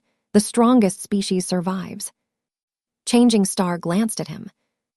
"Somewhat correct. But actually, it's not the strongest species that survive. It's the most adaptable. Otherwise, lions and tigers and bears would have been the ones ruling the world instead of humans." Sunny knew about lions and bears from archival footage, but he had no idea what a tiger was. Probably another extinct predator. Meanwhile, Neff continued, not at all like her usual taciturn self. She seemed to be much more eloquent when talking about subjects she was confident in. The same logic can be applied to combat. A sword is not the most effective tool in every situation. A spear is more useful against enemies with long reach. A war hammer is much better against armor. A mace is easier to maintain. However, swords are the most versatile. She cast a gaze at the Azure Blade. A sword can pierce, it can cut, it can bash. It can be used effectively at a variety of ranges. It is swift and maneuverable. Every part of the sword from tip to pommel can be used to attack. While wielding a sword, you won't be the best at everything, but you'll be the most adaptable. Nephis turned to him. "Do you understand?" Sunny thought for a bit before answering. "I think I do." She gave him a nod and looked away. "But in the end, you must remember one thing. It doesn't matter that much what's in your hands. A sword, a spear, a club, that's just tools. You are the weapon." He sighed and dismissed the Azure Blade. As always, Changing Star's lesson gave him a lot to think about. You are the weapon. He repeated it in his mind, feeling as though another piece of the puzzle had fallen into place. Together, they watched the sun set in comfortable silence. As the night approached, the sea was coming back, flooding the crimson labyrinth like a rush of darkness. Far below them, scavengers were scurrying to find a hiding place. A few of them were climbing the cliffs, hopping to spend the night on the small island. Sunny's shadow was keeping an eye on them. "We're going to have guests soon," he said, disheartened at the thought that their short respite was about to end. Nephis sighed. "That's all right. With the higher ground advantage, dealing with them won't be too hard." Sunny nodded and looked at the disappearing sun. Suddenly, his mood turned solemn. Doubt raised its ugly head, plunging his mind into the gloomy embrace of anxiety. Staring into the distance, Sunny hesitated and asked, "Do you think we'll be able to reach that castle?" She glanced at him, with no particular expression on her face. "Yes." He turned to her and forced a smile. "Why are you so sure?" In the blood-red blaze of the sunset, Changing Star's calm eyes seemed to burn with heavenly fire. Looking west, she summoned her sword and answered, "If that is our will, who dares to stop us?" Dealing with the climbing scavengers, indeed, turned out to be comparatively easy. Sunny and Nephi's just had to ambush and push the bulky creatures off the cliff before they could find stable purchase. He received 4 shadow fragments practically for free, increasing the overall number to 32. Sadly, the soul shards couldn't be retrieved. They spent another day on the cliffs, resting and training. Sunny practiced with the sword while his shadow explored the nearby paths of the labyrinth. With the echo still recovering, their group was not in its optimal condition. That's why there was no point in hastily abandoning their current camp. However, very soon they were going to resume the journey west, moving from one height to another in hopes of reaching the mysterious human citadel. This time they were not going to travel without sufficient preparations. Knowing that a sudden storm can come at any moment, covering the world with darkness and summoning the sea back before sunset, the 3 sleepers decided to thoroughly scout a route before committing to moving their camp to the next landmark. Nephi's spent the day meditating. Her eyes were closed. From time to time, it seemed as though a soft white glow was radiating from behind her eyelids. However, when Sunny looked closely, it was always gone, making him think that he was just imagining things. He suspected that Changing Star was training herself to endure the pain of her flaw. If so, he wished her luck. Cassie behaved like her usual self, being cheerful and friendly. It was as though their strange conversation had never happened. However, Sunny could feel that something about her was different. He couldn't quite put a finger on what exactly had changed about the blind girl, but she seemed to possess more resolve. It wasn't a bad thing. They spent some time chatting and remembering their time in the academy. Sunny told her about his lessons with teacher Julius and various strange things he had learned from the old man.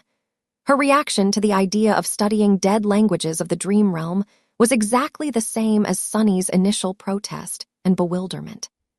Soon, the night was upon them again. This time, no scavenger tried to climb the cliffs, so Sunny and Nephi's could rest easy. However, they still slept in turns, keeping watch over the camp in case something unexpected happens. In the morning, they ate the last of the Centurion's meat and prepared to climb down into the labyrinth. It was time to continue their journey. Chapter 58, Survival of the Fittest. Days later, Sunny was sitting on top of a dead scavenger, calmly cleaning the azure blood off his face. Your shadow grows stronger. His sword was still stuck between the plates of chitin armor, trembling slightly as the beast's body convulsed before falling still. Somewhere behind him, the sound of breaking carapaces announced that Nephi's was already digging out soul shards from the corpses of the creatures they had slain.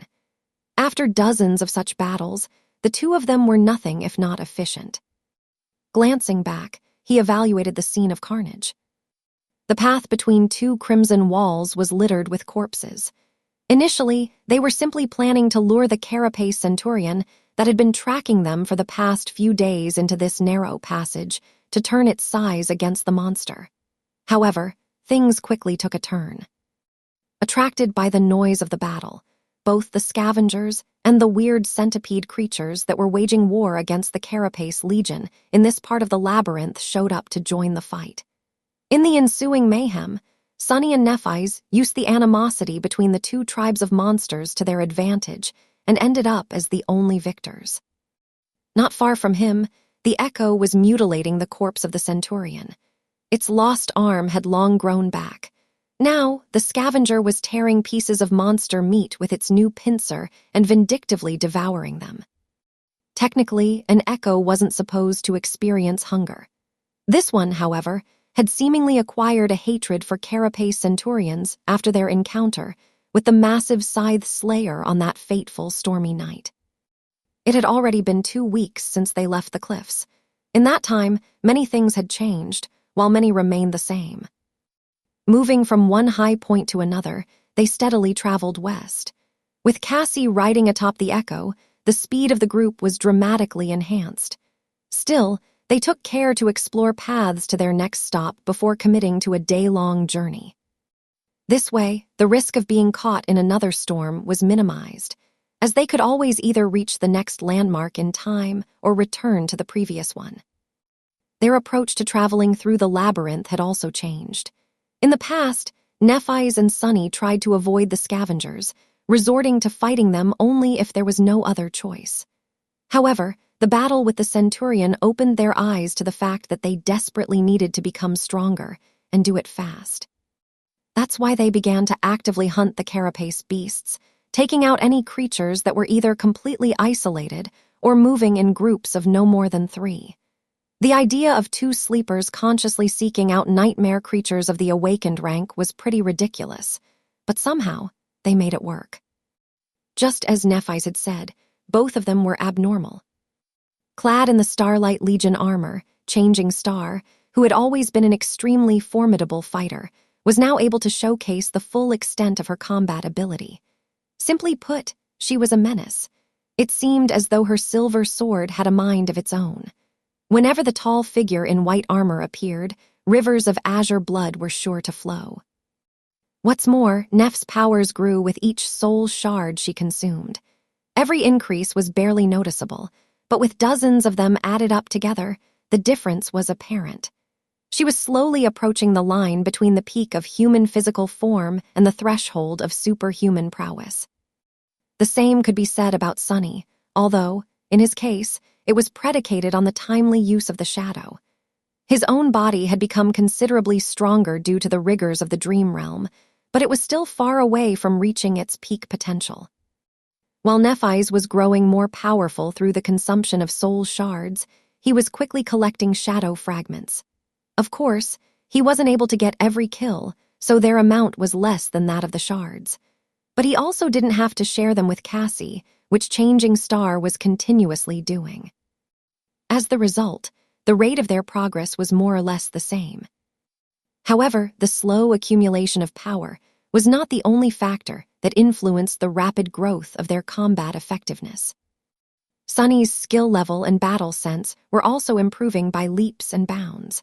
Under the tutelage of sword goddess Nephi's herself, he was quickly learning the ins and outs of wielding the blade. Then he was forced to apply these lessons to practice, participating in bloody battles each day with his life on the line. This brutal, merciless reality was, for better or worse, the best training grounds for a true fighter. There was no room for mistakes, only progress, because a single mistake would most likely become his last. One real fight was worth 1,000 hours of training. With experience, Sunny was able to gain knowledge. With clarity, he was able to turn this knowledge into a seed of understanding. But even that wasn't the biggest contributor to the dramatic increase in the group's overall might. The main culprit was, to his endless surprise, teamwork. After fighting side by side for so long, Sunny and Nephi's had developed a tacit, intuitive understanding.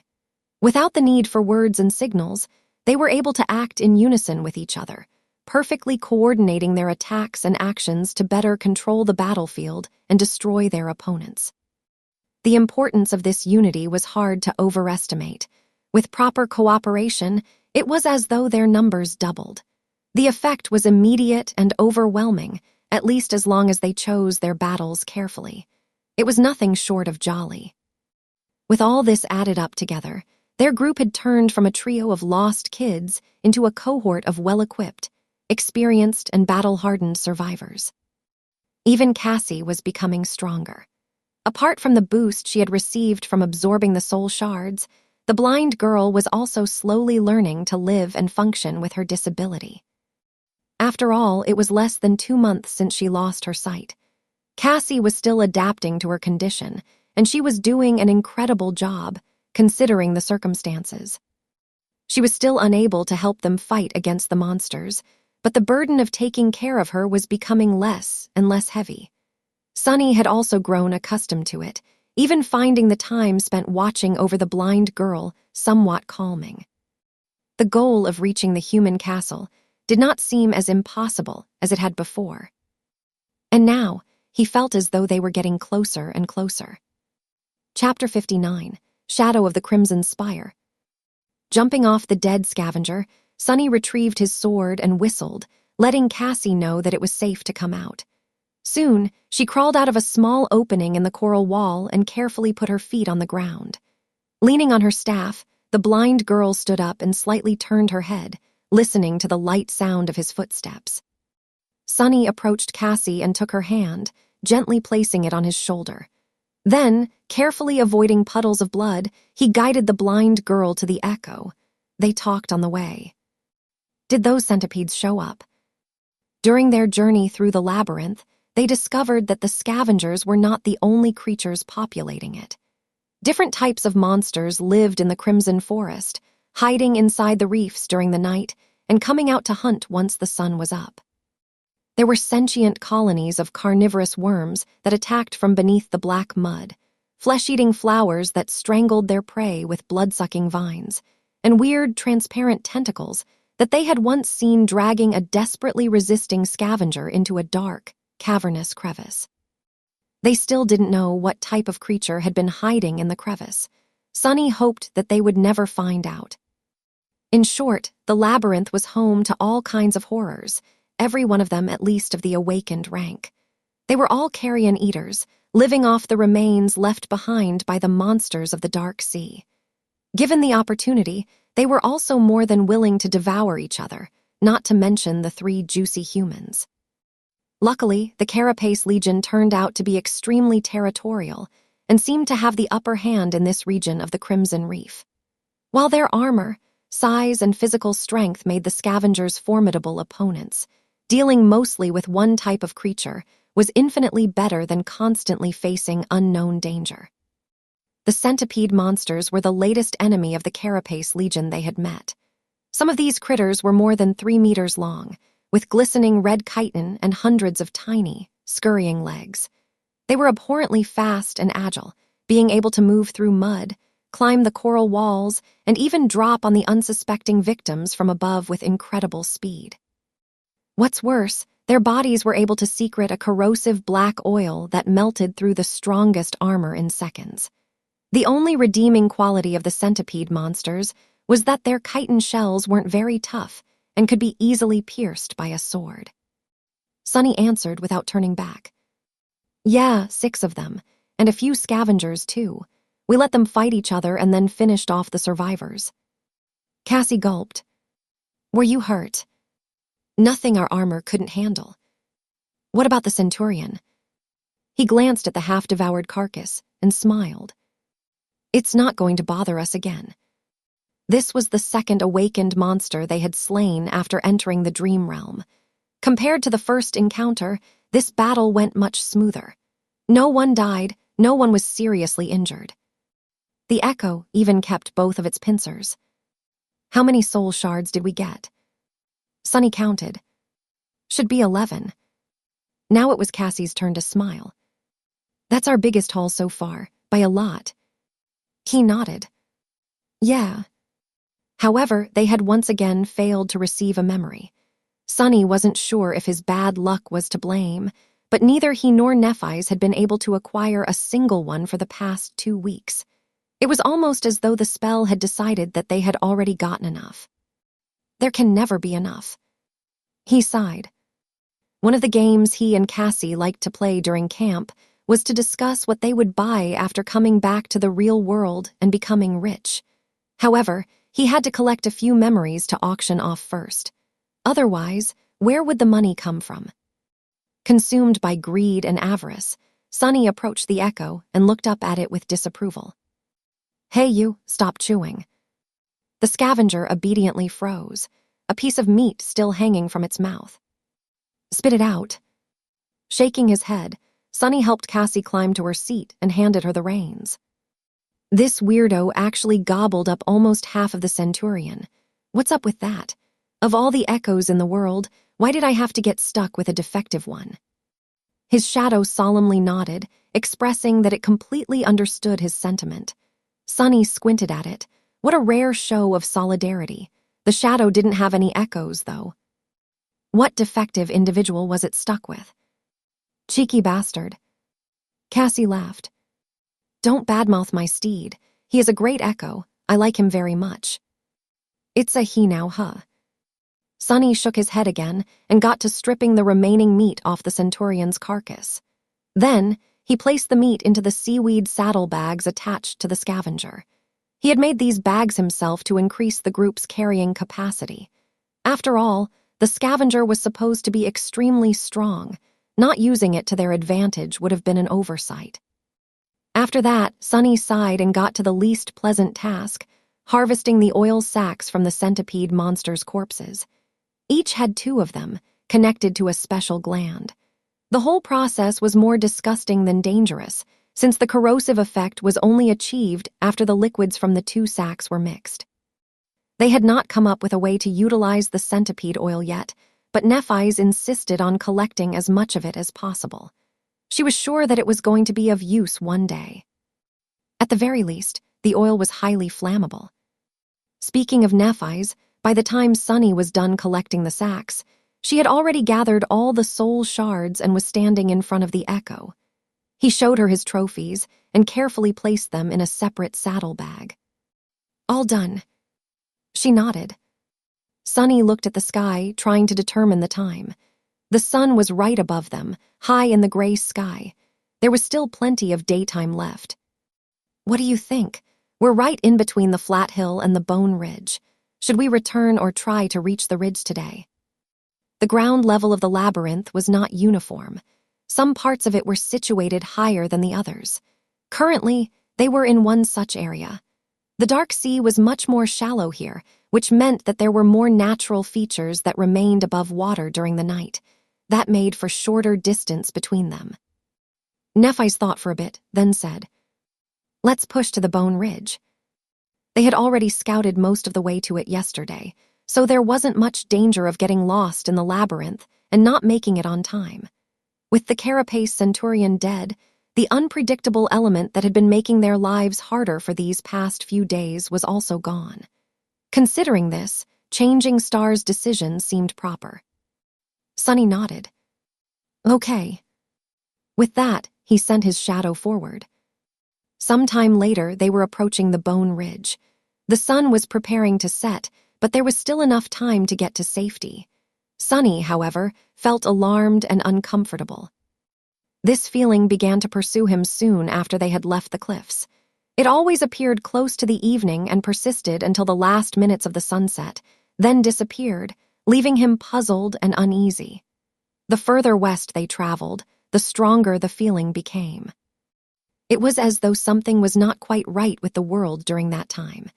But no matter how hard Sonny tried to understand what that wrongness was, he couldn't. In the end, he decided to share his uneasiness with the group. After listening to him, the girls were surprised. It seemed that they did not notice anything strange. Even Cassie, whose affinity to revelations provided her with an incredible intuition, didn't experience the strange feeling. However, she did suggest a theory. Since Sonny was the only one susceptible to the feeling, it was logical to assume that there was something unique about him that made it possible. And the only difference he had from the girls in terms of perception was his shadow sense. Which meant that the source of the wrongness, most likely, had something to do with the behavior of shadows. Guided by her advice, Sonny was finally able to understand the reason for his discomfort. As it turns out, Cassie was right in the hours closest to sunset, when the sun was hanging low in the western skies. A vast shadow moved through the labyrinth, affecting his senses and making his skin crawl. The shadow was too distant and colossal to be seen, but he could still feel its presence.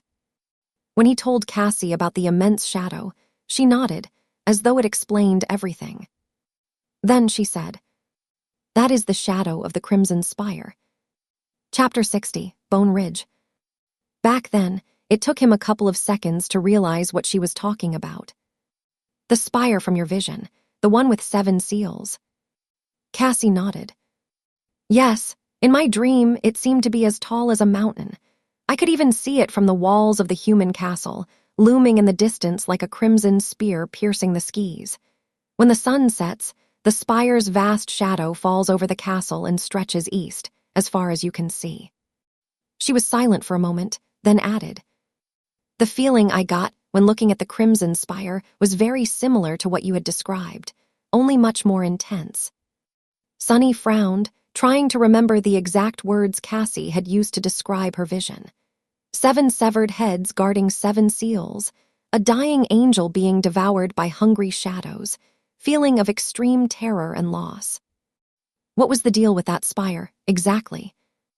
Is it crimson because it's made out of the same stuff as the labyrinth? The crimson coral surrounding them was not, in fact, coral. It's just what they called it based on some resemblance, for the sake of simplicity. The actual nature of the strange material remained a mystery. Cassie hesitated. Maybe it's the other way around. Maybe the labyrinth is made from the same stuff as the spire. In other words, the Crimson Spire might have been the source of all this madness. Still, it was just a theory. There was too little information to confirm it. However, Sunny did feel that the spire was, in one way or another, at the center of all things that they had encountered. He just hoped that it wouldn't be their final destination. Knowing the reason behind his restlessness, Sunny was able to endure it much better. He even found a hidden benefit to this situation. As long as he sensed the shadow of the Crimson Spire, he could pinpoint the direction to the human castle, since it was situated somewhere between their location and the source of the shadow. In a sense, the Crimson Spire had become his inner compass. "Get ready." Neff's voice took Sunny out of his reverie. Shaking off the distracting thoughts, he focused on the task at hand. They were getting close to the Bone Ridge. This name came to their minds as soon as they had first laid their eyes on this towering landmark. It was visible from quite a distance, sharply contrasted against the crimson coral and the gray sky in all its ivory splendor. The Bone Ridge was, in fact, made of bone. The skeletal remains of a colossal sea monster lay on an enormous mound of chaotically growing coral, with its arching spine protruding especially high above the ground. It was impossible to say what the terrifying creature had looked like while it was still alive, but one thing was certain. It was gargantuan even by the standards of the Dark Sea. This wasn't the first giant skeleton they saw during their journey. In fact, the labyrinth was littered with remains of dead leviathans, their massive bones forming natural arches and palaces throughout it. They were easy to spot because the coral formations were especially tall and dense in their vicinity, as though trying to bury any sign of whiteness in the sea of crimson. Sunny, however, had a feeling that the situation was actually reversed. To him, it seemed as though the coral was actually growing out of the old bones and spreading in every direction, slowly consuming the world. When he looked at the crimson mounds surrounding the colossal remains, he couldn't help but see them as rivers of ancient, solidified blood. He was almost sure that if they were to dig deep enough into the black mud to find the roots of the crimson forest, they would find nothing but endless layers of bones. What a scary image.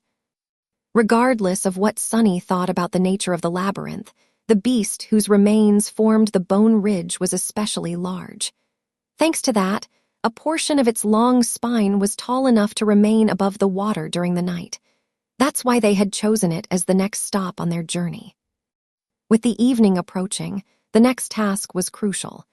They had to scale the dead Leviathan and make sure that no other creature had decided to take shelter in its remains. If something did, they had no choice but to try and kill it, since there was no time to retreat to their previous safe haven. The last step was often the riskiest. Coming to the base of the coral mound, the group moved around it, searching for a convenient path up. Eventually, they arrived in front of the creature's cracked, misshapen skull. With its lower jaw missing or buried under the mud, the upper formed a vast, cavernous cave. Feeling shivers running down his spine, Sunny passed beneath the terrifying palisade of teeth and entered the cave. With his shadow leading the way, they made way to the back of the creature's skull and soon entered the hollow expanse of its spine. Inside the spine, the bone surface under their feet was as wide as a road. Actually, it looked a lot like a highway running through a long tunnel, with stark beams of light falling through the gaps between the massive vertebrae. The tunnel was inclined upward, most of its length hidden behind the bend of the ceiling. When the echo entered the spine, its chitin legs produced a loud, echoing clatter. Nephi's grimaced. Any movement? Sunny checked with the shadow and shook his head. Changing Star looked forward and slightly lowered her chin. Let's proceed. Despite the fact that the shadow had not noticed any danger, they still summoned their swords before moving forward. It was not their first time being ambushed at the edge of safety. Luckily, their precautions turned out to be unnecessary. Nothing was hiding inside the gargantuan remains, so they were able to reach the highest point of the spine without having to cut their way through an unknown number of monsters. By the time they got to safety, the sun was already setting. The dark sea was returning, filling the inside of the sea monster's spine with the echoing sound of rushing water. Sunny took the saddlebags off the echo and dismissed it, making their camp instantly feel much roomier. All three of them were in desperate need of a bath. Leaving the girls alone to give them an opportunity to wash themselves, Sunny walked some distance away and sat down, letting his tired body rest. His shadow returned to the lower parts of the spine, watching the black, dim water slowly rise and devour the ivory whiteness. He had to make sure that nothing would crawl out of the water at the last minute. With half of his mind preoccupied with observing the rising tide, the other half was free to wander. Sunny summoned the runes and checked the number of shadow fragments in his possession. Shadow fragments, 96/1000. Not bad, he only had 12 at the beginning of all this. In less than a month, the amount increased dramatically. He was stronger and faster now. He was also more experienced. However, that still left him far inferior to even the weakest nightmare creatures of the Forgotten Shore in terms of raw physical might, even with the help of the shadow. How long before I'm able to wrestle a scavenger with my bare hands? The answer was pretty obvious, not to mention extremely disappointing. Not before his own shadow core had awakened, which could only happen after returning to the real world. Sunny sighed. Soon it was his turn to wash. Taking the bottle of endless water from refreshed, rosy Cassie, he walked back to his secluded spot and dismissed the Pupitor's shroud. A cold breeze touched his pale skin, making Sunny shiver. He looked down, shaking his head at the amount of dirt, sweat, and dried blood that was covering his body. Being an awakened was not the cleanest of professions. While he was washing up, Nephi's used the remaining time before nightfall to make a fire and cook some meat. These days, they even had salt to season it. At first, the idea of using the sea salt left behind by the dark sea did not seem very appealing, but after a while, they grew accustomed to it. Salt made every meal they had much tastier. They ate in silence, too hungry and tired to talk. Soon, it was time to sleep. Sunny took the first watch, planning to fit in some sword practice before it was his turn to rest. Going through the motions of the basic kata, he split his mind in two. One part was concentrating on the movements of his body, while the other, smaller part, was observing the surface of the black water through his shadow. In the absence of wind, the dark circle covering the lower part of the spine was strangely calm. This was his first time seeing the black water without the constant undulation of waves, with its surface strangely flat and absolutely still. It looked like a giant mirror, one that was made of pure darkness. It was unnaturally mesmerizing. Suddenly, he felt a strong desire to come closer and take a look at his reflection. However, Sunny didn't move. He was terrified of what might look back. Chapter 61, Sea of Ash. In the morning, Sunny woke up feeling grim and uneasy. The memory of the frightening dark mirror was still fresh in his mind, making every shadow seem sinister and foreboding. He scowled sullenly. What the hell? I'm the child of shadows. Why do I have to be afraid of my own domain? But then again, darkness and shadow were not the same, even if a lot of people tended to mistake one for another. Shadows were born from the absence of light. In a sense, they were manifestations of emptiness. True darkness, on the other hand, true darkness was its own entity. In a sense, shadows shared more in common with light than they did with darkness. I mean, I guess they do. do they? Philosophical debates with his internal monologue were not the best way to start the day, at least as far as Sonny was concerned. His already sour mood only got worse. With a short sigh, he sat up and stretched his arms, yawning. "Good morning." The sound of his voice was almost drowned by the echoing noise of rushing water. With the sun rising, the dark sea was in a hurry to retreat. Sonny was finally able to relax a little. Morning. Nephi's had been guarding the camp during the latter part of the night, so she was already awake. As usual, she was meditating with her eyes closed in the absolute darkness of the night. Watching over something actually meant listening for suspicious sounds, so keeping one's eyes open was not that useful. For everyone except Sonny, that is, who had perfect night vision thanks to his attributes. Hearing him stand up, Changing Star slowly opened her eyes. A soft afterglow left behind by the dancing white flame could still be seen in their depth, quickly disappearing as her sight adjusted to the twilight of dawn. She looked at Sonny and offered him a polite smile. In the past 2 weeks, Nephi's had also been training, perhaps even more diligently than him. However, she wasn't trying to improve her swordsmanship. She was actually trying to learn how to behave like a normal human. As the result, their interactions had become slightly less awkward, for the most part. Sonny was able to recognize Changing Star's efforts because they were very similar to a phase he himself had gone through many years ago. On several occasions, he had caught her intently observing how Cassie talked and behaved around them. Sometime later, Neph would randomly try to mimic small details of her friend's behavior. The results were a mixed bag, to say the least. The first time she tried to greet him with a smile in the morning, Sonny panicked and almost summoned the Azure Blade. However, Nephi's was very smart and persistent. Today, her polite smile looked almost natural. He had no idea why Changing Star decided to work on her social skills. Of all things, during their perilous journey through the monster-infested hellscape that was the Forgotten Shore. But he didn't mind. It was actually rather entertaining to watch. Watching her torture herself every day, enduring terrible pain in hopes of learning to better control her aspect ability, on the contrary, was not fun at all. They never talked about it, but Sonny knew that every time Nephi's pretended to meditate, she was actually subjecting herself to the excruciating agony of her flaw. When he thought about it, his heart ached. Sonny wasn't used to feeling such things, but he suspected that this was what other people called compassion.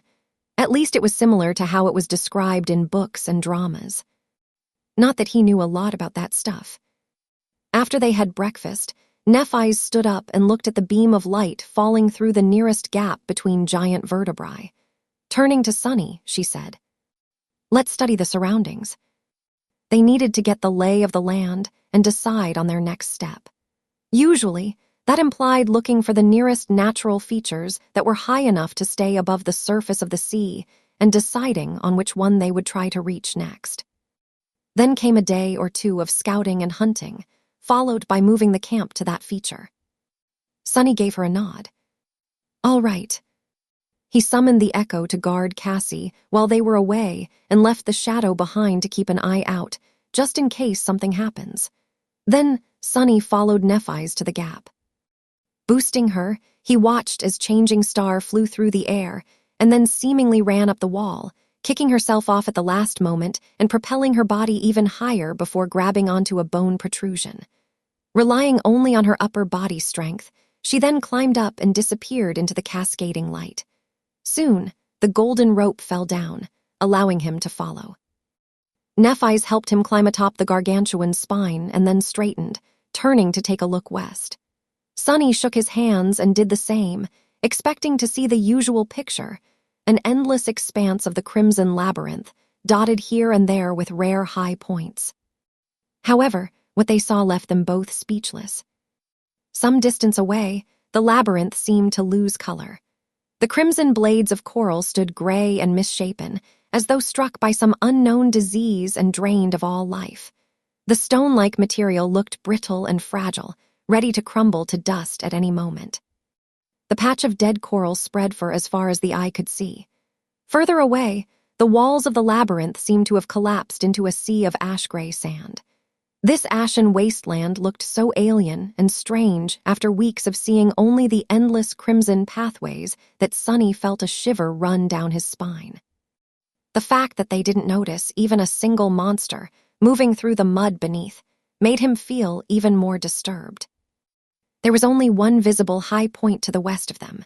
Far away into the distance, the ground rose, forming a tall hill. The hill was probably the largest they had seen, easily capable of becoming a real island once the water rose in the night. Its shape reminded Sunny of a colossal barrow. Covered in the gray sand left behind by dead coral, the hill resembled a mountain of ash. That mountain was crowned by a giant tree. The tree rose into the sky like a tower, its branches wide enough to cover the whole island in their shade. The bark of the giant tree was as black as the water of the dark sea, while its leaves were red as blood. Contrasted against the gray sky, the crimson crown of the majestic tree looked incredibly vibrant and magnificent. Sunny gulped. What the hell is that? Nephise was either thinking or had nothing to say. She just stared into the distance, a slight frown on her face. At that moment, something glistened brightly from beneath the tree. The glimmer was clear and easily visible even from their position, like a beam of sunlight reflected by a large mirror. A moment later, it was gone, only to appear again after a few seconds. A mirror. Sunny shivered, remembering the previous night, for some reason. The bright glimmer suddenly seemed to become menacing. After some time had passed, he addressed Neph again. What do you think? She lingered a bit before turning to him. While Changing Star was deliberating on what to say, he glanced at the ashen wasteland again. Finally, she spoke. This is the only way west. Sunny grimaced and looked away. He didn't like this turn of events one bit. So we're going. Nephise turned to face the giant tree, and as though affected by its grandeur, hesitantly shrugged. Do we have a choice? Sometime later, they abandoned the remains of the giant sea monster and moved west, planning to check the situation inside the wasteland that lay between them and the Ashen Barrow. Initially, they weren't planning to approach the strange island. However, things turned out to be rather unusual once they entered the wasteland. With gray sand under their feet and dead coral walls surrounding them, the group was fully prepared to face unknown danger. Despite the fact that they had not seen any monster moving through this area from the top of the Leviathan's spine, neither Sunny nor Nephise truly believed that no one was going to attack them in this strange region of the labyrinth. There were too many ways for the nightmare creatures to hide themselves, and if there was one thing the sleepers had learned during their time on the Forgotten Shore, it was that everything here was either deadly or concealing something capable of killing them. In that regard, their first encounter with the carnivorous worms was especially traumatic. However, their common sense turned out to be wrong this time around. The wasteland was quiet and empty, completely void of any signs of life. The absence of monsters was, in theory, supposed to make Sunny feel better, but he felt even more nervous than usual instead. This whole situation reeked of danger. It was strange and unnatural. If even the monsters were afraid to approach this place, what were they doing walking deeper and deeper into the wasteland of their own free will? Were they fools not to turn around and run away immediately? Soon, they reached the point where the walls of the labyrinth had crumbled into dust. Now, there was nothing but a vast expanse of gray sand between them and the hill crowned by the giant tree.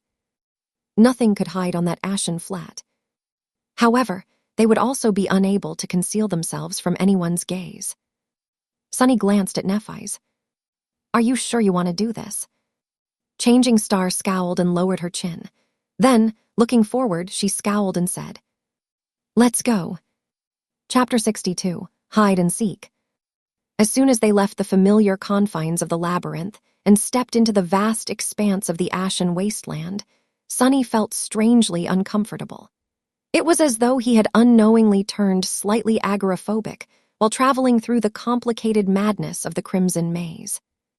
He had grown accustomed to being surrounded by tall walls of coral, with endless tangled paths stretching in all directions for as far as he could see.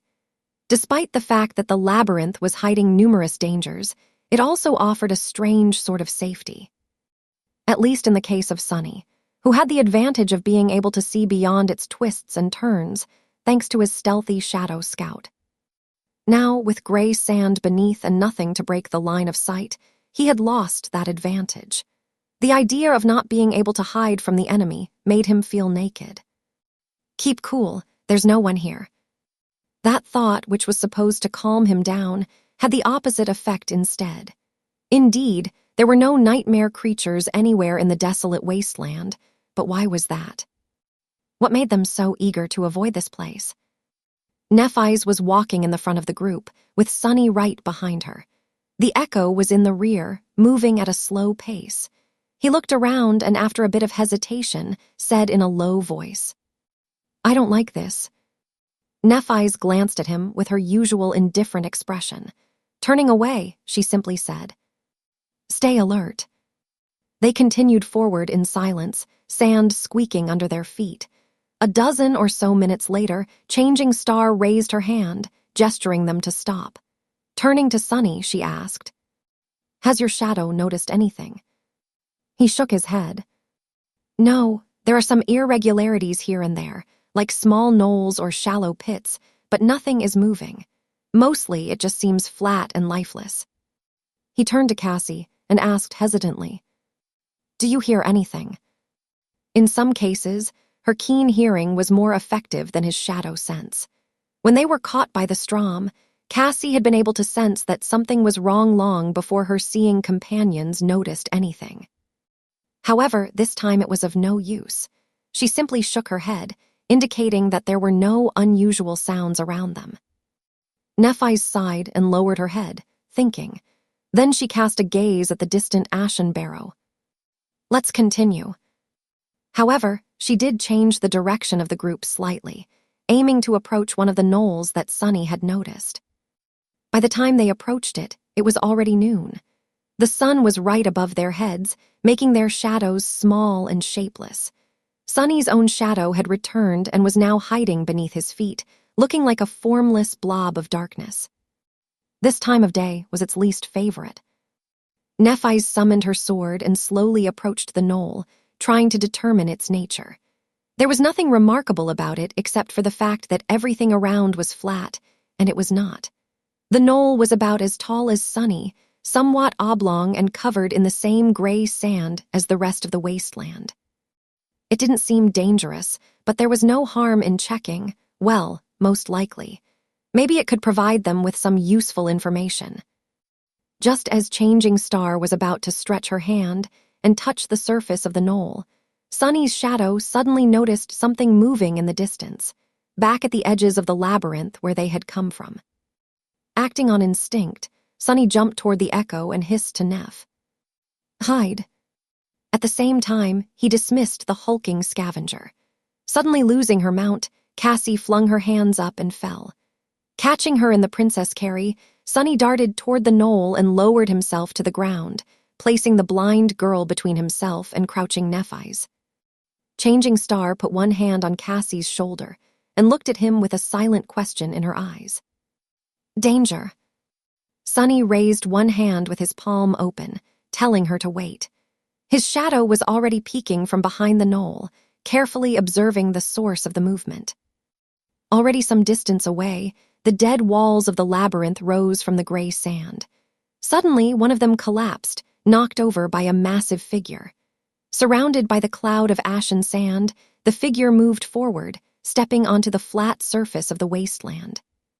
8 legs, 2 terrifying bone scythes, black and crimson carapace that looked like ancient armor that had been splattered with blood, another Centurion. Sunny silently cursed. They fought these monsters twice before, and won both times. However, that was because each battlefield had been carefully prepared to stack advantages in their favor, with plenty of planning and devious scheming on their part. He wasn't sure that they would be able to kill one in a direct confrontation, at least not without suffering serious damage. Turning to Nephi's, Sunny whispered. A Carapace Centurion had just walked out of the labyrinth. She scowled. Cassie, meanwhile, lightly touched his hand and asked, "Where is it heading?" Sunny blinked, then concentrated on the shadow's vision. Soon, he exhaled with some relief. "Looks like it's heading for the Ashen Barrow. If we stay hidden behind this knoll and it doesn't change course, there's a high chance that it won't notice us." Changing Star thought for a second, and then nodded. "Keep an eye on it, and tell me as soon as something changes." Trying to become as small and silent as possible, the three of them pressed their bodies to the knoll. There wasn't a lot of space to hide, so they had to endure being cramped against each other. Well, maybe endure was not the right word. Sunny might have even enjoyed the situation in other circumstances. "What are you thinking about, fool? Concentrate on the dealy monster," he thought angrily, berating himself. But it was so hard to concentrate with Cassie's soft body pressed against his. Deadly monster. Finally able to get his mind out of the gutter, Sunny sighed and focused on observing the Centurion. The hulking creature was moving through the wasteland, slowly drawing closer. Soon, he was able to see every crimson line and every spike on its weathered carapace. However, his eyes were glued to something else. Cautiously held between the Centurion's scythes, a beautiful crystal was gleaming with hypnotic inner light. It was bright and strangely alluring. A transcendent soul shard. They had already seen a similar scene, back when a pair of Centurions were retrieving two of such crystals from the remains of the giant shark-like creature. So that was their destination. Sunny glanced at the magnificent tree standing atop the Ashen Barrow. With its onyx branches and vibrant scarlet leaves, it looked striking and majestic, like something wholly hidden in the depths of hell. He shared his findings with the group, careful to keep his whisper as quiet as possible. The Centurion was about to walk past their hiding spot. Despite the fact that there was some distance between its path and the knoll, Sunny was still nervous. This was the most dangerous moment. The monster came level with the knoll, then proceeded forward without blinking an eye. He exhaled. "It's walking toward the barrow." Nephi's did not relax, still ready for things to go south at any moment. "Follow it." Sunny nodded. A moment later, his shadow slid from behind the knoll, sneakily pursuing the nightmare creature. With how much the range of shadow control had improved, he was pretty sure of his ability to tail it to the footsteps of the Ashen Hill. The Centurion crossed the wasteland with the transcended shard clasped tightly between its scythes. Its bearing was somewhat strange, seeming almost pious. It looked like a pilgrim walking toward a mysterious, sacred site. Soon, it approached the Ashen Barrow and suddenly stopped, as though afraid to cross some invisible line. Then the Centurion carefully placed the shard on the sand and backed away from it, its eyes turned to the ground. After distancing itself from the gleaming crystal, the massive creature kneeled. Sunny had to rub his eyes to make sure that he wasn't seeing things. He wasn't. The Carapace Centurion bent its 8 legs and lowered itself to the ground, submissively placing its terrifying scythes in front of its bowing torso. Noticing Sunny's strange behavior, Nephi's raised an eyebrow. "What is it?" He hesitated. "Wait." At this moment, his shadow, which was safely hidden some distance away from the kneeling monster, noticed a slight change on the surface of the Ashen Barrow. The bright glimmer they had seen from the top of the Leviathan's spine was back. Only this time, it was even more blinding. The glimmer rose into the air from the shadows cast by the branches of the towering tree and moved, slowly approaching the footsteps of the hill. When Sunny was finally able to discern the source of the shining, his eyes widened. Feeling a cold shiver running down his spine, he forgot to breathe. Chapter 63, Lord of Ashes. Moving through the ashen sand and piles of fallen leaves, a giant monster was coming down the hill. Sunny gulped, his expression turning dark. The creature was as large as a house, with its 8 segmented legs resembling tall pillars. Its form was similar to that of scavengers and centurions, comprised of a crab-like carapace and a protruding, somewhat humanoid torso. However, this was where the similarities between them ended. Instead of chitin, the behemoth's shell was seemingly made out of polished, lustrous metal. It was as though its whole body had been once submerged into a crucible of molten steel, emerging from it encased in an impenetrable suit of shining armor. Beams of sunlight were reflecting from the chrome surface of the carapace, creating the bright glimmer Sunny had noticed. Massive but strangely elegant, the steel monster resembled a giant knight. Sunny was ready to swear that he had noticed the shapes of 7 stars carved into its chest. However, that knight was corrupted and evil. It radiated a sinister aura, like a demon summoned from hell to sow death and slaughter. The polished armor of the creature was covered with long, jagged spikes. Its humanoid torso had 4 mighty arms, 2 ending with powerful pincers, the other 2 with razor-sharp, terrifying scythes. The demon's head was more pronounced than that of a scavenger and crowned with several tall, sharp horns. Its metal face was almost human-like, but simultaneously repulsively monstrous and bestial. Just looking at it made Sunny's skin crawl. That thing is scary. Whatever that creature was, its rank within the Carapace Legion was clearly higher than that of a Centurion, not to mention of a lowly scavenger. It was the next step in their evolution. A general or a commander, perhaps. What were they called, legates? Praetorians. Holding his breath, Sunny watched as the Carapace demon descended from the ashen barrow. Stopping in front of the transcendent soul shard, it looked briefly at the kneeling Centurion. The deadly awakened monster shrank under its gaze, as if terrified of the larger nightmare creature. Sunny knew how it felt, since he did the same when the behemoth's eyes had briefly glided past his shadow's hiding place. Not paying the Centurion any attention, the Carapace demon picked up the gleaming crystal and turned around. Then, it unhurriedly returned to the shade of the giant tree's branches. Sunny slowly exhaled. "Sunny, what is happening?" He looked at Cassie, whose face was full of worry and curiosity. After hesitating for a little while, he said, "There's a new threat. Stay quiet a bit longer, I'll explain later." Back at the footsteps of the tall hill, the Carapace Centurion was finally ready to stand up again. Sunny was in a dilemma. He had to follow the monster to make sure that it doesn't stumble on their hiding place on its way back to the labyrinth. However, he was also extremely curious to see what the Carapace demon was up to in its lair on the top of the ashen barrow. There was no time to think things through properly. Making a hasty decision, Sunny sent his shadow sliding over the gray sand. It masterfully avoided the Carapace Centurion's eyes and was already climbing the tall hill a few seconds later. "One look, I'll just take one look." Hiding in the deep shade cast by the majestic tree's scarlet crown, the shadow glided up the slope and approached the place where the Carapace demon had disappeared from its sight. On top of the hill, the ground was covered with fallen leaves. The ashen barrow was indeed larger than any high natural feature they had encountered before, vast and spacious as an actual island. However, the traces left behind by the massive creature's pillar-like legs could be easily seen. They led the shadow to the center of the island, where the obsidian tree's enormous trunk was rising from the ground, with its broad roots stretching in all directions. The Carapace demon was standing beneath the tree, looking up at its lower branches.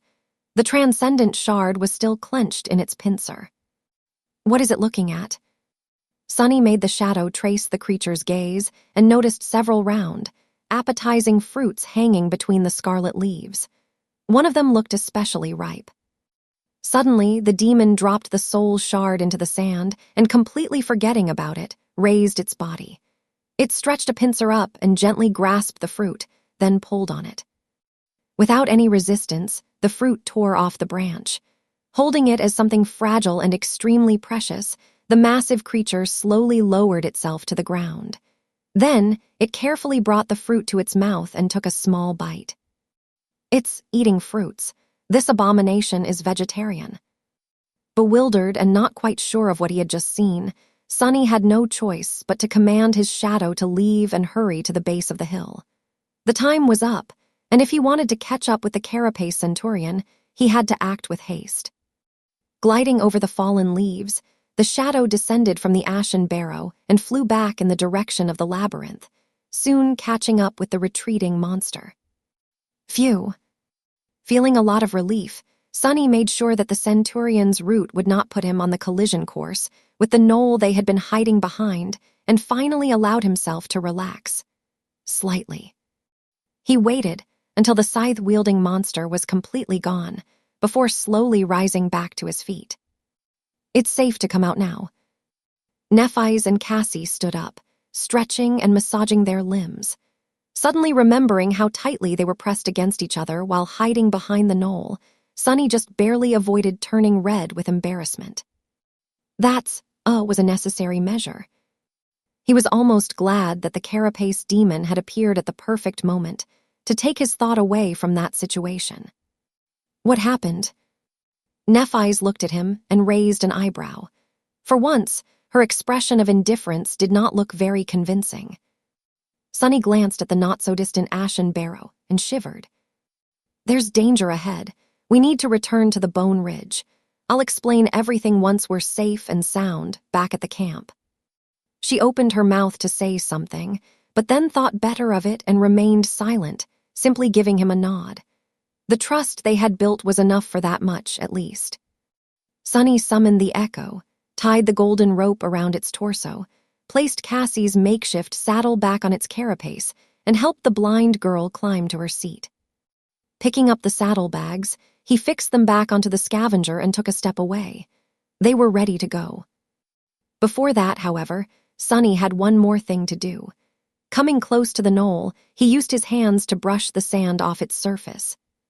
Soon, the onyx black surface was revealed beneath. It was the same exact color as the bark of the colossal tree, growing from the center of the ashen barrow. The knoll was, in fact, just a small portion of one of the tree's giant roots, raised slightly above the ground in this part of the wasteland. Sunny looked around, trying to calculate the size of this sea of ash. Finally, he was starting to understand what had drained all life from the giant patch of the Crimson Labyrinth. Back inside the Bone Ridge, they were sitting around the fire. The delicious smell of roasting meat filled the air, making Sunny's stomach produce embarrassing sounds. However, it wasn't time to eat yet. He was in the middle of telling the girls about what he had seen. After the Centurion kneeled, another Carapace creature came from the top of the ashen barrow. Only this one was not one of those we had seen before. It was easily twice the size of the Centurion, 6 or 7 meters tall. I can't even imagine how much it weighs. It looked like a moving house. Nephi's frowned, clearly not happy to know that there was such a behemoth barring their way. What's more, its carapace is not made of chitin. Instead, it looks like some strange metal alloy. I don't think we'll be able to cut through it. I also didn't notice any gaps in that monstrosity's armor, not even around the joints. Cassie gulped, turning her head to her friend. Changing Star, however, remained silent. Sunny sighed. In addition, that thing has 4 arms instead of the usual 2, a pair with pincers and a pair with scythes. They're even bigger than the Centurion's. Its carapace is littered with spikes, and it has long horns on its head. It also looks more human-like. It almost got a face, albeit an extremely ugly one. And its eyes, well, I think that it is more sentient than anything we had faced before. Nephi's was thoughtful. After a while, she said, "It is probably an awakened demon." Nightmare creatures with 1 soul core were called beasts. The ones with 2 cores were called monsters. 3 cores belonged to a class of creatures known as demons, with devils right above them with 4 cores. Sunny gave her a nod, indicating that he was in agreement with her conclusion. Or maybe a devil. In any case, I think we should avoid that scary bastard at all cost. Changing Star stared at him, tilting her head a little. For a minute or so, there was only silence. Sunny gritted his teeth, then sighed, then blinked a couple of times. Finally, he gave her a doomed, crooked smile. "Let me guess, you want to kill it." Chapter 64, Pursued by Demons. "Let me guess, you want to kill it." Nephi's continued to stare at him with her usual unreadable expression. After a while, Sunny chuckled and shook his head in disbelief. You really are crazy. That's an awakened demon we're talking about, remember? Have you forgotten that we're just sleepers? Then he frowned and scratched his head. Wait a second. I feel like we already had this conversation before. Doesn't it feel familiar? Cassie glanced at the two of them and politely cleared her throat. Actually, you had said pretty much the exact same thing right before we decided to attack that first Carapace Centurion. Sunny beamed. Yes, exactly. And how did that end up? I almost got killed. Nephi's shrugged indifferently. You survived, didn't you? He froze with his mouth open, too flabbergasted by the sheer audacity of her remark to answer immediately. A few seconds later, Sunny was finally able to speak again. That's not the point. Cassie gently touched her friend on the shoulder and whispered. Neph, that's not a very nice thing to say. Changing Star's face flushed a little. Glancing aside, she hesitated and said, What I meant to say is, we've won in the end, didn't we? It was a risk we had to take and it paid off. We've grown stronger since then. Sunny had a feeling that the fight against the Carapace demon was already inevitable, but couldn't bring himself to stop protesting, solely out of principle. But that thing, it's huge. It's so tall you won't even be able to poke it with your sword. What are we going to do? Asked the bastard politely to lower itself to our level. Neph frowned and looked at him with displeasure. It's just an awakened demon, I know. Sunny sighed and shook his head again, feeling like he was talking to a stone wall. Changing Star's mind was still a mystery to him. He had realized a long time ago that there was a deep, dark well hidden behind her seemingly radiant exterior. No one pushed themselves that hard, endured that much, went that far unless they were being pursued by demons of their own. He knew that from experience. And judging by how far ahead of everyone he had ever known Nephi's was, her personal demons were especially dreadful. Much more dreadful than the terrifying Carapace demon, at least. But although Sunny understood that she was running from something, he had no idea what destination she was so desperate to reach. Just why was she so hellbent on finding that damned human castle, even more so than Sunny himself? His burning desire to come back to reality and rip all the rewards that the world owed him was so intense that it would frighten most people to death. There were very few things that he wasn't willing to do to achieve his dream. However, it only had meaning for as long as he stayed alive. Nephi's, on the other hand, seemed to pursue a goal that held more meaning than her life. Why else would she be so willing to risk it? Sunny just couldn't understand that logic. It was irrational and paradoxical. What can be more important than your life? If you die, you won't be able to enjoy the fruits of your labor anyway.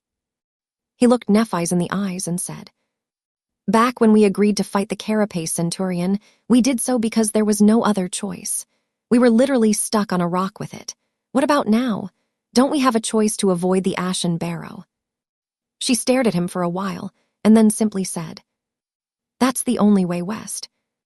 Sunny laughed. That is the truth, I'll give you that. When his laughter died down, he wiped the corner of his eye and said, all right, that makes sense. But believe me when I say it, as the only one who actually saw the Carapace demon, we won't be able to defeat it in a fight. Nephi scowled. Your point. Sunny spread his hands. Don't misunderstand. Yes, we can't defeat it, but... A dark smile appeared on his face. That doesn't mean that we can't kill it. Changing Star thought about it, then raised an eyebrow and asked, You have a plan? Sunny shook his head. Not yet, not entirely. Let me sleep on it. However, there's one thing I know for sure. He looked west, remembering the Carapace demon's disturbing, bestial face. In the ensuing silence, Cassie turned her head to face him and asked with curiosity, What is it? Sunny blinked. Oh, yes.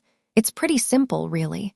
Unlike the Scavengers and Centurions, that thing appears to be rather intelligent, which means that it can be deceived. They spent another uneventful night inside the dead Leviathan's spine. As far as their camps went, this one was probably the safest. There was a certain comfort in being surrounded by walls from all sides, even if they were made out of bone. Sleeping on top of cliffs and coral mounds, just meters away from the surface of the dark sea, exposed to elements, was not very restful. Sunny even entertained the thought of suggesting to Nephi's that they should stay here for a while, a few weeks, or even months if needed. They could slowly explore the surrounding areas, hunt monsters, and grow stronger. Then, after absorbing hundreds of soul shards and shadow fragments, armed with dozens of memories, and even a few more echoes, perhaps, they could attack the Carapace demon and be more sure of success.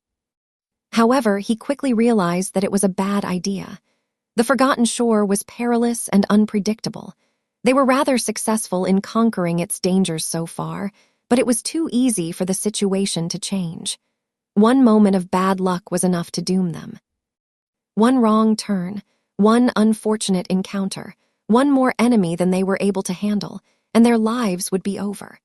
And that was only in regard to the usual menagerie of abominable horrors they had to fight on the daily basis. The labyrinth hid much more terrifying secrets and existences, not to mention the unimaginable terrors of the deep dark sea. Every additional day they spent here gave a chance for something fatal and unavoidable to happen. Their best hope of survival was to face the Carapace demon as soon as possible.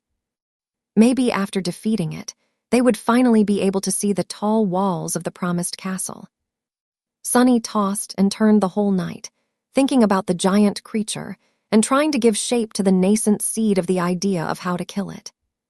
Close to the morning, he was finally able to fall asleep, only to be awakened by Cassie carefully shaking his shoulder half an hour later. Sunny blinked, looking at the blind girl in confusion. "What is it?" She gestured to Nephi's, asking her to come closer. Then, a little pale, she gathered her courage and said, "I had another vision, a vision about the Carapace demon." Chapter 65, Lights in the Darkness.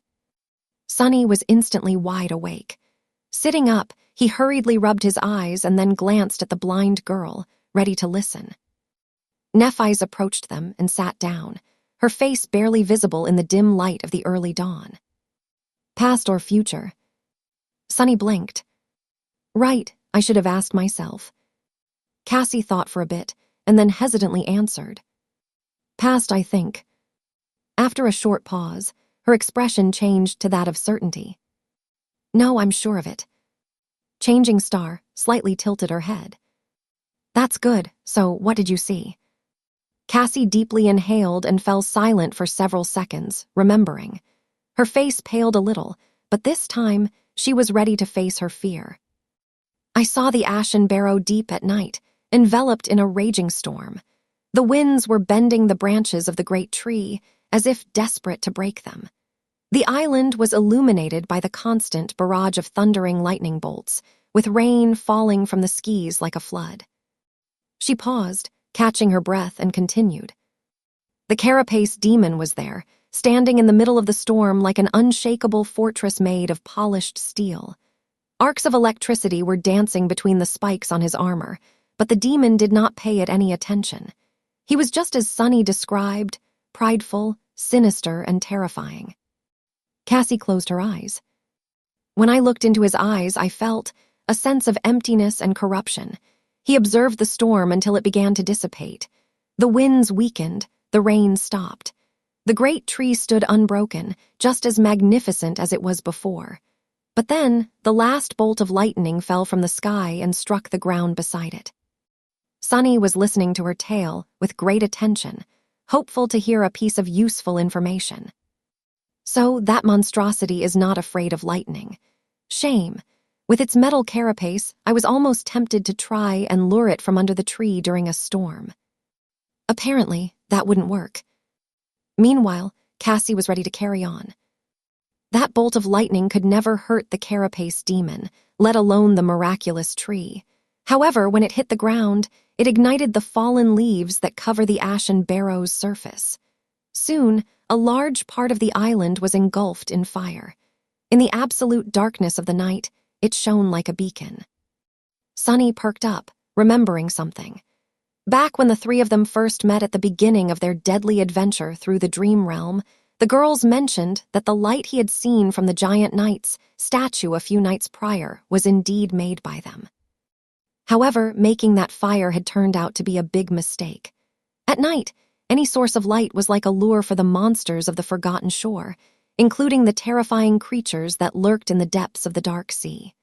That's why, ever since, they were careful to never light a fire after sunset, preferring to endure the darkness instead of attracting unknown horrors from beneath the waves.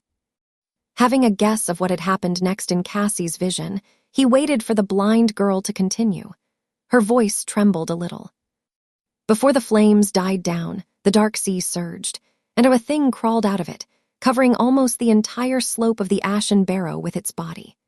It looked like a mass of bones and rotten flesh connected by black seaweed, with thousands of horrible eyes staring at me hungrily from beneath, coiling tentacles seething as it pushed itself toward the great tree.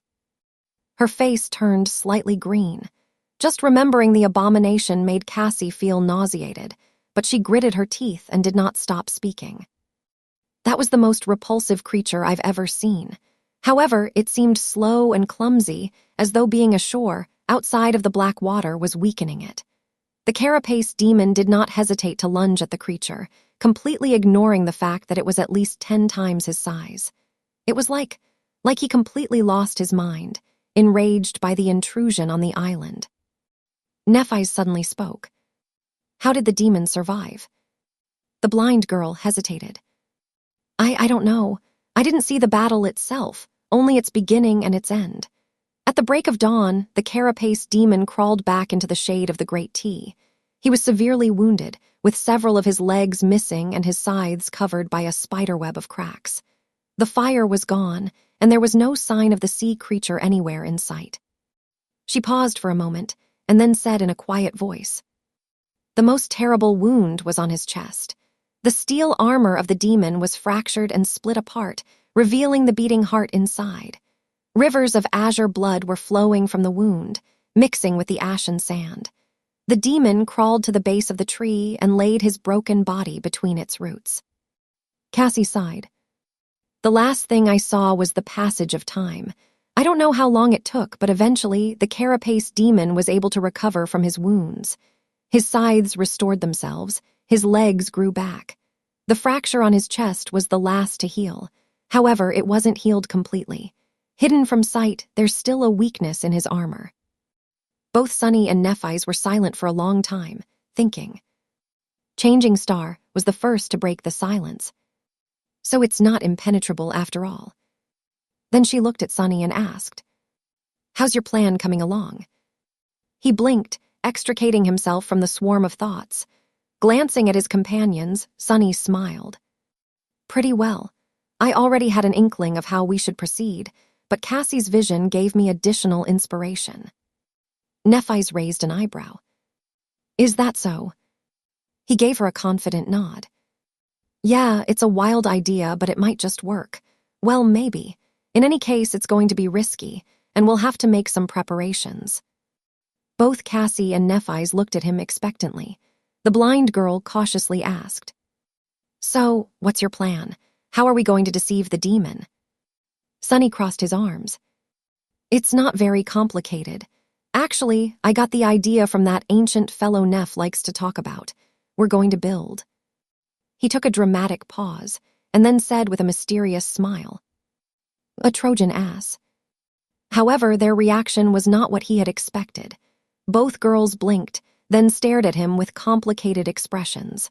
Well, Cassie did not stare since she was blind, but her face was exactly the same as Changing Star's. Strain. "So what now?" Sunny scratched the back of his head, somewhat embarrassed, and cleared his throat. Did I use the wrong word? I thought that Odysseus guy built a wooden animal. Donkey." Nephi's raised a hand and put it on her forehead, closing her eyes. "Weird. Does she have a headache?" Are you all right?" She sighed deeply, then said in a flat tone, "A horse. It was a horse." The next day, they returned to the place of the battle between the Carapace Legion and the centipede monsters. A few days earlier, They had lured a Carapace Centurion here to ambush it, but ended up causing a massive confrontation between the two tribes of nightmare creatures. The carcasses of some of the monsters were still there, buried slightly in the mud. Of course, there was no meat left on their skeletons. The inhabitants of the labyrinth were for the most part carrion eaters, after all. However, the three sleepers were not interested in meat. They came for something else. Stopping in front of the Centurion's empty shell, cleaned of any flesh by some unknown beasts, he looked at the black and crimson Carapace in satisfaction. Nephise walked over and stood by his side, an unreadable expression on her face. "Is this what you wanted?" Sunny smiled. "Yeah, exactly. I knew that nothing would be insane enough to chew on the chitin, but in this place, you never know. I wasn't sure about its condition." But the condition was good. In fact, it was perfect. Chapter 66, first part of the plan. Close to the evening, with the sun tiredly descending toward the horizon, a strange creature walked out of the colorless remains of the labyrinth. If walking was even the right word. Dragging its legs in the sand, the creature somehow floated forward without moving them. It looked like a Carapace Centurion, or at least a close approximation of one. All the necessary parts were in place. The creature had a black carapace with a menacing crimson pattern on it, a humanoid torso, 8 segmented legs, and 2 arms ending with formidable bone scythes. However, all these parts looked mismatched and strange, as though put together by some clumsy sculptor. Additionally, the Centurion moved as if it was seriously drunk. The carapace was careening to one side, sometimes scraping against the sand. The torso was swinging back and forth for no apparent reason. The scythes were awkwardly lodged behind the creature's back, crossed against each other at a strange angle. At some point, one of them simply dropped to the ground. The Centurion stopped and hesitated for a few seconds, as though unsure what to do. Then it left its scythe arm behind and continued on its way as if nothing had happened. A perceptive observer would have noticed that the creature seemed to possess 2 shadows. The first shadow was, as one would expect, its shape identical to the creature itself. The second one resembled a human. It briefly showed itself from beneath the larger shadow when the Centurion abandoned the runaway limb. The human shadow then proceeded to facepalm and shake its head in utter contempt. The whole situation was nothing short of being completely bizarre. But, for better or worse, there was nobody around to notice the weird creature. Unobstructed, it traversed the wasteland, moving in the direction of the Ashen Barrow. Soon, it was almost at the footstep of the tall hill. The sunset was approaching. The strange Centurion plopped on the ground at the base of the Ashen Barrow and stopped moving completely. Awkward and lopsided, it looked like a parody of the other monster of its kind who had kneeled gracefully at the same spot a few days prior. Additionally, it arrived without a tribute. There was no transcendent soul shard in sight. Added to the disrespectful pose, this transgression was more than enough to get the Centurion killed. Perhaps it was suicidal. On top of the barrow, the Carapace demon moved and rose from the ashen sand. His shining armor glistened, reflecting the light of the setting sun. Encased in bright metal, with a crown of horns adorning his head, the demon looked fearsome and sinister. Gazing down, he lingered for a few moments. 2 dark scarlet embers ignited in the depths of the demon's eyes. Shifting his terrifying scythes, the giant monster walked forward, slowly descending from the hill to face the strange visitor. The ground shook as he approached. However, the bizarre Centurion did not even flinch. In fact, it remained completely motionless. The Carapace demon stopped some distance away from the suspicious creature. He observed it, clearly understanding that its pathetic appearance might be a trap. The labyrinth was full of unimaginable dangers. Rashly approaching an unknown foe was not something an awakened demon, who possessed his own form of intelligence, would do. At least that was what the 3 sleepers had assumed. However, they were wrong. Just a second later, the Carapace demon lunged forward. Its scythe flashed through the air, severing the Centurion's torso in half. The adamantine chitin was cut apart as though it was made of butter. The upper half of the monster's torso flew off, revealing only emptiness inside. On the other side of the ashen barrow, Sonny, who was running up the slope with all his might, cursed under his breath. That was too soon. He thought that they would have more time. Who knew that the Carapace demon would turn out to be such a daredevil? He didn't even hesitate before going all out. With Cassie riding piggyback on his back, Sonny gritted his teeth and tried to run even faster. It was time to switch to Plan B. A moment later, the weird Centurion's Carapace came apart, setting the echo that had been hiding underneath it free. Pushing the pieces of chitin away with its powerful pincers, the Scavenger rushed toward the towering demon. It was aiming to duck underneath it and hopefully mess up the giant's legs. The first part of Sonny's plan was rather simple. They were going to use the remains of a dead Carapace Centurion to disguise the echo, which was much smaller in comparison, as one of the officers of the Carapace Legion. Then they would send it to the base of the ashen barrow to lure the demon away. The three of them were going to circle the hill and hide themselves under the gray sand in advance, then run up the slope and to the center of the island as soon as the demon had left. The echo was supposed to buy them enough time to climb the great tree and conceal themselves in its branches. Then, Sonny would dismiss the echo, thus finishing the first stage of the plan. He never intended for the Scavenger to actually fight the fearsome demon. However, the Carapace demon's unusually swift act of aggression had messed up the timing of the whole thing. The decoy was already destroyed, yet they weren't even halfway to the tree. In this situation, there was no choice but to order the echo to attack, hoping that it could stall the giant monster. That way, of course, Sonny was putting his Scavenger at risk. But there was no other choice. Just as he was about to reach the crest of the hill, the echo tried to hide itself beneath the Carapace demon's massive body.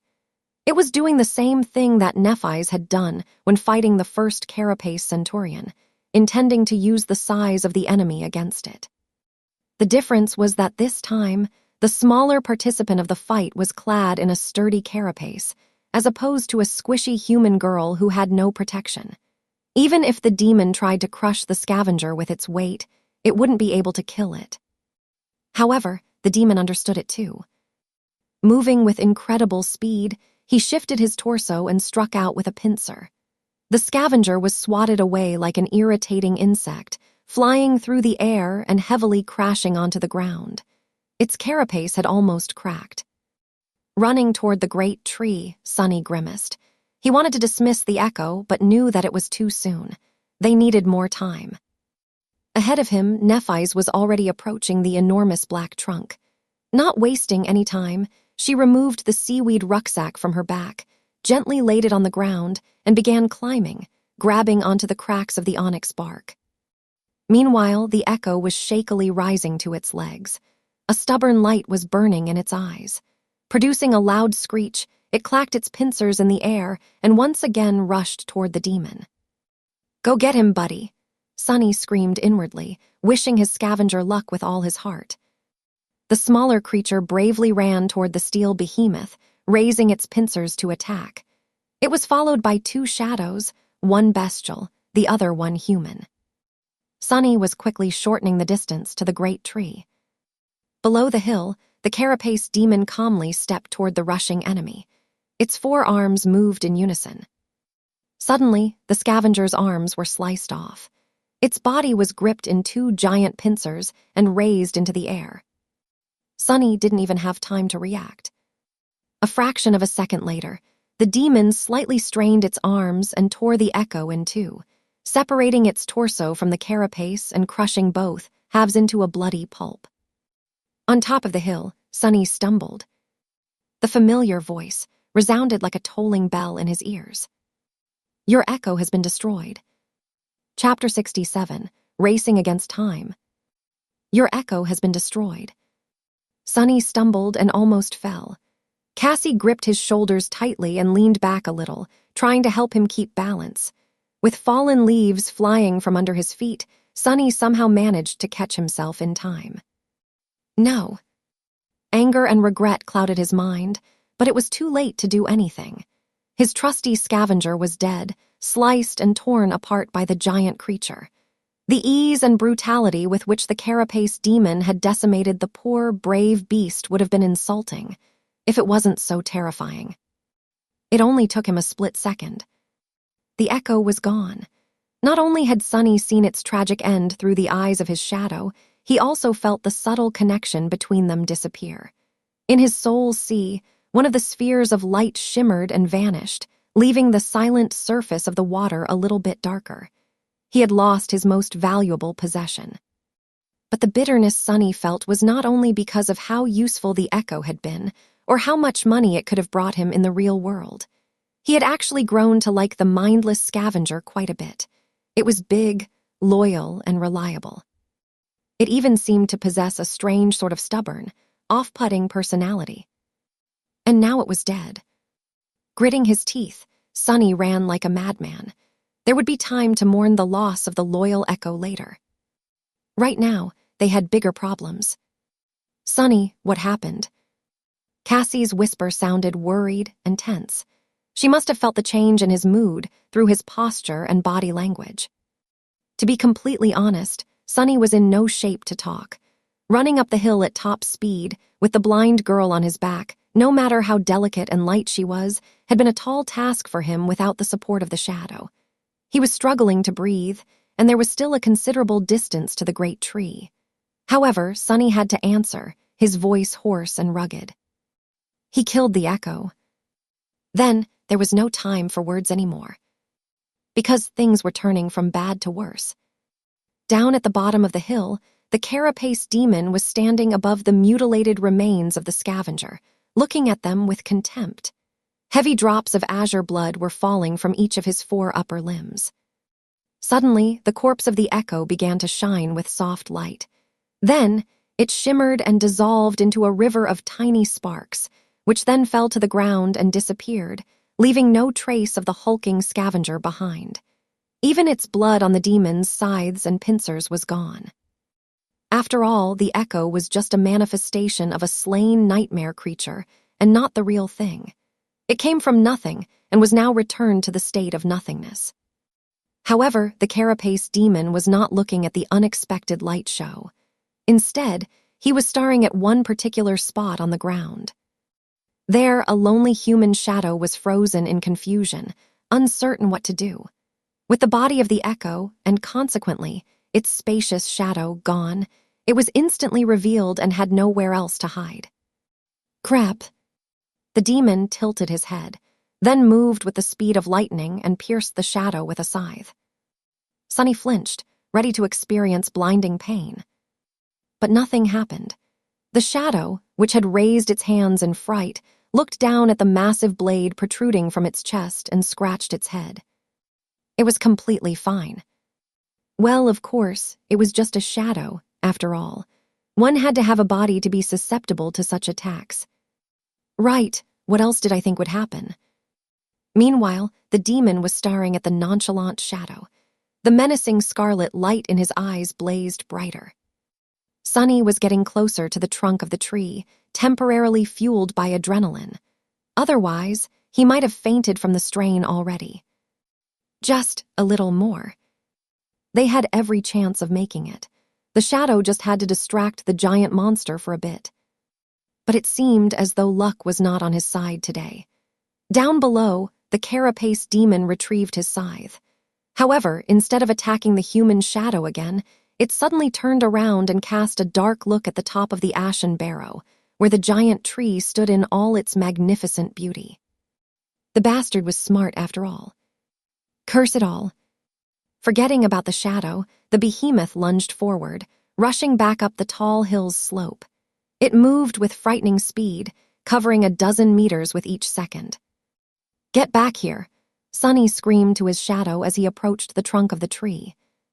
Helping Cassie climb down from his back, Sonny picked up the rucksack that Nephi's had left behind and handed it to the blind girl. "Be gentle with that." Cassie nodded, well aware of the contents of the rucksack, and carefully hung it on her shoulder. At that time, Changing Star had already reached the lowest branches of the great tree. Not wasting any time, she moved to a spot above her companions, summoned the golden rope and threw one of its ends down. Catching the rope, Sunny quickly tied a loop and handed it to Cassie. "You go up first." The blind girl hesitated for a moment, then accepted it. Just as she was about to put her foot inside the loop, Sunny suddenly stopped her. "Wait, summon your staff." The wooden staff that Cassie used to walk was actually a magical item capable of summoning strong winds. In their travels, they rarely had a cause to use it, but now it could come in handy. Surprised and unsure of the reason, she nevertheless did as he had asked, summoning the memory from her sea of soul. The wooden staff appeared in her hand. Sunny lightly hugged the blind girl from behind and turned her body, guiding the hand holding the staff in the necessary direction. Then, he said, "Now summon the wind." In the next moment, a strong gale rose around them, blasting fallen leaves and ashen sand into the air. Instantly, a large portion of the island's surface was stripped bare. More sand was revealed beneath. Meanwhile, the shadow was racing against the Carapace demon. The massive creature was already halfway up the hill, moving with the speed of a rushing train. The nimble shadow, however, was even faster. It had already overtaken the behemoth and was now flying forward, hurrying to return to its master. "Good, now go." Sunny helped Cassie put her foot into the loop and stepped back, watching as Nephi's pulled the rope up. She was going as fast as she could, which was really fast by human standards. But was it fast enough? Sweating, he counted seconds and waited. His life now depended on whether or not the rope would return before the demon arrives.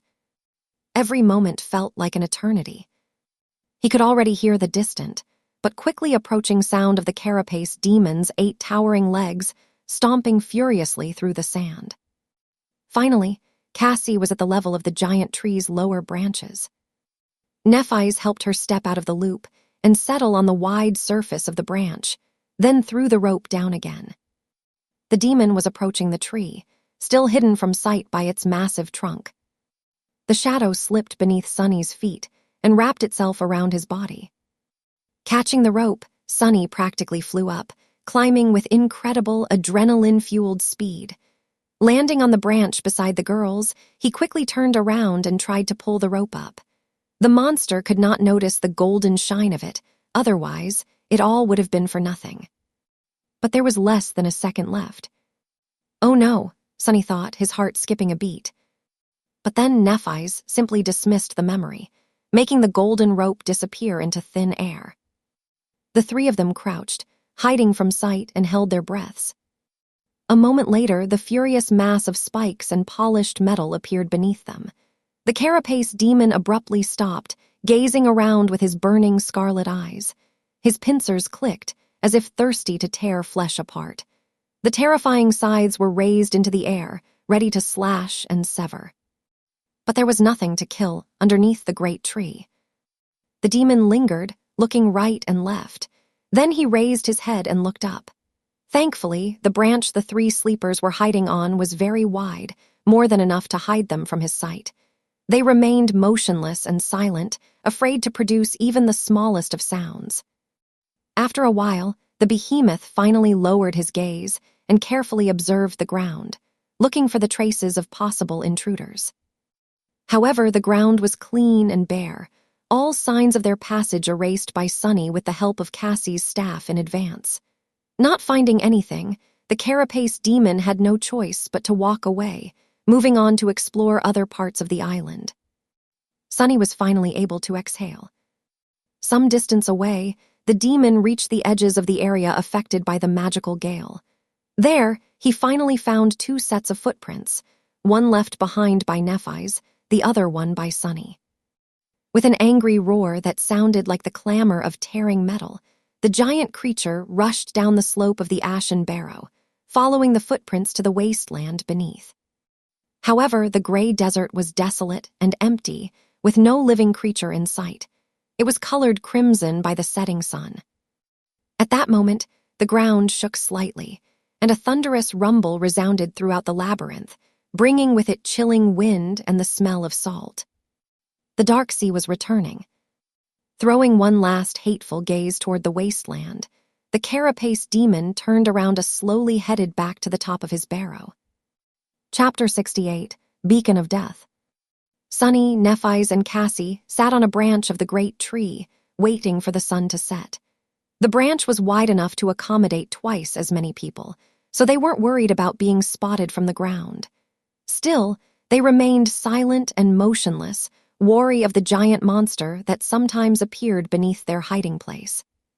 The sound of his footsteps sent shivers through the tense bodies of the three sleepers. Not once since coming to the forgotten shore had Sunny hoped for the night to come faster, but there was a first time for everything.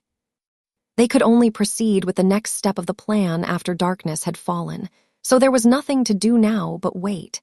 Sitting with his back against Neph and Cassie, Sunny stared into the distance and tried not to think about anything.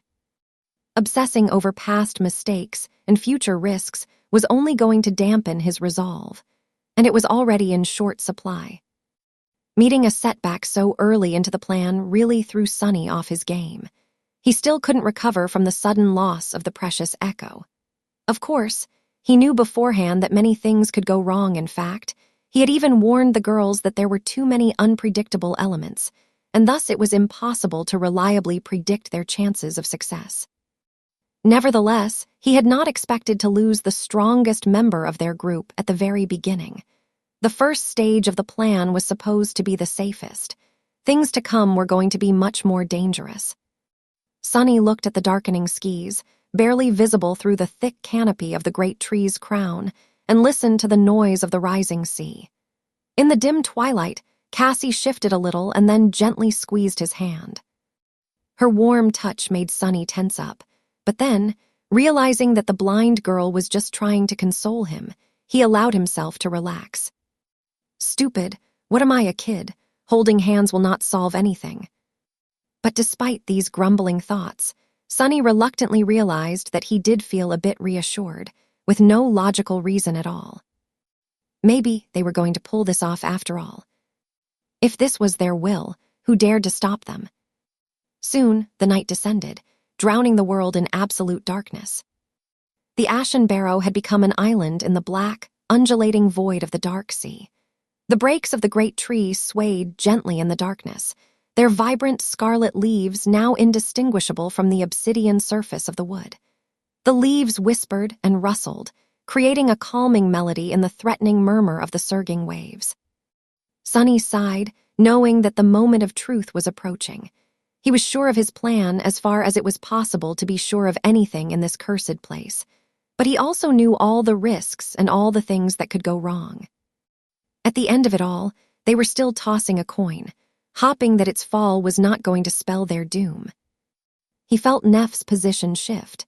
She turned her head and glanced in his direction, a calm expression on her face. Today, her inexplicable ability to remain composed in any situation, no matter how dire, was especially frustrating. Even though Changing Star could not see anything in the pitch-black darkness of the starless void, she knew that he would notice her questioning look. Sunny closed his eyes, then opened them again and slowly exhaled. Let's begin. The three of them moved, performing a rehearsed set of motions. Cassie carefully shifted to the side, giving Sunny and Nephi's space to do what needed to be done. Sunny gently placed the seaweed rucksack between himself and Neph, then opened it. His motions were slow and cautious. Inside the rucksack, 2 large clay containers lay surrounded by several layers of soft seaweed fiber. These jars were made by Sunny himself, and as such were not particularly sturdy. After all, he wasn't a craftsman. All his knowledge about pottery was received in a single day of listening to Teacher Julius's rants about the importance of clay in the development of human civilization. Still, he at least remembered the basics. Inside the jars, all the oil they had gathered from the centipede monsters splashed around, making Sunny's heartbeat unsteady. A centipede monster had 2 sacs in its body, each containing a different oily substance. When mixed, these substances produced an incredibly corrosive, deadly oil that could eat through a scavenger's carapace in seconds. It was also highly flammable. The jars contained the 2 components of the centipede oil. If they were to break during their run to the great tree, allowing the components to mix. Well, there was a reason why the rucksack was entrusted to Nephi's, while Sunny carried Cassie despite his inferior physical endurance. The centipede oil was the centerpiece of his plan. Placing the clay jars on the branch, Sunny took out one last thing from the rucksack. It was a makeshift torch made out of bone and, more seaweed. Traditionally, torches were supposed to be made out of wood, but on the Forbidden Shore, bones were much more easily found than sticks. In the darkness, he found Neph's cool hand, took it into his own, and then placed the torch on her open palm. At that moment, Sunny couldn't help but remember the other times Changing Star's hands had touched his body. The first time was when he was dying, his chest crushed by the Carapace Centurion's bone scythe. The other time was on the day he handed her the Starlight Legion armor and learned about her cruel flaw. Both days were very memorable, although for different reasons. He had a feeling that this day was also going to be forever etched in his memory, provided they lived to see the morning. Sunny deeply inhaled. "I'm ready." Nephi's nodded and then rose to her feet. Standing tall, she grasped the torch and closed her eyes as though praying. Clad in white armor, with her silver hair dancing in the wind, she looked like a beautiful, solemn angel. Then white radiance ignited beneath her eyelids. In the next moment, bright fire burst from beneath her hands, igniting the top of the torch. Changing Star opened her eyes, extinguishing the light shining in them, and raised the torch high above her head. In the lightless world, this single small flame looked like a lonely star drowning in the sea of darkness. Simultaneously, Sunny stepped to the edge of the branch, inhaled deeply, and screamed at the top of his lungs.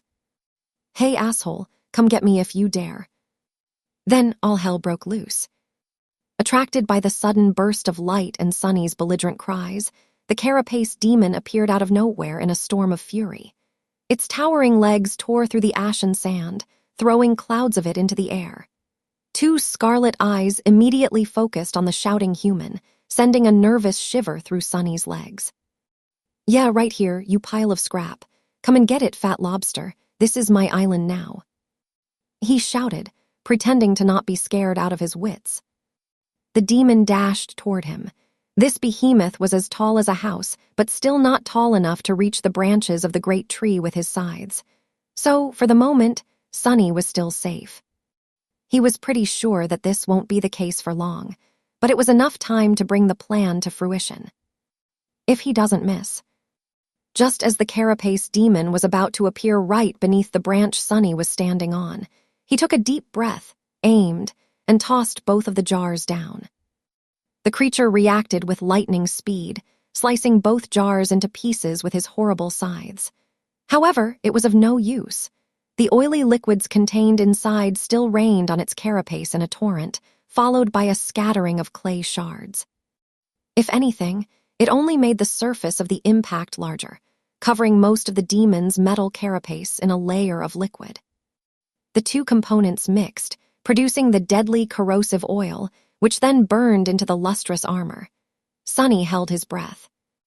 However, the centipede monster's oil, which was capable of destroying the unbreakable chitin of both scavengers and centurions, turned out to be completely ineffective against the strange alloy covering the Carapace demon's body. It didn't even leave a scratch on it. Sunny's face darkened. "That's..." Nephi's silently appeared by his side, raising an arm. "Just as I expected." Luckily, Sunny did not put a lot of value on the oil's corrosive qualities, to begin with. He needed the oil for its other quality. Its flammability. Guided by the loud sounds produced by the massive monster, Nephi's moved and threw the torch down with a powerful swing of her arm. Spinning, the torch streaked through the air like a meteor and landed right in the middle of the demon's carapace. In the next second, the giant creature was engulfed in flames. Sunny did not really expect the fire to be able to damage the demon. He was sure that the behemoth could withstand much more than just simple heat. But now, covered in the burning oil, the Carapace demon shined brightly in the pitch-black night of the Forgotten Shore. He had turned into a fiery beacon, calling all the monsters of the cursed dark sea to come crawling from its black depths. Chapter 69. The Guest. The giant demon was engulfed in flames, shining like a bright beacon in the hungry darkness of the night. His polished armor blazed with reflected light, sending radiant glints in all directions. Drops of burning oil were falling to the ground, flaring up as they hit the ashen sand.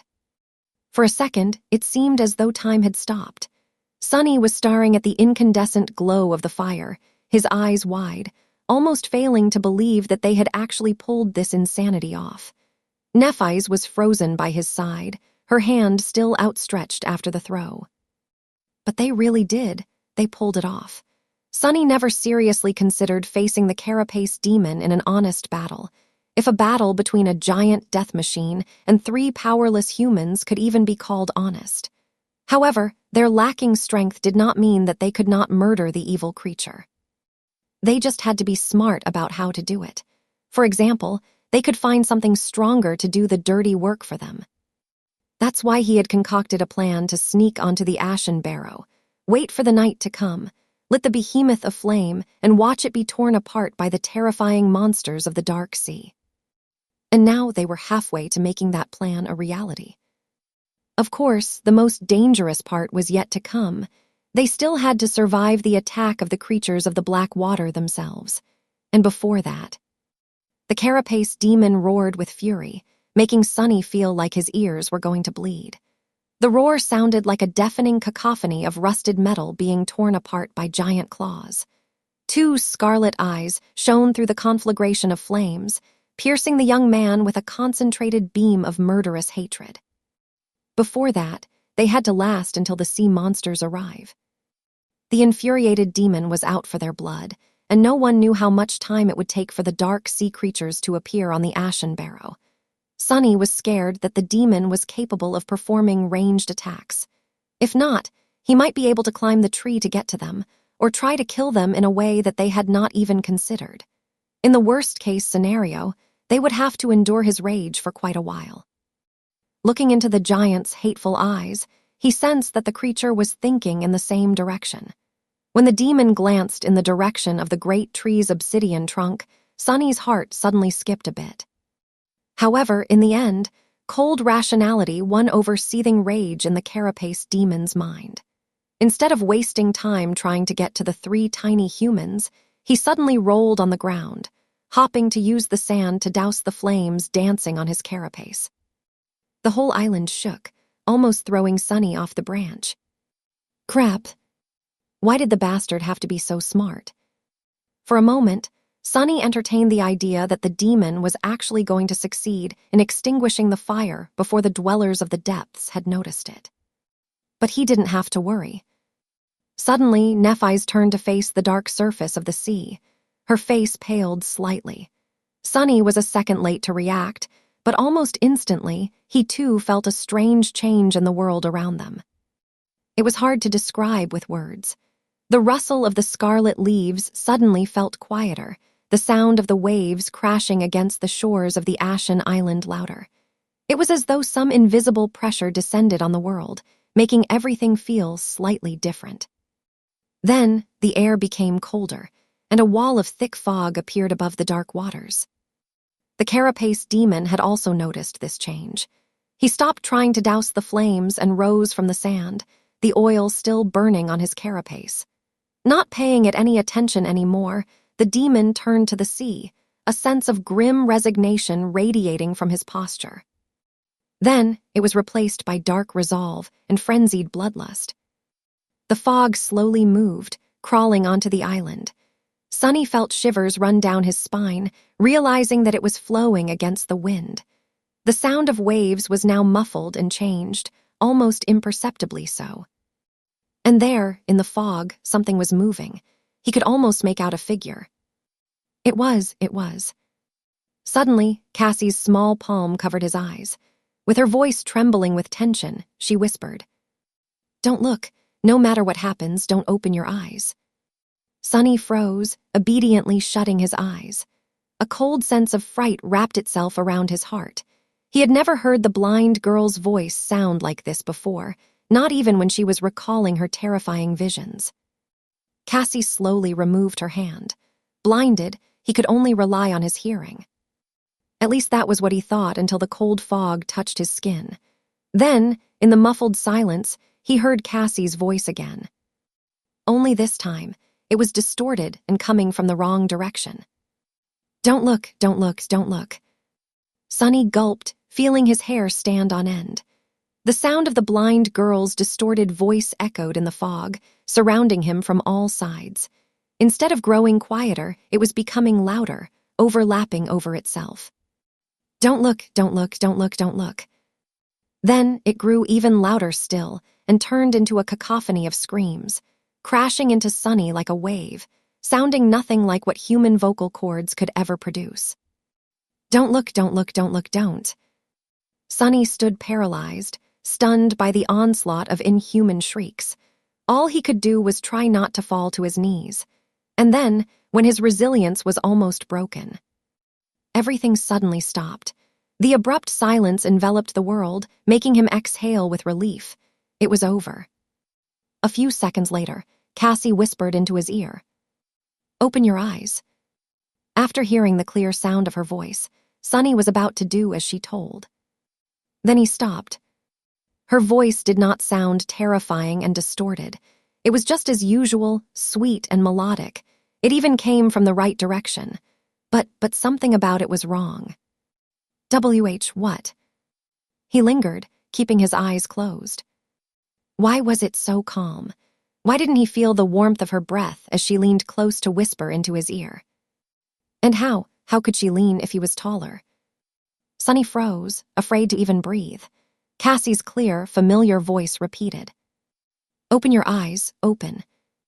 Then, mere centimeters away, it exploded with cold, malevolent authority. "Open your eyes." But he didn't.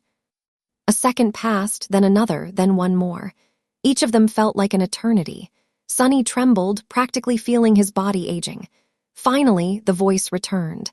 But this time, it felt as though it was further away, withdrawing. No matter. Soon, he was able to hear the rustling of leaves and the sound of waves again.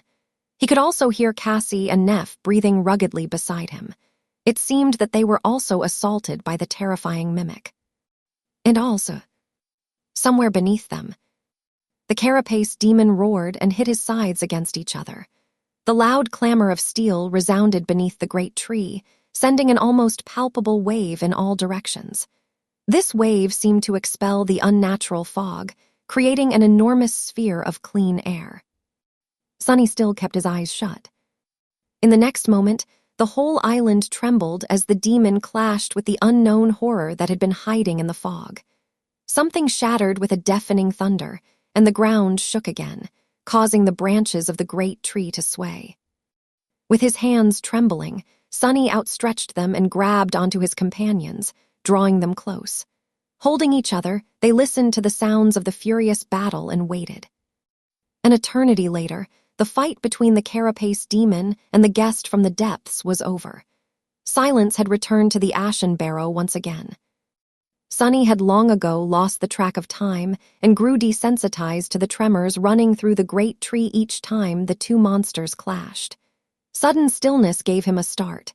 With a slight shudder, he turned his head and listened, trying to discern what was happening. In the quiet aftermath of the terrible battle, Nephis hesitated and then said in a raspy voice, "We can open our eyes now." Sonny lingered before following her advice. He opened his eyes and blinked a couple of times, his vision slowly returning. The pale light of dawn was creeping from the east, enveloping the island in the dim twilight. Beneath them, the surface of the island was torn apart and upturned, almost unrecognizable. It was as though the Ashen Barrow was pummeled by several rounds of heavy artillery fire. And on that surface, damn it, the Carapace demon was slowly limping back from the edges of the island, leaving a trail of azure blood behind. He was heavily wounded and in a terrible shape, with several limbs missing and a spiderweb of cracks covering his once pristine carapace. 2 of his arms were gone, leaving him with a single scythe and a single pincer. Most of his rear legs were either broken or severed, forcing the behemoth to walk in a strange, unsteady gait. However, he was still alive. More than that, none of the armor plates covering his vital organs were seriously damaged, his metal shell still strong and impenetrable. Sonny clenched his fists and glanced at Neff, a dark expression on his face. What do we do?" Changing Star looked down. There was a cold glint in her calm, gray eyes. Stretching her arm to the side, she summoned her sword and said, "Finish him off." Chapter 70, Judgement of the Blade. Sonny looked at the wounded demon, a grim look of resolve on his face. At this point, there was no reason to argue. They had no other choice but to face the guardian of the island themselves. Sonny's bag of tricks was all empty anyway. In the end, their fates were still going to be decided by sharp blades. Someone was going to get killed, and someone was going to be the killer. How are we going to deal with his armor? Nephise weighed the sword in her hand and glanced down. "I will break through the armor. Can you create an opening?" Sonny nodded, not wasting time on unnecessary questions. If Changing Star was certain of her ability to cut through the demon's carapace, he had no reason to doubt it. Creating an opening, that was not going to be easy. Even though the monster had suffered terrible injuries, he was still a force to be reckoned with. His size alone was going to pose difficulties. They would have to bring the behemoth down to his knees before even thinking of carrying out any sort of an effective attack. And he was not just going to stand still under their assault, either. But what else was there to do? While Nephise was tying the golden rope to the branch, Sonny walked over to Cassie and lightly squeezed her shoulder. She tried to force a smile. "I take it that the Carapace demon is still alive." Despite the heavy, cold, dark feeling gripping his heart, Sonny tried to make his voice sound relaxed and carefree. "Yeah, but just barely. Don't worry too much.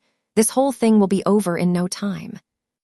"One way or another," he added inwardly. Cassie's smile weakened. She was clearly not convinced by his clumsy attempt to reassure her. Sonny hesitated. "Hey, have you ever eaten demon meat?" The blind girl was clearly surprised by his question. "What, no?" Sonny grinned. "How about a demon steak? I'm an excellent cook, I'll have you know. I think. Neff had sort of monopolized the preparation of food, so I had no chance to put all the knowledge from the wilderness survival course to practice. Teacher Julius had indeed spent a lot of time teaching him how to cook all kinds of seemingly inedible things, as well as meats of all sorts of nightmare creatures, in preparation for his journey into the dream realm. Here, hunger was as much of an enemy as the fiercest of monsters. "As soon as we get our hands on some demon meat, I'll make you a steak.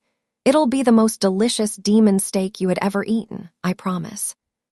Finally, a real smile appeared on Cassie's face. She gave him a courteous nod. "All right, that's a promise then." Meanwhile, Nephise was done with the rope. She threw it down without hesitation and glanced at him. "Are you ready?" Sonny sighed and closed his eyes for a second, feeling the strength of his body being enhanced by the shadow. "Yes, let's do this." As soon as their feet touched the ground, Sonny felt a heavy gaze burning a hole in his chest. Glancing up, he saw the crippled Carapace demon staring right at him, a dark glint shining in his one remaining eye. The other one was gone, leaving only a bleeding black gap behind. At this distance, the damage dealt to the demon's body seemed even more debilitating. Its carapace was fractured in several places and covered in cracks, each seeping with azure blood. Sadly, none of the cracks were near the vital organs.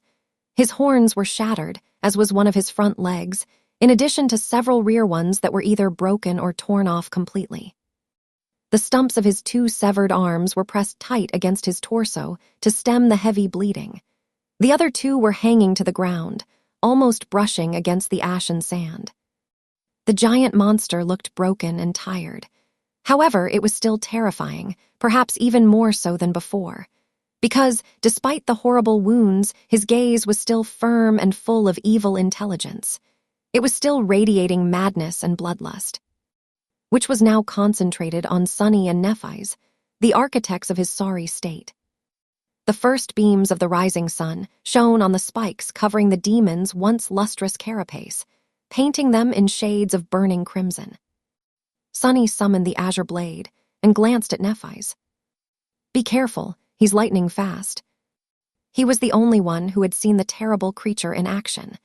As such, only he knew how dangerous the demon really was. Nephi's nodded, not taking her eyes off the enemy, and stepped forward. The two of them walked toward the waiting Carapace demon. Sunny was slightly ahead and aiming to circle the behemoth from the right, the side where the demon had both his last remaining scythe and eye. Changing Star was a step or two behind him, aiming to circle the creature from the left, the side where his pincer arm was slowly rising into the air. In this battle, Sunny's role was to take the brunt of the enemy's attacks, letting his partner deal the lethal blow when the time was right. Through the tacit understanding that they had developed through surviving dozens of life or death situations, the two of them were able to cooperate without speaking a single word, fighting almost as one. This was their main advantage. As they were closing in, Sunny felt a slight shift in the demon's posture. Instantly, he knew that hell was about to break loose. He had warned Nephi's about the speed of their enemy, but he also had to deal with it himself. Sunny knew that he was much slower than the giant creature, but he still had to find a way to dodge the massive, terrifying scythe. That wasn't as bad as it seemed. Speed wasn't everything in a fight. Take, for example, Changing Star's training fight against the proud scion of the Han-Li clan. Castor possessed an aspect ability that made him 10 times faster than the silver-haired girl, at least. However, in the end, he only won by a hair's breadth. Nephi's had almost smashed his face with an unexpected elbow strike. She had been able to catch Castor unaware not because of her fast reaction. With that big of a difference between their speeds, no amount of reaction could have helped her. Instead, she was able to predict and manipulate the opponent's attacks, starting the strike even before Castor himself knew that he was going to end up in the path of her elbow. She was in control of the battlefield. And now, they had to repeat that feat against the ancient demon of the Forgotten Shore. Luckily, his speed advantage was not nearly as insane as Castor's. Almost simultaneously, Sunny and Nephi's lunged forward, attacking the behemoth from different sides. He also moved, ready to tear them apart. Both his pincer and his scythe rose into the air. Sunny was running as fast as he could, the azure blade outstretched behind him. A fire of cold resolve was burning in his heart. He was ready to live or die by his blade. However, in the next moment, his leg seemed to slip in the sand. And as his eyes opened wide, Sunny stumbled. Not wasting the opportunity, the Carapace demon attacked. The terrifying scythe tore through the air, aiming to cut the helpless human in half. But it hit only sand. Sunny, who had feigned his loss of balance to bait the demon's strike, easily avoided the deadly blade by jumping to the side at the last second. He wasn't quite at the level where he could predict every move of the enemy. Instead, manipulating the enemy into performing a predictable attack was easier. After all, deceit and manipulation were his forte. Temporarily safe from the threat of the scythe, Sunny dashed toward the demon's legs. At the same time, Nephi's had managed to avoid the massive pincer and was closing in on them, too. They reached their goals almost simultaneously, one from the right, the other from the left. Sunny slashed with the azure blade, feeling it hit the polished armor and bounce back without leaving even a slight scratch on it. Dull pain radiated through his hands. On the other side of the behemoth's massive body, Nephi's achieved more success. She had attacked the already injured front leg of the monster, cutting deep into his flesh through the wide crack in the metal plate. Severely damaged, the leg wasn't able to support the weight of the giant creature anymore. It buckled, sending the demon reeling. At this point, a Scavenger or a Centurion would have lost their balance and fallen to the ground. However, the Carapace demon was too smart and experienced. He compensated for the loss of another leg by shifting his body weight to the opposite side and thrusting his scythe into the ground to remain stable. Damn it!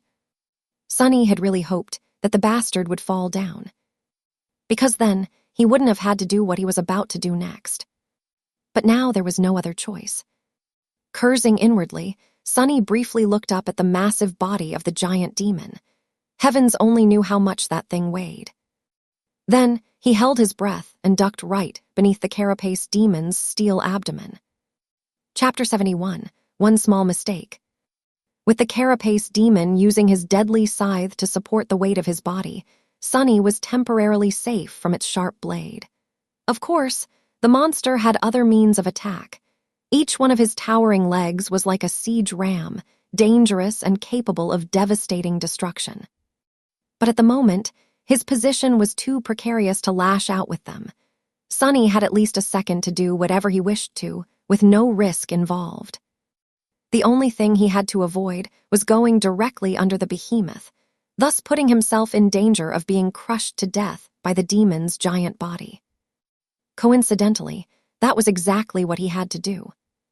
Crap.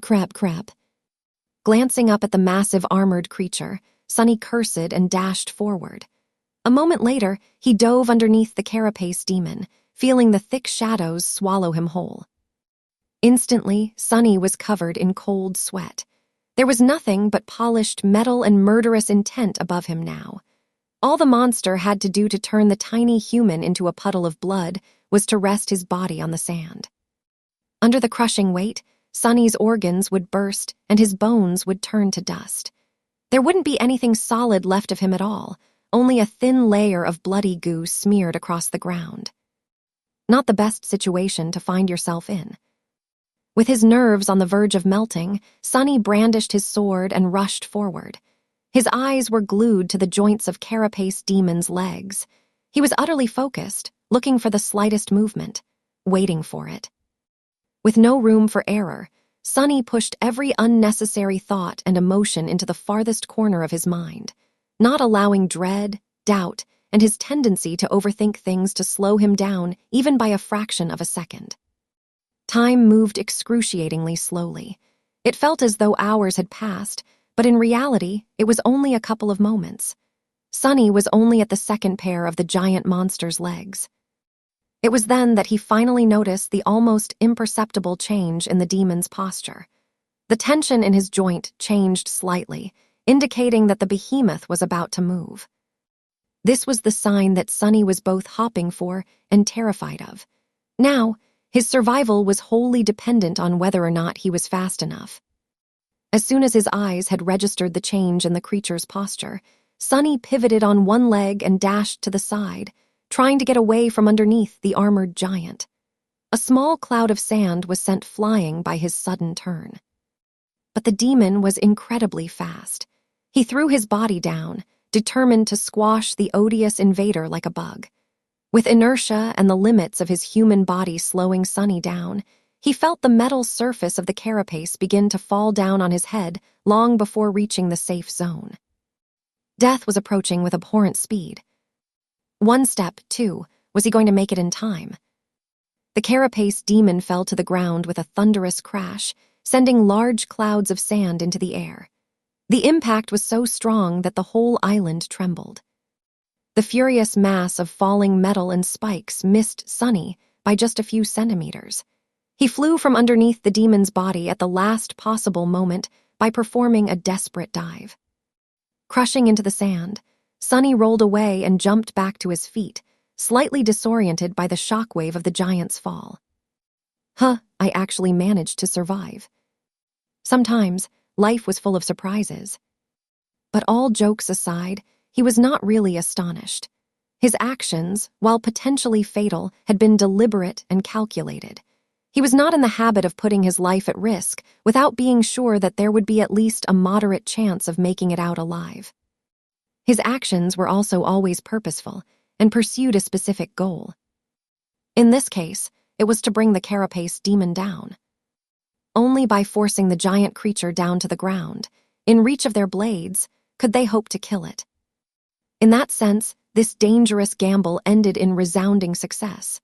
The bastard was now lying on his abdomen, his carapace and humanoid torso, where all the vital organs were situated, well in the changing star's attack range. Now Sunny just had to create an opening for her to deal the fatal blow. Although he still had no idea about how she was planning to bypass the impenetrable barrier of the demon's armor. However, creating that opening was not going to be a trivial task. Despite the fact that the monster's mobility was now severely reduced, the distance between him and the two sleepers was also much smaller, which made dodging his attacks that much harder. Sunny was about to experience that hardship for himself. He was barely back on his feet when the terrifying scythe flashed through the air, threatening to slice his body in half. Sunny had no idea how Nephi's was doing on the other side of the creature's enormous body against the pincer, but dealing with the scythe was almost beyond his abilities. The burning eye of the demon that followed his every move was not helping the situation at all. With very little time to react, Sunny did the only thing he could think of. He jumped as high as he could and pulled his legs up to his chest, performing a very awkward forward somersault. Because of the number of shadow fragments he had consumed and the physical enhancement brought by the shadow, the height of his jump was nothing short of impressive by human standards. The scythe's blade whistled beneath Sunny, so close that he could feel the wind brushing against his face. Landing on the ground, he dashed forward. Sunny knew that the scythe would come back, but he had a second or two to change his position, getting in front of the behemoth. He had to make the giant creature forget about Nephi's completely and concentrate fully on dealing with him, and him alone. To do that, he had to get in range of both the scythe and the pincer. What a lovely task. Feeling that his time was running out, Sunny spun around and raised the azure blade. Just as he thought, the Carapace demon was already bringing the scythe down at him again, this time in a ruthless horizontal thrust. The sharp tip of the scythe was flying through the air, aimed at his chest. However, he had slightly underestimated the demon's reaction time. As the result, there was already no time to dodge. One small mistake was the difference between life and death on the Forgotten Shore. The scene of their first fight against a Carapace Centurion flashed in Sunny's mind. The situation was eerily similar to this one, with the inescapable doom approaching him at the speed of lightning, too swift and close to be avoided. Brought by the blade of a Carapace creature's scythe. But Sunny wasn't the same as he was before. Since that fateful battle, he had spent every day training, gaining experience and gathering power. He had fought his way through this hell, paying a price of blood for every step. He wasn't that easy to kill anymore. Instead of soft flesh, the scythe was met by the hard steel of the azure blade. Not only did Sunny block the blow, he even managed to angle the sword in a way that would deflect most of the impact instead of absorbing the full force of it. One of his hands was placed on the hilt. The other gripped the tip of the blade with enough strength to prevent the edge from cutting his fingers off. The residual force was still enough to send him flying back, but it was not enough to break the bones in his hands, not with the shadow enhancing the resilience of his body. The azure blade, however, was not as lucky. With a sorrowful ring, the blade shattered, breaking off near the crossguard. Beautiful shards of blue steel fell to the ground. Sunny gritted his teeth, knowing what would happen next. The spell spoke, announcing the destruction of his trusty sword. "Your memory has been." He didn't get to hear the rest of the sentence, because in the next moment his body collided with the ground. Sunny bounced a couple of times, feeling flashes of pain radiating through his bones, rolled, and finally came to a stop. He was comparatively fine.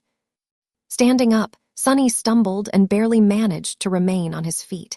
He glanced around and noticed that the trunk of the great tree was not that far away.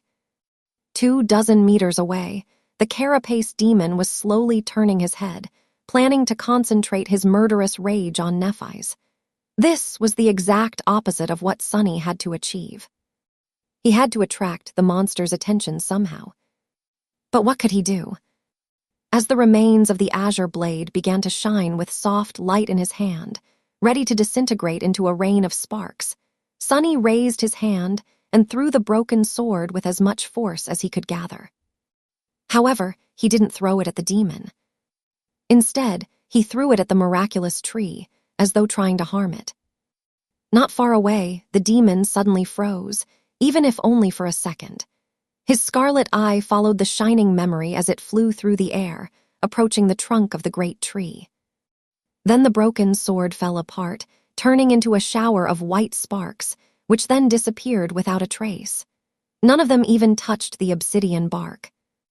However, the azure blade had already fulfilled its purpose. It distracted the giant for a few precious moments. For Changing Star, that was more than enough. Chapter 72, Demon Slayers. As soon as the Carapace demon froze, distracted by the feigned threat to the great tree, Nephise lunged forward. There was no hesitation, no doubt, not even the slightest pause between the moment her enemy had lowered his defenses and her reckless attack. Just like Sunny had been utterly focused on observing the monster's movements before, she had been watching and waiting for this exact moment since the beginning of the battle.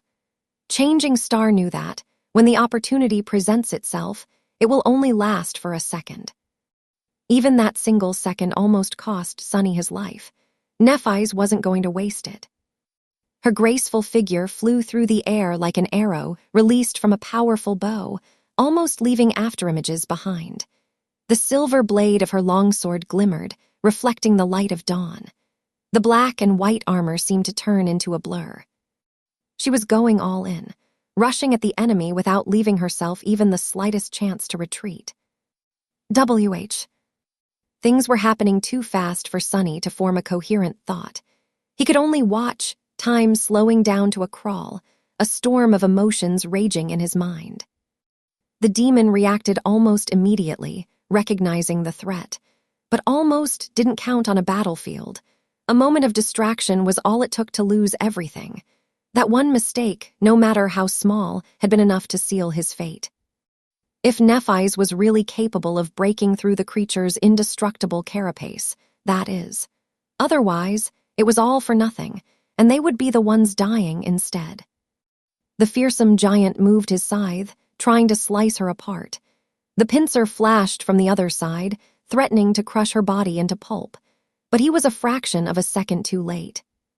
Changing Star was just a tiny bit faster. As she ran, something changed about the cadence of her steps. Sunny couldn't see her face behind the visor of her helmet, but if he could, he would see a grimace of agony contorting Neph's pale face. In the next moment, a soft white radiance ignited beneath the skin of her hands. However, this time it didn't stay there. Instead, the white flame flowed outward, into the hilt of the silver sword, and then into its blade. The sword suddenly turned into a sharp, radiant edge, burning with incandescent white light. It shined so brightly that Sunny felt the desire to close his eyes. However, the radiance wasn't soft and warm anymore. Instead, it seemed to be capable of reducing anything it touched to ash and sharp enough to cut the fabric of the world itself. Perhaps it was even sharp enough to cut the strings of fate. Sunny remembered how Nephise had described her aspect ability. It can be used for healing. Back then, he had suspected that this phrase of hers implied that there was more to it. He even marveled at how precious and rare such an ability would be. It seemed as though he was right. Changing Star's miraculous flame was capable of both healing and destroying. It possessed an enhancing effect similar to his own shadow control, at least when applied to weapons. Who knew what else it could do? An incredible ability indeed. Looking back, he understood that Nephise had not tortured herself in vain.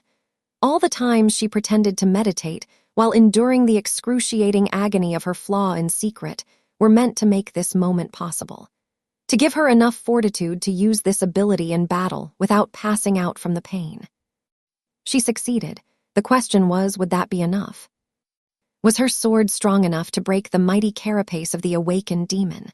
After all, no matter how incredible the ability, it was still powered by a weak, dormant soul core of a lowly sleeper.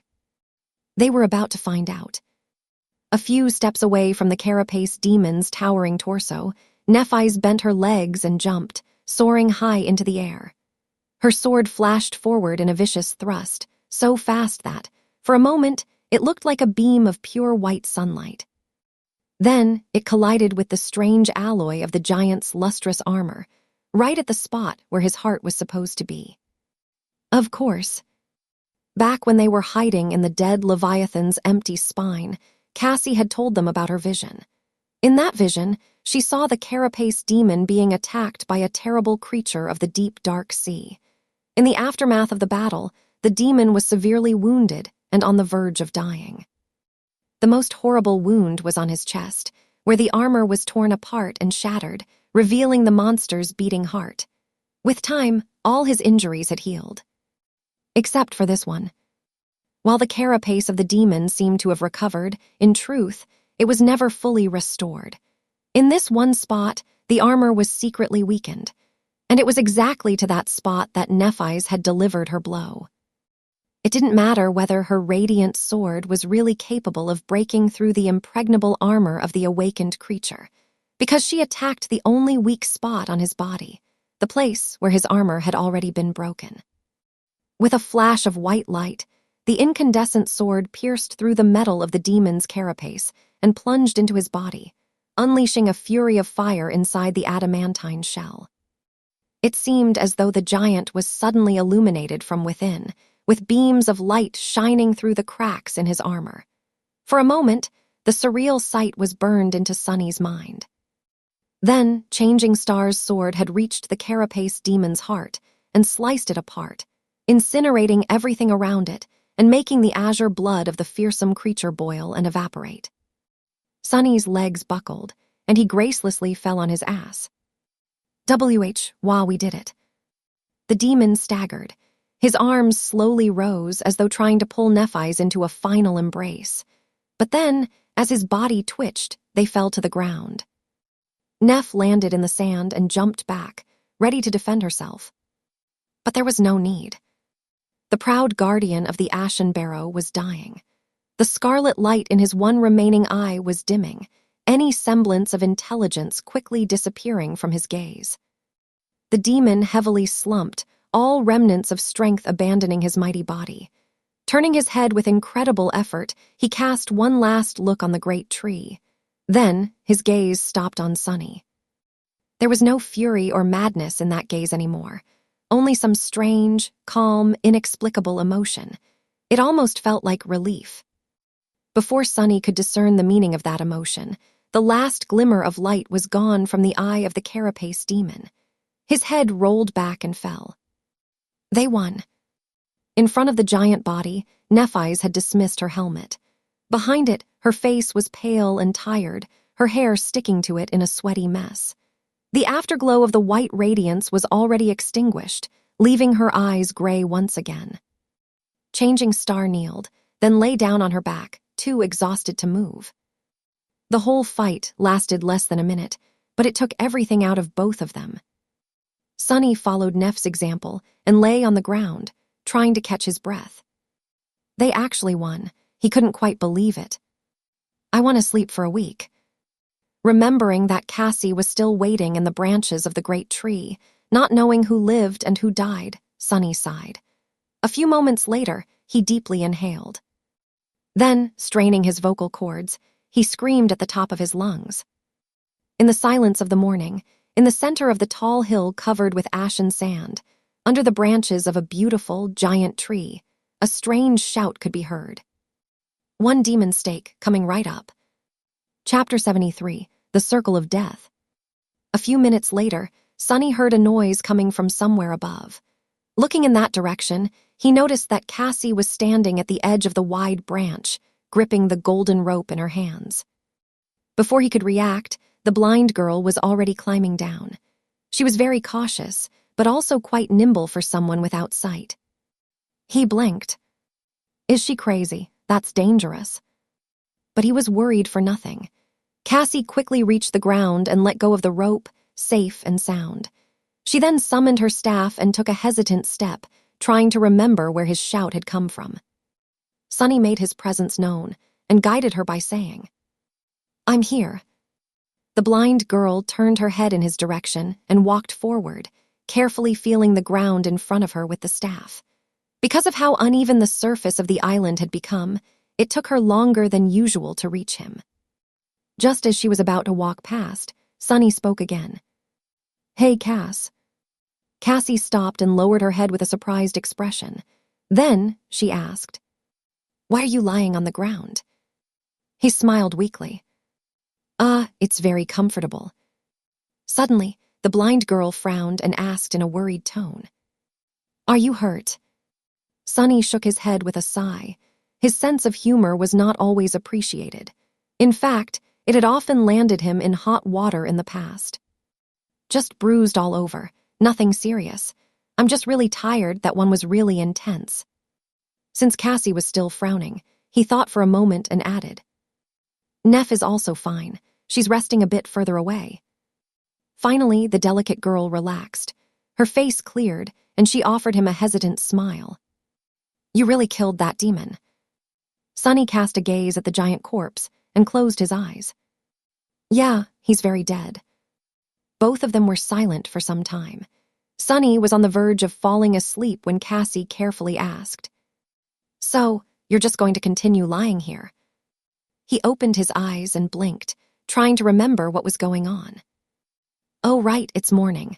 There are things we have to do." The last day was excruciatingly long and exhausting. They had to make preparations to execute the plan, race to the top of the hill, climb the great tree, hide themselves in its branches, risk their lives to set the demon on fire, not to mention, all the stuff that happened after. All culminating in the short but terrifying battle against the creature itself. And yet, it was not time to rest yet. They had to take basic precautions, at least. Straining his exhausted body, Sunny stood up and offered Cassie his shoulder. After she placed her hand on it, he walked over to the Carapace demon's corpse, stopping at the spot where Nephi's was sprawled in the sand. She greeted them with a tired glance.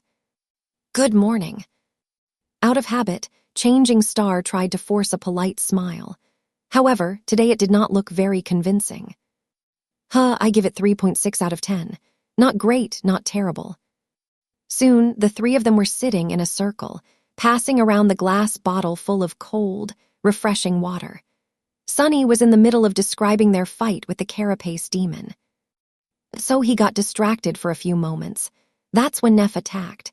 She used her aspect ability to ignite her sword and struck at the weakened patch of armor on the demon's chest, the one you told us about. It really was not as strong as the rest of his carapace, so the sword went through and pierced the bastard's heart. Sunny noted that Cassie did not seem surprised at the mention of Changing Star's new trick. Either she knew all along because Nephi's had told her, or she saw something in one of her visions. Regardless, he decided not to press the topic. The demon was already severely wounded from his fight with the thing from the sea, so it was enough to finish him off. A few seconds later, he was dead. Cassie shook her head in astonishment. "That is incredible.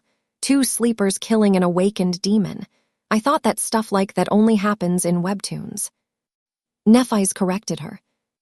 3 sleepers. Without your vision and advice, we wouldn't have been able to do anything."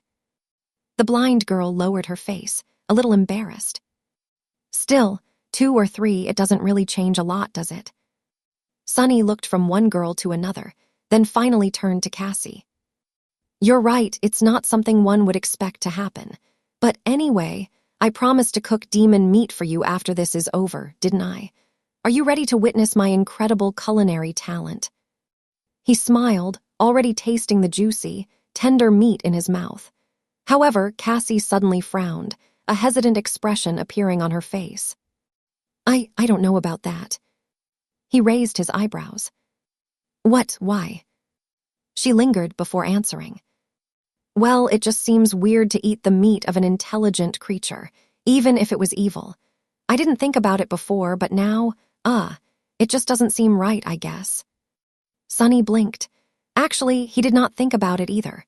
In retrospect, the idea of making steaks out of a creature whose intelligence was comparable to theirs did seem a little wrong. Even if that creature was a bloodthirsty demon who would have swallowed them whole without a second thought. It was just how things worked in the dream realm. Monsters devoured humans and humans devoured monsters. It was the circle of life. Death, the circle of death. But the Carapace demon was not only smart. He had his own thoughts and personality. Even though nightmare creatures were universally insane and obsessed with murder and destruction, just like he was, there were also other qualities to the ironclad giant.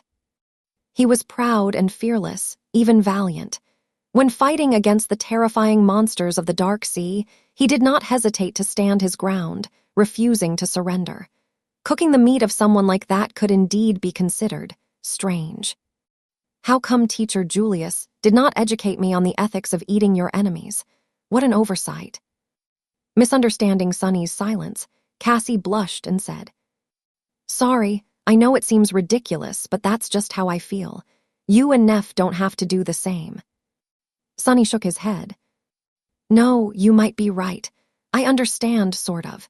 It's just that we didn't bring any supplies with us, so we won't be able to eat anything unless we go hunting." The blind girl sighed. Then her face brightened and she said, "What about the great tree's fruits? I bet they're delicious." Sunny looked at her in amazement.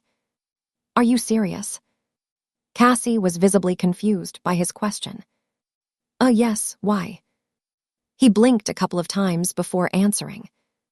"That tree is magnificent and pretty, but it's also very strange and suspicious.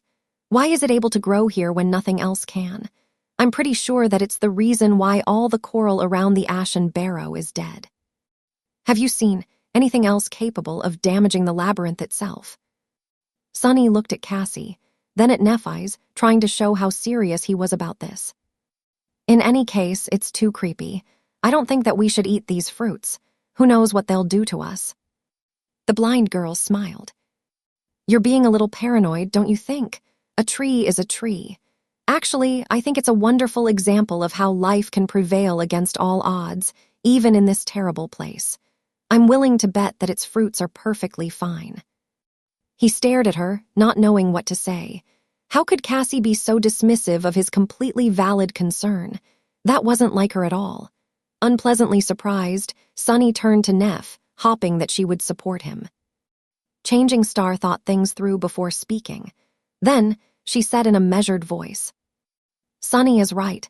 There are too many strange things about that tree. Eating its fruits would be too risky."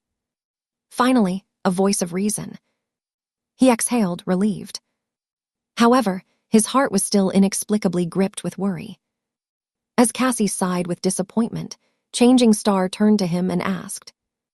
The echo was destroyed. Sunny's face darkened. He was still pained by the loss of his loyal scavenger.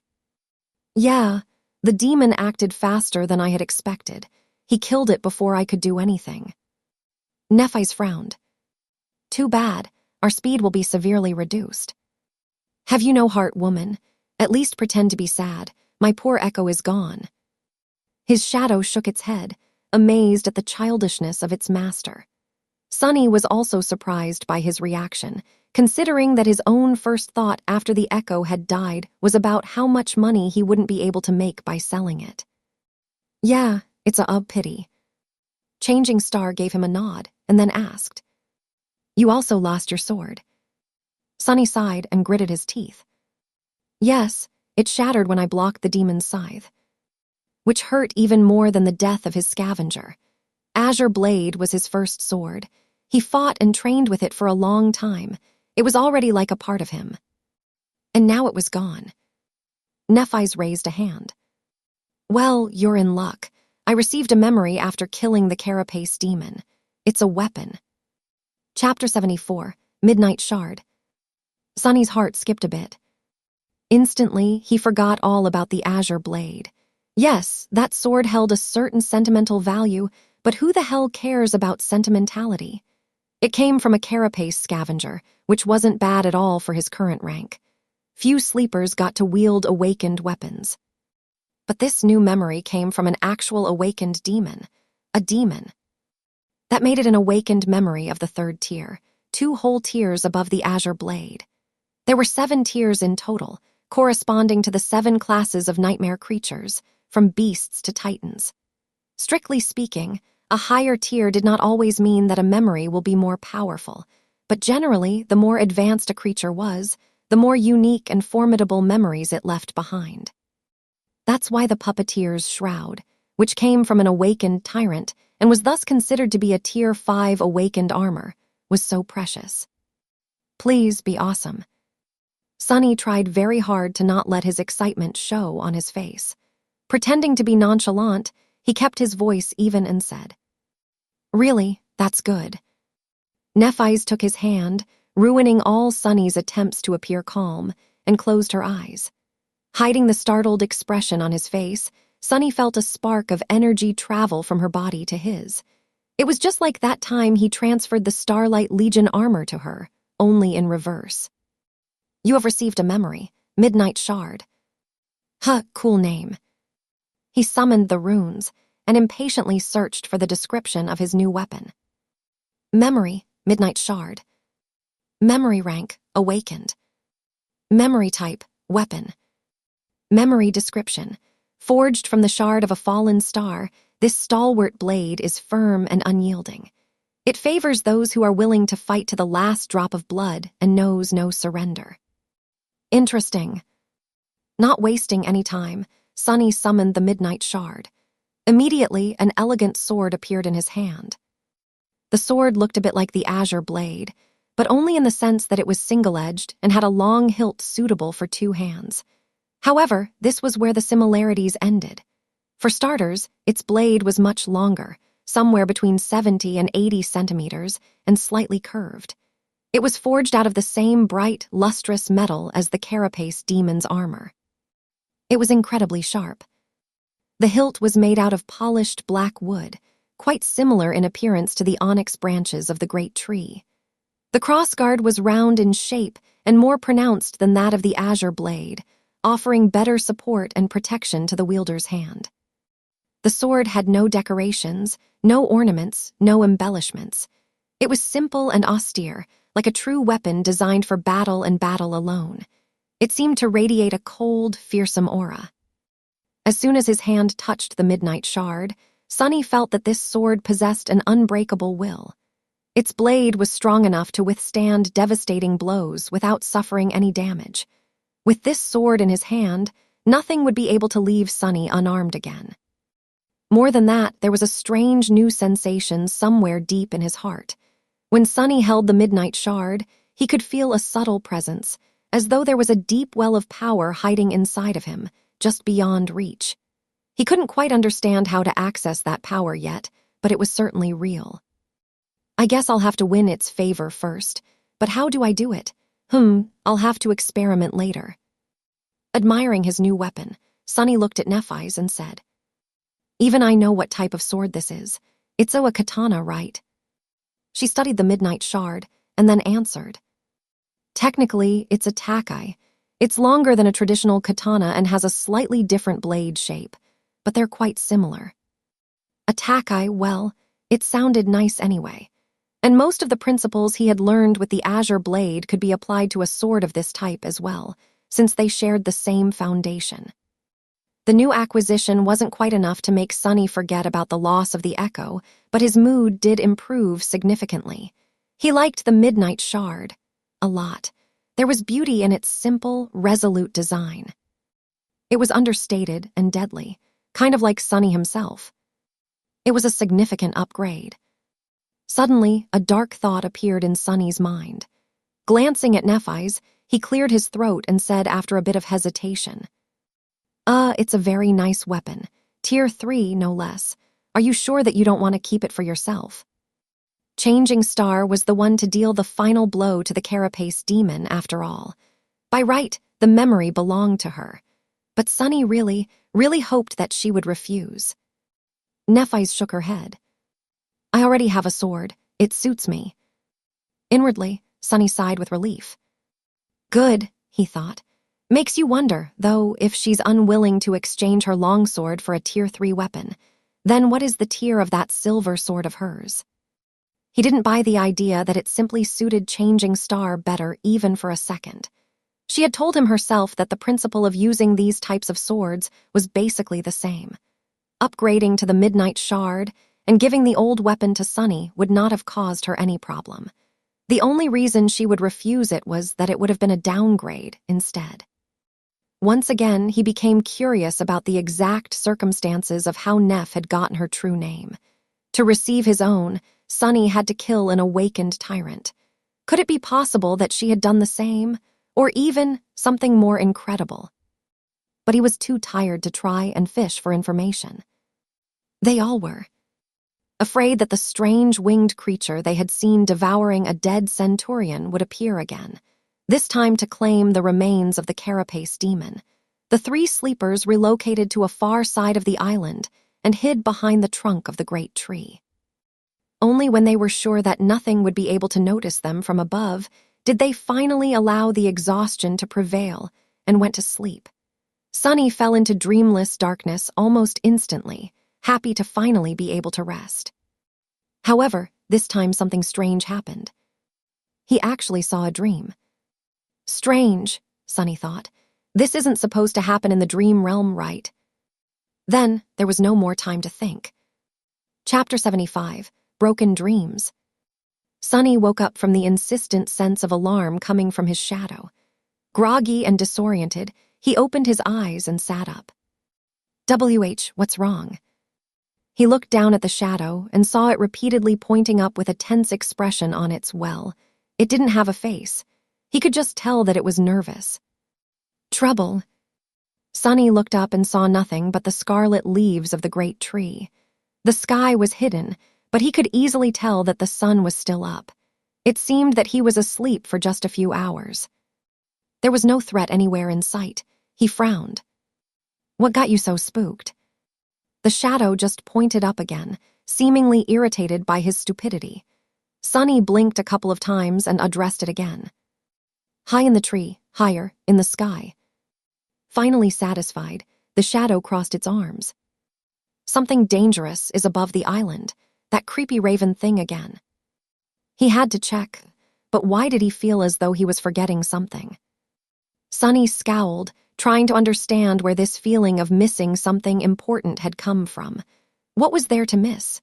He was asleep, then woke up and conversed with the shadow. Asleep. Suddenly, he remembered bits and pieces of a strange dream. At least it seemed like a dream, was it? People weren't supposed to dream in the dream realm. It was just how things worked, from what he knew. Only Cassie seemed to be an exception from this rule.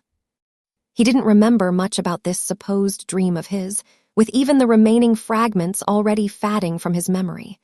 There was a woman grabbing him by the shoulders, an expression of horror and panic on her face. She was saying something, but he couldn't hear what. No, not a woman. It was Cassie. Yes, it was her, and the thing she was saying. Sunny strained his memory, trying to catch the pieces of the dream before they completely disappeared. Yeah, I think she was saying, Suddenly, he could clearly hear Cassie's frightened, tense voice as she was hurriedly telling him to remember something, repeating the same sentence over and over again in a begging tone. You have to remember, Sunny. 5. It's 5. Remember, you have to remember, it's 5. What a strange dream. Sunny cast a glance at Cassie, who was sleeping peacefully near Neff, and shook his head in bewilderment. He wasn't sure if this memory of his was really a dream or some strange scene he had imagined right before falling asleep. With how the dream realm worked, he was leaning toward the latter possibility. Still, I better tell the girls when.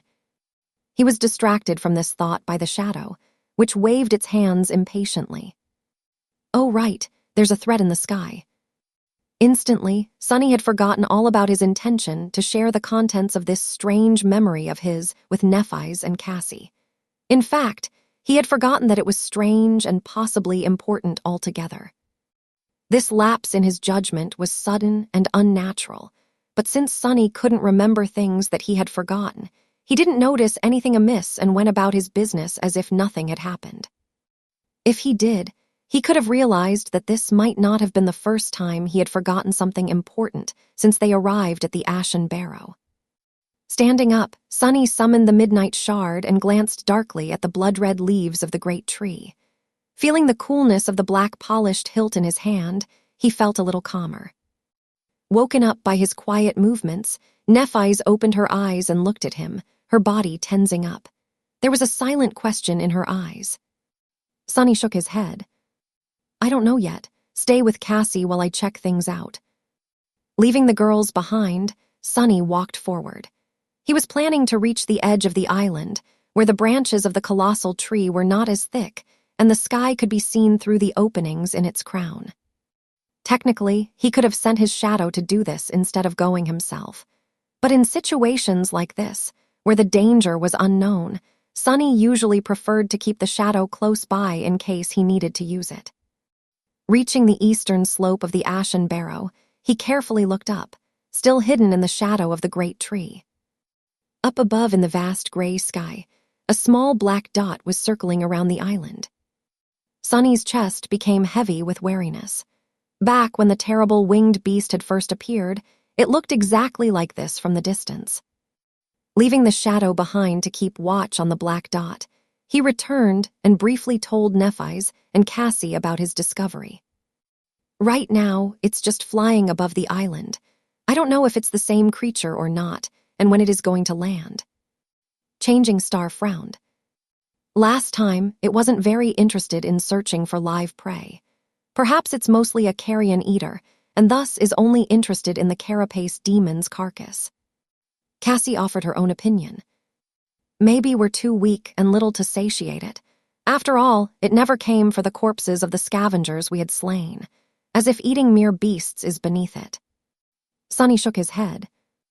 Back then, it did come for the Carapace Centurion's meat, but it took a few scavengers with it as well before leaving. So it'll be too optimistic to think that this abomination will not try to devour us too if given a chance. Nephise thought for a while, then gave him a nod. You're right. The best course of action would be to stay away from the Carapace demon for now and hide when it decides to land. Then, looking up, she added, but first, we must observe it to make sure that it's the same creature and confirm its intentions. Not having an argument against this logic, Sunny led the girls to the spot where he had left his shadow. There, they sat on the ground and watched the black dot as it circled around the ashen barrow. Observing the flying creature left them disturbed and unsure of what to do. The black dot drew closer a few times, allowing them to discern that it was indeed the same terrible monstrosity that they had encountered a few weeks before, or at least a creature of the same type. However, it never got too close to the crown of the great tree, as though hesitating to land in its shadow. What's worse, as hours passed by, it was joined by two other abominations of the same breed, each as horrifying and repulsive as the first one was. Now, 3 black dots were circling in the skies above their heads, filling Sunny's heart with dread. One of those creatures, with its corpse-like white body and raven-black feathers, with an unnatural mess of powerful limbs protruding from its wide chest, each ending with a set of terrifying talons, was enough to wipe out their entire group. The memory of how easily the creature had broken through the adamantine shell of the Carapace Centurion with its massive beak was still fresh in his mind. He suspected that these abominations were at least as powerful as the Carapace demon was, or perhaps even more so. And now there were 3 of them. We'd better hide well, he thought, cold sweat running down his back. However, the flying monsters seemed to be reluctant to approach the ashen barrow for some reason. They just circled around it, sometimes hesitantly approaching, but then gaining height again. Their behavior was strange and disturbing. After some time, Cassie quietly said, "Maybe they're not hungry." Sunny blinked, trying to imagine a world where a nightmare creature might not be hungry. Was it even possible? He, on the other hand, "I don't know about these albino chickens, but I'm hungry as hell." This was true. The 3 of them had not eaten anything since yesterday. Sunny was afraid that if the abominations did decide to land on the island, the loud growls of his stomach would give away his position. Nephise glanced at him and asked, "Want to eat some grilled chicken?" Sunny opened his eyes wide and hissed, "Don't even think about it." She stared at him, then turned away with a smile. That was a joke. She knows how to joke. Well, at least someone's sense of humor was worse than his. In the end, their worst fears did not come true. After the sun began to roll toward the horizon, the three flying abominations finally made a decision and left the skis above the Ashen Barrow, flying west in a loose wedge formation. They never descended low enough to notice the three sleepers, let alone landing on the surface of the large island. Sunny was left drenched in sweat and tired from anticipating a disaster, almost disappointed at the fact that all this worrying had turned out to be for nothing. Looking at Cassie, who couldn't see that the danger had passed, he said, "They're gone." The blind girl exhaled with relief and relaxed, the frown disappearing from her face. Thank heavens. Sitting here and waiting was 5 times worse than hiding from one of them at those cliffs. For some reason, Sunny flinched a little. What did you say?" "I said that waiting for them to land was very tiresome." He blinked, not understanding why he had reacted so strangely to this innocuous sentence. Did he see a dream having to do with Cassie and number 5? Right, he did. Not that it was anything to think twice about. "Oh yeah, you're right." Then he turned to Nephise and asked, "What do you want to do now?" Changing Star looked west, where the black dots had disappeared from sight, and said after a short pause, "Let's check the western edge of the island and decide on the next high point to reach." Sunny shrugged, not having any objections. Cassie smiled. "Good idea.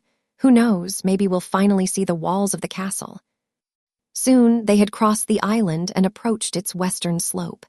Here, the ground was raised just before plunging down, forming a natural rampart that hid the landscape from their eyes.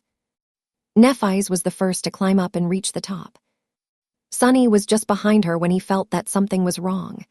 Changing Star's posture was somehow strange, stiff and rigid, as though she had suddenly turned to stone. Stepping on the ashen surface of the natural rampart, he worriedly looked at Nephise and noticed a grim, resentful expression on her face. He had never seen her in such a state before. Turning his head, Sunny looked west and then narrowed his eyes. His face instantly darkened. Feeling the desire to curse, Sunny gritted his teeth and clenched his fists. Inside his head, only one word was repeating over and over again. Damn, damn, damn. Chapter 76, The Abyss. Beyond the western edge of the Ashen Barrow, the landscape of the Forgotten Shore was not at all like what Sunny had expected and hoped to see. On this side of the island, the slope was much steeper. At the spot where it was supposed to end, the familiar sight of the flat wasteland was nowhere to be seen. Instead, the ground continued to slope downward at a less drastic, but still considerably sharp angle. It continued far into the distance. In fact, the whole island appeared to be standing on the edge of a colossal depression in the earth, one that stretched as far as the eye could see. With its edges slightly curved, it resembled a giant crater left behind by an unimaginable impact. From what Sunny was able to observe, the crater's diameter could only be calculated in hundreds of kilometers. The roots of the giant tree, which could be seen protruding from the soil far below, seemed like tiny blades of grass in comparison to the sheer size of the abyssal chasm's wall. It was like the whole world was tilted on its side, making Sunny's head spin. In short, there were no more high natural features to the west of them. The only way forward was to go down, with no hope of finding shelter from the crushing torrents of the dark sea. Which meant that there was no way forward at all. Their journey to the west had come to an end. And with it, all hope of finding a gateway to the real world was lost. Sunny stared at the desolate landscape, feeling rage and disbelief clawing at his heart. He just couldn't believe that all their struggles were for nothing. But the proof was right in front of him, real and undeniable. Damn it all. He tried to think of some cunning way to solve the situation, but there was nothing his imagination could come up with. The dark sea with all its horrors drowned the world every night, and the only way to escape it was to climb high enough before the sunset. With no heights anywhere in sight, what could he do? Sunny glanced at Nephise, who seemed to be even more crestfallen than him. Her face had turned into an icy mask, a dark look full of bitterness and resentment in her eyes. He opened his mouth, trying to come up with something to say, but no words came to his mind. In the end, They both remained silent until the distant rumble announced the return of the dark sea. Deep in the colossal crater, dark torrents appeared from beyond the horizon, rushing to fill it to the brim. A little bit stunned, Sunny watched as the water level rapidly rose, finally turning the endless chasm into a vast sea of black. Then it began to overflow, sending an unstoppable flood of water into the wasteland. Flowing past the ashen barrow, it rushed inland, crushing against the coral of the crimson labyrinth. Soon, the whole world was covered in seething black water. Sunny licked his dry lips and turned to Nephi's. After a short pause, he said in a raspy voice, "I think we found the source of the dark sea." She lingered, watching the last rays of sunshine slowly disappear from the sky, then turned to him with a grim expression on her face. "Let's head back." All three of them felt lost and heartbroken because of the terrible discovery. Cassie, in particular, seemed to be utterly shocked. "It doesn't make sense, it just doesn't," she mumbled on their way to camp. "How could it be?" Gripping Sunny's shoulder, she quickened her step and asked, "Are you sure that there's nothing higher than the sea level out there? Are you absolutely sure?" He sighed, feeling his mood turning even darker than before. "Yes, we looked quite thoroughly. The whole land just goes down, down, and down. It stretches to the horizon as far as we could see, in all directions except for the east. The ashen barrow is right on the edge." The blind girl shook her head. "But how could it be? I've seen that we had reached the castle. There must be a way." Sunny remained silent, not knowing how to answer. If there really was a way, he had no idea about it. After a few seconds, Nephi's answered instead of him. "We will try to come up with something tomorrow. Worst case scenario, we'll have to go around the whole thing." Sunny trembled at the thought. A journey like that would take months. To circle around the colossal crater, they would have to cover many times more distance than they had in the prior weeks, each day bringing the risk of stumbling onto something beyond their ability to resist. And each night bringing the risk of something stumbling onto them. The chances of surviving several months in this hellish place were nothing if not abyssal. Abyssal. With a grimace, he tried to not think of the worst-case scenario. The darkness of the falling night was not the best environment for scary thoughts. "Tomorrow, we'll rest, recharge, and think of something tomorrow. It is just like Cassie said. Since she saw us entering the castle, there must be a way." They reached their temporary camp just before the sun had completely disappeared. Lying on the makeshift bed of fallen leaves, Sunny tiredly closed his eyes and thought, "I hope I won't see any dreams today." Then he slightly frowned. Dreams? Since when am I capable of dreaming in this place? Oh, right, there was that one dream, or was it a memory? What was it about again? I can't seem to remember. With that thought disappearing from his mind, he fell asleep. In the morning, the mood between the three of them was pretty somber. No one seemed to want to talk or do anything, aimlessly staring at the ground or the rustling leaves of the great tree. In addition to the blow of yesterday's revelation, they were also hungry. The corpse of the Carapace demon was starting to look more and more appealing, at least to Sunny. However, he was still not at the point of breaking his promise to Cassie. Finally, Nephi's broke the silence. Standing up, she looked up with grim resolution and said, "I'm going to climb to the top of the tree and take a look around. Maybe I'll notice something that we missed from up high." Sunny stared at the giant tree, suddenly feeling incredibly small. It was truly enormous. The ashen barrow itself was already much taller than the giant knight's statue and every other shelter they had seen, and the tree almost dwarfed it in size. Climbing all the way up would take a lot of time and effort. But maybe she would really be able to notice something from that incredible height. He scratched the back of his head and said, "All right, but be careful. Keep an eye on the sky. If you notice those winged abominations again, come back down."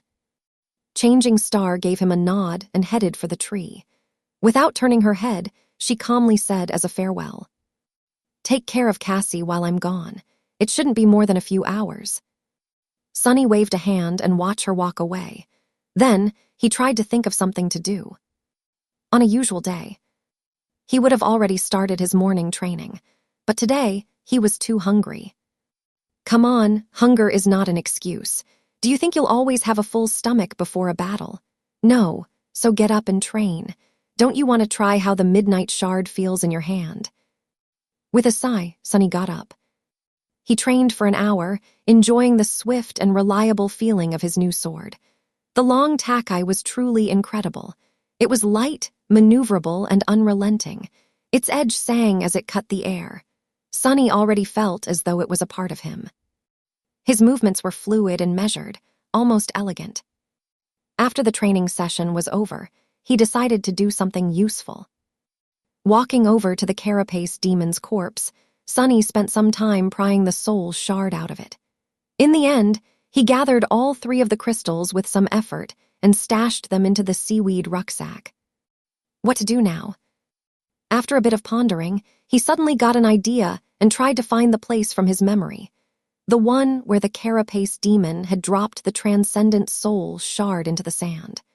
That shard had been brought to the Ashen Barrow by the subservient Centurion and would be a real treat for Neff or Cassie. He quickly found the right spot. However, no matter how hard Sunny looked, he couldn't find the alluring crystal. In the process, a couple more hours had passed by. Stange, it was quite large. Where could it be? He was determined to continue the search. But, at that moment, the shadow that he had left with Cassie noticed movement in the branches of the great tree. Nephis was back. Sunny walked back to the camp, thinking about what she had found. Was there hope for them after all, or was there only more bad news? By the time he returned, Neff and Cassie were sitting on the ground with relaxed expressions on their faces. She saw something, Sunny thought, suddenly excited. But in the next second, his eyes widened. The 2 girls were holding something in their hands, their lips painted red. They were eating. They were eating the fruits of the great tree. Chapter 77, Enthralled. Sunny stumbled and looked at his companions in utter shock. Nephis and Cassie were each holding a large, round, glistening fruit. The skin of these fruits was smooth and black as onyx, while the succulent insides were red as ruby. Their hands, chins, and lips were smeared with red juice, making it look as though they were feasting on blood. The air was filled with an alluring, sweet aroma. Sunny recoiled, but his stomach involuntarily growled, reminding him how hungry he was. Nephis looked at Sunny and offered him a relaxed smile. Hey. He stared at her, lost for words. Finally, after a few seconds had passed, Sunny collected himself and screamed. What do you mean, hey? What the hell are you doing? His voice was loud, full of disbelief and anger. Both Neff and Cassie turned to face him. They were visibly confused. Why are you shouting? Sunny gaped at them, feeling like he had lost his mind. Why were they so nonchalant about this? What was going on here? Trying to find some sense in the situation, he took a cautious step forward and looked at Nephis. Did she wait? What was he thinking about? He was so hungry. It was hard to concentrate on anything except for food. Shaking off the unexpected memory lapse, Sunny remembered what he was about to say and pressed. Why did you change your mind? Changing Star frowned. Changed my mind. About what? He clenched his teeth, thinking that she was trying to fool him. About the fruits. I thought we had agreed to avoid eating them. Nephis blinked, a confused expression appearing on her face. Did we? Why? Sunny opened his mouth to answer, but then froze. Actually, why did they make that agreement? I can't quite remember. He was sure that there was a reason, but his memory was completely blank. There definitely was an agreement, wasn't there? He was pretty sure that there was, at least up until a few moments ago. Now, however, did he imagine the whole thing? There really was no reason not to eat the alluring fruits, especially when the 3 of them were so hungry. No, wait, that's not right. Are you all right, Sunny? He flinched and glanced at Nephis, who was looking at him with concern. Suddenly, Sunny felt lost and confused. What were they talking about? Something about some sort of agreement. What agreement? Not knowing how to answer, he just stood there with a frown on his face and pouted. This is embarrassing. Did I completely space out while she was talking to me? Fortunately, Cassie quickly came to his rescue. She always knew how to make the situation less awkward. Are you angry because we started eating without you? He looked at her and noticed the big, delicious fruit in her hands. His stomach growled. So hungry. Oh, I guess. Cassie smiled and pointed to the ground, where another fruit was placed on the pile of fallen leaves. Her teeth were smeared with red juice. Don't worry, Neff brought 3 of them, 1 for each. How nice of her. Sonny picked up the fruit, looked at it, and took a bite without thinking. Instantly, his mouth was filled with delightful, cool sweetness. The succulent, juicy fruit was probably the most delicious thing he had ever tasted. It was both nourishing and refreshing, with rich texture and soft, lingering aftertaste. The ruby flesh practically melted on his tongue, making his whole body tingle. It was pure joy in the form of a fruit. Wow. Despite his delight, Sonny felt disturbed for some reason. Something was very wrong about the whole situation, but what? Taking another bite, he frowned and tried to understand the source of this anxious feeling. It was hard to think about anything except for how heavenly the fruit of the soul tree tasted, but he forced himself to concentrate. Soul tree, since when? Wait, don't get distracted. Sonny was finally able to pinpoint the source of the strangeness. It was his shadow. When he reached out to pick up the fruit, the shadow did not copy his movements, as though reluctant to touch it. Even now it was motionless, refusing to mimic him eating the fruit. Weird, what is it with this guy? Sonny took one more bite and looked at the shadow, lost in thought. The shadow had an eccentric temper, but it rarely did something without a reason. If it didn't like the fruit, there had to be something wrong with the fruit. Sonny frowned, suddenly feeling a sense of dread grip his heart. There was something wrong with the... Damn, why is it so hard to think about this stuff? There was something wrong with the fruit. Why would there? Wait, is this why I screamed at Nephi's? She broke an agreement. What was the agreement? Sonny was at the precipice of remembering something very important. He felt as though he just needed to pull on the thread, and the whole truth would reveal itself. Something terrible was going to happen if he failed. But then, Sonny got distracted. Something unexpected happened, something that required his full attention. Instantly, he somehow forgot all about the problem with the soul tree's fruits. Because at that moment, the spell was talking into his ear. Your shadow grows stronger. What? He blinked, then looked at the delicious fruit in his hands. The spell announced the increase in his power right after Sonny swallowed his 3rd bite. Stunned, he raised his head and looked at Nephi's. Changing Star, too, was staring at her fruit with a strange expression on her face. Feeling his gaze, she looked up. Sonny licked his lips. Did you? At the same time, Nephi's said, I just absorbed a point of soul essence. Without saying anything, they both turned to Cassie. The blind girl was enthusiastically devouring the fruit.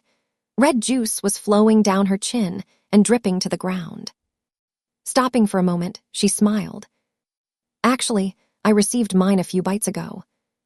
Sonny's eyes widened. Excitedly, he summoned the runes and found the right cluster.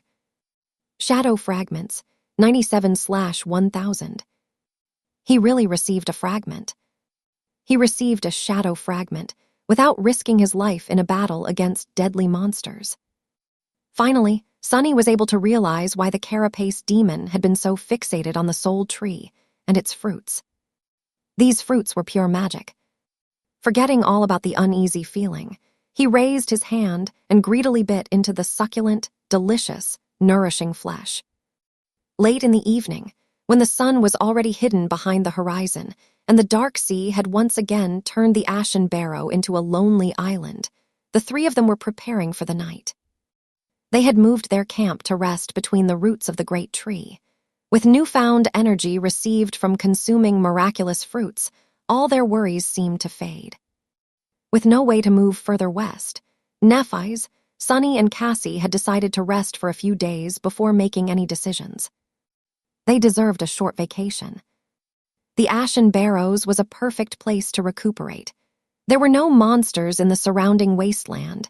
It was large enough to protect them from the horrors of the sea, and they had plenty of food thanks to the Soul Tree. What's more, that food could even provide them with power. Where else would they be able to grow stronger without risking their lives? As far as hell goes, this place was almost a paradise. Sunny lay on the makeshift mattress of fallen leaves, feeling relaxed and optimistic for the first time in many, many days. Things seemed to be getting better. Before falling asleep, he glanced at the mighty branches of the great tree and thought with a bit of regret. With the Carapace demon gone, there's no one to protect this magnificent tree anymore. When we continue our journey, it will be completely defenseless.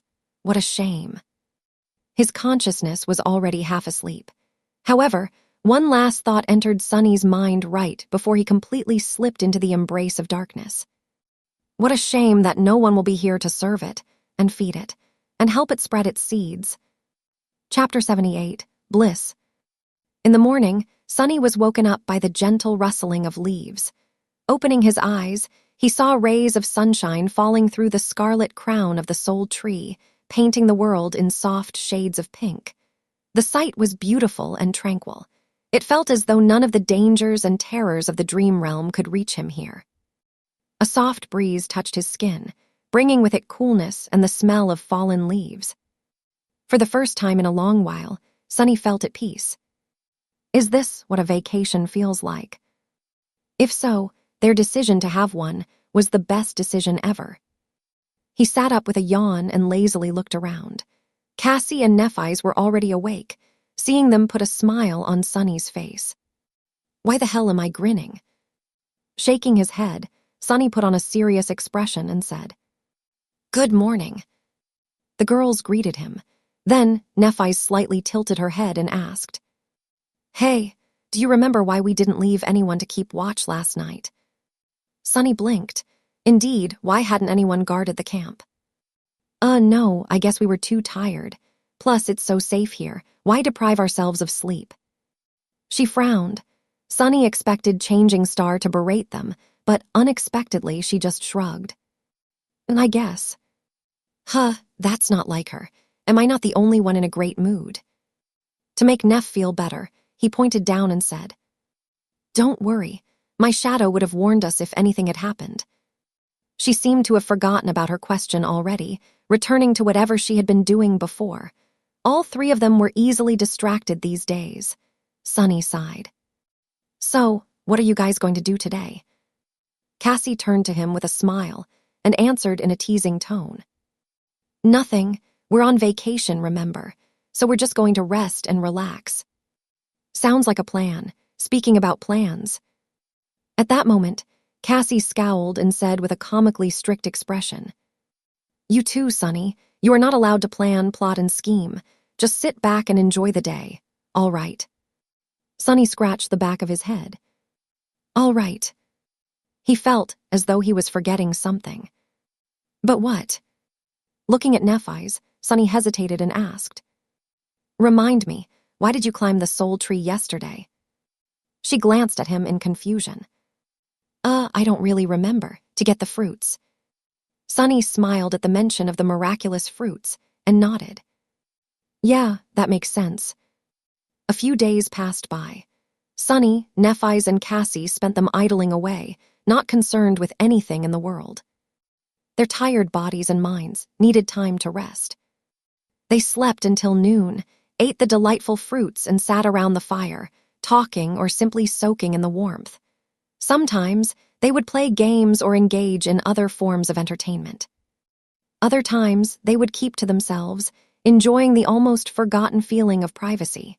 Sunny had been a loner for most of his life, so these past few weeks that he had spent side by side with other people, without even a minute to himself, were a taxing experience. He relished the opportunity to be alone with his thoughts once again. Luckily, the island was large enough for the three of them to stay apart if they didn't wish to be disturbed. Not that it happened often. At first, he had expected that lazing around doing nothing would very quickly grow boring, but surprisingly, it did not. He felt perfectly fine simply laying on the ground and staring at the gently swaying branches of the soul tree, caught in a blissful reverie. In moments like these, he would lose track of time, often realizing that entire hours had passed only when the sun was about to set. The concept of time, in general, had become strangely hard to grasp. Sunny wasn't entirely sure how many days they had spent on the peaceful island. He was pretty sure that it was less than a week, but couldn't remember the exact amount. Not being able to remember something had become a common occurrence. All three of them were turning increasingly absent-minded and forgetful. Sometimes, Sunny would catch himself straining to remember details of his previous life or notice the strangeness of their behavior. But a minute later, he would forget about these concerns, distracted by some innocuous thought or occurrence. His memory was becoming hazier and hazier. The only clear things in it were how delicious and refreshing the magical fruits were, how pleasant it was to live under the shade of the soul tree, and how magnificent it was. The tree was beautiful, benevolent, and generous. It protected them from the cursed blight of the Crimson Labyrinth, kept the monsters away, and provided nourishment both for their bodies and for their soul cores. Sunny was becoming increasingly convinced that finding the majestic soul tree was a true blessing. The thought of leaving its gifts behind and returning to the horror of the outside world seemed less and less attractive. Why leave when they were perfectly happy here? Well, at least two of them were. While Nephise was as carefree and tranquil as Sunny and Cassie in the beginning, as time went by, she grew strangely despondent and gloomy. It seemed as though she had reverted back to her old, distant, and unsociable self. Instead of chatting or relaxing with them, Changing Star ended up spending most of her time sitting on the western edge of the island alone, staring into the distance with bleak eyes. Sunny had no idea what was wrong. He was worried about her. Not even the frequent, insistent lapses of memory managed to overcome his concern about Neff. On one of the evenings, Sunny approached the western slope of the island, feeling as though his head was about to split from pain. For some reason, he kept forgetting the reason for this visit on the way here. It took all of his willpower to hold on to his intentions. He wanted to check on Nephise. Just like always, she was sitting at the ridge of the western edge, gazing into the distance. Sunny climbed onto the ridge and sat down, looking at her with hesitation. "Hey, Neff." Changing Star glanced at him. Her indifferent expression was back, making any attempt to understand her true emotions futile. However, it was clear that she was not all right. "Hey." Sunny scratched the back of his head. Was he seeing things, or was her hair a bit longer than before? "Why aren't you enjoying the vacation?" Changing Star frowned. After a while, she said, "Don't we need to keep moving west?" He raised his eyebrows, surprised. "West? What is in the west?" Neff's frown deepened, turning into a scowl. I don't remember, but I feel. She grew silent, then said quietly, "I feel like I have to do something very important. Abandon the soul tree. What a strange idea." Sunny pondered for some time, trying to understand where she got the idea that they had to move somewhere. Finally, he asked, "Why west of all directions?" Nephise turned to him. There was a strange, pained expression on her face. Gritting her teeth, she whispered, "I don't know." Sunny sighed. If she didn't know, then he, of course, had no idea either. All he knew was that he wanted to make her feel better. But how? Sunny frowned, trying to think of a way. He felt that there was something very obvious that he was forgetting, something that would instantly erase Neff's suffering. When the realization hit him, he froze. Of course, how could I forget? The answer was so clear. He just had to climb the soul tree and find an especially juicy fruit for her to eat. Chapter 79, Twist of Fate. It was already dark when Sunny returned to the great tree. Cassie was asleep, snuggled comfortably under her cloak. There was a peaceful smile on her face. "Sweet dreams." She wasn't bothered by her terrible visions in a long time. Everything became better since they decided to stay on the tranquil island. Everything except for Neff's mood. She didn't even bother to return to camp today, staying at the western edge of the barrow. Sunny didn't like that she was so close to the black water. He sighed.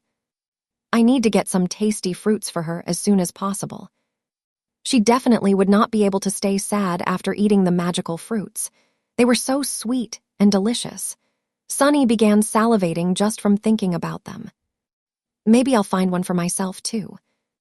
In the beginning, they took turns climbing to the lower branches of the soul tree to gather fruits. Lately, though, Nephi's seemed to be distracted by her strange melancholy. As the result, the group relied on him to bring down fruits for everyone. He had already picked the lowest branches clean, choosing the ripest fruits first. Later ones were smaller and not as heavenly, although they still tasted amazing. Since each fruit was big enough to satiate a person for a long time, they rarely ate more than one in a day. The ripest fruits provided Sunny with 1 or 2 shadow fragments, while the smaller ones gave 1 or even none at all. I wonder how many shadow fragments I accumulated. Should be more than 100, right? Maybe even 110. No way. We've been here just for a few days, a week at most. He could just summon the runes and check, but somehow that thought didn't even occur to him. If it did, he would have been horrified. Forgetting all about the shadow fragments, Sunny looked up and scratched the back of his head.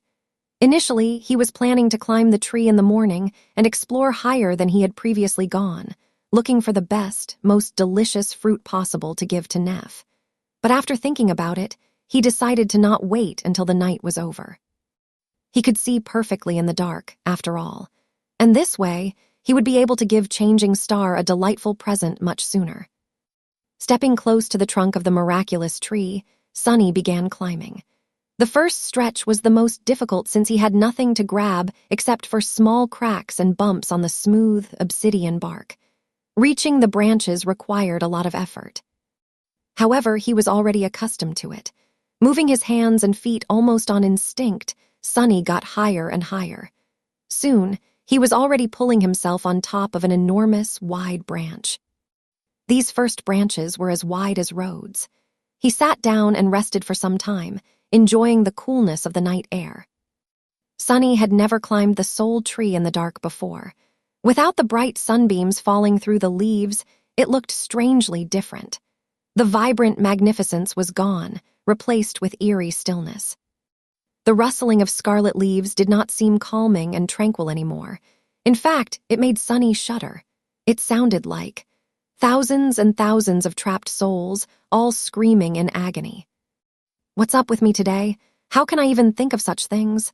What a fool. Good thing that the great tree can't hear me, otherwise I'd be so ashamed. Please forgive me, soul tree. Shaking his head, Sunny stood up and continued climbing. He was very disappointed in himself. After all the good things that the tree had given them, he had stupidly doubted its benevolence, its greatness, its desire to devour, always ravenous, always growing, starving, hungry, forever. How ungrateful. Why did he even begin to think about, what exactly was he thinking about? Sunny frowned, failing to recall his train of thought. Whatever. I'm here to find a tasty fruit for Neff, not practice my reasoning. Climbing higher and higher, he soon abandoned the area that they had explored before. The crown of the great tree was vast enough to form a maze of its own. The large branches grew chaotically in all directions, twisting and crossing each other, with thick foliage blocking lines of sight and making any attempt of looking for the fruits difficult and time-consuming. Still, Sunny was determined to continue. He figured that if he went really high, where sunlight was denser, the fruits would be much riper. They had never tried a fruit from the higher branches. If he could find a really amazing one, Nephi's would have to change her mind and abandon her strange thoughts of leaving the island. After all, these fruits were magical. Maybe she'll even smile. Encouraged, Sunny continued climbing. Time slowly passed. After a long while, Sunny finally decided that he had climbed high enough. He wasn't sure how many hours ago he had started the ascent, but judging by the soreness of his muscles and the visibly diminished width of the branches, he was somewhere in the upper part of the tree. Stepping on one of the branches, he slowly walked forward and looked from side to side. Searching for the fruits was not easy. It required good perception and patience. And a great sense of equilibrium, of course. Falling from this height would not be a great experience. In fact, it would be his last. Carefully observing the surroundings, Sunny moved further and further away from the trunk of the great tree. The branches were softly swaying under his feet. A few times, he jumped from one to another, causing a change in the melody of rustling leaves. On the way, he noticed several hanging fruits. They looked ripe and delicious, but none of them was really special, and he wanted to find the most wonderful fruit possible. Finally, Sunny got so far that the branches grew really narrow and thin. Now, they were almost the same size as those of a normal tree, barely able to support his weight. But he still did not find a suitable gift for Nephi's. Sunny helplessly looked around, crestfallen. He really thought that he would be able to. Then he noticed something strange. Some distance away from him, the branches just above the one he was standing on were twisted downward, as though weighed down by something. However, he couldn't quite see what it was behind the almost impenetrable wall of leaves.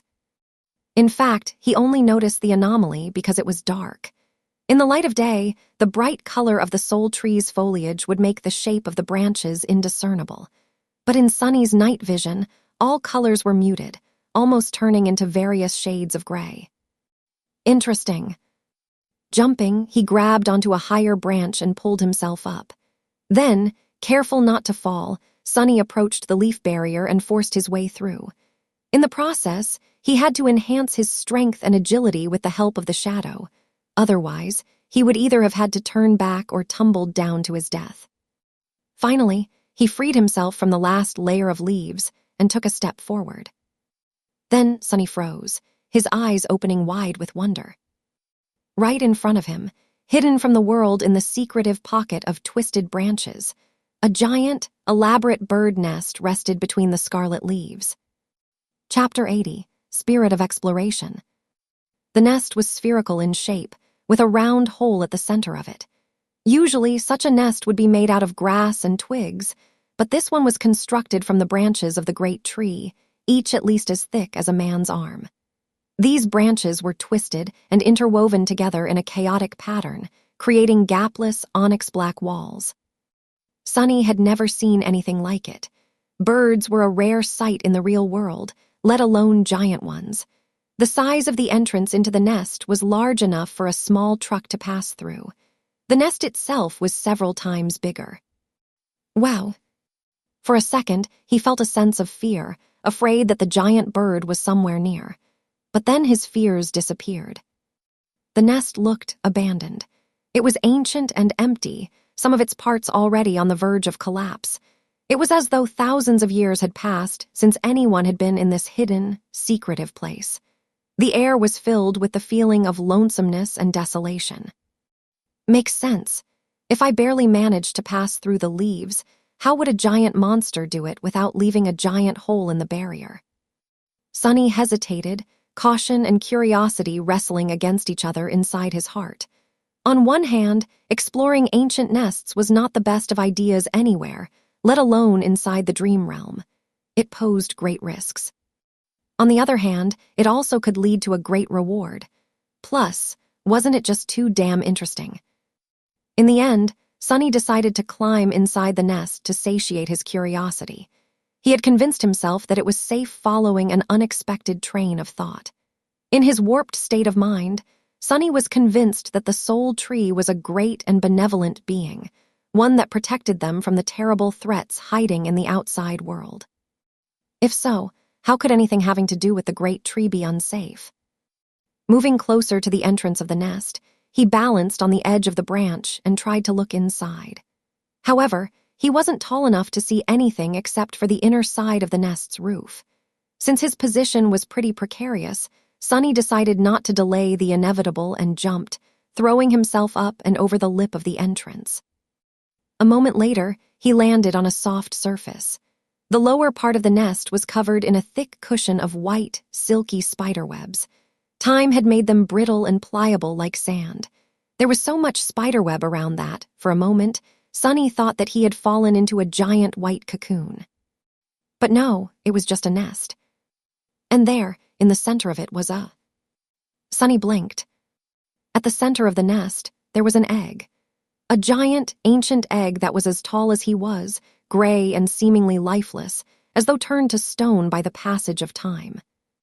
Forgetting to breathe, Sunny looked around, making sure that there was nothing and no one else around. But no, the giant nest was empty and silent, with not even a stray shadow hiding anywhere in sight. How fascinating. Sunny felt strangely excited. The feeling of discovering something incredible, something that no one except for him had ever seen, filled him with a deep sense of wonder and satisfaction. He had never known that there was such a side to him, one full of an explorer's passion. Let's check this thing out. Walking on the soft silk, Sunny slowly circled the massive egg and studied it. At a first glance, it seemed to be made of stone. The surface of the egg was colored in various shades of gray, which were overlaid over each other like moving clouds. This pattern was strangely beautiful, giving the egg a mysterious aura. But overall, it was just big and smooth. Sunny scratched the back of his head, then stepped closer and put his hand on the surface of the egg. Immediately, he felt a strong sense of astonishment. The egg was warm to the touch. Is it still alive? In the next second, Sunny felt a strange pull affecting his core. It was as though the egg was trying to steal his life force. He jerked his hand away and looked at the egg with dark apprehension. The damned thing was not only alive, but also capable of sucking the life out of anything that touched it. It only failed to eat his soul because of one reason. As far as Sunny knew, he was the only existence in two worlds without an actual soul core. He had the mysterious shadow core instead. That's why his life force had not been affected. Phew, that was close. Looking at the giant egg, Sunny thought about how to get back at it. The nest, without a doubt, once belonged to an extremely powerful nightmare creature. Therefore, its spawn was also a being of considerable strength. However, due to some unknown reason, that being had not been able to hatch and was left behind by its parent, destined to remain trapped within the egg for all eternity. Or at least until some unfortunate fool came close enough to feed it with soul essence and give it enough power to break free. Luckily, I'm not a fool. Wait, maybe I am. His decisions have been very strange lately. He couldn't quite explain some of them, including this latest one. It was as though his thinking ability had been reduced. Whatever, I'm still smarter than a damn egg. Like a true explorer, he went where no one had gone before and made an incredible discovery. He found an unbelievably mysterious, rare being, one that not a single human had ever heard of. Naturally, he had to kill it. That's what the spirit of exploration was all about, wasn't it? Summoning the midnight shard, Sunny thrust it into the stone surface of the egg, causing a rain of sparks to fall on the spiderwebs. The sharp blade slid harmlessly across the stone, leaving only a shallow scratch on it. Tough bastard. The egg was sturdy enough to withstand a strike from an awakened weapon. If it was that resilient, Sunny was scared to imagine how powerful the adult monster would be. It was definitely not an average nightmare creature. But then, he was not an average sleeper. His shadow flowed from his hands onto the midnight shard, turning the polished metal of the blade black and lusterless. Immediately, a cold aura radiated from the sword, making it feel sharp enough to cut the world apart. Stepping forward, Sunny raised the shard above his head and sliced down, delivering a crushing blow. Enhanced by the shadow, the dark blade bit into the stone surface of the egg and split it apart. Cracks ran through the giant stone egg as Sunny's sword plunged into it. A flash of sinister crimson light shined through the cracks, then disappeared, leaving behind nothing but darkness. A torrent of viscous, black liquid flowed onto the white spiderwebs. In the ensuing silence, Sunny heard the spell's bewitching voice. "You have slain a great devil, vile thieving bird's spawn." Your shadow grows stronger. You have received a memory. Chapter 81, Weaver's Eye. Sunny blinked. You have received a memory, drop of ichor. Wait a moment. A great devil, he gulped. Nightmare creature with 4 soul cores was called a devil, just one class below the dreaded Tyrant. From that detail alone, the evil ancient egg had been potentially more powerful than the Carapace demon. However, what shocked him the most was its rank, not class. The quality of most things having to do with the nightmare spell followed a similar hierarchy, from dormant to awakened, ascended, transcendent, supreme, sacred, and divine. Humans had only ever managed to reach the transcendent rank. These heroes were known as saints, each wielding an unimaginable amount of power and leading humanity in its war against the nightmare creatures. The nightmare creatures, too, were different from each other in a similar fashion, with 7 ranks of power.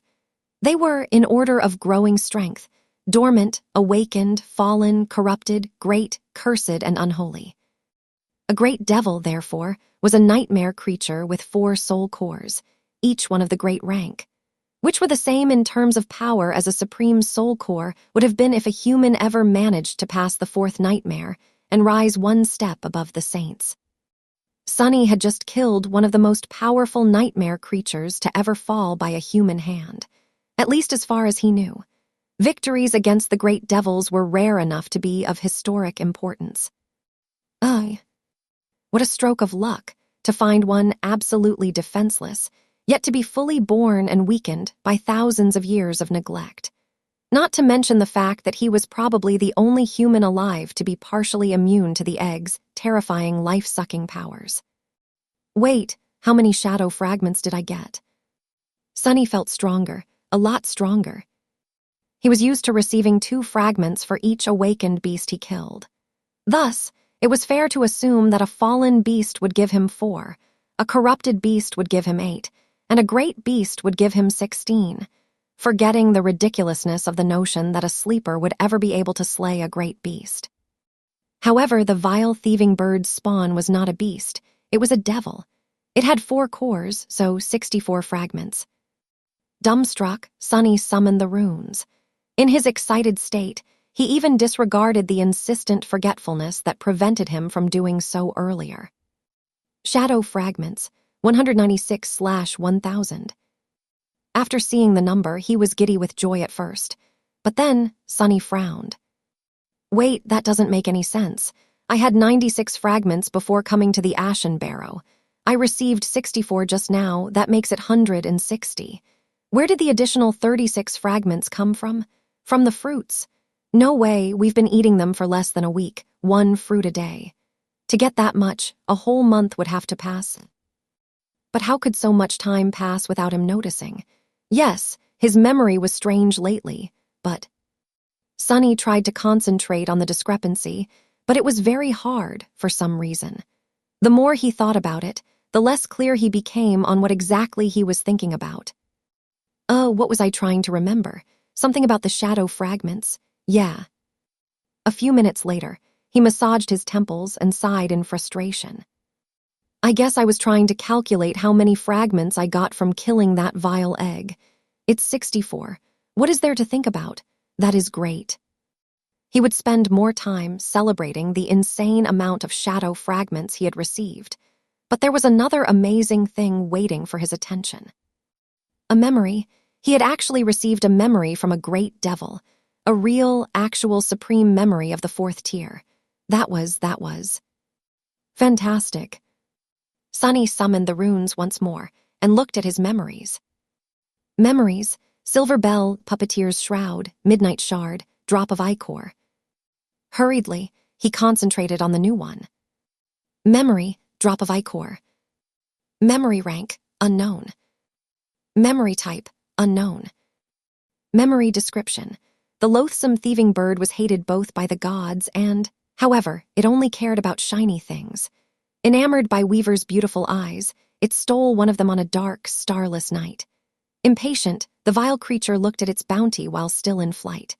However, when it saw the reflection of unknown forever frozen in the depths of Weaver's pupil, it went mad and screamed, dropping the eye on the mortal realm below. All that was left in its greedy beak was one drop of pure, golden ichor. Sunny frowned. What the hell was that? He had never heard of a memory with an unknown rank and type. How was this even possible? Did the spell really not know, or was it simply refusing to let him know? Why would it do that? And the description itself, what were these words that it failed to translate? He tried to forgo the automatic translation and look at the runes themselves, but they were beyond his ability to translate. In fact, he had never seen runes of this type before. Weirdly, studying them caused him to feel dizzy and nauseated. That is very, very weird. Also, to his shame, Sunny had to admit that he had no idea what the word ichor meant. It simply wasn't in his vocabulary. Maybe if he went to school and got an education like other sleepers, he would know. Sunny hesitated for a minute or two, then cautiously summoned the strange memory. Instantly, golden sparks of light appeared in the air in front of him, coalescing into a spherical drop of radiant, golden liquid. What am I supposed to do with Thigh? Before he finished his thought, the spell spoke again. Its voice sounded a bit strange. It was almost excited. You have acquired a drop of ichor. Do you wish to consume it? Sunny blinked. Consume a memory. Things were getting weirder and weirder. He hesitated. What was going to happen if he did consume it? Memories were rewards given by the spell to the awakened. As such, they were usually useful, very rarely useless, and never harmful. At least that was the common knowledge. However, this one was out of the ordinary, and it was the spell he was talking about. The damn thing was nothing if not unpredictable, usually with catastrophic consequences. The safest approach would be to put the golden liquid back into his soul sea and never touch it again. But it was a memory received from a great devil. Chances were he would never hold another one in his whole life, not even in his dreams. Sunny was simply unwilling to let this opportunity go. Trying to calm his rapidly beating heart, he licked his lips and said, Yes, I want to consume it. As you wish. The golden sphere separated into two streams of beautiful, radiant liquid. The streams flowed through the air, approaching Sunny's face. He felt a gentle touch caress his cheeks. Then, the golden liquid reached his eyes and flowed through them, entering his soul through the pupils. Soon it was gone. Sunny was frozen, not knowing what to expect. A second passed, then another. He raised his trembling hands to his face, finally feeling something. In the next moment, Sunny opened his mouth and let out a terrible, wailing shriek as unimaginable. Blinding pain tore through his entire being. Chapter 82, Fear of the Unknown. Sunny fell into the soft embrace of spider webs, screaming, his whole body convulsing in spasms of terrible pain. The unbearable agony radiated through his nervous system, his mind drowning in the endless torrent of torturous, excruciating, harrowing suffering. It felt as though every muscle, every fiber, every molecule of his body was being torn apart and reassembled, only to be torn apart again. His eyes, especially, felt as though there were two white-hot metal rods inserted in them, making all the other pain pale in comparison. Or maybe they had become searing spheres of molten metal themselves. He clawed at his face, leaving bloody marks on it. However, seconds later they were already gone, erased by some unknown force. His voice was soon gone, too, leaving Sunny without an outlet to express his horrible torment. The process was the opposite of the gentle rebirth he had experienced after passing the first nightmare. It was violent, ruthless, and unnatural, forcefully reshaping Sunny's body into something that it was not meant to be. That nothing was ever meant to be. Powerless to stop it, Sunny had no choice but to endure the agony. All he could do was try not to go mad from pain. Tears were streaming down his face, leaving bloody trails in their wake. There was no end to torture. Then, after what felt like an eternity, there was. The pain subsided, lessened, and finally vanished. Sunny was left lying on the thick carpet of spider webs, utterly drained and depleted. In the silence that was broken only by the hoarse sound of his ragged breathing, the spell's voice whispered, You have acquired a new attribute. One of your attributes is ready to evolve. Sunny remained motionless for a long time, slowly coming back to his senses. The memory of the terrible ordeal was still echoing in his mind, making him shudder from time to time. He was afraid to open his eyes and look at his body, afraid to see himself changed in some horrific, repulsive way. Have I become a monster? Feeling a sense of dread, Sunny shut his eyes tighter. However, he did not feel like a monster. In fact, he didn't feel different at all. From what he could tell, he still had 2 hands, 2 legs, and soft human skin. There was no change in his strength and resilience. It was as though nothing had happened. Come on, just do it. With a nervous sigh, Sunny opened his eyes and looked himself over. Everything was the same. He shifted his perception and studied himself again through the shadow. He was still human. Well, something did change, but he couldn't quite describe it. It was as though his vision was slightly different from before. The world seemed deeper, somehow. Sunny only noticed the difference because of the contrast between his own perception and that of the shadow. Previously, they were more or less similar. A drop of ichor that came from the weaver's eyes. Carefully, he raised a hand and touched his eyes. They felt the same. But they were also different. He just couldn't understand in what way. Lowering his hand, Sunny noticed a drop of blood on one of his fingers. It came from a small scratch on his cheek, one that had not healed like the others. Deep inside his blood, Sunny noticed a barely visible hint of the golden shine. As if the radiant drop of golden liquid he had absorbed was still there, now a part of him, strongly diluted and fused into his own bloodstream. The shine was so faint that he had almost missed it. Sunny suspected that in the light, it wouldn't be visible at all. What the hell have I done to myself?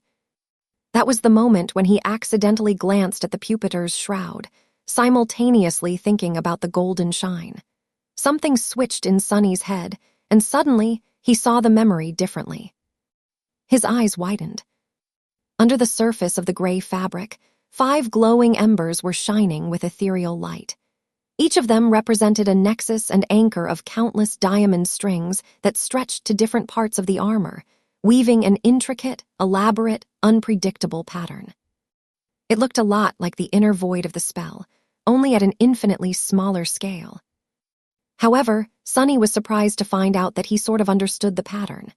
A newly found innate knowledge helped him sense the traces of logic behind the seemingly chaotic placement of the strings, a defined purpose behind every twist and turn. They were meant to achieve certain effects, durability, resilience, and another, more complex type of protection. The hint of understanding came naturally to him, as though it was his innate ability. I need to study this further. Intrigued and apprehensive, he entered the Soul Sea. A familiar dark expanse of still water appeared in front of his mind's eye. There was the looming shadow core, the shining satellites of his memories, and the strange feeling that something was moving just beyond the periphery of his vision. Out of habit, Sunny turned his head to try and catch sight of that something, knowing that he would not see anything. However, this time he did. With a startled yelp, Sunny flinched away and lost his balance. What the hell? What the actual hell? Out there in the darkness, at the border of the dim light cast by the shining memories, stood motionless black figures. They were shadows, shadows of creatures he had killed. There was a shadow that resembled the slave with broad shoulders and bloodied back, one whose name Sunny had never bothered to learn. His figure was deformed and horrifying, as he had been transformed into a murderous beast after becoming the host of a mountain king's larva. That larva was then strangled by Sunny. The shadow of the mountain king itself was towering above him, just as dreadful and abhorrent as the tyrant had been when still alive. Sunny shuddered as he remembered escaping from the horrid creature's claws. The shadow of the cruel slaver that had hit him with the whip was also there, standing beside the tyrant. This was the first, and for now the only, human whose life Sunny had ended with his own 2 hands. He even stole the boots and cloak of the dead man's body. On both sides of them, there were other shadows. Hulking Carapace scavengers stood silently, their pincers lowered to the ground. A fearsome Centurion's savage silhouette could be seen among them, surrounded by the giant centipedes, bulbous knots of carnivorous worms, and a few strange, manating flowers. Every single being that had fallen by Sunny's hand was there in the form of a shadow. Or, to be more precise, every being whose shadow's fragments had been absorbed by him. Despite the fact that shadows had no eyes, he couldn't help but feel that they were all staring at him. Silent, motionless, watching. Feeling cold shivers running down his spine, Sunny gulped and stood up, his legs shaking a little. Finding out that a small army of dead shadows had appeared inside your soul sea was not the most pleasant of surprises, let alone if those shadows once belonged to creatures who you had personally slain. He clenched his teeth. Can I repeat, what the actual hell? Chapter 83, 5. The shadows stared at Sunny, and Sunny stared at the shadows. After a while, the situation became a bit awkward. Sunny shifted a little, then hesitantly asked, are you guys not going to do anything? The shadows did not react, remaining as motionless and quiet as they had been from the start. As a matter of fact, he didn't see them move or show any sign of life at all. In that regard, they were even more lifeless than his echo had been here in the Sea of Soul. Sunny scratched his head. His initial fear was slowly disappearing. At first, he was scared out of his wits, but more so from being startled than from feeling an actual threat. This was his soul's sea, after all. Very few things could harm him here. Sunny was pretty sure that the shadows were not capable of doing anything, let alone attacking him. They seemed more like manifestations of some weird facet of his aspect rather than actual beings. As such, they weren't dangerous. The question was, why did the shadows suddenly appear? After briefly thinking about it, Sunny came to the conclusion that they did not actually appear, per se. Instead, they were always here, it's just that he had not been able to see them. But now, with his eyes changed by the strange transformation he had gone through, he could, just like he could see the diamond strings inside the puppeteer's shroud. Speaking of the puppeteer's shroud, glancing at the silent shadows one last time to make sure that they would not lunge at him, Sunny frowned with suspicion and turned away. His back instantly began to tingle. Just think of them as fashionable pieces of furniture. Who says soul seas don't need a touch of interior design? Somewhat consoled, he walked closer to the shining spheres that represented memories and summoned the puppeteer's shroud. One of the spheres floated down and slowly dimmed, revealing the armor within. Just like before, Sunny could see 5 glowing nexuses and countless strings permeating the gray fabric. They resembled miniature stars assembled into a constellation. The shroud came from a Tyrant, which is a class of nightmare creatures with 5 soul cores. 5 soul cores, 5th-tier memory, 5 nexuses makes sense. For some reason, the number 5 moved something in his mind. Sunny scowled, not understanding the feeling of unease that suddenly appeared out of nowhere and disrupted the flow of his thoughts. Trying to concentrate on the task at hand, he summoned the runes describing the puppeteer's shroud. The familiar description appeared in the air around the armor. Memory, puppeteer's shroud. Memory rank, awakened. Memory tier, V. Memory type, armor. Memory description, a worm of doubt. The identification of the tier was new. It seems that the spell decided to be helpful and incorporated Sunny's new understanding of the inner workings of memories into its interface. Tiers were not something that humans had learned from the spell. Instead, it was just an improvised way of differentiating memories of different power levels within the same rank. It was often unreliable and outright wrong, but it was better than nothing. But in the case of Sunny, the information was 100% true. He could confirm it with his own 2 eyes just by counting the number of core remnants inside a memory. He could even understand their purpose. That might be extremely useful. However, his attention was drawn to something else. At the very bottom of the description, a new cluster of runes appeared. Memory enchantments, enhanced durability, doubtless. Sonny smiled. That was what he was hopping for. Previously, he had only been able to intuitively sense the special qualities of his memories, with no way to learn their true nature and limits except for the trial and error approach. And using that method during a battle was not conducive to survival. Now, however, he concentrated on one of the enchantments. Enchantment, doubtless. Enchantment description provides the wearer with a small amount of protection against mind attacks. Good to know. The amount was small because it was just an awakened memory. Since enhanced durability was self-explanatory, Sonny dismissed the puppeteer's shroud and summoned the silver bell. The small bell had only one spark of light, which was much less bright than the ones inside the puppeteer's shroud, at that. Studying the runes did not show anything interesting. It was a Tier 1 dormant memory with a single enchantment that increased the range at which its ringing could be heard to several kilometers. Finally, it was time to take a look at the Midnight Shard.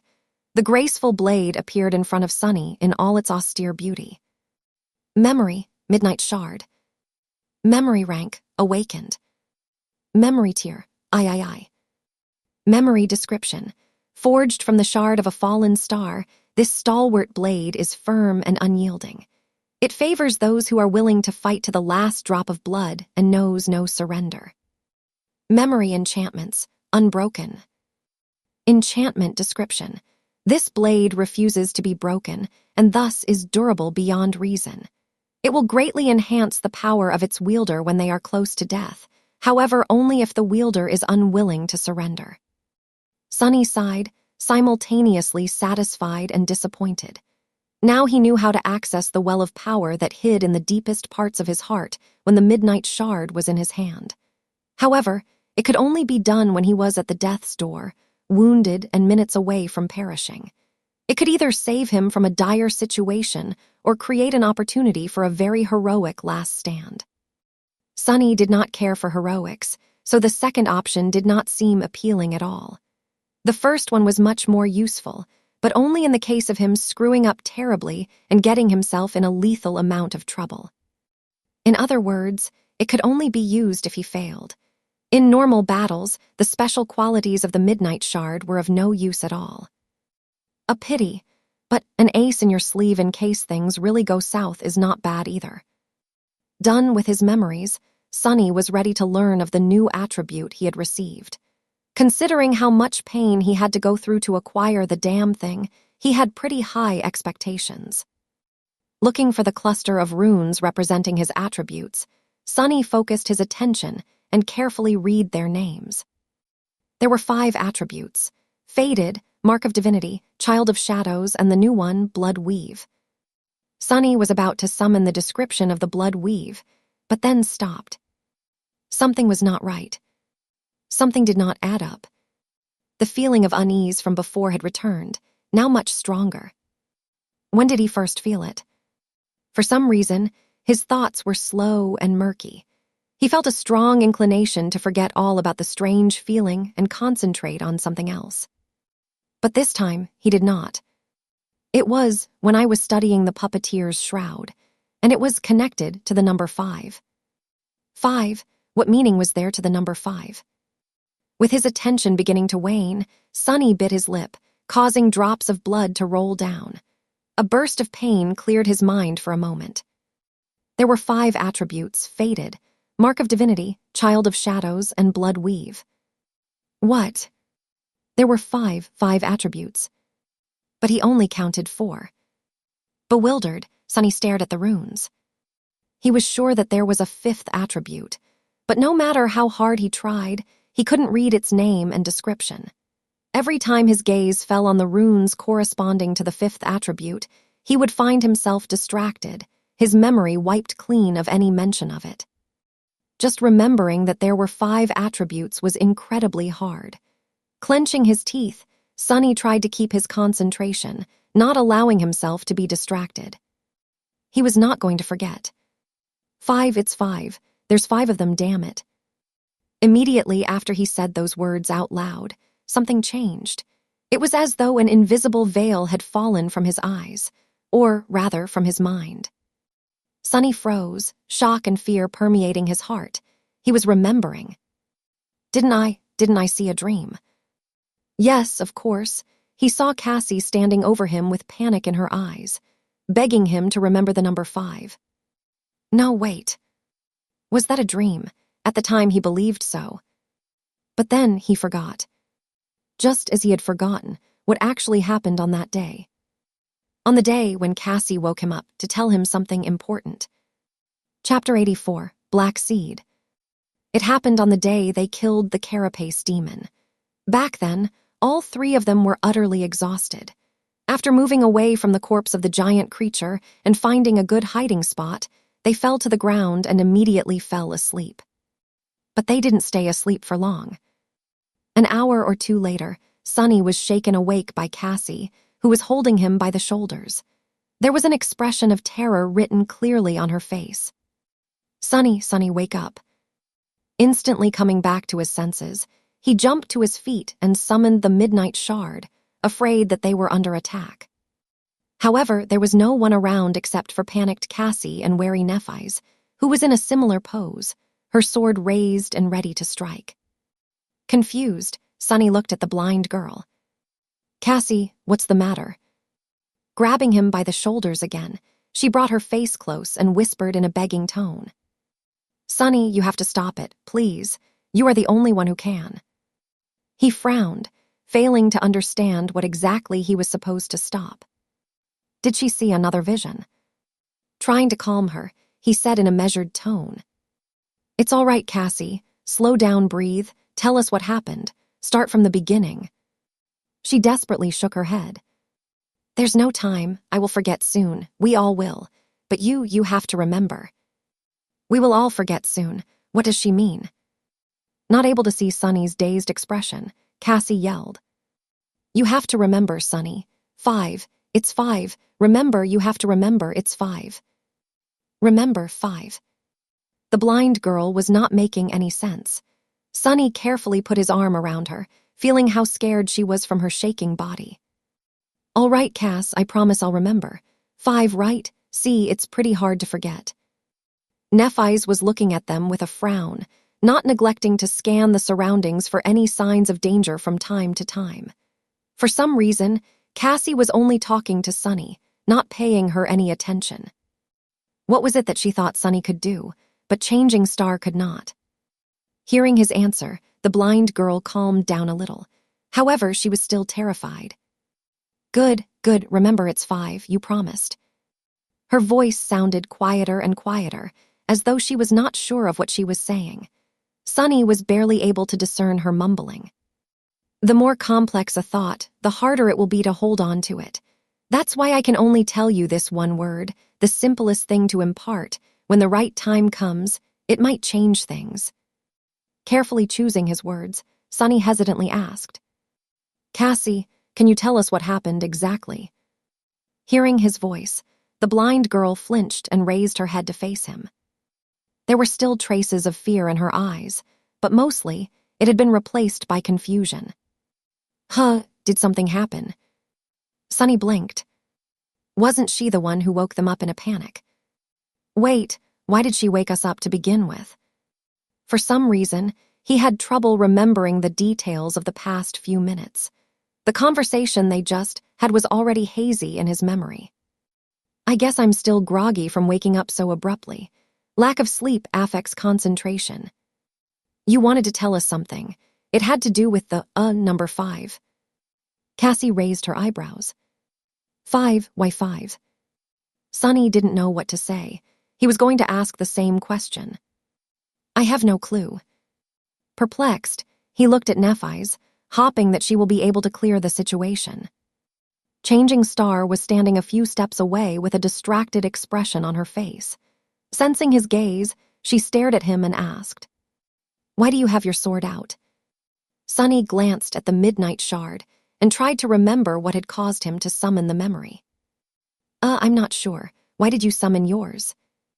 Nephise looked down, as though noticing the sword in her hands for the first time.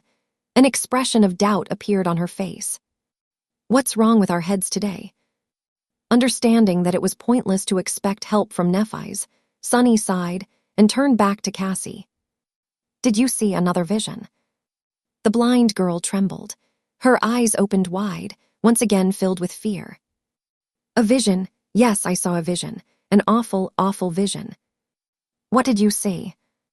She was silent for a few moments, trying to remember. A deep frown appeared on her face.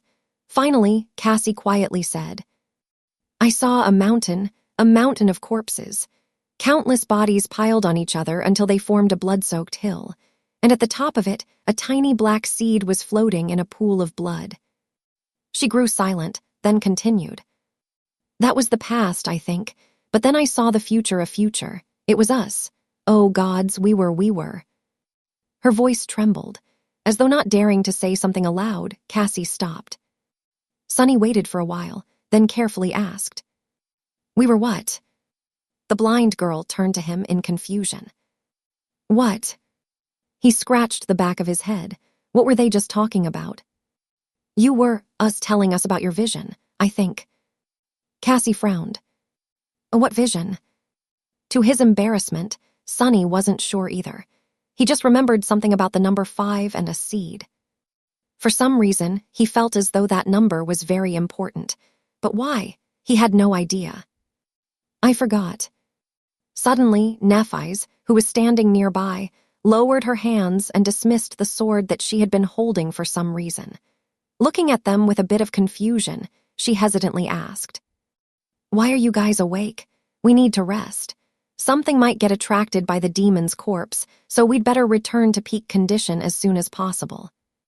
Distracted and already forgetting about the conversation with Cassie, Sunny blinked a couple of times, shrugged, and decided to go back to sleep. None of this made sense anyway. They were probably struck dumb by exhaustion. He felt so tired. A few hours later, when the shadow noticed the winged creature circling around the island, he awoke again. By that time, the memory of Cassie's warning was so fragmented and hazy that it seemed like a strange dream. But the seed was already planted deep into his subconscious. And now that it had blossomed, Sunny was finally able to fight through the haze of oblivion and remember everything. Chapter 85, One Step at a Time. Sitting inside the vile thieving bird's nest, Sunny frowned and clenched his fists. Something unnatural was happening to them ever since they came to the Ashen Barrow. Now that he had remembered Cassie's warning, it was apparent that their minds were affected, making them forgetful and easily distracted. Even now that he knew about it, thinking straight was strangely hard. It took all of his will just to keep the knowledge of the anomaly in his memory. The events of these past few days were still hazy. Remembering something else, Sunny closed his eyes in frustration. Had they really spent mere days on this island? The number of shadow fragments he received from eating soul tree fruits suggested otherwise. It was quite possible that as much as a whole month had passed since the first time they ate them. And their minds were corroded a bit more with every day that passed. Pretty soon, there would be nothing left of them at all. Only empty shells walking around wearing their faces. Sunny's face paled. With a growing feeling of dread, he realized that there were large gaps in his memory. He could not remember how they got to the Ashen Barrow and where they were going. Other things, too, were unclear and blurry. Stay calm. Despite how compromised his memory was, there were still ways to understand what was going on, and then maybe undo it. After all, he was able to remember Cassie's warning. That meant that their memories were not gone, just obfuscated. First step, resist the impulse to forget everything again. Not succumbing to the constant pull on his mind was not an easy task, but he was able to manage, at least for now. Second step, try to understand the reason why you were able to remember these things. When Cassie begged him to remember the number 5, she must have already known that he would receive a new attribute. He had noticed the existence of the mysterious 5th attribute as the result, which triggered the frightening revelation. However, why was he able to not forget about the existence of the 5th attribute altogether? What made him so special? Cassie had even said that he was the only one who could do it. Why him and not Changing Star? Sunny massaged his temples. Then, a sudden realization came to him. Doubtless, one of the enchantments of the puppeteer's shroud was providing him with a small amount of resistance against mind attacks. That's why he was slightly less susceptible to the frightening forgetfulness that infected them on the Ashen Barrow. That was the reason why he had been the last one to agree to eat the miraculous fruits, why he had often felt that things were wrong. He was also the only one who had managed to remember Cassie's warning, even if it took him a long time. Cassie knew about the puppeteer's shroud, and that's why she had chosen him instead of Nephi's. Smart girl. So, their warped state was the result of a mind attack, but who could attack them on this desolate island? The answer was pretty obvious. That damned tree. Looking down, Sonny felt cold sweat running down his back. The soul tree was, in fact, a colossal, ancient, and utterly horrifying nightmare creature. If he was right, then its power had to be simply unimaginable. He was afraid to even think about what its rank and class were. No wonder it was able to drain a whole area of the crimson labyrinth of all life. No wonder it was able to survive and thrive in this hellish place. Of all the horrors in this hell, it might have been the most terrifying. Finally, Sonny knew the reason why no other nightmare creature dared to approach the Ashen Barrow. Even monsters were afraid of the soul tree. Except for equally harrowing things that dwelled beneath the waves of the deep, dark sea. There was no way for them to destroy it. The soul tree was just too big, old, and powerful. For a moment, Sonny entertained the idea of setting it on fire, but quickly abandoned it. He would need a volcanic eruption or some sort of divine intervention to burn that colossus down. So, what to do? After thinking for some time, Sonny decided not to be hasty and move forward one step at a time. First, he had to know the exact situation with his attributes. Summoning the runes, he tried once again to read the description of the hidden fifth attribute. The result was the same. He knew it was there, but could not remember what it was no matter how much he tried. Figures. Confirming that it was still impossible for him to solve that mystery on his own, Sonny moved his attention to the Mark of Divinity. New runes appeared under its description. Mark of Divinity, attribute description. You bear a faint scent of divinity, as though someone briefly touched by it once, a long time ago. Mark of Divinity is ready to evolve. Proceed. Not wasting time, Sonny said yes. Immediately, the name and the description of the attribute changed. The new runes read. Attribute, Spark of Divinity. Spark of Divinity, attribute description. Every fire starts from a spark. Somewhere deep within your soul, a radiant spark shines with divine light. He didn't feel any changes within himself. It seemed as though the question of whether or not he wanted to proceed was just a formality, and the attribute already evolved back when he had consumed the drop of ichor. My affiliation to divinity has increased. Neat, although I'm not sure how it might be useful. Was that spark of divinity the reason why he was now able to see the inner workings of memories, as well as some other stuff like the shadows in his soul sea? If so, was it a universal trait of all awakened with high divine affiliation, or just his? For some reason, Sonny felt that it was the latter option. He had received the drop of ichor from a being called Weaver, and then became able to see the strings that were weaved through the memories, giving them their unique qualities. It wasn't hard to see the connection. If this was true, did it mean that there were different kinds of divinity? And he inherited a small amount of a very special kind of divinity. Was Weaver even a deity?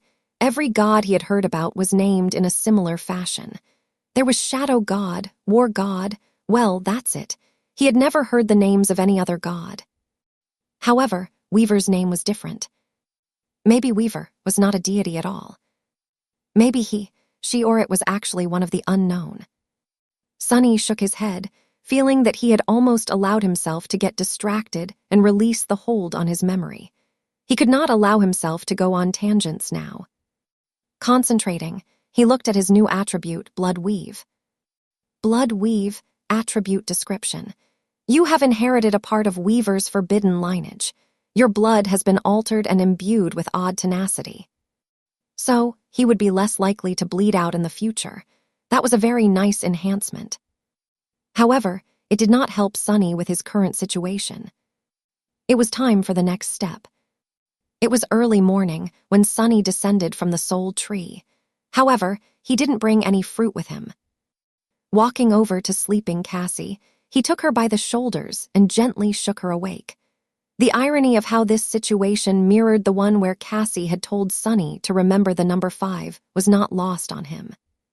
The blind girl slowly came to her senses and turned to face him with a sleepy, confused expression. "Sunny, why are you up so early?" He hesitated, then said with a friendly smile, trying very hard to act as though everything was all right. "Actually, I didn't sleep at all this night." Cassie frowned.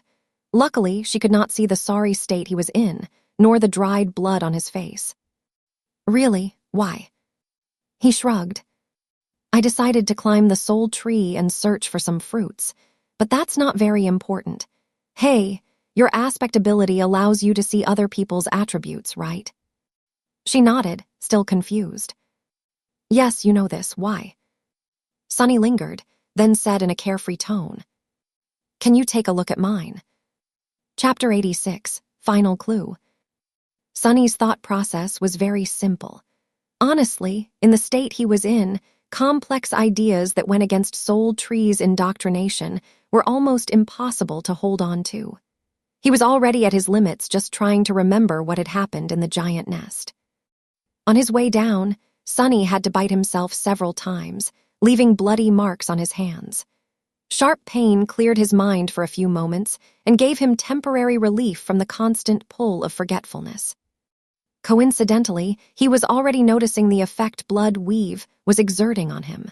The bites only bled for a short while, quickly turning into scabs. The speed of coagulation of his blood was clearly enhanced. He also felt more energetic, his endurance substantially better than it had been before. Which made sense. The human body was a system where every part affected the other. A comprehensive improvement of one of these parts, especially one as important as blood, had to lead to a chain reaction of lesser improvements throughout the system.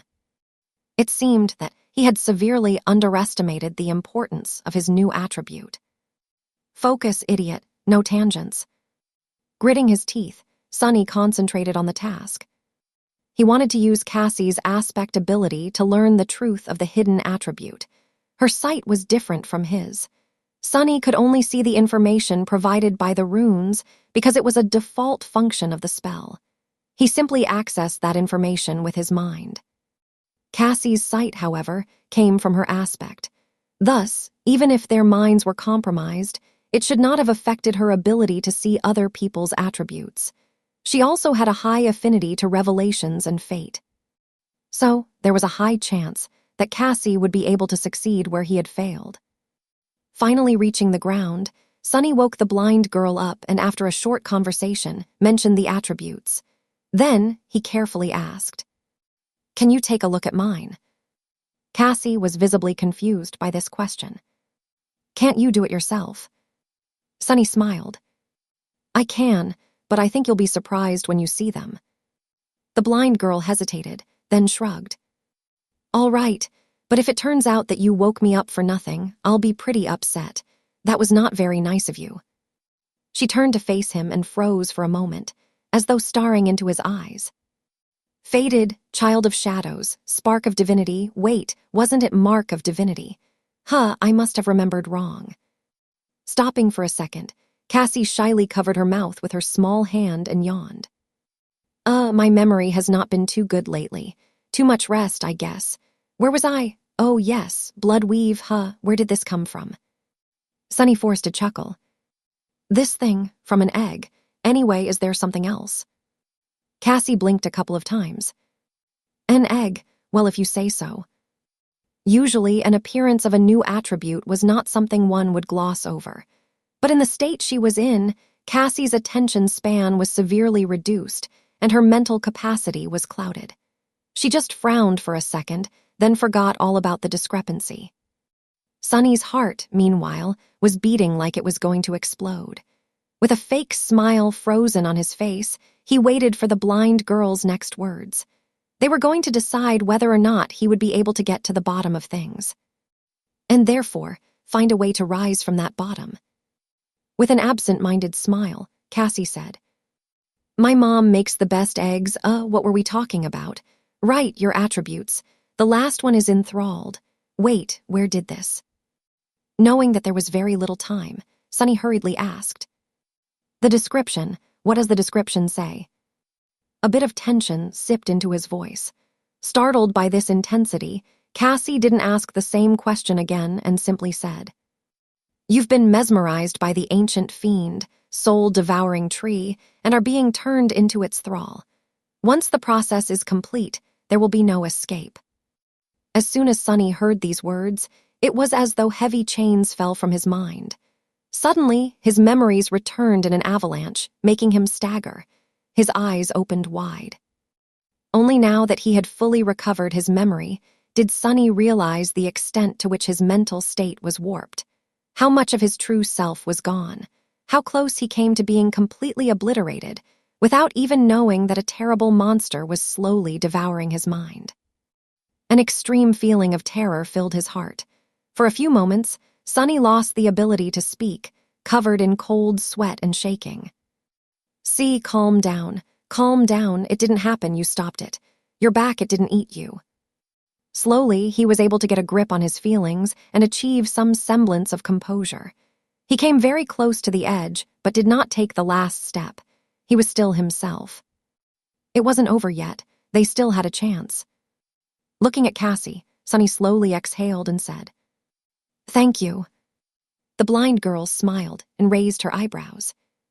For what? She had already forgotten all about their conversation. Sunny was free from being mesmerized by the soul devourer, by Cassie was not. Her memory, mind, and thinking were still compromised, turning worse as they spoke. A pained smile appeared on Sunny's face. Struggling to keep his tone light and cheerful, he said, "For helping me out just now. Sorry about waking you up so early. Go back to sleep. I'll take it from here." Cassie hesitated for a few moments, then got distracted and forgot that he was there at all. Yawning, the blind girl lay down and covered herself with her cloak. Soon, she was asleep again, happy and blissfully ignorant of the fact that her days were numbered. Sunny watched her for a while, a grim expression on his face. Finally, he turned and walked away, thinking, "Over my dead body." Chapter 87, Plan of Escape. Nephi's was still at the western edge of the island, gazing over the receding black waters. It seems as though she barely moved since the last time Sunny saw her. Looking at her with clear eyes, free from the most debilitating effects of being enthralled, he was able to notice things that he had not noticed before. Neff's hair was indeed longer. Back at the academy, it was short and usually parted to the side. Now silver strands were already long enough to cover her ears, hanging messily without their usual luster. Changing Star's face seemed much thinner, with dark circles under her eyes and a bleak, dull expression. Her usual confidence and energy were gone, replaced by exhausted stillness. She looked as though some unknown illness was consuming her from inside, slowly turning the once radiant girl into a pale shadow of her former self. Sunny suspected that he knew what that illness was. He had known for a long time that Nephi's had a mysterious goal, and that her determination to achieve that goal was nothing short of frightening. That burning desire of hers, it seemed, was strong enough to resist even the enthrallment of the soul devourer. However, while the feelings remained, the actual memories were gone. Thus, Nephi's had been left longing desperately for something that she did not know, with no way to understand the nature of her emotions or satiate them. This inner conflict was the reason for her terrible state. Coming closer, Sunny sat down and looked at Neff, wishing to see her striking gray eyes shine once again with unbreakable resolve. "Hey, Neff." She turned her head to him, not saying anything. Sunny gritted his teeth, feeling dark anger blossoming in his heart. "That loathsome tree. I have something to tell you." Trying to stay calm and not miss anything, he told Nephi's everything that he had found out. He told her about his trip to the upper parts of the soul tree, the giant nest he had discovered, the vile, thieving bird's spawn and how he had killed it, the strange memory with no rank and type, the new attribute he had received, and the hidden one he had accidentally discovered. Finally, Sunny told her about the nature of that attribute, the true nature of the soul devourer, how long they had been on the island, and what they had forgotten. When he finished, Changing Star's expression didn't change one bit. Looking away, she simply said, "I see." Sunny blinked. I see, that's all you have to say." She glanced at him and smiled darkly.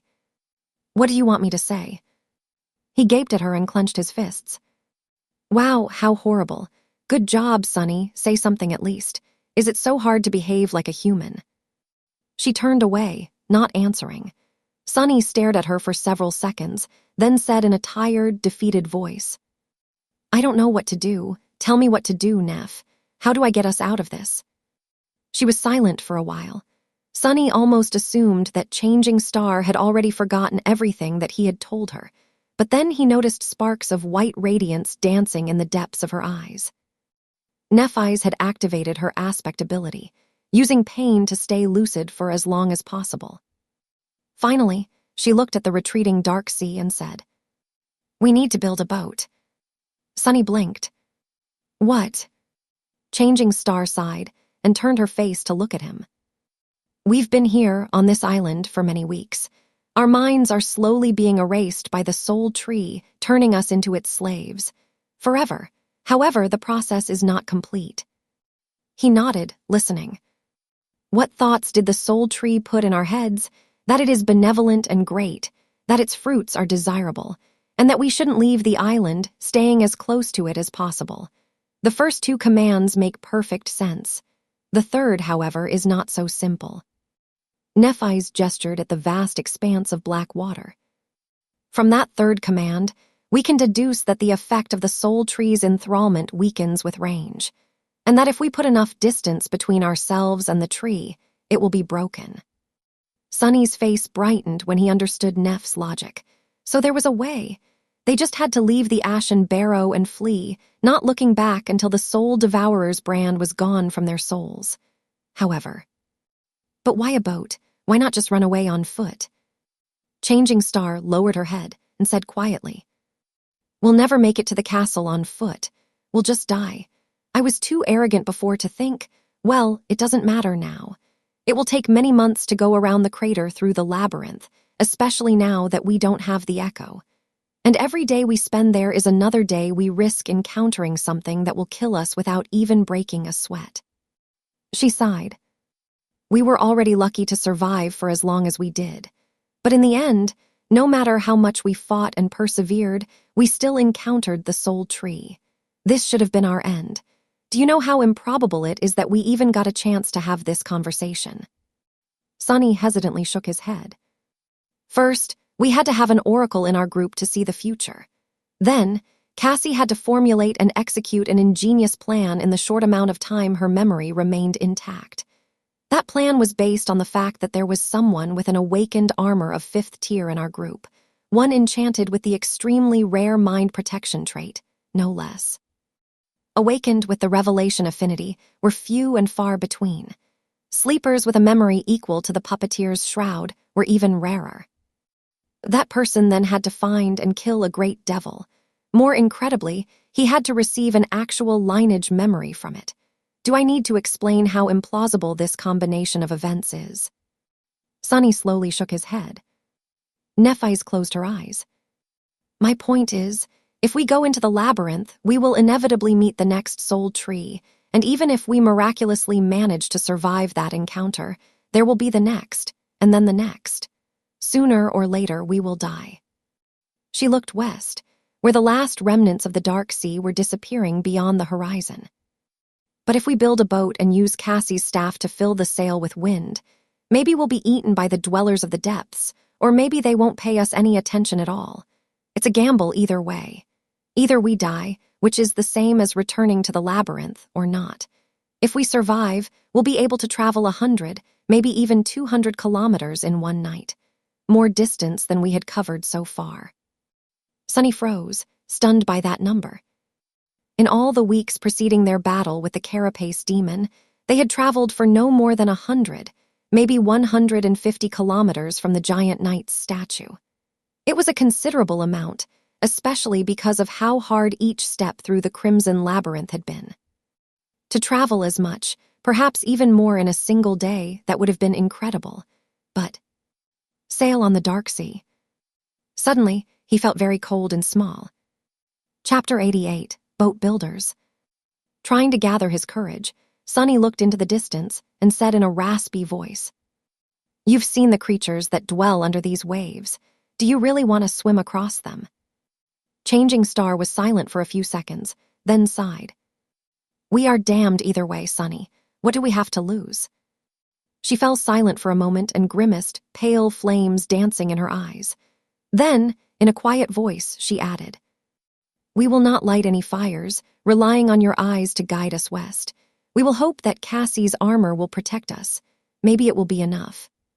Sunny glanced at Neff and asked, "What's so special about Cassie's armor?" She hesitated for a moment, then answered without looking at him. "It's a Tier 6 awakened memory. One of its traits is to make the wearer less likely to draw the enemy's attention."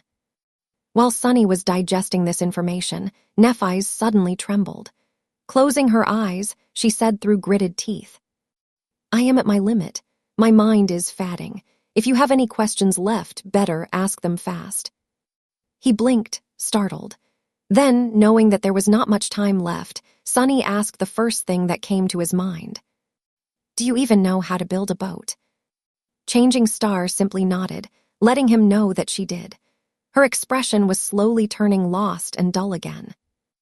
Racing against time, Sunny frantically thought of another question. "How do I convince you to leave the island once your memory is gone?" Neph's looked at him, struggling to hold onto the last shreds of lucidity. For a moment, her eyes became clear again. White flames ignited in their depths, illuminating her pale, beautiful face. "Aster, Song, Vale, say those words to me and I will listen." Starting to lose the grip on her thoughts, she turned away and added after a short pause, her voice steady and even. "If anything happens, take Cassie and flee. Don't." Then the light in her eyes slowly dimmed, and soon, Changing Star was staring west once again, all memory of their conversation gone from her mind. Sunny sat by her side for some time, waiting. After a while, he shifted a little and said, "Hey, Neff." She turned to him, her face bleak and full of confusion. "Sunny, oh, when did you get here?" "A while ago." Then he smiled and said in a carefree tone, "Hey, can I ask you something? Do you know how to build a boat?" Neph's was very surprised by his question, but eventually agreed to help him. Sunny didn't tell her why exactly he wanted to build a boat, dodging the questions with practiced finesse. His flaw was not making things easy, but with the state Neph was in, persuading her was not very hard. Manipulating her felt a little strange, but explaining everything once again would have taken too much time. Not to mention that he wasn't sure that it would work again. And there was not much time left. With every hour, their condition worsened. Even Sunny was having trouble keeping his lucidity intact. Every time he felt that his mind was beginning to slip, he had to inflict pain on himself to get a few moments of reprieve. Even so, his thoughts were slow and fragile. Keeping them together was taking a heavy toll on him. They had to flee the island as soon as possible. Sunny was determined to be ready by the time the dark sea returned. Turning away from Neph's to not let her see the pained expression on his face, Sunny bit his hand once again. Feeling the bitter taste of blood on his tongue, he let the wave of pain clear his mind and blinked, amused at the irony of the situation.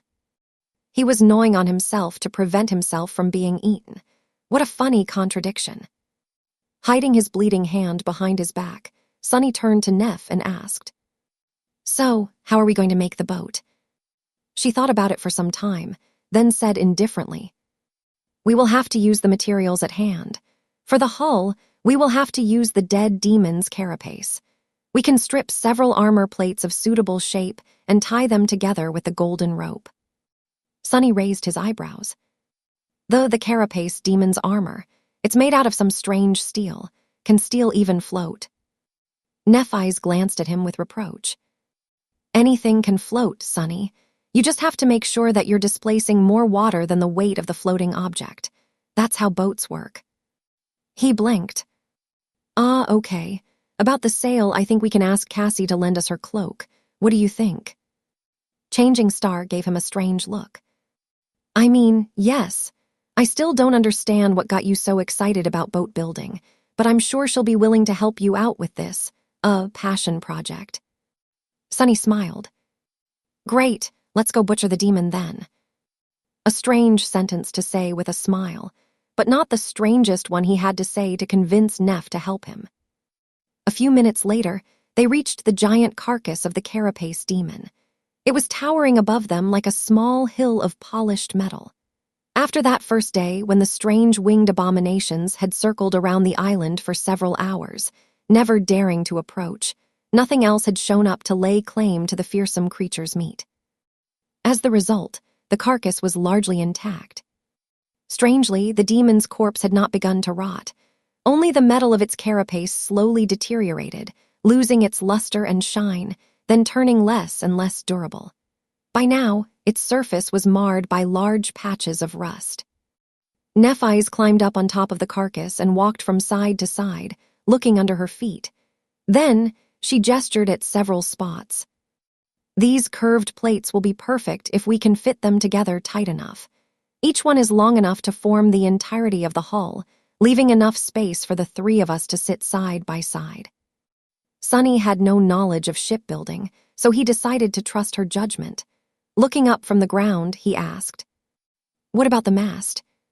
Changing Star scowled. "That I will have to think about." Sunny smiled. "All right, while you're thinking, I'll go fetch Cassie to keep you company."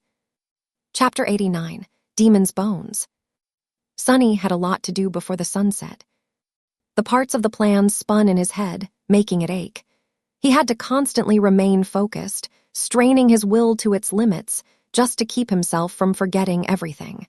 When it was not enough, he had to use pain to augment his concentration. His hands and arms were covered in ghastly bite marks. Without the blood weave, Sunny might have fainted from blood loss already. Still, with his pale face turning even whiter from exhaustion and feverish light burning in his eyes, he must have looked like a zombie. Luckily, Cassie couldn't see any of it. It didn't take much to convince her to join their strange endeavor. The blind girl's state was way worse than his or Neph's. She seemed to be barely holding on, her thoughts slow and meek. Sunny's heart was gripped with worry. Why is she affected so much more than us? Is it because we have true names, but she does not? Names were anchors of one's sense of self, after all. Could it be that true names served a similar role, only in matters having to do with the spell? He didn't know. Sunny guided Cassie to the carcass of the Carapace demon. Nephi's was already busy stripping plates of armor from its back. Her silver sword was seemingly able to cut through the deteriorated metal, making the task not as hard as he had been afraid of. Gently sitting the blind girl down in a spot where Neph could see her, he climbed atop the dead demon and evaluated the progress of Changing Star's work. She looked at him with a frown. "Aren't you going to help? This was your idea, after all." Sunny shrugged. "Maybe later. You seem to be enjoying yourself anyway. Some people might say that it's a fun little project to chase the boredom away, right?" She blinked a couple of times, then said, "I guess." Sunny nodded a couple of times, looking down at the spots where, stripped of armor plates, the demon's flesh was laid bare. The azure blood had coagulated, turning it dark and as hard as stone. Here and there, though, white layers of fat remained in pristine condition. "Actually, I have another project in mind." Nephi's raised an eyebrow. "Oh, really?" Sunny summoned his sword and stepped closer to the gap in the creature's armor. "Yeah, I want to make a candle." Saying those words, he began to cut, separating the fat from the hardened muscle tissue. Neph blinked a few times, and then looked at Cassie.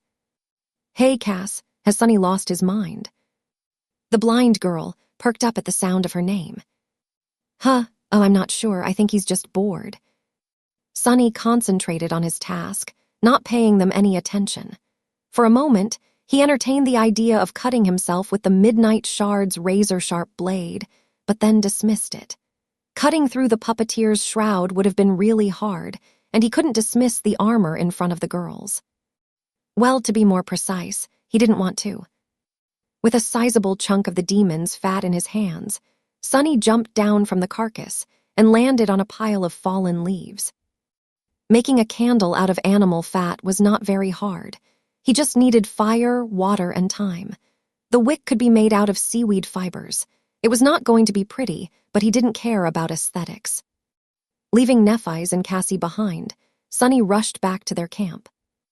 The sun was already high in the sky. He spent the rest of the day doing two things: watching over the process of making the candle and running around the island, gathering as much fallen leaves as he could. From time to time, he would catch a glimpse of Nephi's working on the boat, sometimes instructing Cassie to help her with menial tasks. From what he could see, the boat was coming along nicely. Changing Star knew what she was doing. Of course, this was only possible because he had convinced her that this was just something he wanted to do for fun. And the girls knew that Sonny was planning to use the boat to escape the Ashen Barrow. The effects of enthrallment would have kept erasing their memories of the task, making finishing it impossible. As it stood, Sonny was the only one who knew the true purpose of the boat. That's why he was forced to bear the full weight of Soul Tree's mind corruption alone. He felt as though he was about to drop dead of exhaustion. His head felt like it was filled with molten iron. His vision was starting to become blurry. But stubbornly, Sonny refused to give up. No matter how tired he was, how much he wanted to let go and ease this suffering, returning to the bliss of not knowing, he kept his thoughts on one goal and one goal only: escaping the clutches of the Soul Devourer. Finally, with the evening approaching, the boat was ready. Looking like a walking corpse, Sonny slowly approached the demon's carcass, which was now cut open and sliced apart. It was as though a mad vivisector had visited the island to perform an autopsy on the giant and forgot to sew the poor creature back up. Nephi's looked at him with concern. "Sonny, are you all right?" Giving her a crooked smile, he shrugged. "I'm fine, comparatively." He did not specify what exactly he was comparing his current condition to. Turning his head, Sonny looked at the boat with dark satisfaction. It was not how he had imagined it. The hull was made out of curved plates of polished metal, with sharp spikes protruding from them in all directions. The plates were held together by the golden rope that was tied tightly around them. Changing Star had managed to make the gaps between the different parts of the hull so thin that no water could sip through. The mast was made out of the demon's spine and ribs, with Cassie's enchanted cloak hanged on them to serve as the sail. There was even a steering oar, fashioned out of the tip of the giant's scythe. He had expected to see a makeshift raft, but what met him was an actual vessel. Yes, it looked crude, but also strong, eerily macabre, and strangely impressive. Sailing upon the cursed sea on a boat made of demon bones sound like the beginning of a legend, he thought, temporarily mesmerized by the ghastly visage of the Carapace vessel. Nephi's looked at him with a hint of satisfaction. Happy, now what? Sonny gathered his thoughts. Now. As soon as he tried to think of what they had to do next, an invisible barrier appeared in his mind, blocking any attempt to continue that thought. Now we. No matter how hard he tried, Sonny couldn't quite remember what he wanted to do. With a scowl, he raised his hand and bit down on his mangled palm, feeling drops of blood flowing into his mouth. But even that pain did not help him destroy the barrier. Sonny smiled darkly and kneeled, placing his hand on the ground. Summoning the Midnight Shard, he raised his other hand and brought the pommel of the sword down without any hesitation. As the brittle bones of his ring finger shattered from the powerful strike, a wave of agony washed over his mind, obliterating the adamantine barrier. Now we get the hell out of here. Chapter 90, Nightfall. Nephis stared at Sunny, shocked by his sudden act of self-mutilation. Hissing through gritted teeth, he dismissed the midnight shard and slowly rose back to his feet. Ah, crap, that really hurts. His poor finger was red and swollen, pulsating with sharp pain. It was unmistakably broken. Sunny was so full of self-pity that he wanted to cry. Why am I so unlucky? First that nightmare in the nest, now this. How come no one else is suffering, just me? He conveniently decided to forget that Changing Star had been literally torturing herself for weeks, and that due to her blindness, Cassie was always covered in bruises. Hearing his pained voice, the blind girl turned her head and asked, "Sunny, what happened?" He grimaced and tried to smile. "Ah, it's nothing serious, really. I just sort of smashed my hand a bit." Nephis opened her mouth to say something, but he hurriedly interrupted whatever she wanted to say. "Anyway, Neph, can you help me drag this gruesome masterpiece of yours to the edge of the island?" At this point, one wrong question could make things very complicated. He didn't want to reveal the true purpose of his actions until the last moment.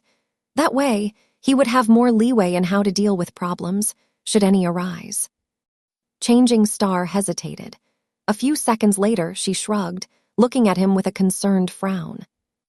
"Are you sure you're okay, Sunny?" He forced a smile. "I will be if you help me." Giving up, she shook her head and walked over to the front of the boat. Sunny turned to Cassie. "We're off, Cass. Wait here for a bit, all right? I'll come get you soon." She lingered, as though not quite understanding his words, then answered with an uncertain expression. Okay." Sunny raised his healthy hand to grip her shoulder, then hesitated and turned away with a dark look in his eyes. Enduring the pain, he walked toward the boat. "Hold on a little more, Cassie. It will be over soon, I promise." The night was already approaching. Sunny and Nephis dragged the boat across the island, pulling it as oxen yoked to a wagon. The ashen sand was not the most difficult of terrains, but the spikes on the strange vessel's hull were making the task harder. Thankfully, the boat was lighter than it looked. Sunny knew that the alloy of the demon's carapace was extremely light from his experience with the midnight shard, which was forged from the same lustrous metal. If he were to believe the sword's description, this miraculous alloy came from a shard of a fallen star. Whether this omen was good or bad, he didn't know. Soon, they heard a thundering rumble in the distance. It came from the direction of the colossal crater. The dark sea was awakening. Gritting his teeth, Sunny grabbed onto the golden rope that was coiled around his chest and pulled harder. "Come on, faster." The sun was just about to touch the horizon when they finally reached the edge of the island. Falling to his knees, Sunny released the rope and gasped for air, his chest rising and falling frantically. A wave of overwhelming exhaustion was drowning his senses, making it hard to stay awake. "Not yet, you can't let go yet." Nephis was silent, looking at him with a frown. For once, Sunny felt glad that she was weirdly taciturn by nature. Gathering his strength, he stood up and glanced at the darkening sky. Time was running out. Turning to Neph, he strained his parched throat and said in a raspy voice, "I'll explain everything once Cassie is here. Don't go anywhere until I bring her, all right? Please." Changing Star stared at him for a few seconds, then shrugged with indifference and didn't say anything. I'll take it as a yes. What else could he do? Cursing under his breath, Sunny turned around and hurried away. He had one last task to accomplish before returning for Cassie. Some time later, he came back to the spot where he had left Cassie. The blind girl was still there, sitting some distance away from the Carapace demon's carcass and idly staring into the ground. Hearing the sound of his approaching footsteps, she smiled weakly. "Sunny." He walked over, tired to the bone, and said while trying to keep his tone casual, "Yeah, it's me." Cassie got distracted for a moment, then asked, "Do you have a fruit? I'm hungry." He flinched, then shook his head. Listen, we need to." "I'm hungry. Do you have a fruit?" Sunny stopped, looking at the blind girl with a forlorn expression. She sounded like a broken doll, repeating the same phrase over and over. Her condition wasn't good. He licked his lips. "Come with me, and your hunger will disappear." This was the best misdirection he could come up with within the confines of his flaw. However, this time, he failed to achieve the desired effect. Cassie smiled and said, "Really, you'll take me to the fruits?" Due to his exhaustion and the debilitating effect of the enthrallment, Sonny got distracted for a moment and failed to control the flaw. Without realizing it, he opened his mouth and said, "No." Cassie pouted and lowered her head. "That's not nice, Sonny. Why did you lie to me?" Still reeling from his mistake, Sonny missed the moment and made things even worse, turning a small oversight into a real problem. "Because I want to take you away from this cursed island." As soon as the words left his mouth, Sonny froze and opened his eyes wide, refusing to believe that he had just messed up that bad. However, the damage was already done. Cassie turned to him with a deep scowl. "Take me away, but I don't want to leave. Why would I leave the soul tree?" Sonny silently cursed and shouted, abandoning any attempt to control himself. "Because that thing is evil. It's pure goddamn nightmare. Come on, let's go." Grabbing her hand, he tried to pull the delicate girl away, but she resisted with surprising strength. "Let go of me, you jerk." Cassie managed to rip her hand away from his grip and flinched back, looking at Sonny with anger. "I said I don't want to go. You're acting strange, Sonny. Stop, please." Sonny froze, not knowing what to do. This island is our home. It's so nice here with the three of us together. Why do you want to leave?" He lingered, struggling to do what he knew had to be done. Finally, Sonny gritted his teeth and said, "Because it's 5, remember." "I'm sorry, Cassie." Then he lunged forward and violently grabbed the blind girl, easily suppressing her resistance. "What are you doing? Stop, help, Neff." Throwing her over his shoulder, Sonny turned around and ran toward the edge of the island. Cassie resisted desperately, using her small fists to pummel his back with a rain of punches. Despite the fact that she had never taken part in battles against the nightmare creatures of the Forgotten Shore, she still was considerably stronger than a normal person. All those soul shards Changing Star had shared with her gave Cassie enough strength to make Sonny feel every strike. It wasn't enough to seriously injure him, but more than enough to hurt like hell.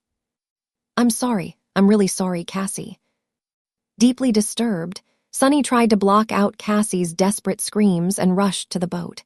His forehead was covered in cold sweat. As the last glimmers of light were disappearing from the sky, he finally returned to the edge of the island. The ghastly boat was silently standing on the sand, just a few meters away from the restless black water.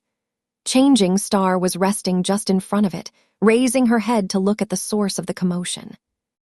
"Neff, help, Sonny had gone crazy." Neff eyes slowly rose to her feet, her indifferent expression radiating coldness. She slightly outstretched one hand. "Crap. Wait, it's not." Before he could finish the sentence, the silver sword appeared out of thin air, aimed at the ground for now. "Explain yourself." Changin Star's voice was even and calm, but Sonny could feel the hidden threat in it. Suddenly, he saw her in a new light, or rather in an old one. As a potential enemy.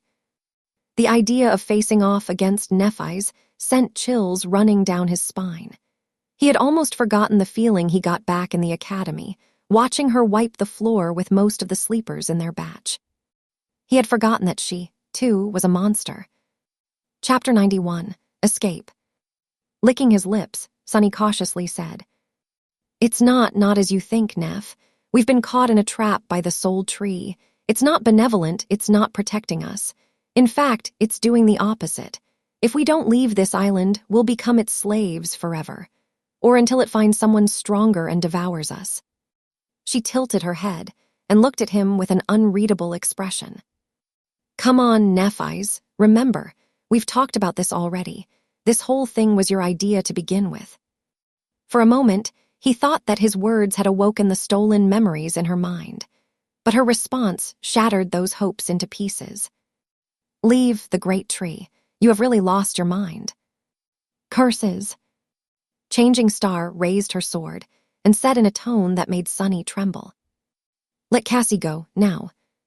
He hesitated, thinking about the best course of action. Then he carefully placed the blind girl on the ground. "All right, I did see. Now listen to me. I have something very important to tell you." Before he was done speaking, Nephi's disappeared from his view. Realizing that he was about to be attacked, Sunny prepared to defend himself. However, a moment later, he was already lying on the ground, the tip of the silver sword pressed against his throat. Changing Star was standing above him, pale lights burning in her eyes. Well, that was embarrassing. All his training, all the experience he had won in countless bloody battles, all the power he had gained, Sunny had really thought that he stood a decent chance of standing his ground in a fight against Nephi's, maybe even reaching a tie. But in the end, he had only lasted a second.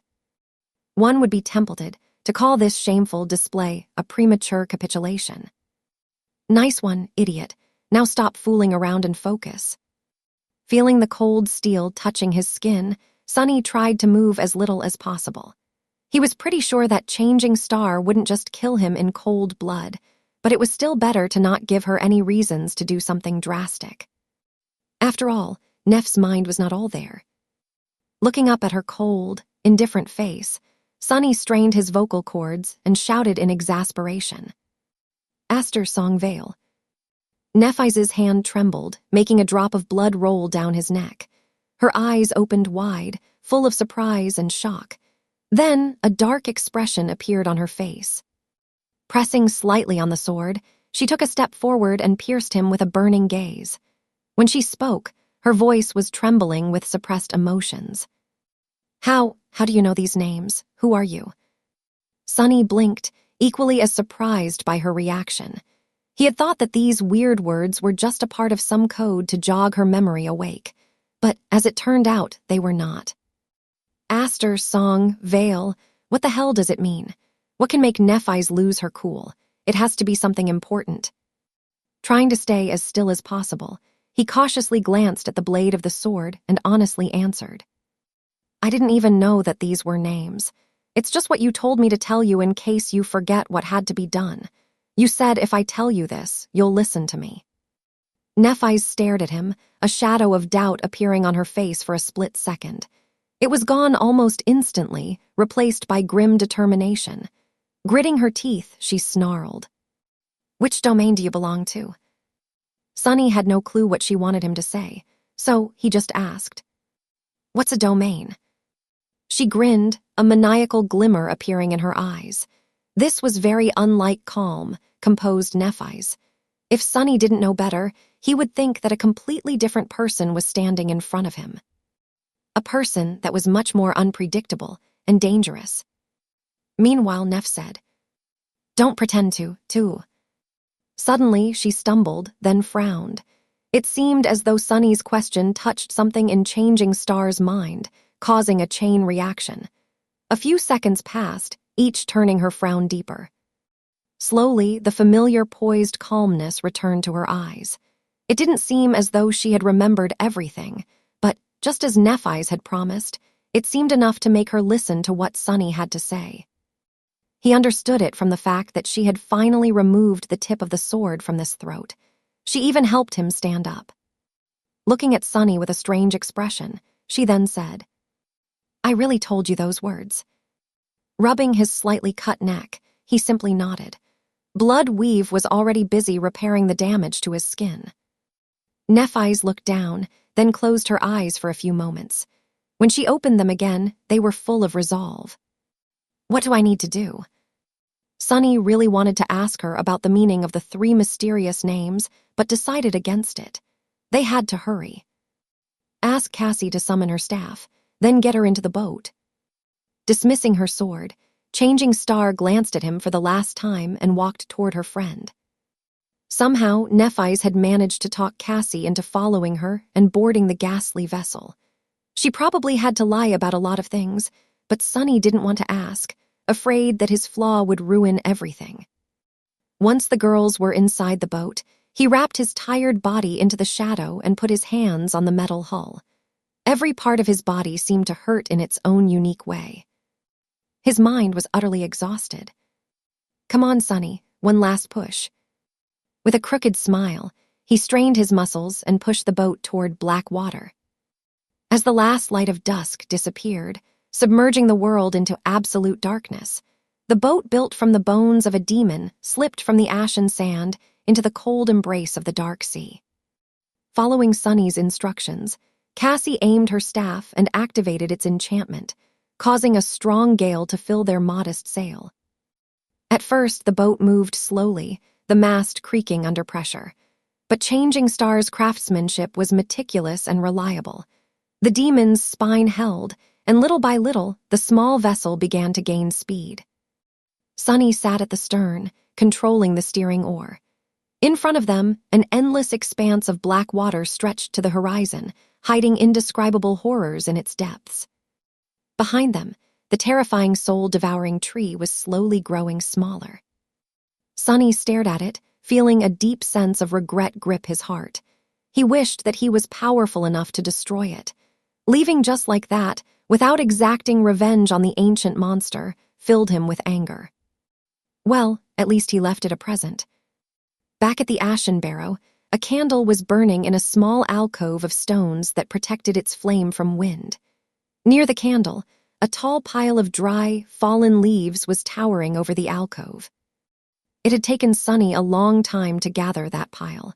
He had scoured most of the island, hopping to make it as tall as possible. He had also mixed dry seaweed and the remaining fat of the Carapace demon into the leaves. Some time later, the small candle was nearing the end of its life. Most of the wax had already melted, turning it even smaller. Just as the flame was about to go out, it ignited the leaves. After a few seconds, a massive, searing bonfire ignited in the middle of the island, illuminating the scarlet leaves of the evil tree. Almost instantly, the black waters surrounding the island surged with movement. Sonny was already too far away to see any of it. He didn't know if the creatures of the dark sea would be able to obliterate the soul devourer. He strongly doubted that the ancient fiend was that easy to destroy. However, with the Carapace demon dead and the 3 humans meant to replace him gone, there was no one on the island to protect the gluttonous tree. Perhaps it would be seriously harmed, at least. For now, it was the best he could do.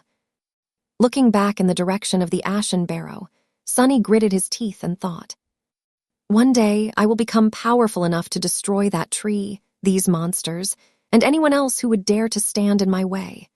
One day I will become powerful enough to never be afraid again of anyone or anything. Instead, all of them will fear me."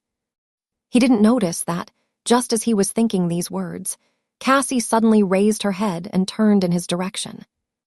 On her face, a dark expression appeared, soon erased by uncertainty and doubt. Chapter 92, Journey into the Night. In the absolute darkness, a small vessel was gliding on the black surface of a restless sea. Its mast, made of a demon's spine, was straining under the assault of the winds. In the eerie silence of this vast and lightless void, the swift boat cut through the waves like a blade. No sounds could be heard, except for the creaking of bones and the crashing of water against its polished metal hull. Sonny sat at the oar, steering the Carapace vessel. He was guiding them west. With no moon or stars to show them the path, it was hard to keep the boat on course. But there was a mark left in his mind by the cold and menacing shadow of the crimson spire. Using it as a compass, he was able to navigate the treacherous waters without losing his way. Black skies above, dark sea beneath. With nothing but a thin layer of steel separating them from the tenebrous abyss, they sailed through the night. Below them, countless horrors were hiding in the cursed depths. Several times, Sonny felt gargantuan shadows moving close to the small boat, attracted by the sound of its passing. Powerless to do anything, he had no choice but to tremble in silence, praying that the terrible creatures would turn away. So far, luck was on their side. Perhaps they were too small and feeble to satiate the hunger of these ancient leviathans. A few hours after the start of the voyage, Sonny felt that the constant pull on his mind had begun to wane. His thoughts were slowly becoming clearer, the haze of forgetfulness weakening with each minute. Soon, a ghostly sound of shattering glass resounded in his head. Instantly, the last remnants of the fog that was clouding his consciousness disappeared. He was free from the enthrallment of the soul devourer. Relieved, Sonny couldn't help but smile. However, his smile was weak and hesitant. With the effects of the mind hex gone, his usual sharpness had returned. It felt as though an invisible weight had been lifted, allowing his thoughts to finally flow unobstructed once again. Everything became clearer, as though the whole world suddenly came into focus. It was a wonderful feeling, but with it came a better understanding of how terrifying and precarious their current situation was. They were quite literally balancing on the edge of a hungry abyss, their lives relying on nothing but capricious fortune. The decision to venture into the dark expanse of the cursed sea on a makeshift boat was pure insanity. But then again, there was nothing sane about the forgotten shore to begin with. In this desolate hell, the craziest choice was sometimes the best one you had. Gritting his teeth, Sonny held the oar and stared into the darkness. A few minutes later, Cassie suddenly shifted, making the boat gently sway. She handed the magical staff to Nephi's and cautiously moved closer to Sonny, feeling her way through the darkness with her hands. Before Sonny could guess what was it that she wanted from him, he was suddenly caught in a tight embrace. The blind girl hid her face in his chest, hot tears streaming down her face. Sonny froze, stunned and having no idea what to do. He could feel Cassie's body pressed against him and shaking from crying, her hands tightly wrapped around his neck. While he was trying to comprehend the situation, she quietly whispered, "Thank you, thank you." Feeling extremely awkward, Sonny pretended to clear his throat. No need to thank me. If it wasn't for your warning, we would still be stuck on that island. So, we're even." Then, he raised his hand and awkwardly patted her on the back. Both of them were careful to keep their voices as quiet as possible, afraid that they will attract something from the black depths. Cassie silently cried for several minutes, then finally let go of him. Wiping her face, she pulled her body away and whispered, "I'm sorry." Her voice sounded a bit strange. Confused, Sonny raised his eyebrows. What is she apologizing for? I'm sorry too, for grabbing you back then." She smiled and, wiping the last tear from her face, turned away to move back to the middle of the boat. Sonny was left alone once again. With nothing to do except for holding the steering oar, he let his thoughts wander. With his mind clear again, many things were worth revisiting. He had to distract himself from the eerie pressure of the endless dark emptiness somehow anyway. Despite the fact that their experience with the soul devourer was nothing short of harrowing, Sonny had somehow managed to end up considerably better off on the other end of it. His haul this time was truly unbelievable. He had received an amazing new weapon, no less than 100 shadow fragments, and 2 new attributes. Spark of Divinity was a real improvement over its previous version. The ability to perceive the inner structure of memories alone opened a whole new horizon of possibilities. However, he was more interested in the mysterious blood weave. Somehow, Sonny felt that he had severely underestimated the uniqueness and importance of that attribute. Its origins, too, were covered in a veil of secrets. Who was that weaver whose ichor he had consumed? Who were the unknown that even the spell was reluctant to mention? What was their connection to the gods? Why were the type and rank of the initial memory he had received from the vile thieving bird's spawn left empty? How was it even possible for a memory to give an awakened new attributes? That last question guided him to think of something else. Glancing up, he stared at Nephi's and tried to recollect their conversation. Looking back, she had revealed a lot of things that he had failed to notice in the moment. First of all, Sonny now knew that Cassie's enchanted armor, which had been given to her by Changing Star, was an awakened memory of the 6th tier. That meant that it came from an awakened terror, a nightmare creature 1 class above Mountain King that he himself had killed in his first nightmare. The secret of how Changing Star had managed to earn her true name was now 1 step closer to being revealed. Chapter 93, Black Water. Apparently, as far as accomplishing the impossible went, Nephi's had outdone even Sunny. An aspirant triumphing over an awakened tyrant was already unbelievable enough. But killing an awakened terror gave the word unbelievable a whole new meaning. No wonder her aspect ability is so versatile. Now, he was almost sure that changing Star's aspect was of the divine rank, just like his. That would explain why she was able to both heal and destroy with her strange and formidable powers, a combination as rare as his own shadow control. What's the probability of two sleepers with divine aspects ending up so close to each other in the dream realm? Close to zero. It seemed like the unpredictable fated attribute had twisted the strings of fate once again. Sunny felt shivers running down his spine. His innate attribute was capable of bringing both terrible curses and incredible blessings. At first glance, their meeting with Nephi's seemed like the latter. But if it was truly the result of fated manipulating destiny, it could turn out to be the worst of calamities in the end. After all, one of the possible meanings of her true name was Star of Ruin.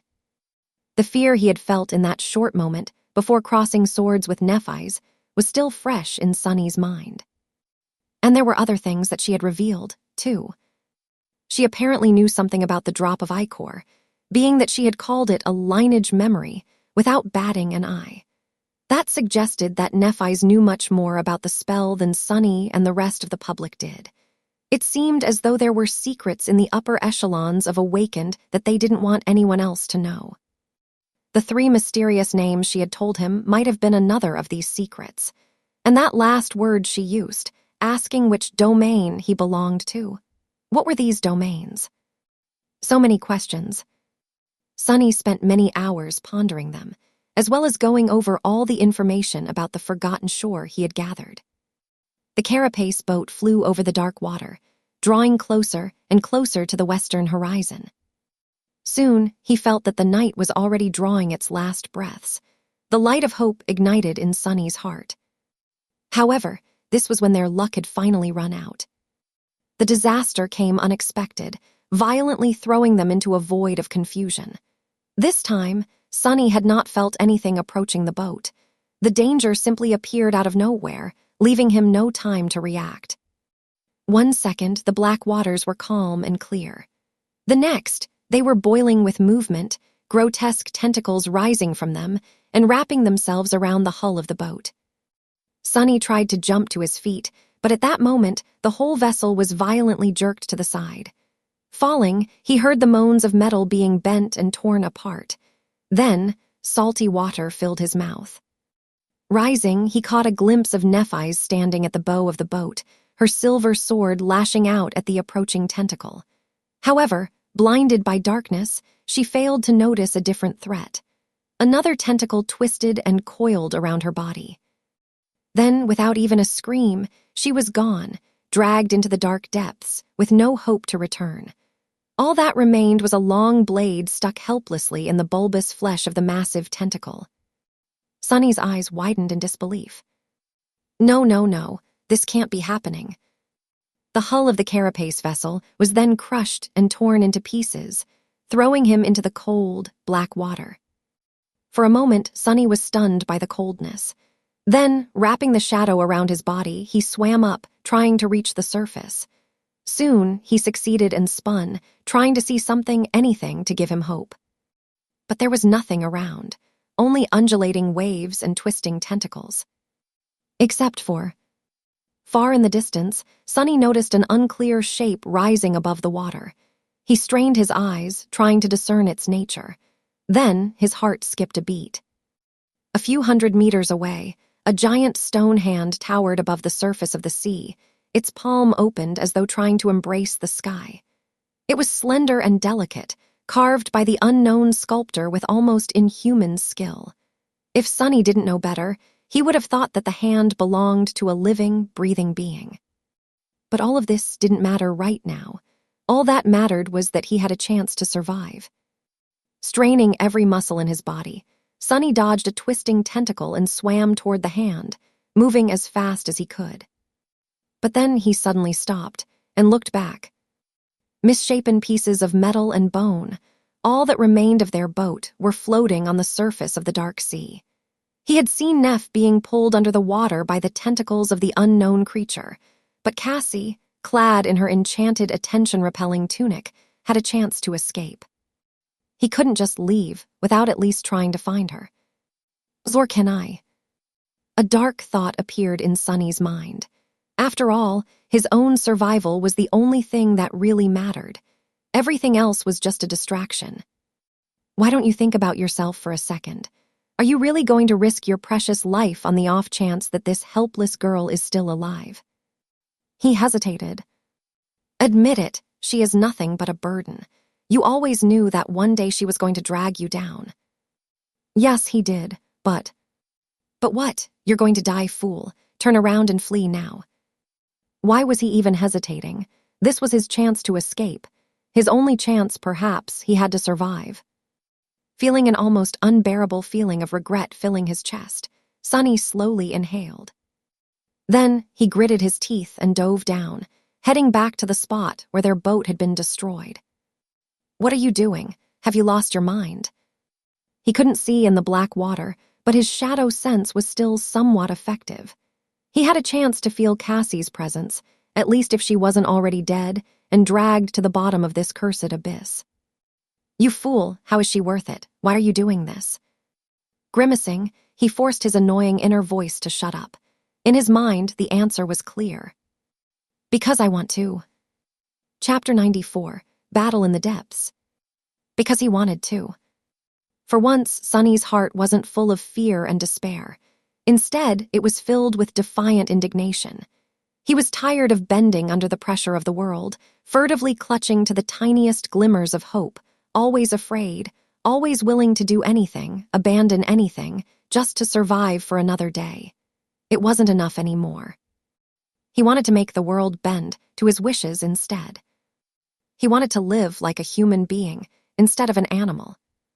In these past months, Sunny had changed without even noticing. Somehow, he had grown unsatisfied with his previous way of life, one where his sole goal of survival at all cost overshadowed everything else. Whether he lives or dies had always been the only thing that mattered. But now, how he lived mattered more. What was the point of having no master if he lived like a slave? Gritting his teeth, Sunny dove into the dark abyss. The cold water embraced him like a burial shroud. He couldn't see in this cursed blackness, relying only on his shadow sense for guidance. Salt sipped into the bite marks on his hands and the cut on his neck, making them burn. Not paying the agony any attention, Sunny used his considerable strength to propel himself deeper and deeper into the darkness. He could feel the giant tentacles moving in the water around him, pulling the pieces of the Carapace boat into the gargantuan maw that was hiding somewhere far below. Once or twice, he had to desperately twist his body to avoid being touched by one of them.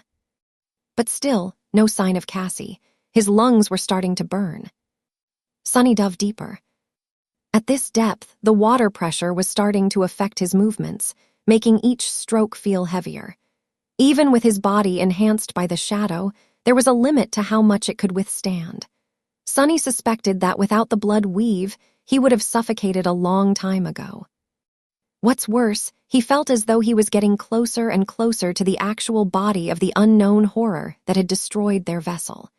He still couldn't sense its massive shape, but judging by the girth of the tentacles that surrounded him, the monster couldn't have been far. And then, Sunny finally noticed something. A short distance away from him, a small shadow was struggling against a much larger and ferocious one. Cassie. Gathering all his strength, Sunny swam toward the blind girl with as much speed as he could muster. As he drew near, he could discern the details of what was happening.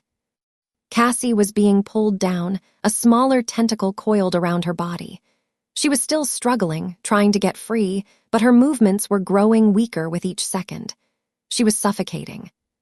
Filled with fury, Sunny propelled himself forward and grabbed onto the tentacle, feeling slippery flesh throbbing in his grip.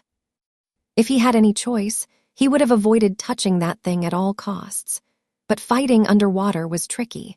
If he wanted to deliver any sort of a powerful blow, he had to find some form of support first.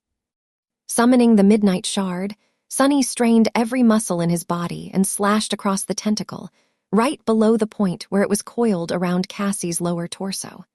He knew that he wouldn't be able to do any serious harm with that strike, which was slowed down to a crawl by the burdensome resistance of the black water. However, his amazing sword was still sharp enough to cut into the fleshy tentacle, causing a cloud of dark blood to gush out of the wound. The tentacle furiously twitched and shot sideways, as though trying to shake the attacker off. Flying through the darkness, Sunny held on for dear life and moved his blade upward, slicing the spongy flesh apart. He never hoped to chop the tentacle off with one strike. No amount of strength would have allowed that to happen. Luckily, swords were able to pierce, slash, and cut. Pushing the blade, Sunny cut deep into the tentacle. When the Tsuba was about to touch the wound, he changed his grip and pulled the takai down. Monster's flesh spread apart under the razor-sharp blade, barely offering any resistance. A torrent of blood surged out, and with the last push, the tentacle was completely severed.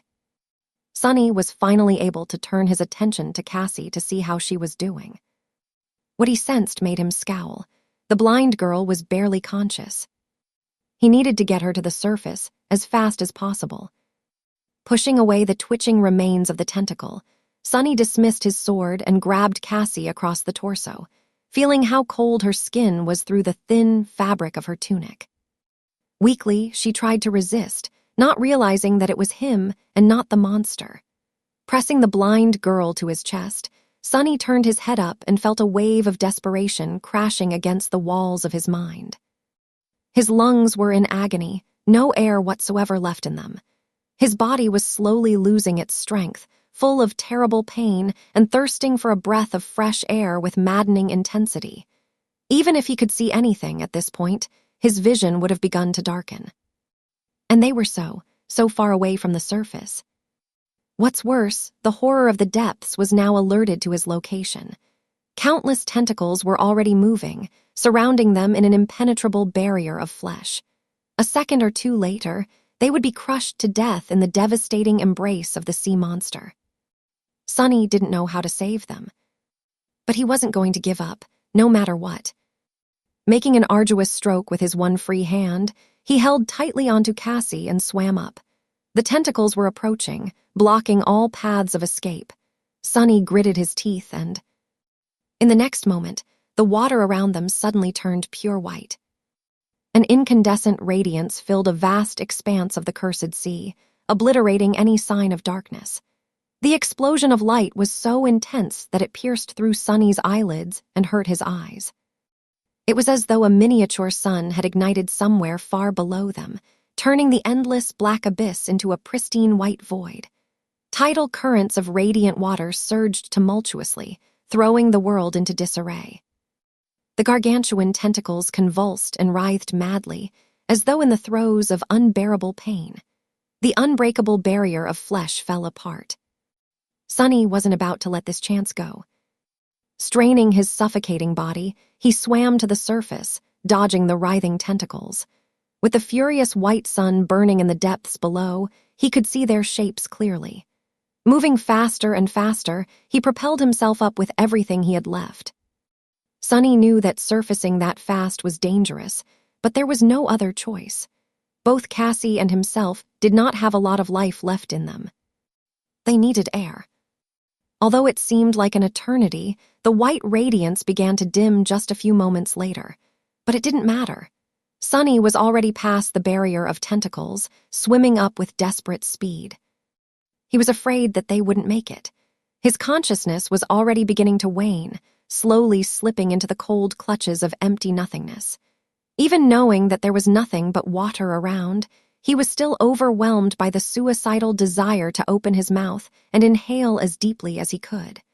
His muscles were spasming, devoid of oxygen for too long. And then, finally, Sunny's head broke the surface. Blinded by pain, he drew in a gasping breath and coughed uncontrollably. Held tightly in his arms, Cassie was doing the same. Her chest was ruggedly moving up and down, sucking in the sweet ambrosia of air. Sunny never knew how precious it was before, not even while being slowly poisoned by the harmful, polluted air of the outskirts. They made it. Trying to compose himself, Sunny looked around. The last remnants of the white radiance were long gone, erased as if they had never existed. The world was once again consumed by absolute darkness. However, far away in the east, the first light of dawn was about to shine from beyond the horizon. Catching the glimpse of the giant stone hand, Sunny gripped Cassie's shoulders and swam in that direction. Chapter 95, Starlight. Sunny felt that he was at the end of his rope. He had put himself through too much abuse during these last few days. Now, it was hard to even remember when was the last time he had slept. A day before climbing the soul-devouring tree in search of a special fruit, perhaps. Since then, he had lived through the harrowing torture of the blood-weave transformation, spent countless hours on the verge of mental collapse to resist the effects of the enthrallment, mangled his hands to stay lucid, guided the boat through the terrors of the dark sea in absolute darkness, saw it being destroyed by the horrid dweller of the deep, and gave battle to that monster in the cold black depths, almost drowning as the result. His body and mind were on the brink of shutting off. Despite that, Sunny stubbornly continued to swim, bringing himself and Cassie closer and closer to the giant stone hand that was rising from the water, as though trying to embrace the skis. The dark sea was surging around him, still reeling from the effects of the light explosion that had rocked it sometime earlier. Tall waves were threatening to drown the two sleepers, throwing them around like toys. Struggling against them was a hard task. And still, he persisted. The dawn was drawing close, but for now, there was still nothing but cold, darkness, and danger all around them. Any second, something could rise from the depths of the abyss and put an end to their desperate attempt to save themselves. At least the tentacles were gone, perhaps scared away by the pain of being exposed to the searing light. By some miracle, Sunny eventually managed to reach the stone hand. Hoisting Cassie up, he helped her climb on the dark rocks and followed closely behind. Soon, they reached the open palm of the hand and crawled to its center, then fell down, utterly spent and exhausted. For a long time, neither of them was able to talk. All Sunny could do was lay motionless, draw in raspy breaths, and try to stay awake. His mind was empty of thoughts. That was fine, because he didn't want to think. If he did, he would be forced to remember what had happened too. Shut up. What was the point of remembering? He couldn't change anything. The sound of the black water crashing against the base of the giant hand reminded him that the night was still not over. Opening his eyes, Sunny tried to understand their current circumstances. Their shelter was slightly raised above the waves, the base of the giant thumb almost touching the surface of the dark sea. The palm was not very spacious, roughly half the size of the circular platform that had saved his life on his first day on the forgotten shore. It was angled upward, creating a slight slope. The fingers were higher above waves and wide enough to accommodate a person, but they were bent upward toward the sky, making them less suitable to serve as a refuge. We need to get further away from the water. With that thought, Sunny tiredly stood up and bent down to touch Cassie's shoulder. Cassie, stand up, we have to move higher. His voice sounded hollow and brittle. The blind girl flinched and raised her head, her skin deathly pale. Sunny. He nodded. Yeah, it's me. She was still in shock. Sunny could see that Cassie's mind was not all there yet, so he gently pulled her to her feet. Come on, let's go. It's just a few meters. She lingered. What happened? I heard a sound, and then something was pulling me down. He gritted his teeth and tried to keep his tone even. We were attacked by a sea monster. The boat was destroyed. I dove down and managed to find you, then swam to this pile of stones. It's not very high above the water, so. Cassie wavered. Where's? Sunny hurried to interrupt her, unwilling to answer the next question. Come follow me. We can rest when we're higher. Gently guiding the blind girl, Sunny climbed to the base of the giant hand's index finger, which was the highest point they could reach without climbing the fingers themselves. Sitting down on the cold stone, He rested his back against the giant phalanx and stared at the restless surface of the dark sea. His eyes were cold and empty. Cassie was silent by his side. Her pale face was contorted, as though she simultaneously wanted to ask the question and dreaded the answer. Finally, gathering her courage, the blind girl whispered, her trembling voice barely audible. "Sonny, where is Neff?" He stayed silent, not willing to speak the words out loud. Stupidly, he felt that if he spoke them, they would become the truth. But if he didn't, there was still a possibility that they were a lie. "I'm not answering." A few moments later, the familiar pressure appeared in his mind. The pressure grew and grew, making his head spin. "I'm not." Then the piercing pain came. Sonny stubbornly endured it. He lasted for much longer than he had ever done before, keeping his mouth shut until hot tears rolled from his eyes, his whole body shaking from the terrible suffering. But eventually, he was still forced to say those bitter words. She's J.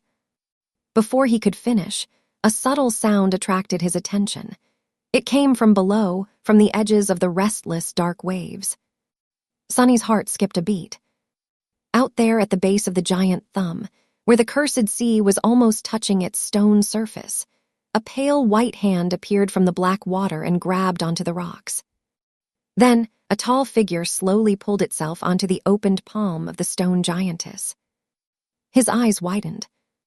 Feeling that something was wrong, Cassie turned her head and asked, "Sonny, what is it?" He trembled and whispered, gripped with sorrow, "It's Neph's." An uncertain smile appeared on the blind girl's face. "Neph, she is all right." Sonny found himself unable to answer. No, Neph's was not all right. In fact, he didn't know how she was even alive. The Starlight Legion armor was shattered and torn, revealing the mutilated flesh beneath. There was a horrifying gaping wound on Changing Star's torso, looking as though almost half of her right side was missing. Sonny could see the sharp shards of broken ribs, the rivers of blood streaming down her legs, and the mangled mess of viscera spilling over the edges of the wound. He wanted to close his eyes. Another large chunk of flesh was missing from her thigh, exposing the shredded remnants of muscle and the white surface of the femur, cracked and barely holding together. Her right arm was severely damaged, too. In fact, it was almost torn off, hanging only by a narrow strip of skin and a few tendons, like that of a mistreated, broken marionette. Even her face was not spared. One of Neph's eyes was gone, its socket crushed and shattered. The skin of her cheek was shaved off as though by sandpaper, leaving behind a mangled mess of bleeding flesh and broken teeth. The sight of her was harrowing and heartbreaking. It was apparent that Changing Star was about to die. "Sonny, why are you not answering?" He glanced at Cassie and bit his lip, trying once again to suppress the answer that was fighting its way out. Something sharp and hot was stabbing at his heart, making his vision blurry. Meanwhile, Nephis staggered and blindly stepped forward. Her legs buckled, and she heavily fell to her knees, splattering blood all over the cold surface of the stone. A terrible moan escaped from her lips as her cracked femur finally shattered, bone piercing through muscle and skin. Sonny felt as though he was thrown into his worst nightmare. He wanted to scream, but his voice was gone. A deep, almost physical pain was tearing him from inside. He didn't want to be here. He didn't want to see this. And yet, he couldn't look away. That's why he noticed instantly when two white flames ignited in Neph's eyes. The radiance grew brighter and brighter, spilling from her eyes, her mouth, the gaping wounds in her body. It was as though there was a flaming star burning in the place where her heart should have been, as though she was nothing but white flame hidden behind a thin layer of human skin. The incandescent radiance filled Changing Star's blood, turning it into streams of liquid white fire. As Sonny watched, frozen in place with his eyes opened wide, that fire began to melt and reshape her flesh. Slowly, her muscles repaired herself, her organs returned to their places, her bones reassembled themselves from the shards. Where there was nothing to replace a missing part, the fire took its shape and solidified. With a terrible scream, Nephi's grasped her almost severed arm and tore it away, then pressed it to the stump that was bleeding with white flame. Soon, the mangled halves melted together, becoming whole again. Shocked, he saw every terrible wound on her body heal, washed in the purifying fire. Soon, there was nothing but pristine white skin, showing through the wide gaps in the shattered armor. Nephi's raised her head, looking at them but not seeing anything. There was no recognition in her gaze, all understanding destroyed by the cruel crucible of the sacred fire. Then the last daughter of the Immortal Flame clan closed her eyes and fell to the ground, losing consciousness. Finally, the first rays of sunshine appeared from beyond the eastern horizon. The dawn was coming. In the end, Nephi's had remained unconscious for an entire 2 days. On the third day, she finally opened her eyes and slowly rose, looking around with subtle confusion. Her face, as usual, was calm and indifferent. However, she did flinch a little when her gaze fell on Sunny, who was sitting at the top of the giant hand's index finger and grinning from ear to ear at her. Frowning, Changing Star looked herself over, noticing the embarrassing gaps in her armor, and said, "Why are you smiling?" Sunny gave her a mischievous wink and shrugged. "Look behind you." Lingering for a few seconds, Neph sighed and turned around, wondering what is it that he wanted her to see. Behind her, a dark expanse of land was rising above the slope of the colossal crater. And on it, a tall city wall built of gray, polished stone was towering over the giant chasm of the abyss. It looked ancient, but still impenetrable, able to withstand the crushing pressure of the dark sea for 1,000 more years. They've made it. That had found the human castle. End of Volume 1, Child of Shadows.